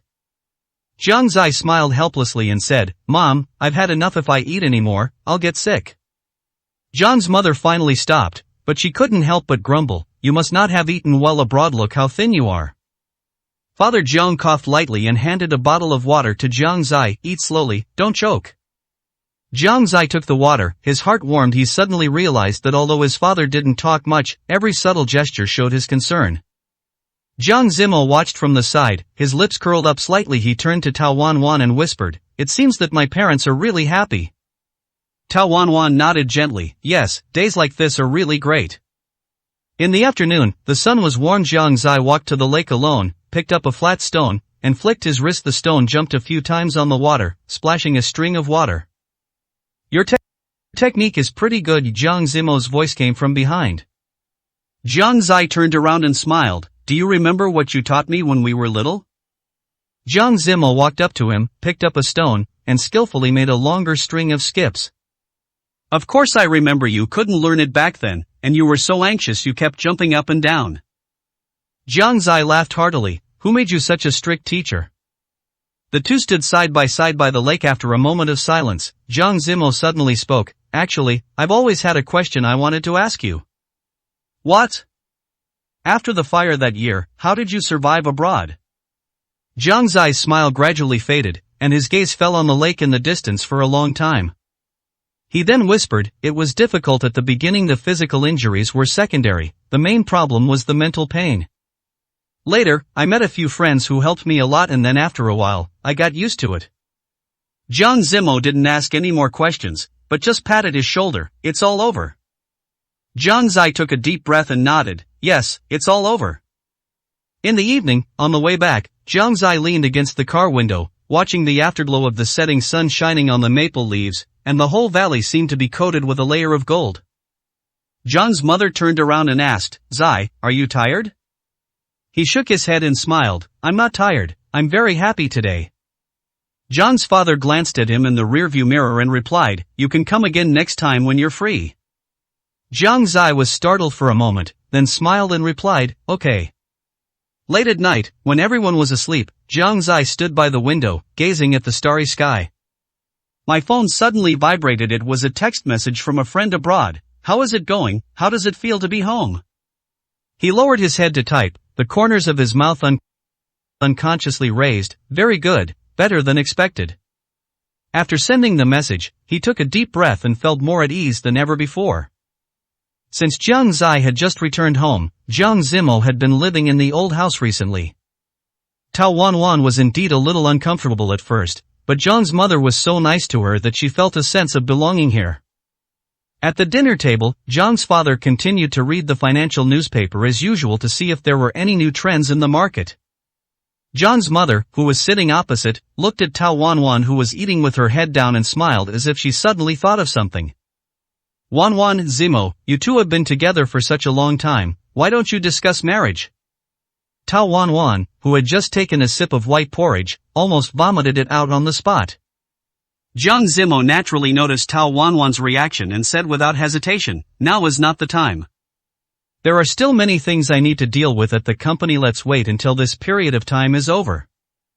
Although Tao Wanwan was indeed a little surprised, she suddenly felt a little uncomfortable for some reason when she saw Jiang Zimo's indifferent reaction.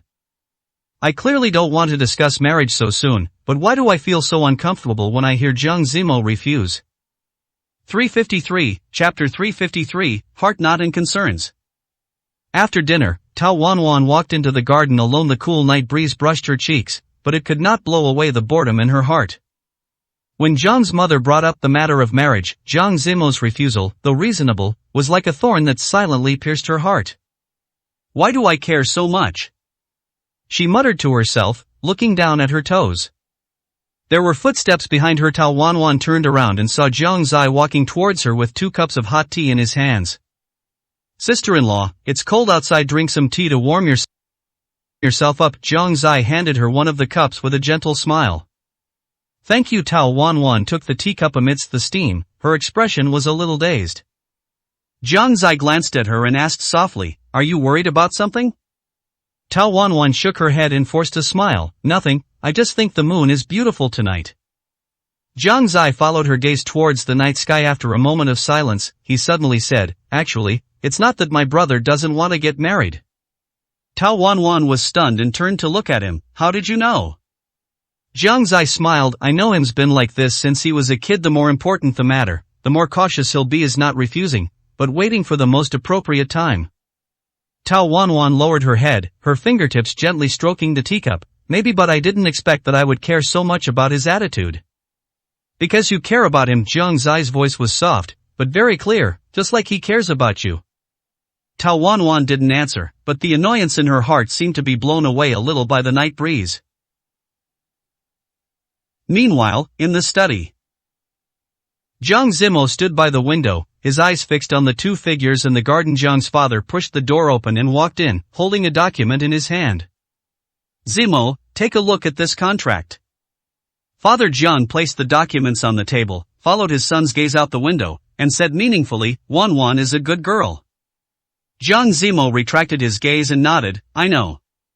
Father Jiang patted him on the shoulder and said, don't wait too long for some things. Jiang Zimo was silent for a moment, and finally spoke, Dad, I just want the best for her. Father Jiang smiled and said, for her, the best thing is you. Late at night, Tao Wanwan returned to the room and found Jiang Zimo sitting by the bed with a photo album in his hand.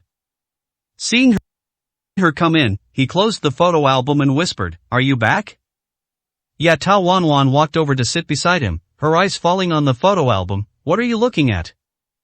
Jiang Zimo opened the photo album, which was full of their photos, from the first time they met to the present, Each photo recorded every detail of their lives. He pointed to one of the photos and said, "This is what you looked like when you first came to the Jiang family. You were so nervous that you didn't even know where to put your hands." Tao Wanwan looked at herself in the photo and couldn't help laughing. "At that time, I thought you were a cold person. What about now?" Jiang Zimo turned to look at her with a deep gaze. Tao Wanwan met his eyes, and her heart skipped a beat. "Now, I know you are gentler than anyone else." Jiang Zimo reached out and took her into his arms, whispering, "Wanwan, it's not that I don't want to get married, but I want to give you the most perfect promise at the most special moment." Tao Wanwan leaned on his shoulder, and the uneasiness in her heart finally dissipated completely. "I'll wait for you." A few days later, Tao Wanwan was sorting documents in the company when her cell phone suddenly vibrated. She clicked on the screen and found that it was a message from Jiang Zimo. "I'll wait for you at the Riverside restaurant at 7 tonight." The message was brief, but it made her heart beat slightly faster. She replied with an okay. Her finger paused on the screen for a moment, and added, "Do you want me to dress more formally?" Jiang Zimo quickly replied, "Whatever makes you feel comfortable." Tao Wanwan stared at the message. Feeling that there was something else behind his words, she turned off the computer and decided to go home early to change her clothes. At 7 o'clock in the evening, Tao Wanwan stood at the door of the Riverside restaurant. This restaurant is located on the highest floor of the city, overlooking the entire river. The night view is extremely beautiful and it is usually very difficult to book. As soon as she reached the door, the waiter came up to her with a smile. "Miss Tao, Mr. Jiang is waiting for you." Her heartbeat grew faster and faster as she followed the waiter through the softly lit corridor until she was led out onto the terrace. The entire terrace was empty, with only Jiang Zimo standing by the railing, wearing a neat suit and holding a glass of red wine. The river breeze blew through his hair. He turned to look at her, his lips slightly raised. "Are you here?" Tao Wanwan approached him and looked around. "You booked the whole place?" "Yeah," he responded lightly, reaching out to pull out a chair for her. "I want to have a quiet meal with you." Tao Wanwan sat down, feeling that the atmosphere tonight was a little different. The waiter brought appetizers and red wine, but Jiang Zimo was not in a hurry to eat. "We've been through so much together during this time." For some reason, Tao Wanwan's heart tightened instantly when she heard these words. Jiang Zimo was right, the two of them had indeed experienced so much together. They went in and out of life and death together, hovering on the edge of life and death again and again. "I really didn't think that I would encounter those things one day until now. I still feel like it was a dream." Jiang Zimo nodded slightly, but still felt a little guilty in his heart. The reason why Tao Wanwan went through all these things was because of the Jiang family, and even more so because of him. Jiang Zimo looked at Tao Wanwan silently. After a moment, he took out a small velvet box from his suit pocket and placed it on the table. Tao Wanwan's breathing stagnated. He slowly opened the box, revealing a diamond ring that sparkled in the light. "Wanwan," his voice was low and serious, "I don't want to wait any longer."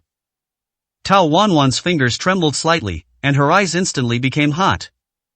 Jiang Zimo stood up, walked in front of her and knelt on one knee. "Will you marry me?" The river breeze brushed past my ears, and the lights of the city in the distance twinkled like stars. Tao Wanwan looked into his eyes, which were filled with tenderness and determination she had never seen before.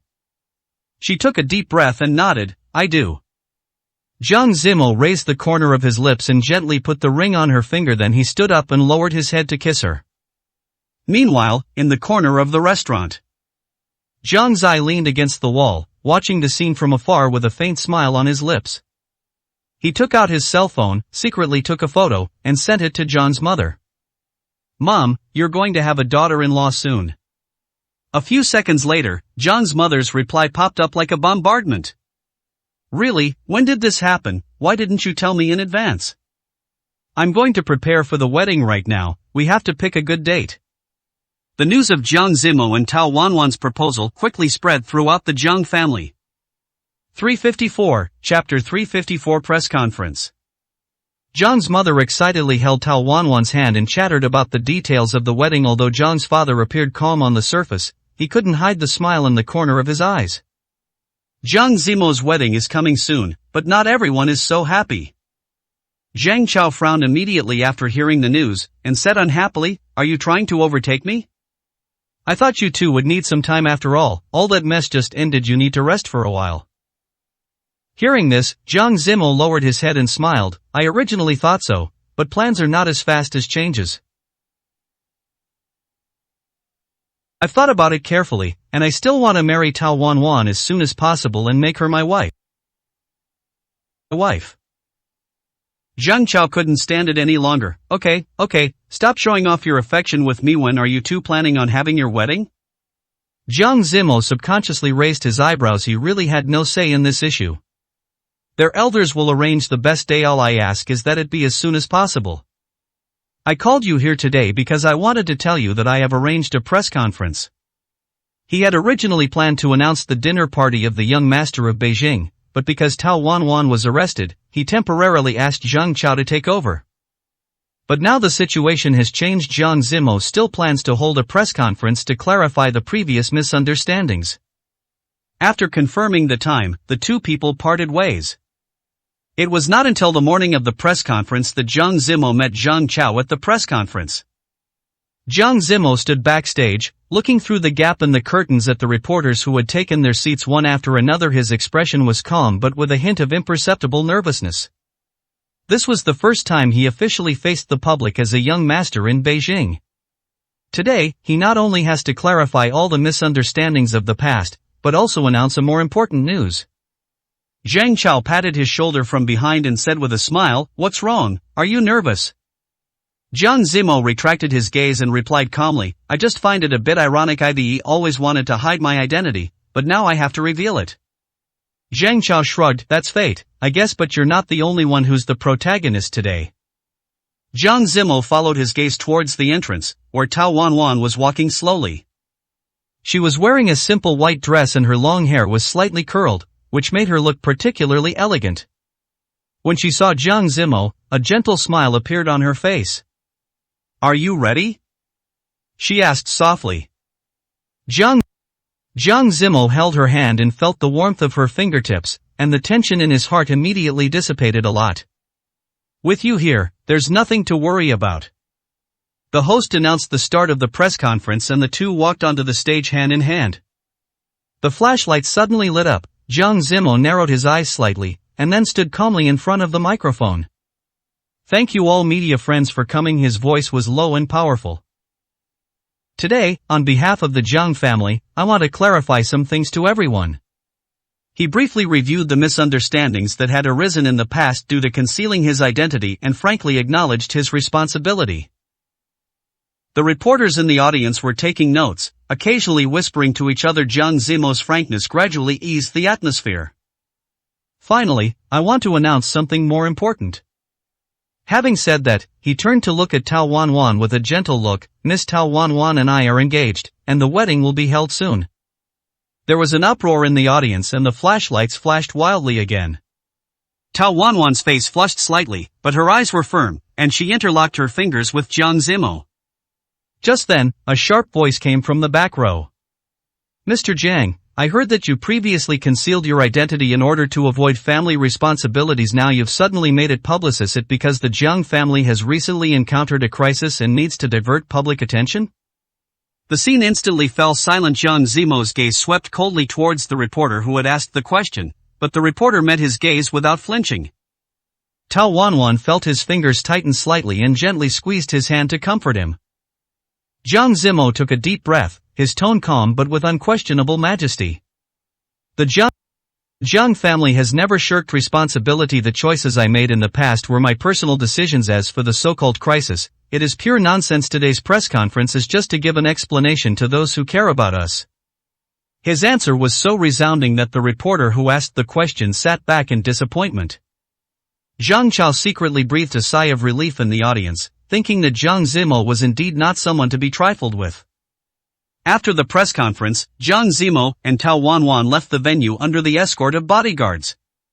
Just as they reached the parking lot, Tao Wanwan suddenly stopped and whispered, "Was that reporter just now deliberately arranged by someone?" Jiang Zimo nodded. "It's very likely, but it doesn't matter. These little things can't affect us." Tao Wanwan seemed to be thinking, "It seems that our wedding will not go smoothly." Jiang Zimo chuckled and put his arm around her shoulders. When the enemy comes, we will fight him. When the water comes, we will block it with earth. With me here, no one can destroy our happiness. The turmoil at the press conference had just subsided when the Jiang family welcomed an uninvited guest. As soon as Jiang Zimo and Tao Wanwan returned to the Jiang residence, the housekeeper hurried over and whispered, "Young master, the master asked you to go to the study. He said there are guests." Jiang Zimo frowned slightly. Who? The butler hesitated. After a moment, he lowered his voice and said, "It's someone from the Zhou family." When Jiang Zimo heard the word Zhou family, his eyes instantly turned cold. Tao Wanwan noticed his change and gently held his hand. "What's wrong?" "Nothing." He patted the back of her hand, his tone calm. "Go back to your room and rest first, I'll be back soon." In the study, Jiang's father sat across from a middle-aged man, dressed in a suit and tie, had a stern expression. He was none other than Zhou Yuanshan, the current head of the Zhou family.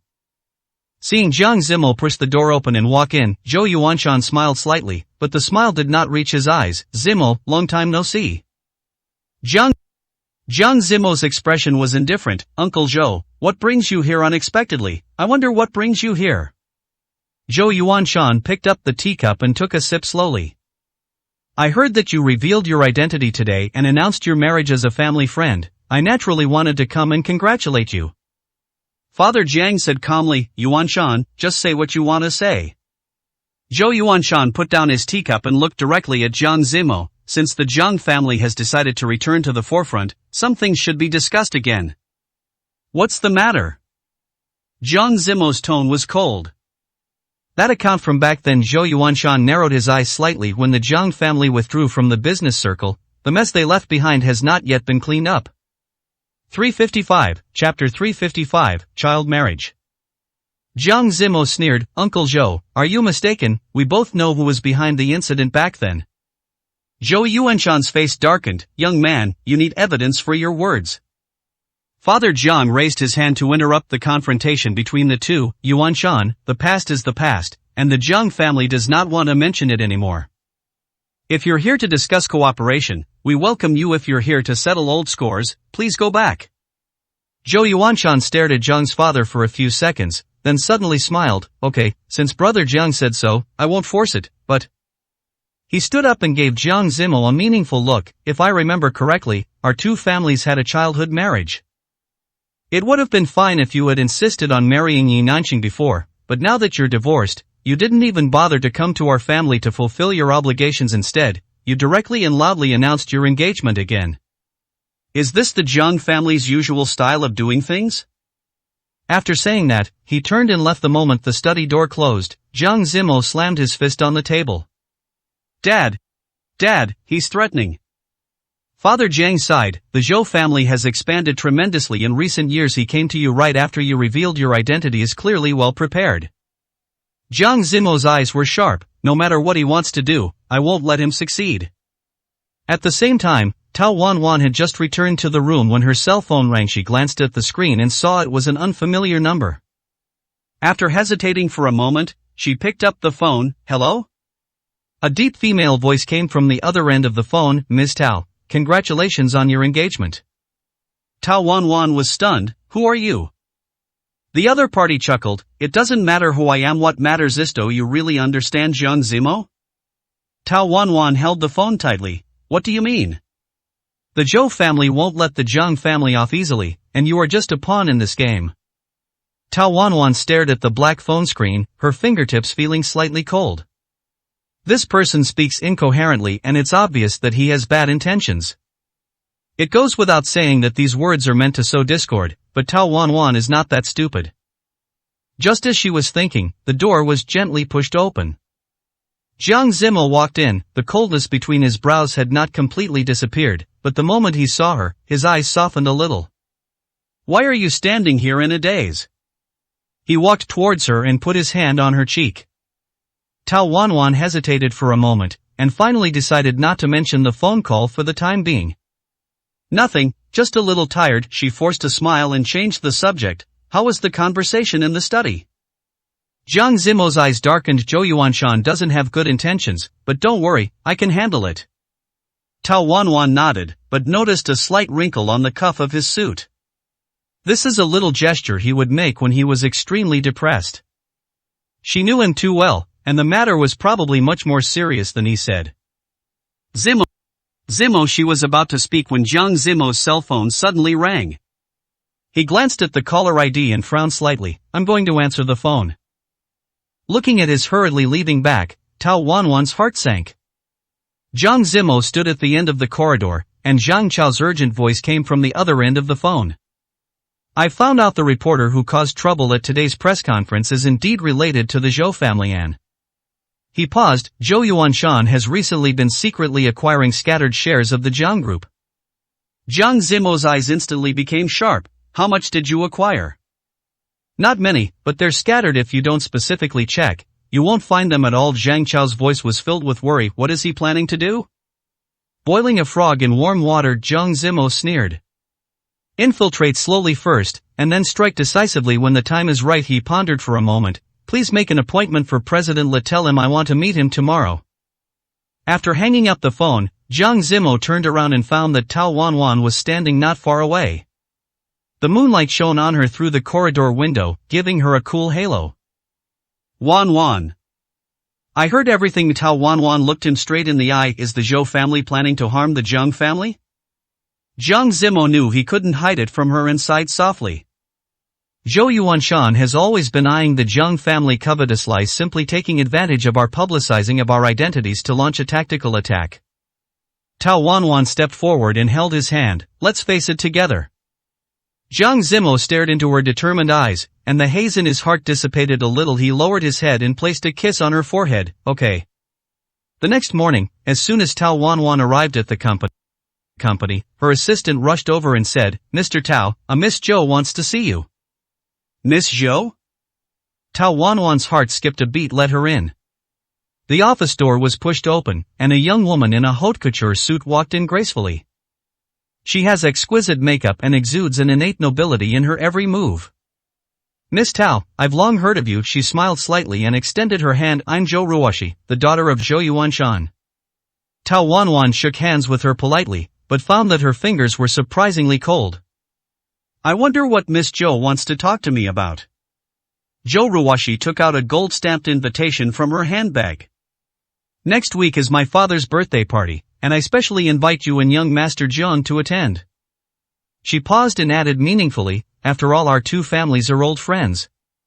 Tao Wanwan, after receiving the invitation, she instinctively told herself that this banquet was definitely not simple. She was about to speak when Zhou Ruoshi suddenly leaned close to her ear and whispered. By the way, tell Jiang Zimo for me, I remember clearly the agreement we made when we were little. After saying that, she turned and left gracefully, leaving Tao Wanwan standing there, the invitation in her hand suddenly becoming extremely heavy. Tao Wanwan stared at the gold-embossed invitation in her hand, her fingertips feeling slightly cold. Zhou Ruoshi's words were like an invisible knife, silently piercing her heart. She took a deep breath, put the invitation in the drawer, and tried to calm herself down. What on earth is the Zhou family planning? She picked up her phone, hesitated for a moment, and dialed Jiang Zimo's number. His deep voice soon came from the other end of the line. Wanwan, what's wrong? Zhou Ruoshi came to the company just now and delivered an invitation to the birthday party. Tao Wanwan tried her best to sound calm. She asked me to tell you that she still remembers the promise you made when you were little. There was silence on the other end of the phone for a few seconds, and Jiang Zimo's voice suddenly turned cold. What did she say? That's all, Tao Wanwan said softly. Zimo, what's the agreement between you two? Jiang Zimo's breathing paused slightly, and then his tone returned to calm. That happened a long time ago, not worth mentioning. I'll talk about the banquet when I get back. After hanging up the phone, Tao Wanwan felt even more uneasy. She vaguely felt that Jiang Zimo seemed to be hiding something.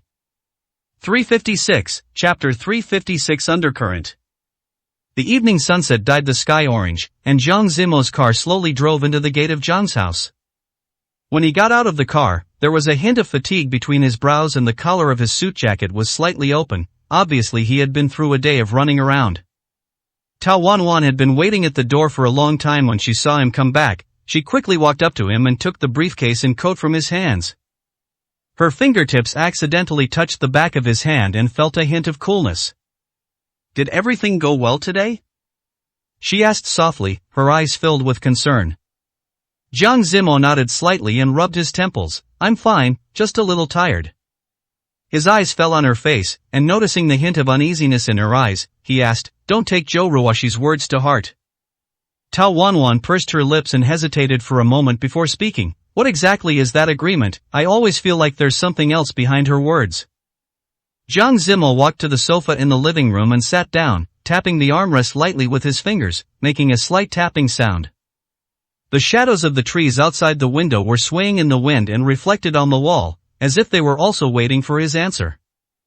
After a moment, he slowly said, when I was a child, the elders of the two families did mention the idea of marriage. But that was just a joke at the dinner table later. The Zhou family broke up with the Jiang family due to profit issues, and the matter was left unresolved. Tao Wanwan sat down next to him, frowning slightly, but Zhou Ruoxi doesn't seem to think so. The way she looked at me today was as if she were an intruder. Jiang Zimo sneered, a cold look flashing in his eyes. She's just using this as an excuse to stir up trouble. The Zhou family is trying to use this incident to create pressure and force me to submit.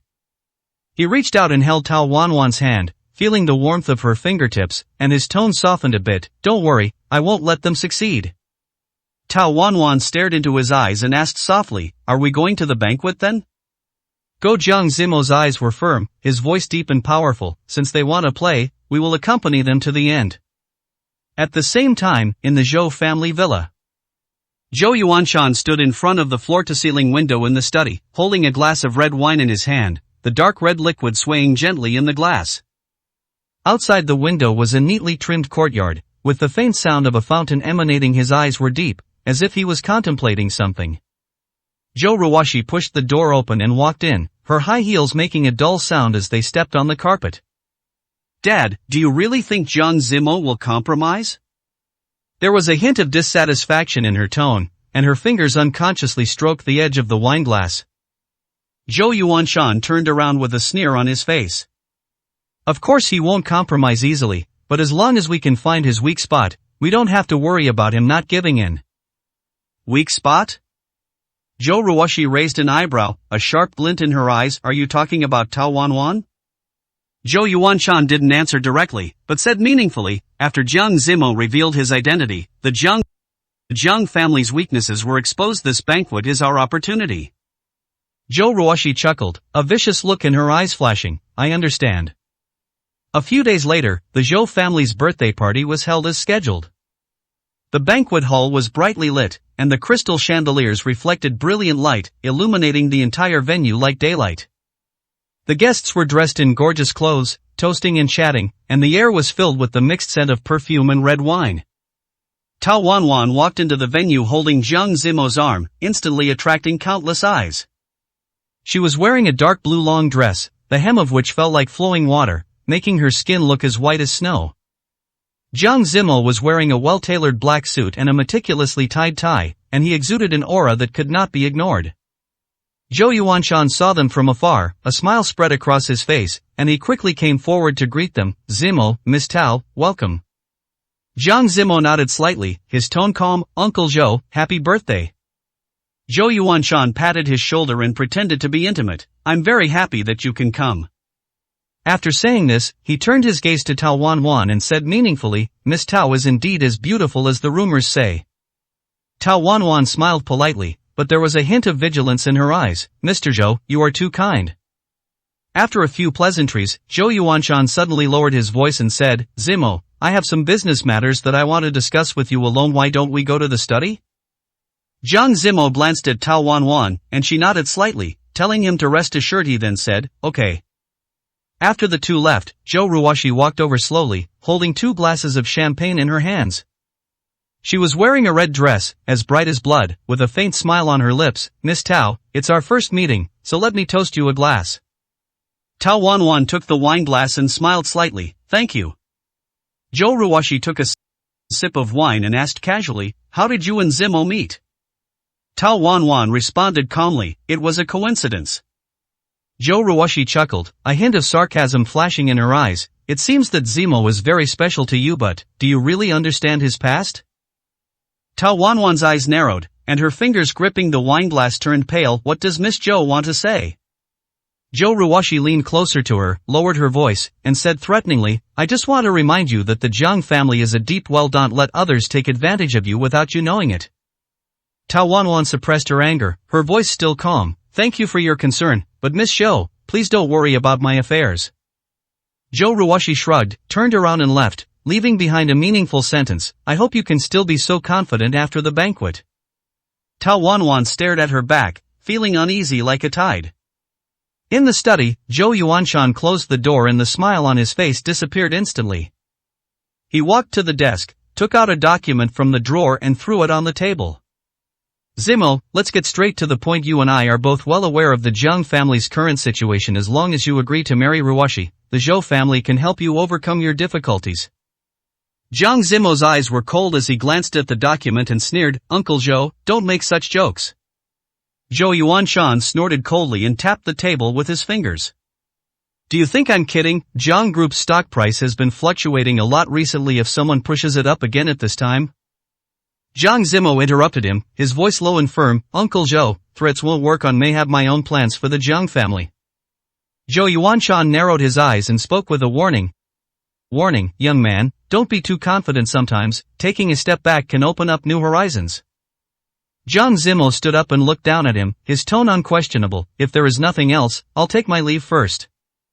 He turned and left the study, but he knew in his heart that the Zhou family's actions were faster than he expected. He had to take action as soon as possible. 357, Chapter 357, Intercepting Tao Wanwan. Returning to the banquet hall, Jiang Zimo found Tao Wanwan standing alone in the corner, her face a little pale. He walked over quickly and asked in a low voice, what's wrong? Tao Wanwan shook her head and forced a smile, it's okay, just a little tired. Jiang Zimo held her hand and felt her trembling. His eyes instantly turned cold. What did Zhou Ruoshi say to you? Tao Wanwan avoided his gaze and said softly, it's nothing, let's go back. Jiang Zimo didn't ask any more questions, but just held her hand tightly and took her away from the banquet. On the way home, the atmosphere in the car was a little solemn. Tao Wanwan looked at the night outside the window, the neon lights blurred into blurry spots in the rain. She finally spoke, Zimo, has the Zhou family started to take action? Jiang Zimo was silent for a moment, then nodded, they won't give up, but no matter what, I won't let them hurt you. Tao Wanwan leaned on his shoulder and whispered, let's face it together.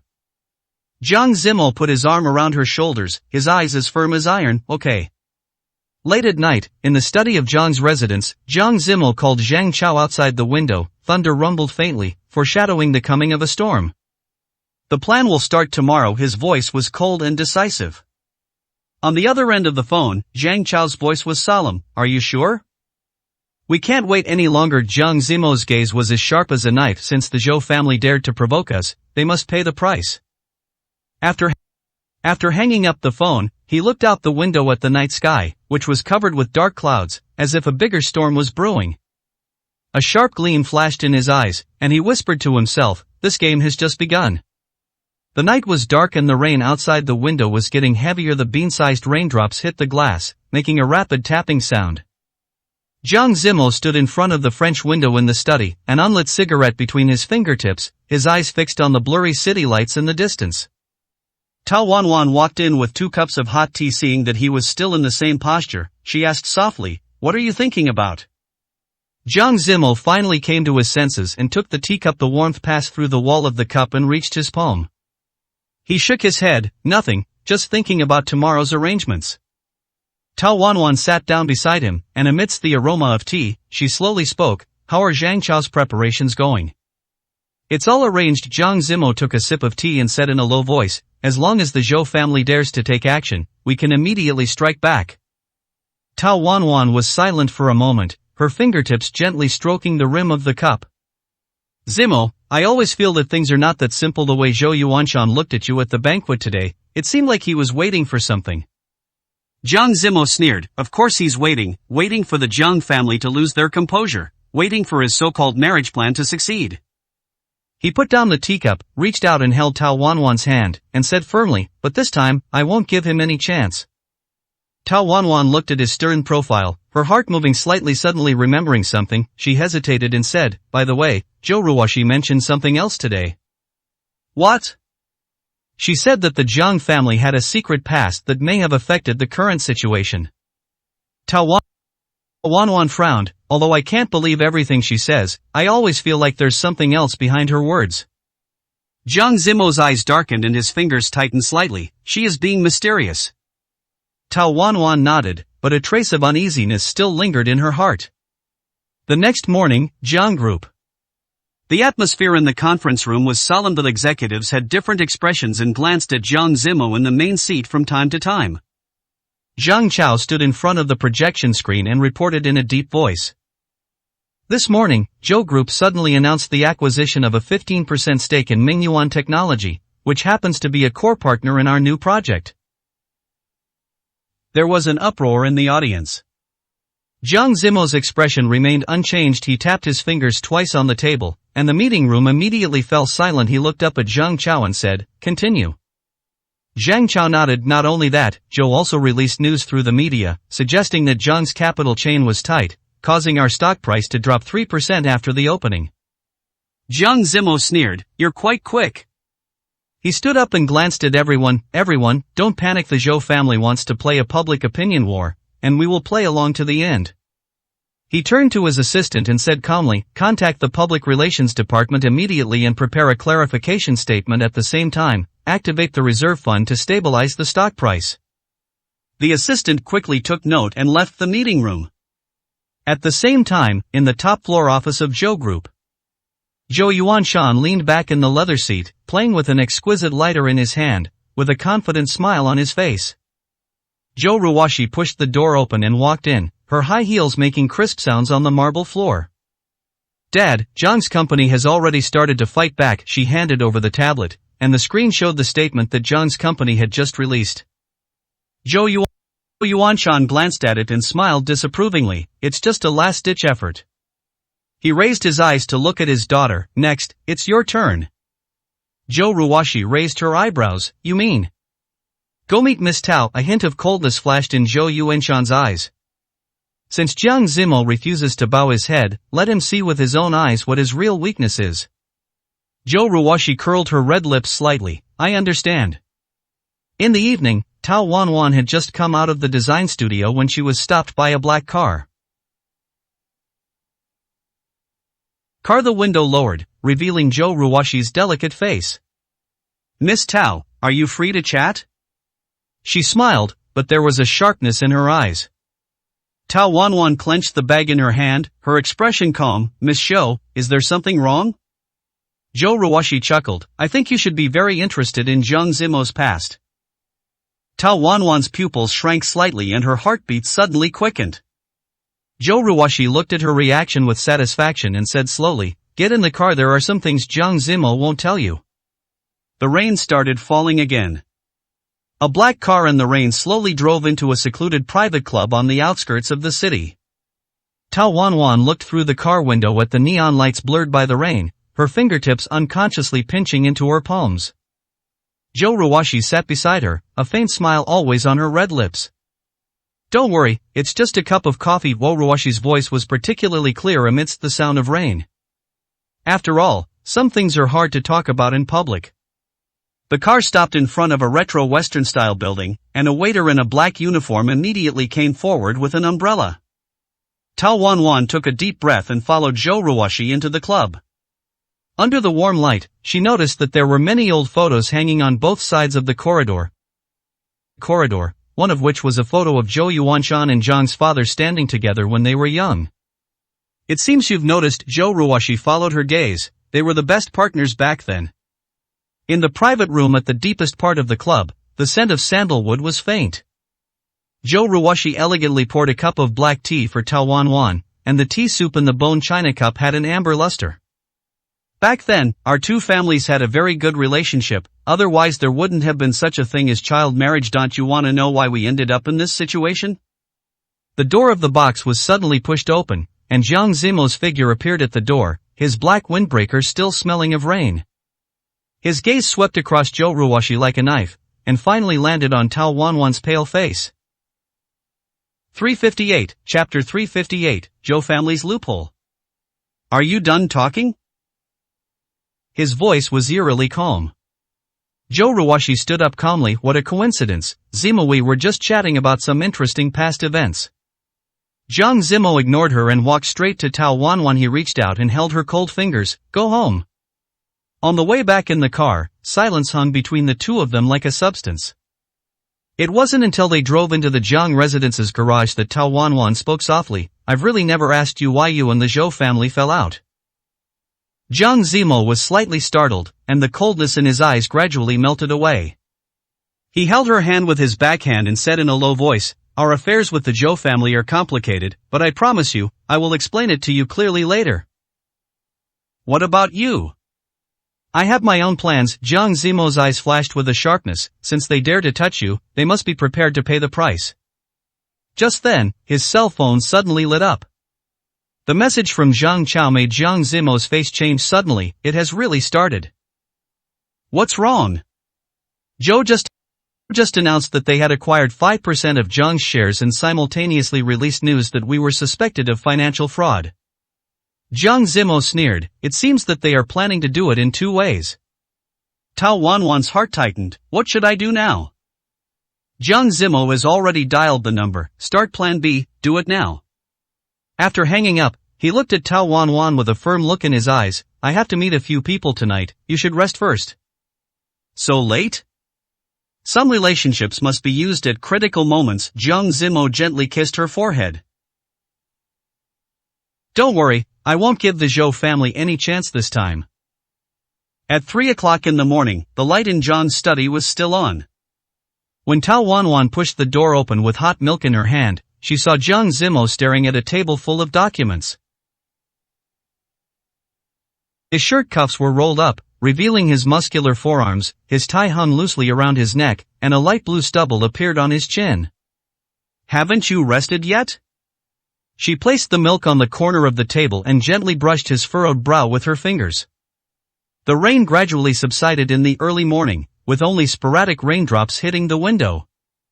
Zhang Zimo stood in front of the floor-to-ceiling window. The hot milk in his hand had already cooled down. His gaze passed through the rain and fell on the blurred outline of the city in the distance, but his thoughts drifted even further. Tao Wanwan walked gently to his side and put a coat on his shoulders. What are you thinking about? Zhang Zimo came back to his senses and held her hand. I just feel that some things must be resolved as soon as possible. Tao Wanwan looked at his tired but determined eyes and said softly, you already have a plan, right? Zhang Zimo nodded. The Zhou family's actions this time are faster than I expected, but the more impatient they are, the more loopholes they will find. He turned and walked to the desk, took out a document from the drawer and handed it to Tao Wanwan. This is the information Zhang Chao just sent me, showing the recent flows of large sums of money from the Zhou group. Tao Wanwan flipped through the documents, her brows furrowed. These funds seem to have flowed into overseas accounts? That's right, Zhang Zimo sneered. Zhou Yuanshan appears to want to swallow up the Zhang family, but in reality he's covering up a bigger problem. Tao Wanwan looked up at him. Are you saying that there is a problem within the Zhou group? It's not just an internal problem. Zhang Zimo's voice was low. I suspect they are involved in illegal transactions and these funds are used to fill the gaps. Tao Wanwan's heartbeat quickened. If this is true, we can definitely fight back. Zhang Zimo's eyes were deep, but we need solid evidence. Just then, Zhang Zimo's cell phone vibrated. He glanced at the screen and quickly picked up the phone. Zhang Chao, any news? On the other end of the line, Zhang Chao's voice was filled with excitement. Found it, a copy of the contract between Zhou Group and the overseas company. It contains obvious illegal clauses. I've asked someone to verify it. Zhang Zimo's mouth curled up slightly. Very good, continue to follow up, don't alert the enemy. After hanging up the phone, he looked at Tao Wanwan, a sharp gleam in his eyes. Zhou Yuanshan thought he could force me to surrender, but he didn't know he was already standing on the edge of a cliff. Tao Wanwan held his hand tightly. What do you need me to do? Zhang Zimo pondered for a moment. Zhou Corporation will hold a board meeting tomorrow, and Zhou Yuanshan will definitely use this opportunity to put pressure on. May need you to contact someone for me. Who?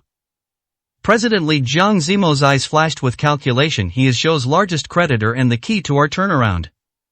Tao Wanwan nodded. I understand. The next morning, the sun shone through the clouds over the city, as if the rainstorm last night had never happened. Inside the Zhou Group building, the atmosphere in the board of directors was extremely tense. Zhou Yuanshan sat in the main seat and looked at the directors with a smile. "Everyone, I have called you together today to announce an important decision." He looked around and said slowly, "The Zhou Group will officially launch its acquisition plan of the Jiang Group." The audience erupted in an uproar. One director couldn't help but ask, "Although Jiang's stock price has fluctuated recently, its foundation is solid. How can we ensure the success of the acquisition?" Zhou Yuanshan smiled confidently. "Jiang's funding chain has run into problems, but we have enough leverage." Just then, the door to the conference room opened. President Li walked in with several assistants, their faces solemn. Zhou Yuanshan was stunned, then he smiled and said, "President Li, why are you here?" President Li gave him a cold look and said, "Mr. Zhou, I'm here to inform you that the Zhou Group's loan is overdue, and the bank has decided to recover all the funds in advance." Zhou Yuanshan's smile froze instantly. "What? This is impossible." President Li threw a document on the table. "This is a notice of default, please take a look." The conference room was completely silent. Zhou Yuanshan's face was ashen, his fingers tightly gripping the documents until his knuckles turned white.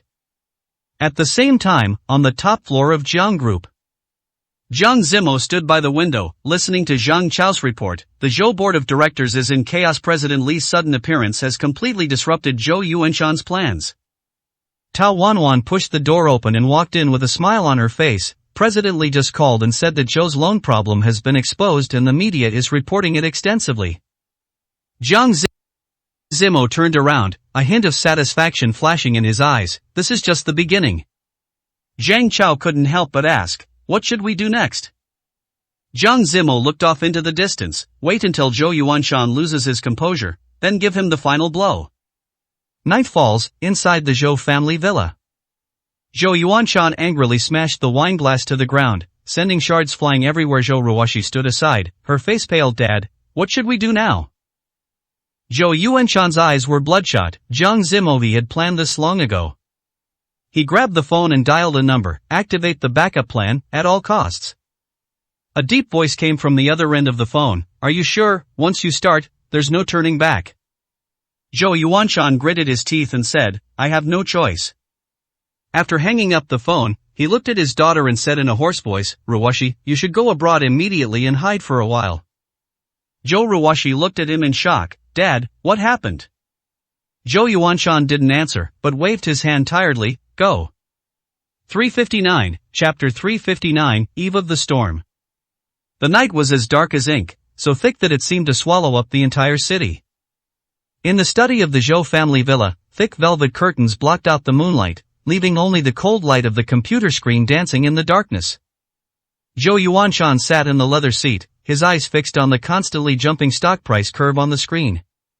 The green line representing the lifeblood of the Zhou Group was now fluctuating violently like the electrocardiogram of a dying patient. His fingers tapped unconsciously on the mahogany table, the rhythm getting faster and heavier. The dong sounds were particularly harsh in the silent room. The pain of his knuckles colliding with solid wood did nothing to relieve the throbbing veins in his temples. The cold light from the screen reflected on his gloomy face, making the wrinkles carved by the years look like ravines, and the drooping curve of his mouth looked particularly hideous. "Jiang Zimo." He gritted his teeth and pronounced the name. The voice seemed to be squeezed out from between his teeth, filled with deep hatred. 3 months ago, the young man still respectfully called him Uncle Zhou. And now, the Jiang Group's sniping has caused Zhou's market value to evaporate by 6 billion. He snatched up the crystal ashtray, feeling the cool cut surface between his fingertips. "This was a gift my daughter Ruoshi gave me on my birthday last year. It was engraved with the words, 'Father's love is like a mountain.'" Bang! The crystal smashed into the Italian imported wallpaper, creating spiderweb-like cracks and sending shards flying everywhere.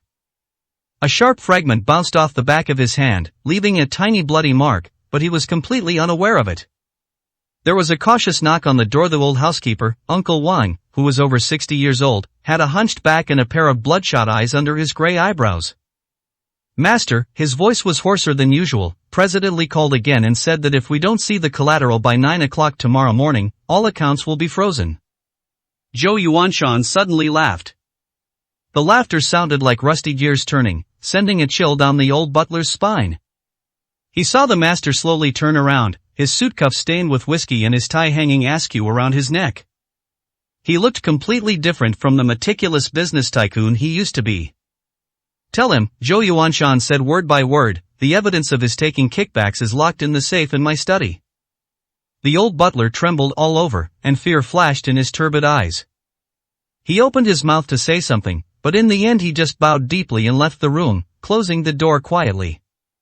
At the moment when the door was about to close, he heard the crisp sound of a glass bottle hitting the ground and a suppressed, beast-like growl from inside. Silence returned to the study. Zhou Yuanshan slumped in his chair, the rich leather emitting a faint scent. He opened the bottom drawer and pulled out an old Nokia phone. This was the phone he had used 15 years ago to contact those people. His thumb trembled slightly as he pressed the power button. "It's me." After the call was connected, his voice sounded like it had been polished by sandpaper. "I need you to do one last thing for me." There was a slight sound of a lighter lighting up from the other end of the phone, followed by a long silence. Zhou Yuanshan could imagine that the other party was sitting in that dim basement at this moment, surrounded by various precision instruments and with yellowed maps hanging on the wall. "Price?" Finally, the cold voice sounded, like a poisonous snake spitting out its tongue. Zhou Yuanshan closed his eyes. Even the expensive cologne couldn't mask the decadent smell emanating from him. "Same old rules, double." "Target?" "Jiang Zimo." He felt a sharp sense of pleasure when he said the name. "I want him to live to see his heart." The sound of shuffling papers came from the other end of the phone. "See you at the same place in 3 days. Remember to bring cash."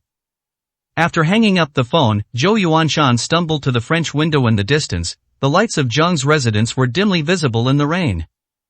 He recalled the snowy night 20 years ago when Jiang Mingyuan had an arrogant look on his face when he rejected his proposal at the board meeting. I recalled the scene 15 years ago when Jiang Zai rushed out of the fire scene holding his unconscious father amid the shrill sirens of the fire truck. I remembered the meaningful smile Jiang Zimo gave when he raised his glass at the financial summit last week. "This time, it's over," he muttered to himself, leaving wet fingerprints on the glass. Jiang's house, at the same time. Tao Wanwan stood outside the study door holding a tray, and the sweet aroma of honey milk rose from the bone china cup. She knocked on the door gently and heard the rapid typing of the keyboard pause, followed by Jiang Zimo's slightly tired "Come in." When you push open the door, what comes into view is a wall full of surveillance screens. 6 LCD screens simultaneously displayed real-time images from different locations, with the largest one fixed on an aerial view of the Zhou Group building. Jiang Zimo sat in front of the curved desk, his slender fingers flying across the mechanical keyboard, his lenses reflecting the blue light of the code. "It's already 2 in the morning." Tao Wanwan placed the milk next to the mousepad and noticed that the cup of coffee next to him had already gone cold, with unmelted sugar cubes precipitated at the bottom of the cup. Her fingertips accidentally brushed against the back of his hand and felt a chill. Jiang Zimo took off his blue light-blocking glasses and rubbed the red corners of his eyes. When he looked up, Tao Wanwan saw that his eyes were bloodshot and his jawline was stretched tight, like a bowstring that could break at any time. "Zhou Yuanshan has made a move." He called up a set of encrypted data, and the cold light of the screen reflected on his tense face. "President Lee just sent me a message that Zhou has transferred $200 million of funds to Panama." Tao Wanwan leaned over to check, her hair drooping and emitting a faint jasmine scent. Her eyes were suddenly drawn to an account name. Red Maple Holdings. Memories came flooding back like a tide, the private club that Zhou Ruoshi had taken her to last time, the huge maple leaf painting at the end of the corridor, and the small gold-plated words below the frame. "It's the Maple Leaf Club." She suddenly grabbed Jiang Zimo's wrist. The account name is exactly the same as the letters on the VIP room doorplate of the club. Jiang Zimo's eyes instantly became as sharp as a knife. He quickly pulled up the satellite map and zoomed in on the building complex surrounded by maple trees on the outskirts of the city. As the command is entered, the property ownership information of the property pops up on the screen. The shell company is registered in the Cayman Islands, and its legal representative is an 80-year-old Swiss man. Zhang Chao. He turned on the Bluetooth headset, his voice low and rapid. Immediately investigate all underground structural drawings of the Maple Leaf Clubhouse. Focus on the construction team from the 2015 renovation. After hanging up, he turned to Tao Wanwan, his fingers unconsciously stroking the pulse on her wrist. I'm going there tomorrow. Tao Wanwan looked into his bottomless eyes, where emotions that she could not understand were swirling. Trembling fingers with her backhand, I'll go with you. She felt his momentary stiffness. She added, I've been to the women's section and I know there's a staff passage from the changing room that goes down to the basement. 360, Chapter 360. Red Maple Leaf logo. Jiang Zimo's Adam's apple rolled. Suddenly, a flash of lightning flashed outside the window. Amidst the roar of thunder, he reached out and took Tao Wanwan into his arms, resting his chin on the top of her head, his voice muffled. Promise me that if you see the red maple leaf sign, you'll turn around and leave immediately. Tao Wanwan nodded at his chest, but heard his heartbeat unusually rapid. The monitor on the desk automatically switched to the surveillance screen. The lights in the office on the top floor of Zhou building were still on, and a blurry figure was pacing in front of the window. The next morning, there was heavy fog. When Tao Wanwan woke up, the sheets beside her were already cold. She walked into the cloakroom wrapped in her nightgown, and her hand that was pushing open the secret door suddenly stopped. Jiang Zimo was standing in front of the weapons cabinet, his black suit jacket draped over his arm, the holster faintly visible at his back. He took out a silver-gray pistol and checked the magazine expertly. The light sound of metal clashing was particularly clear in the confined space, and the brass primer of the bullet glowed coldly in the morning light. Noticing her gaze, Jiang Zimo hesitated slightly, but quickly continued to insert the pistol into the hidden holster at his waist. Just a precaution. He buttoned up his suit, the fabric immediately and perfectly concealing the outline of his weapon. When he turned around, Tao Wanwan noticed that his tie clip was specially made, and a sharp blade would pop out with a slight rotation. The fog outside the window was so thick that it could not be dispelled and the visibility was less than 10 meters. When Tao Wanwan helped him straighten his collar, she smelled a faint scent of gunpowder on him, and it was obvious that he had practiced shooting. Her fingers accidentally touched the side of his neck, where his pulse was beating fast and hard.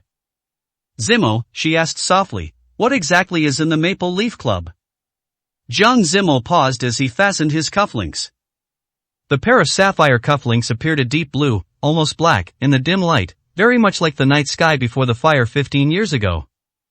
He finally just kissed her forehead. I hope it's just me being suspicious. When they were about to leave in the garage, the housekeeper hurried over and handed over a brown paper bag. Master, this is from Mr. Zhang. Jiang Zimo pulled out the document and his pupils suddenly contracted. It was an old, yellowed photo, taken before the Maple Leaf Clubhouse was renovated. There was a blurry figure in the corner of the picture. Tao Wanwan gasped, but Jiang Zimo had already burned the photos with an expressionless face. The flame of the lighter danced in his eyes, reflecting a cold determination. Maple Leaf Club, 10 a.m. The Maple Leaf Club in the fog looks like a haunted house. The weather vane on the spire of the Gothic building creaked, and the fountain in front of the door was dry. Tao Wanwan walked towards the gate on the wet fallen leaves when Jiang Zimo suddenly grabbed her wrist. Something's wrong. He lowered his voice, his eyes fixed on the shadows of the porch. There should have been uniformed waiters standing there, but now there were only a few crows pecking at something. Tao Wanwan followed his gaze and found several dark red marks between the stone slabs, like bloodstains that had not been wiped clean. Pushing open the heavy oak door, the musty smell mixed with a sweet aroma hit me in the face. The crystal chandelier in the hall was only half lit, casting fragmented light and shadows. A thick layer of dust accumulated on the piano lid. There were several dents on the keys, as if they had been hit with a heavy object. Is anyone there? Jiang Zimo's voice echoed between the marble walls. The only response they got was a creaking sound coming from the second floor, as if someone was stepping on an old wooden floor. Tao Wanwan suddenly grabbed Jiang Zimo's arm. She heard a very light metal friction sound, which was the sound of a gun being loaded. Jiang Zimo obviously heard it as well. He quickly protected her behind him and put his right hand on her lower back. The muscles beneath the silk shirt were tense like a fully drawn bow. Suddenly, the sound of high heels hitting the ground was heard on the stairs, coming from far away and getting closer. Zhou Ruoshi's figure appeared at the corner. She was wearing the same Dior suit that she wore when they first met, but the hem of her skirt was stained. When she walked into the light, Tao Wanwan gasped. The once delicate face was now as pale as paper, but the lips were a strange bright red, and the eyes were bloodshot, as if he had not slept for a long time. You are finally here. Zhou Ruoshi's voice was hoarse, and a twisted arc appeared at the corner of her mouth. My father said you would definitely find this place. Her fingers twisted the pearl necklace nervously, and several pearls broke and bounced and rolled away on the ground. Jiang Zimo took half a step forward and completely blocked Tao Wanwan behind him. Where is Zhou Yuanshan? His voice was like ice, and his fingers had quietly unbuttoned his suit. Zhou Ruoshi suddenly burst into laughter, her laughter sounding particularly harsh in the empty clubhouse. It's too late, everything is too late. Her laughter stopped abruptly, her body shook violently, and then she fell straight down. Jiang Zimo quickly stepped forward to check, his expression suddenly changing. She took poison. Tao Wanwan covered her mouth and looked at Zhou Ruoshi lying on the ground in shock. At this moment, she caught a glimpse of a figure flashing on the second floor. Zimo, there's someone upstairs. Jiang Zimo immediately stood up and pulled out his pistol. Stay here and don't move. He rushed up the stairs quickly. Tao Wanwan hesitated for a moment, but still followed him. A door at the end of the corridor on the second floor was ajar, and low voices could be heard from inside. Jiang Zimo approached the wall, and suddenly, the door was pushed open and a black gun muzzle was pointed at him. Long time no see, young Master Jiang, a cold voice sounded. Standing behind the door was Zhou Yuanshan. But with the past Mutfengfa looked different at this moment, his eyes were crazy and the gun in his hand was pointed steadily at Jiang Zimo's forehead. Put down the gun. Jiang Zimo's voice was terrifyingly calm. Zhou Yuanshan sneered, let go. Do you think I'll choose to end my life like Ruoshi did? No, I'm going to drag you all down with me to hell. His finger was on the trigger. At this critical moment, Tao Wanwan rushed out from the side and slammed into Zhou Yuanshan. Bang! The gunshots were deafening in the confined space. Tao Wanwan only felt a sharp pain coming from her shoulder, and the warm liquid instantly soaked her clothes. She stumbled and fell to the ground, her vision beginning to blur. In her last consciousness, she saw Jiang Zimo's angry figure rushing towards Zhou Yuanshan, and then another gunshot. The world fell into complete darkness. Tao Wanwan's consciousness floated in the darkness, and she could faintly hear hurried footsteps and indistinct voices. She tried to open her eyes, but found her eyelids were heavy as lead. The pain in my shoulder came in waves, and every breath felt like it was burned by fire. Blood pressure is still dropping. Prepare for a blood transfusion. The wound needs to be sutured immediately. Noisy medical terms mingled in her ears. She felt herself being pushed and moved quickly, and a dazzling white light flashed above her head. Before she fell completely into coma, a familiar voice penetrated all the noise and reached her ears clearly. Wanwan, hold on, please. That was Jiang Zimo's voice, hoarse, trembling, and with a fragility she had never heard before. In the corridor outside the operating room, Jiang Zimo's suit was still stained with Tao Wanwan's blood. He braced his hands against the wall, his knuckles turning white from exertion. Zhang Chao hurried over, and seeing his friend in this state, his heart tightened. Zimo, Wanwan. The bullet grazed my shoulder blade and I lost a lot of blood. Jiang Zimo's voice seemed to be squeezed out from between his teeth. Zhou Yuanshan's shot was originally aimed at my heart. Zhang Chao gasped, where's Mr. Zhou Yuanshan? 361, Chapter 361 The Secret Behind. Jiang Zimo slowly raised his head, his eyes frighteningly cold, dead. He spread out his palm, revealing a blood-stained cufflink. He took Wanwan hostage and tried to escape, but when he was surrounded by my men, he swallowed the gun himself. Zhang Chao was silent. He had never seen Jiang Zimo like this before. His appearance was as calm as ice, but it seemed as if magma was boiling inside. The lights in the operating room were still on, and time seemed to be infinitely stretched. Have you found out? Jiang Zimo suddenly asked. Zhang Chao immediately understood and lowered his voice. The secret room in the Maple Leaf Club contains all of the Zhou Group's illegal accounts over the years, including evidence of smuggling and money laundering. More importantly, He handed over a document bag and said, "We have found out the truth about the fire that year." Jiang Zimo clenched the file bag tightly, and his knuckles made a slight sound. It turns out that the fire 15 years ago that almost took the lives of his father and brother was not Jiang Zai's fault at all. It was a trap set by Zhou Yuanshan to annex the Jiang family. However, he did not expect that Jiang Zai would rescue his father at the last moment. Zhou Ruoshi is right, Jiang Zimo said in a voice so low it was almost inaudible. I did hide a lot of things from Wan Wan. When Tao Wan Wan opened her eyes again, what she saw was the pale ceiling of the hospital. She tried to move her fingers, which immediately hurt the wound on her shoulder, and she couldn't help but let out a soft groan. Wan Wan?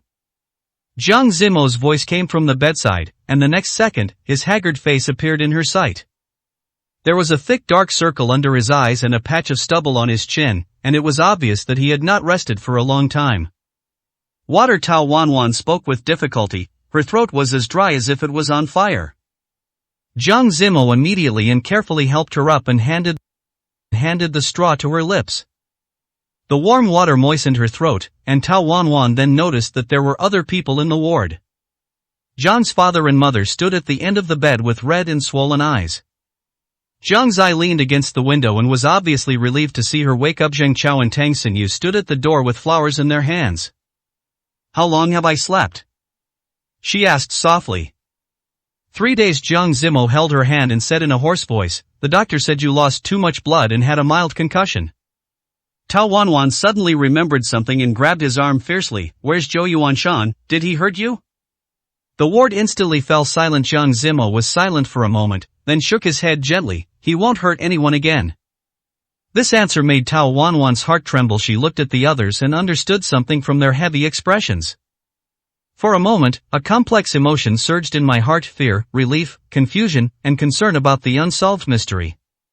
What Zhou Ruoshi said before she died, she began hesitantly, about the fire and the feud between the two families. Jiang Zimo took a deep breath and picked up a file bag from the bedside table. When you get better, I'll tell you everything, but now, you only need to do one thing.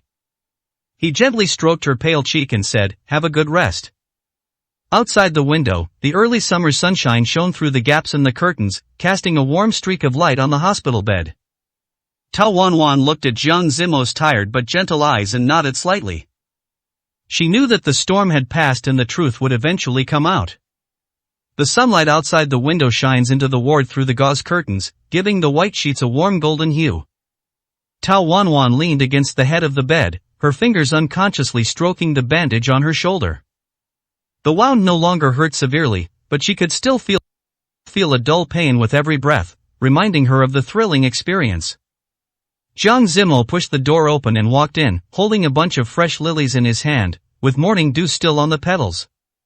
His suit was as straight as usual, but the dark circles under his eyes betrayed his fatigue. Seeing Tao Wan Wan awake, his eyes softened instantly. How do you feel today? He put the lilies into the glass bottle on the bedside, and the fragrance of the flowers immediately filled the air. Tao Wan Wan smiled slightly, much better. Her eyes fell on the brown paper bag in his hand, and her heartbeat quickened slightly. What is that? Jiang Zimo followed her gaze and tightened his fingers. He sat down on the bed and placed the document bag on the sheets, but did not open it immediately. Before I tell you the truth, I want to apologize first. His voice was low and solemn. I have concealed too many things over the years. Tao Wan Wan reached out and placed her hand on the back of his, feeling the slight trembling of his fingertips. I understand you have your reasons. Jiang Zimo took a deep breath and finally opened the file bag. Inside was a stack of yellowed photos and documents, the top one of which was a photo of Jiang's father and Zhou Yuanshan standing together when they were young. The two people in the photo are arm in arm, smiling brightly, with the background being the newly completed Jiang building. 30 years ago, Zhou Yuanshan was my father's most trusted partner. Jiang Zimo's voice was calm, yet it revealed suppressed pain. They founded the predecessor of the Jiang family together. But Zhou Yuanshan secretly embezzled public funds, causing the company to be on the verge of bankruptcy. When my father found out, he didn't report him to the police out of consideration for their past relationship. He simply expelled him from the company. He turned to the next photo, which was a fire news report in the newspaper, with a picture of the Jiang family's old house with thick smoke billowing out.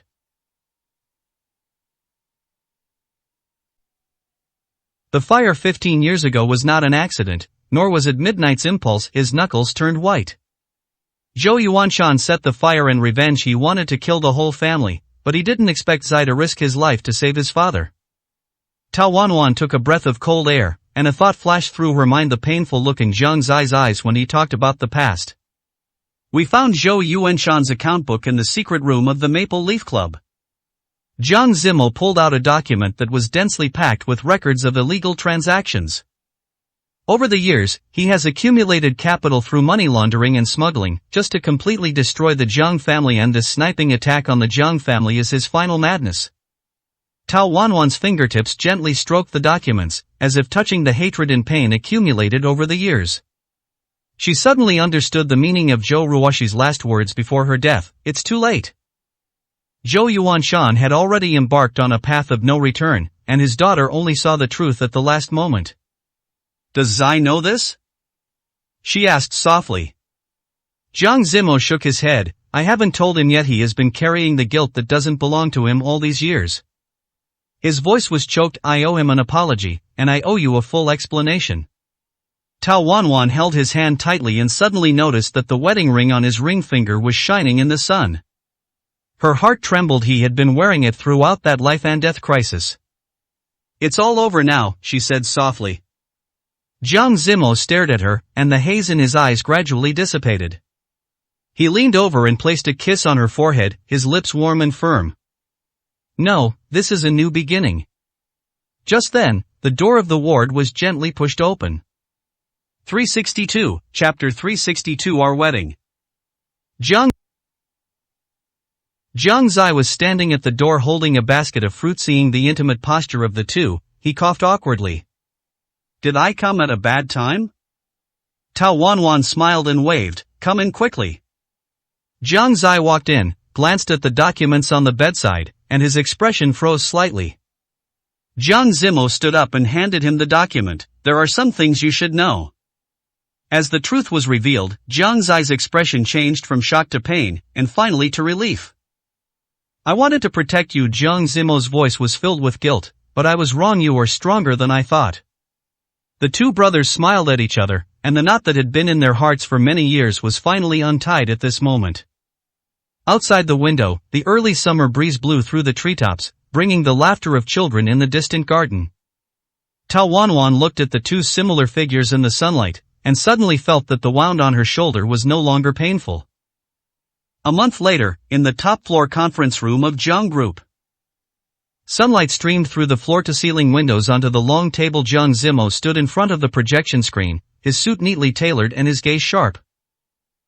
Tao Wanwan sat in the first. Her shoulder injury had healed, leaving only a shallow scar. According to the latest financial report, we successfully acquired the core business of Zhou Group after its bankruptcy liquidation. Jiang Zimo's voice was steady and powerful. This means Jiang's market share has expanded by 35%.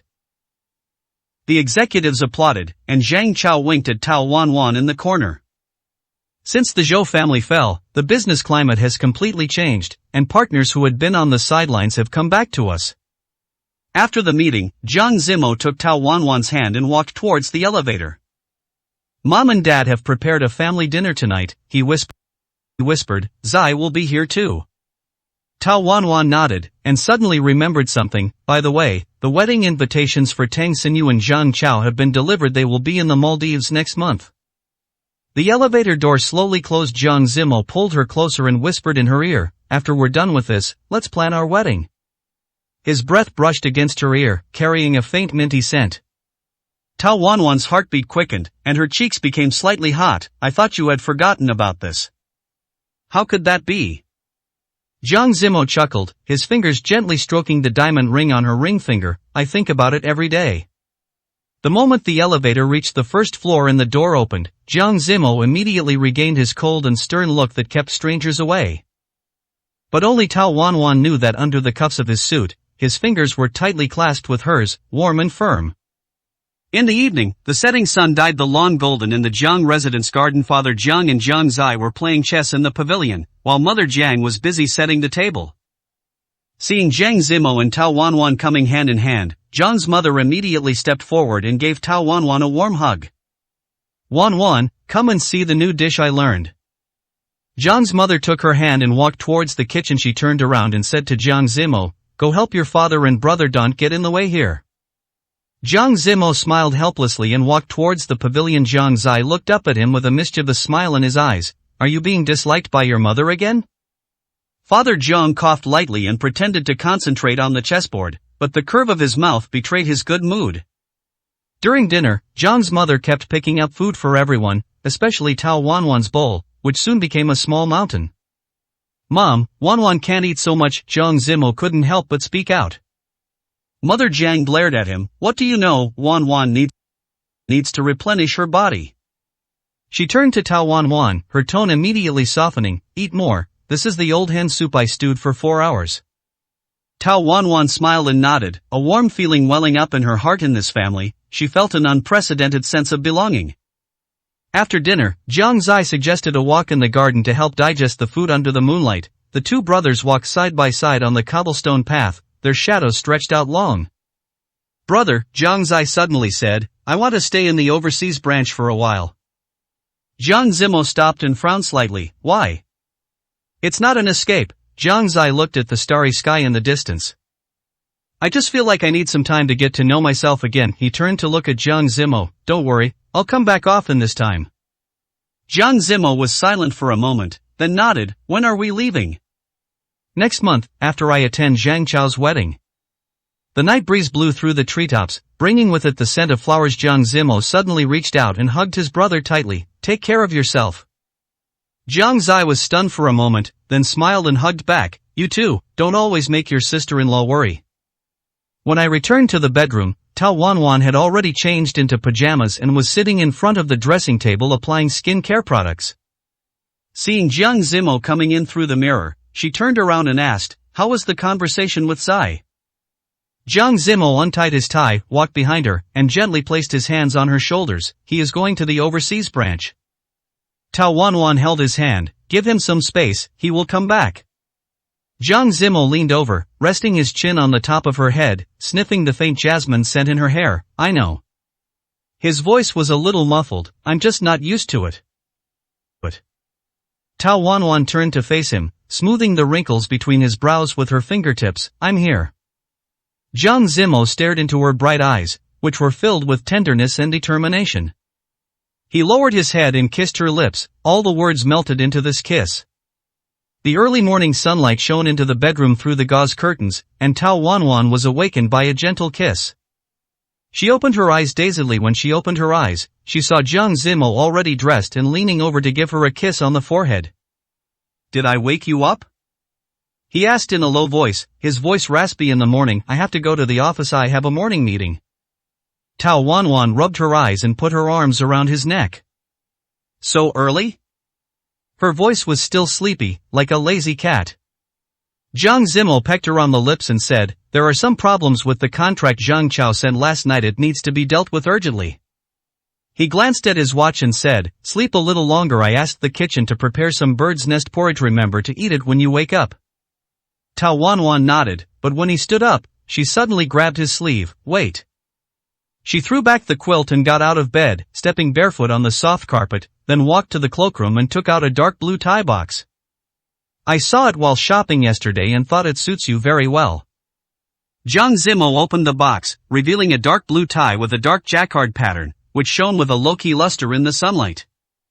The corners of his lips curled up slightly. Help me tie it? Tao Wanwan stood on tiptoe, her fingers deftly moving around his neck. Jiang Zimo looked down at her focused expression, her eyelashes casting tiny shadows on her cheeks, and he couldn't help but place another kiss on her hair. All right, she stepped back to admire her handiwork, nodding with satisfaction. Perfect.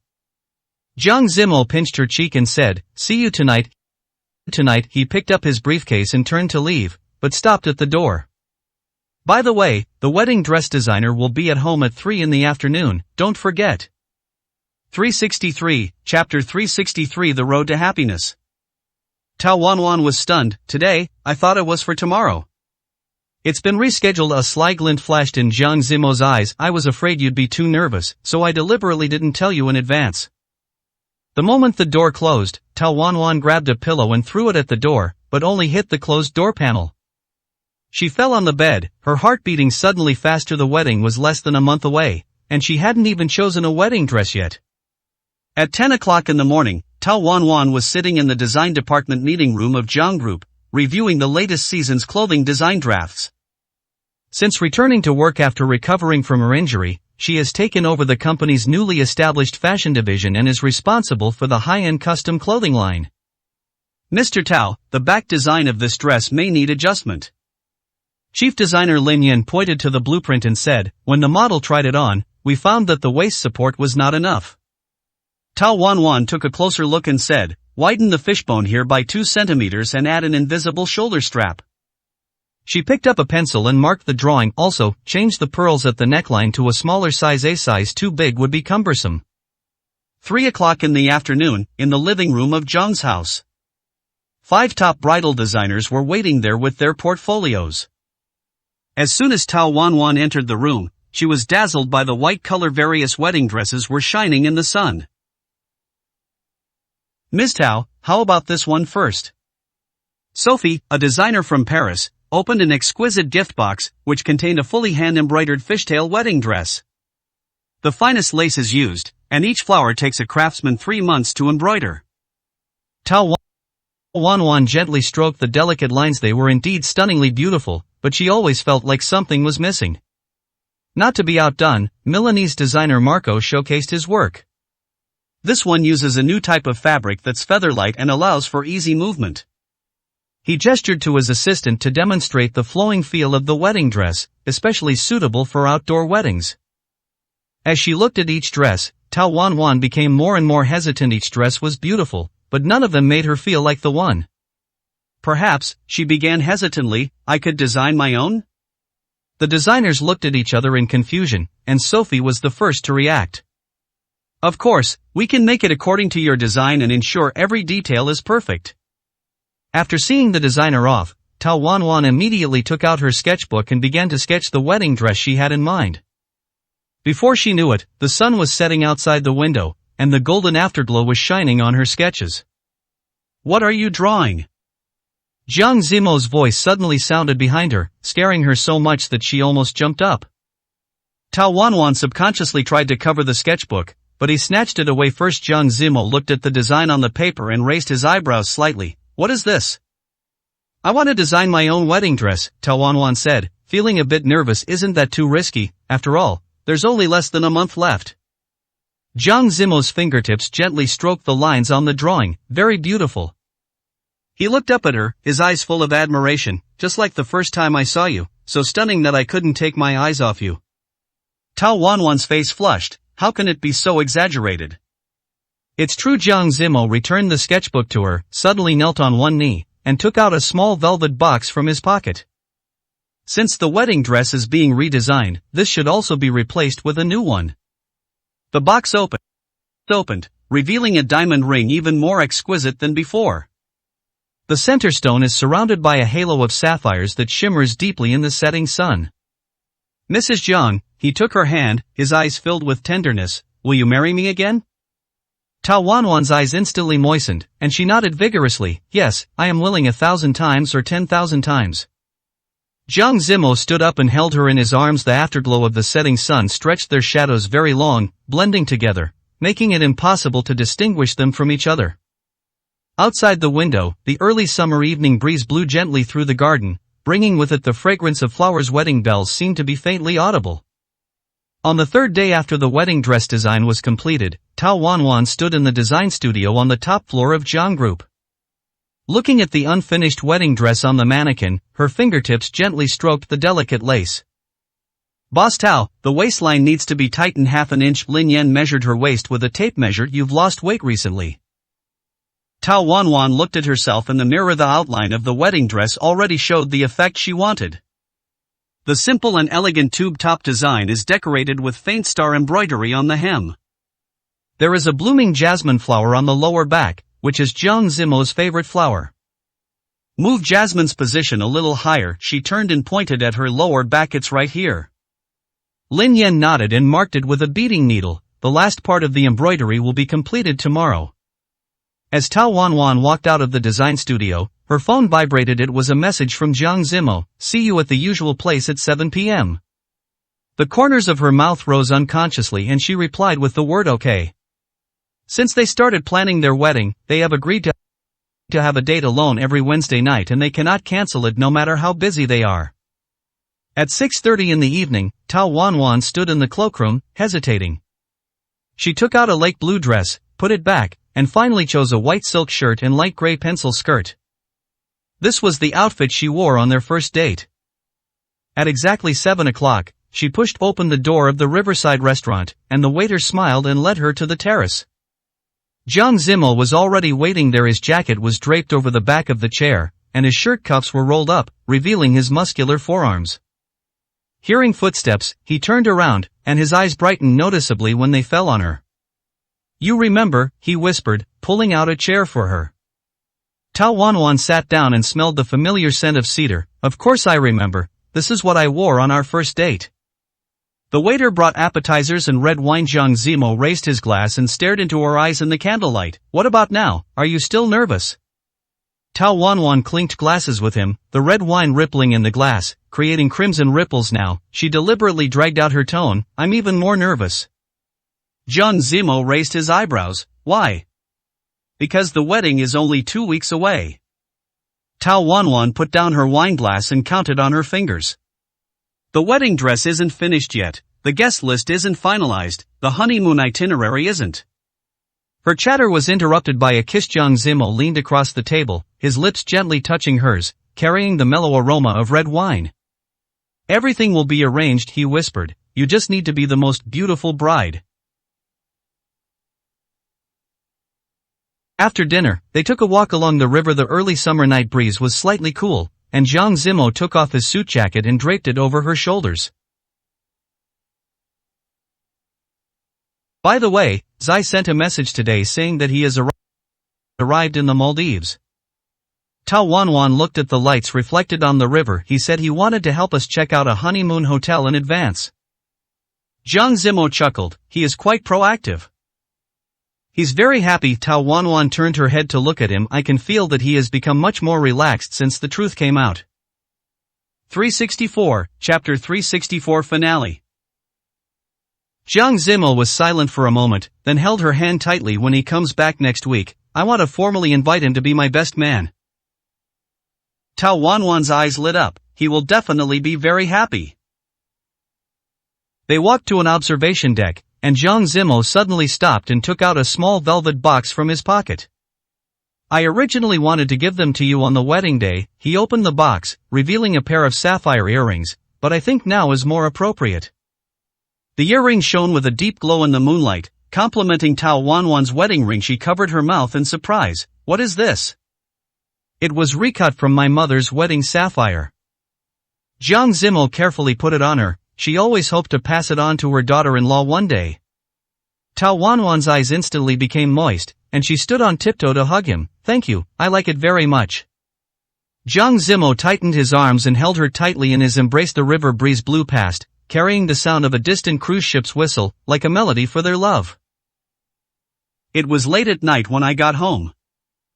Tao Wanwan had just changed into her pajamas when she heard a knock on the door. She opened it and saw Jiang Zimo standing outside with an iPad in his hand. "I forgot to show you this." He walked in and clicked on the screen. The 3D rendering of the wedding venue was out. Tao Wanwan leaned over and saw on the screen a glass church surrounded by flowers. The sunlight shone through the stained glass onto the ground, creating dreamy light and shadow. "So beautiful," she exclaimed, her fingers sliding across the screen. "Who designed the flowers here?"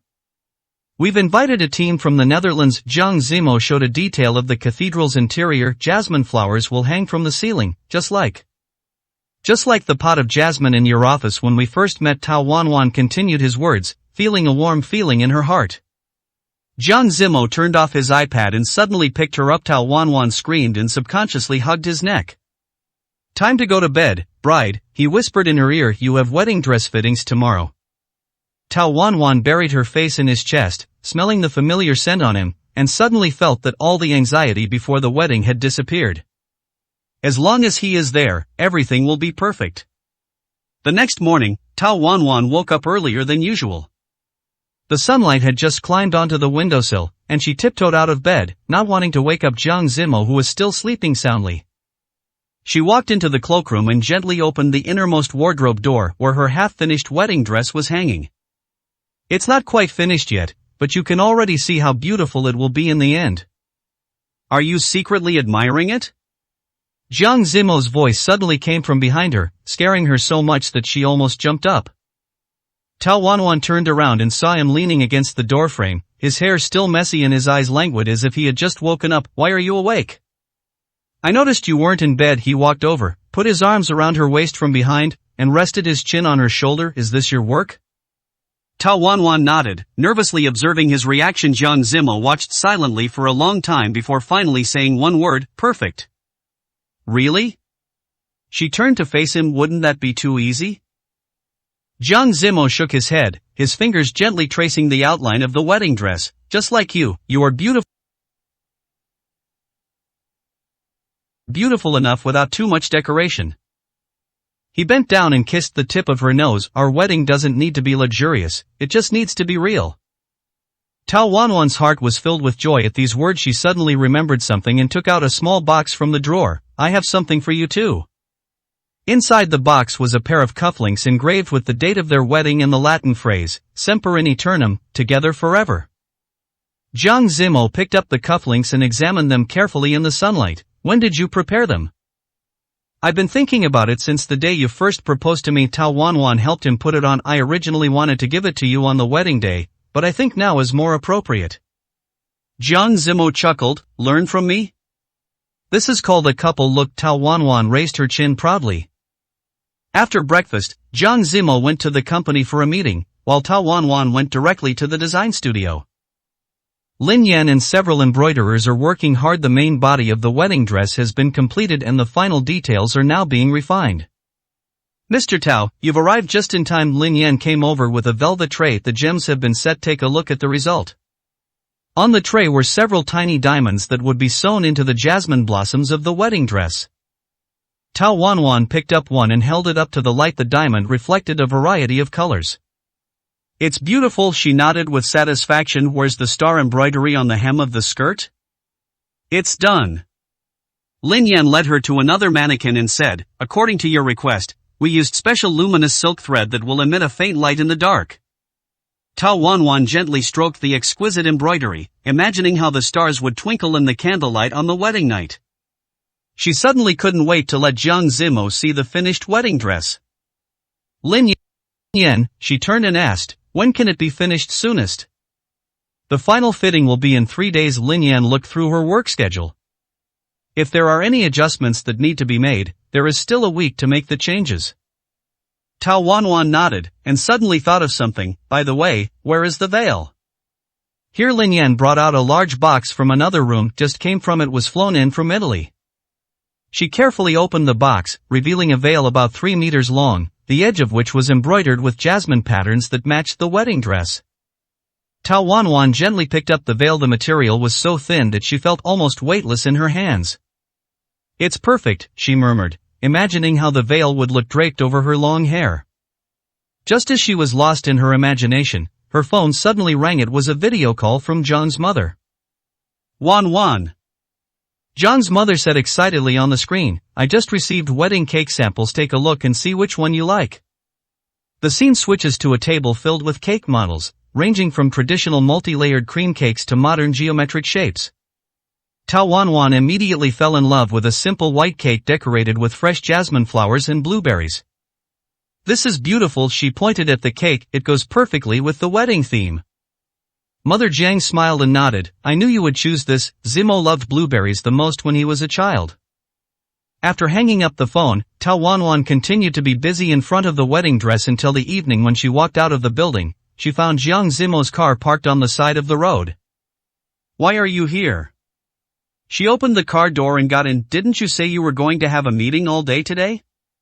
Jiang Zimo handed her a cup of hot milk tea and said, it's over early. He started the car and said, I'll take you somewhere. The car drove out of the city and headed towards the suburbs. Tao Wanwan looked out the window curiously at the changing scenery. Where are we going? Secret Jiang Zimo smiled mysteriously. Half an hour later, the car stopped in front of a small church. This was not the luxurious glass church where they held their wedding, but a simple country church with a white exterior covered with ivy. What is this? Tao Wanwan got out of the car and looked at him puzzledly. Jiang Zimo took her hand and said, "This is where my parents got married." He pushed open the wooden door of the church. There was no one inside, but there was a bouquet of fresh jasmine flowers on each row of seats. Sunlight streamed in through the stained glass windows, casting mottled shadows on the ground. "I want to marry you here first." Jiang Zimo took her to the altar, "just the two of us." Tao Wanwan's eyes instantly became moist looking at the man in front of her who always expressed his love with his actions. She suddenly understood why she loved him so deeply. Jiang Zimo took out a simple silver ring from his pocket. "This is the one my father used when he proposed to my mother." He took her hand and gently put the ring on her ring finger. "Tao Wanwan, will you marry me, not as the heir to the Jiang group, but as Jiang Zimo, a man who loves you?" Tao Wanwan's tears finally fell. She threw herself into his arms and hugged him tightly. "I do, of course I do." In this small church, there is no gorgeous decoration, no grand ceremony, only two loving hearts. And this is more precious than any grand wedding. Over.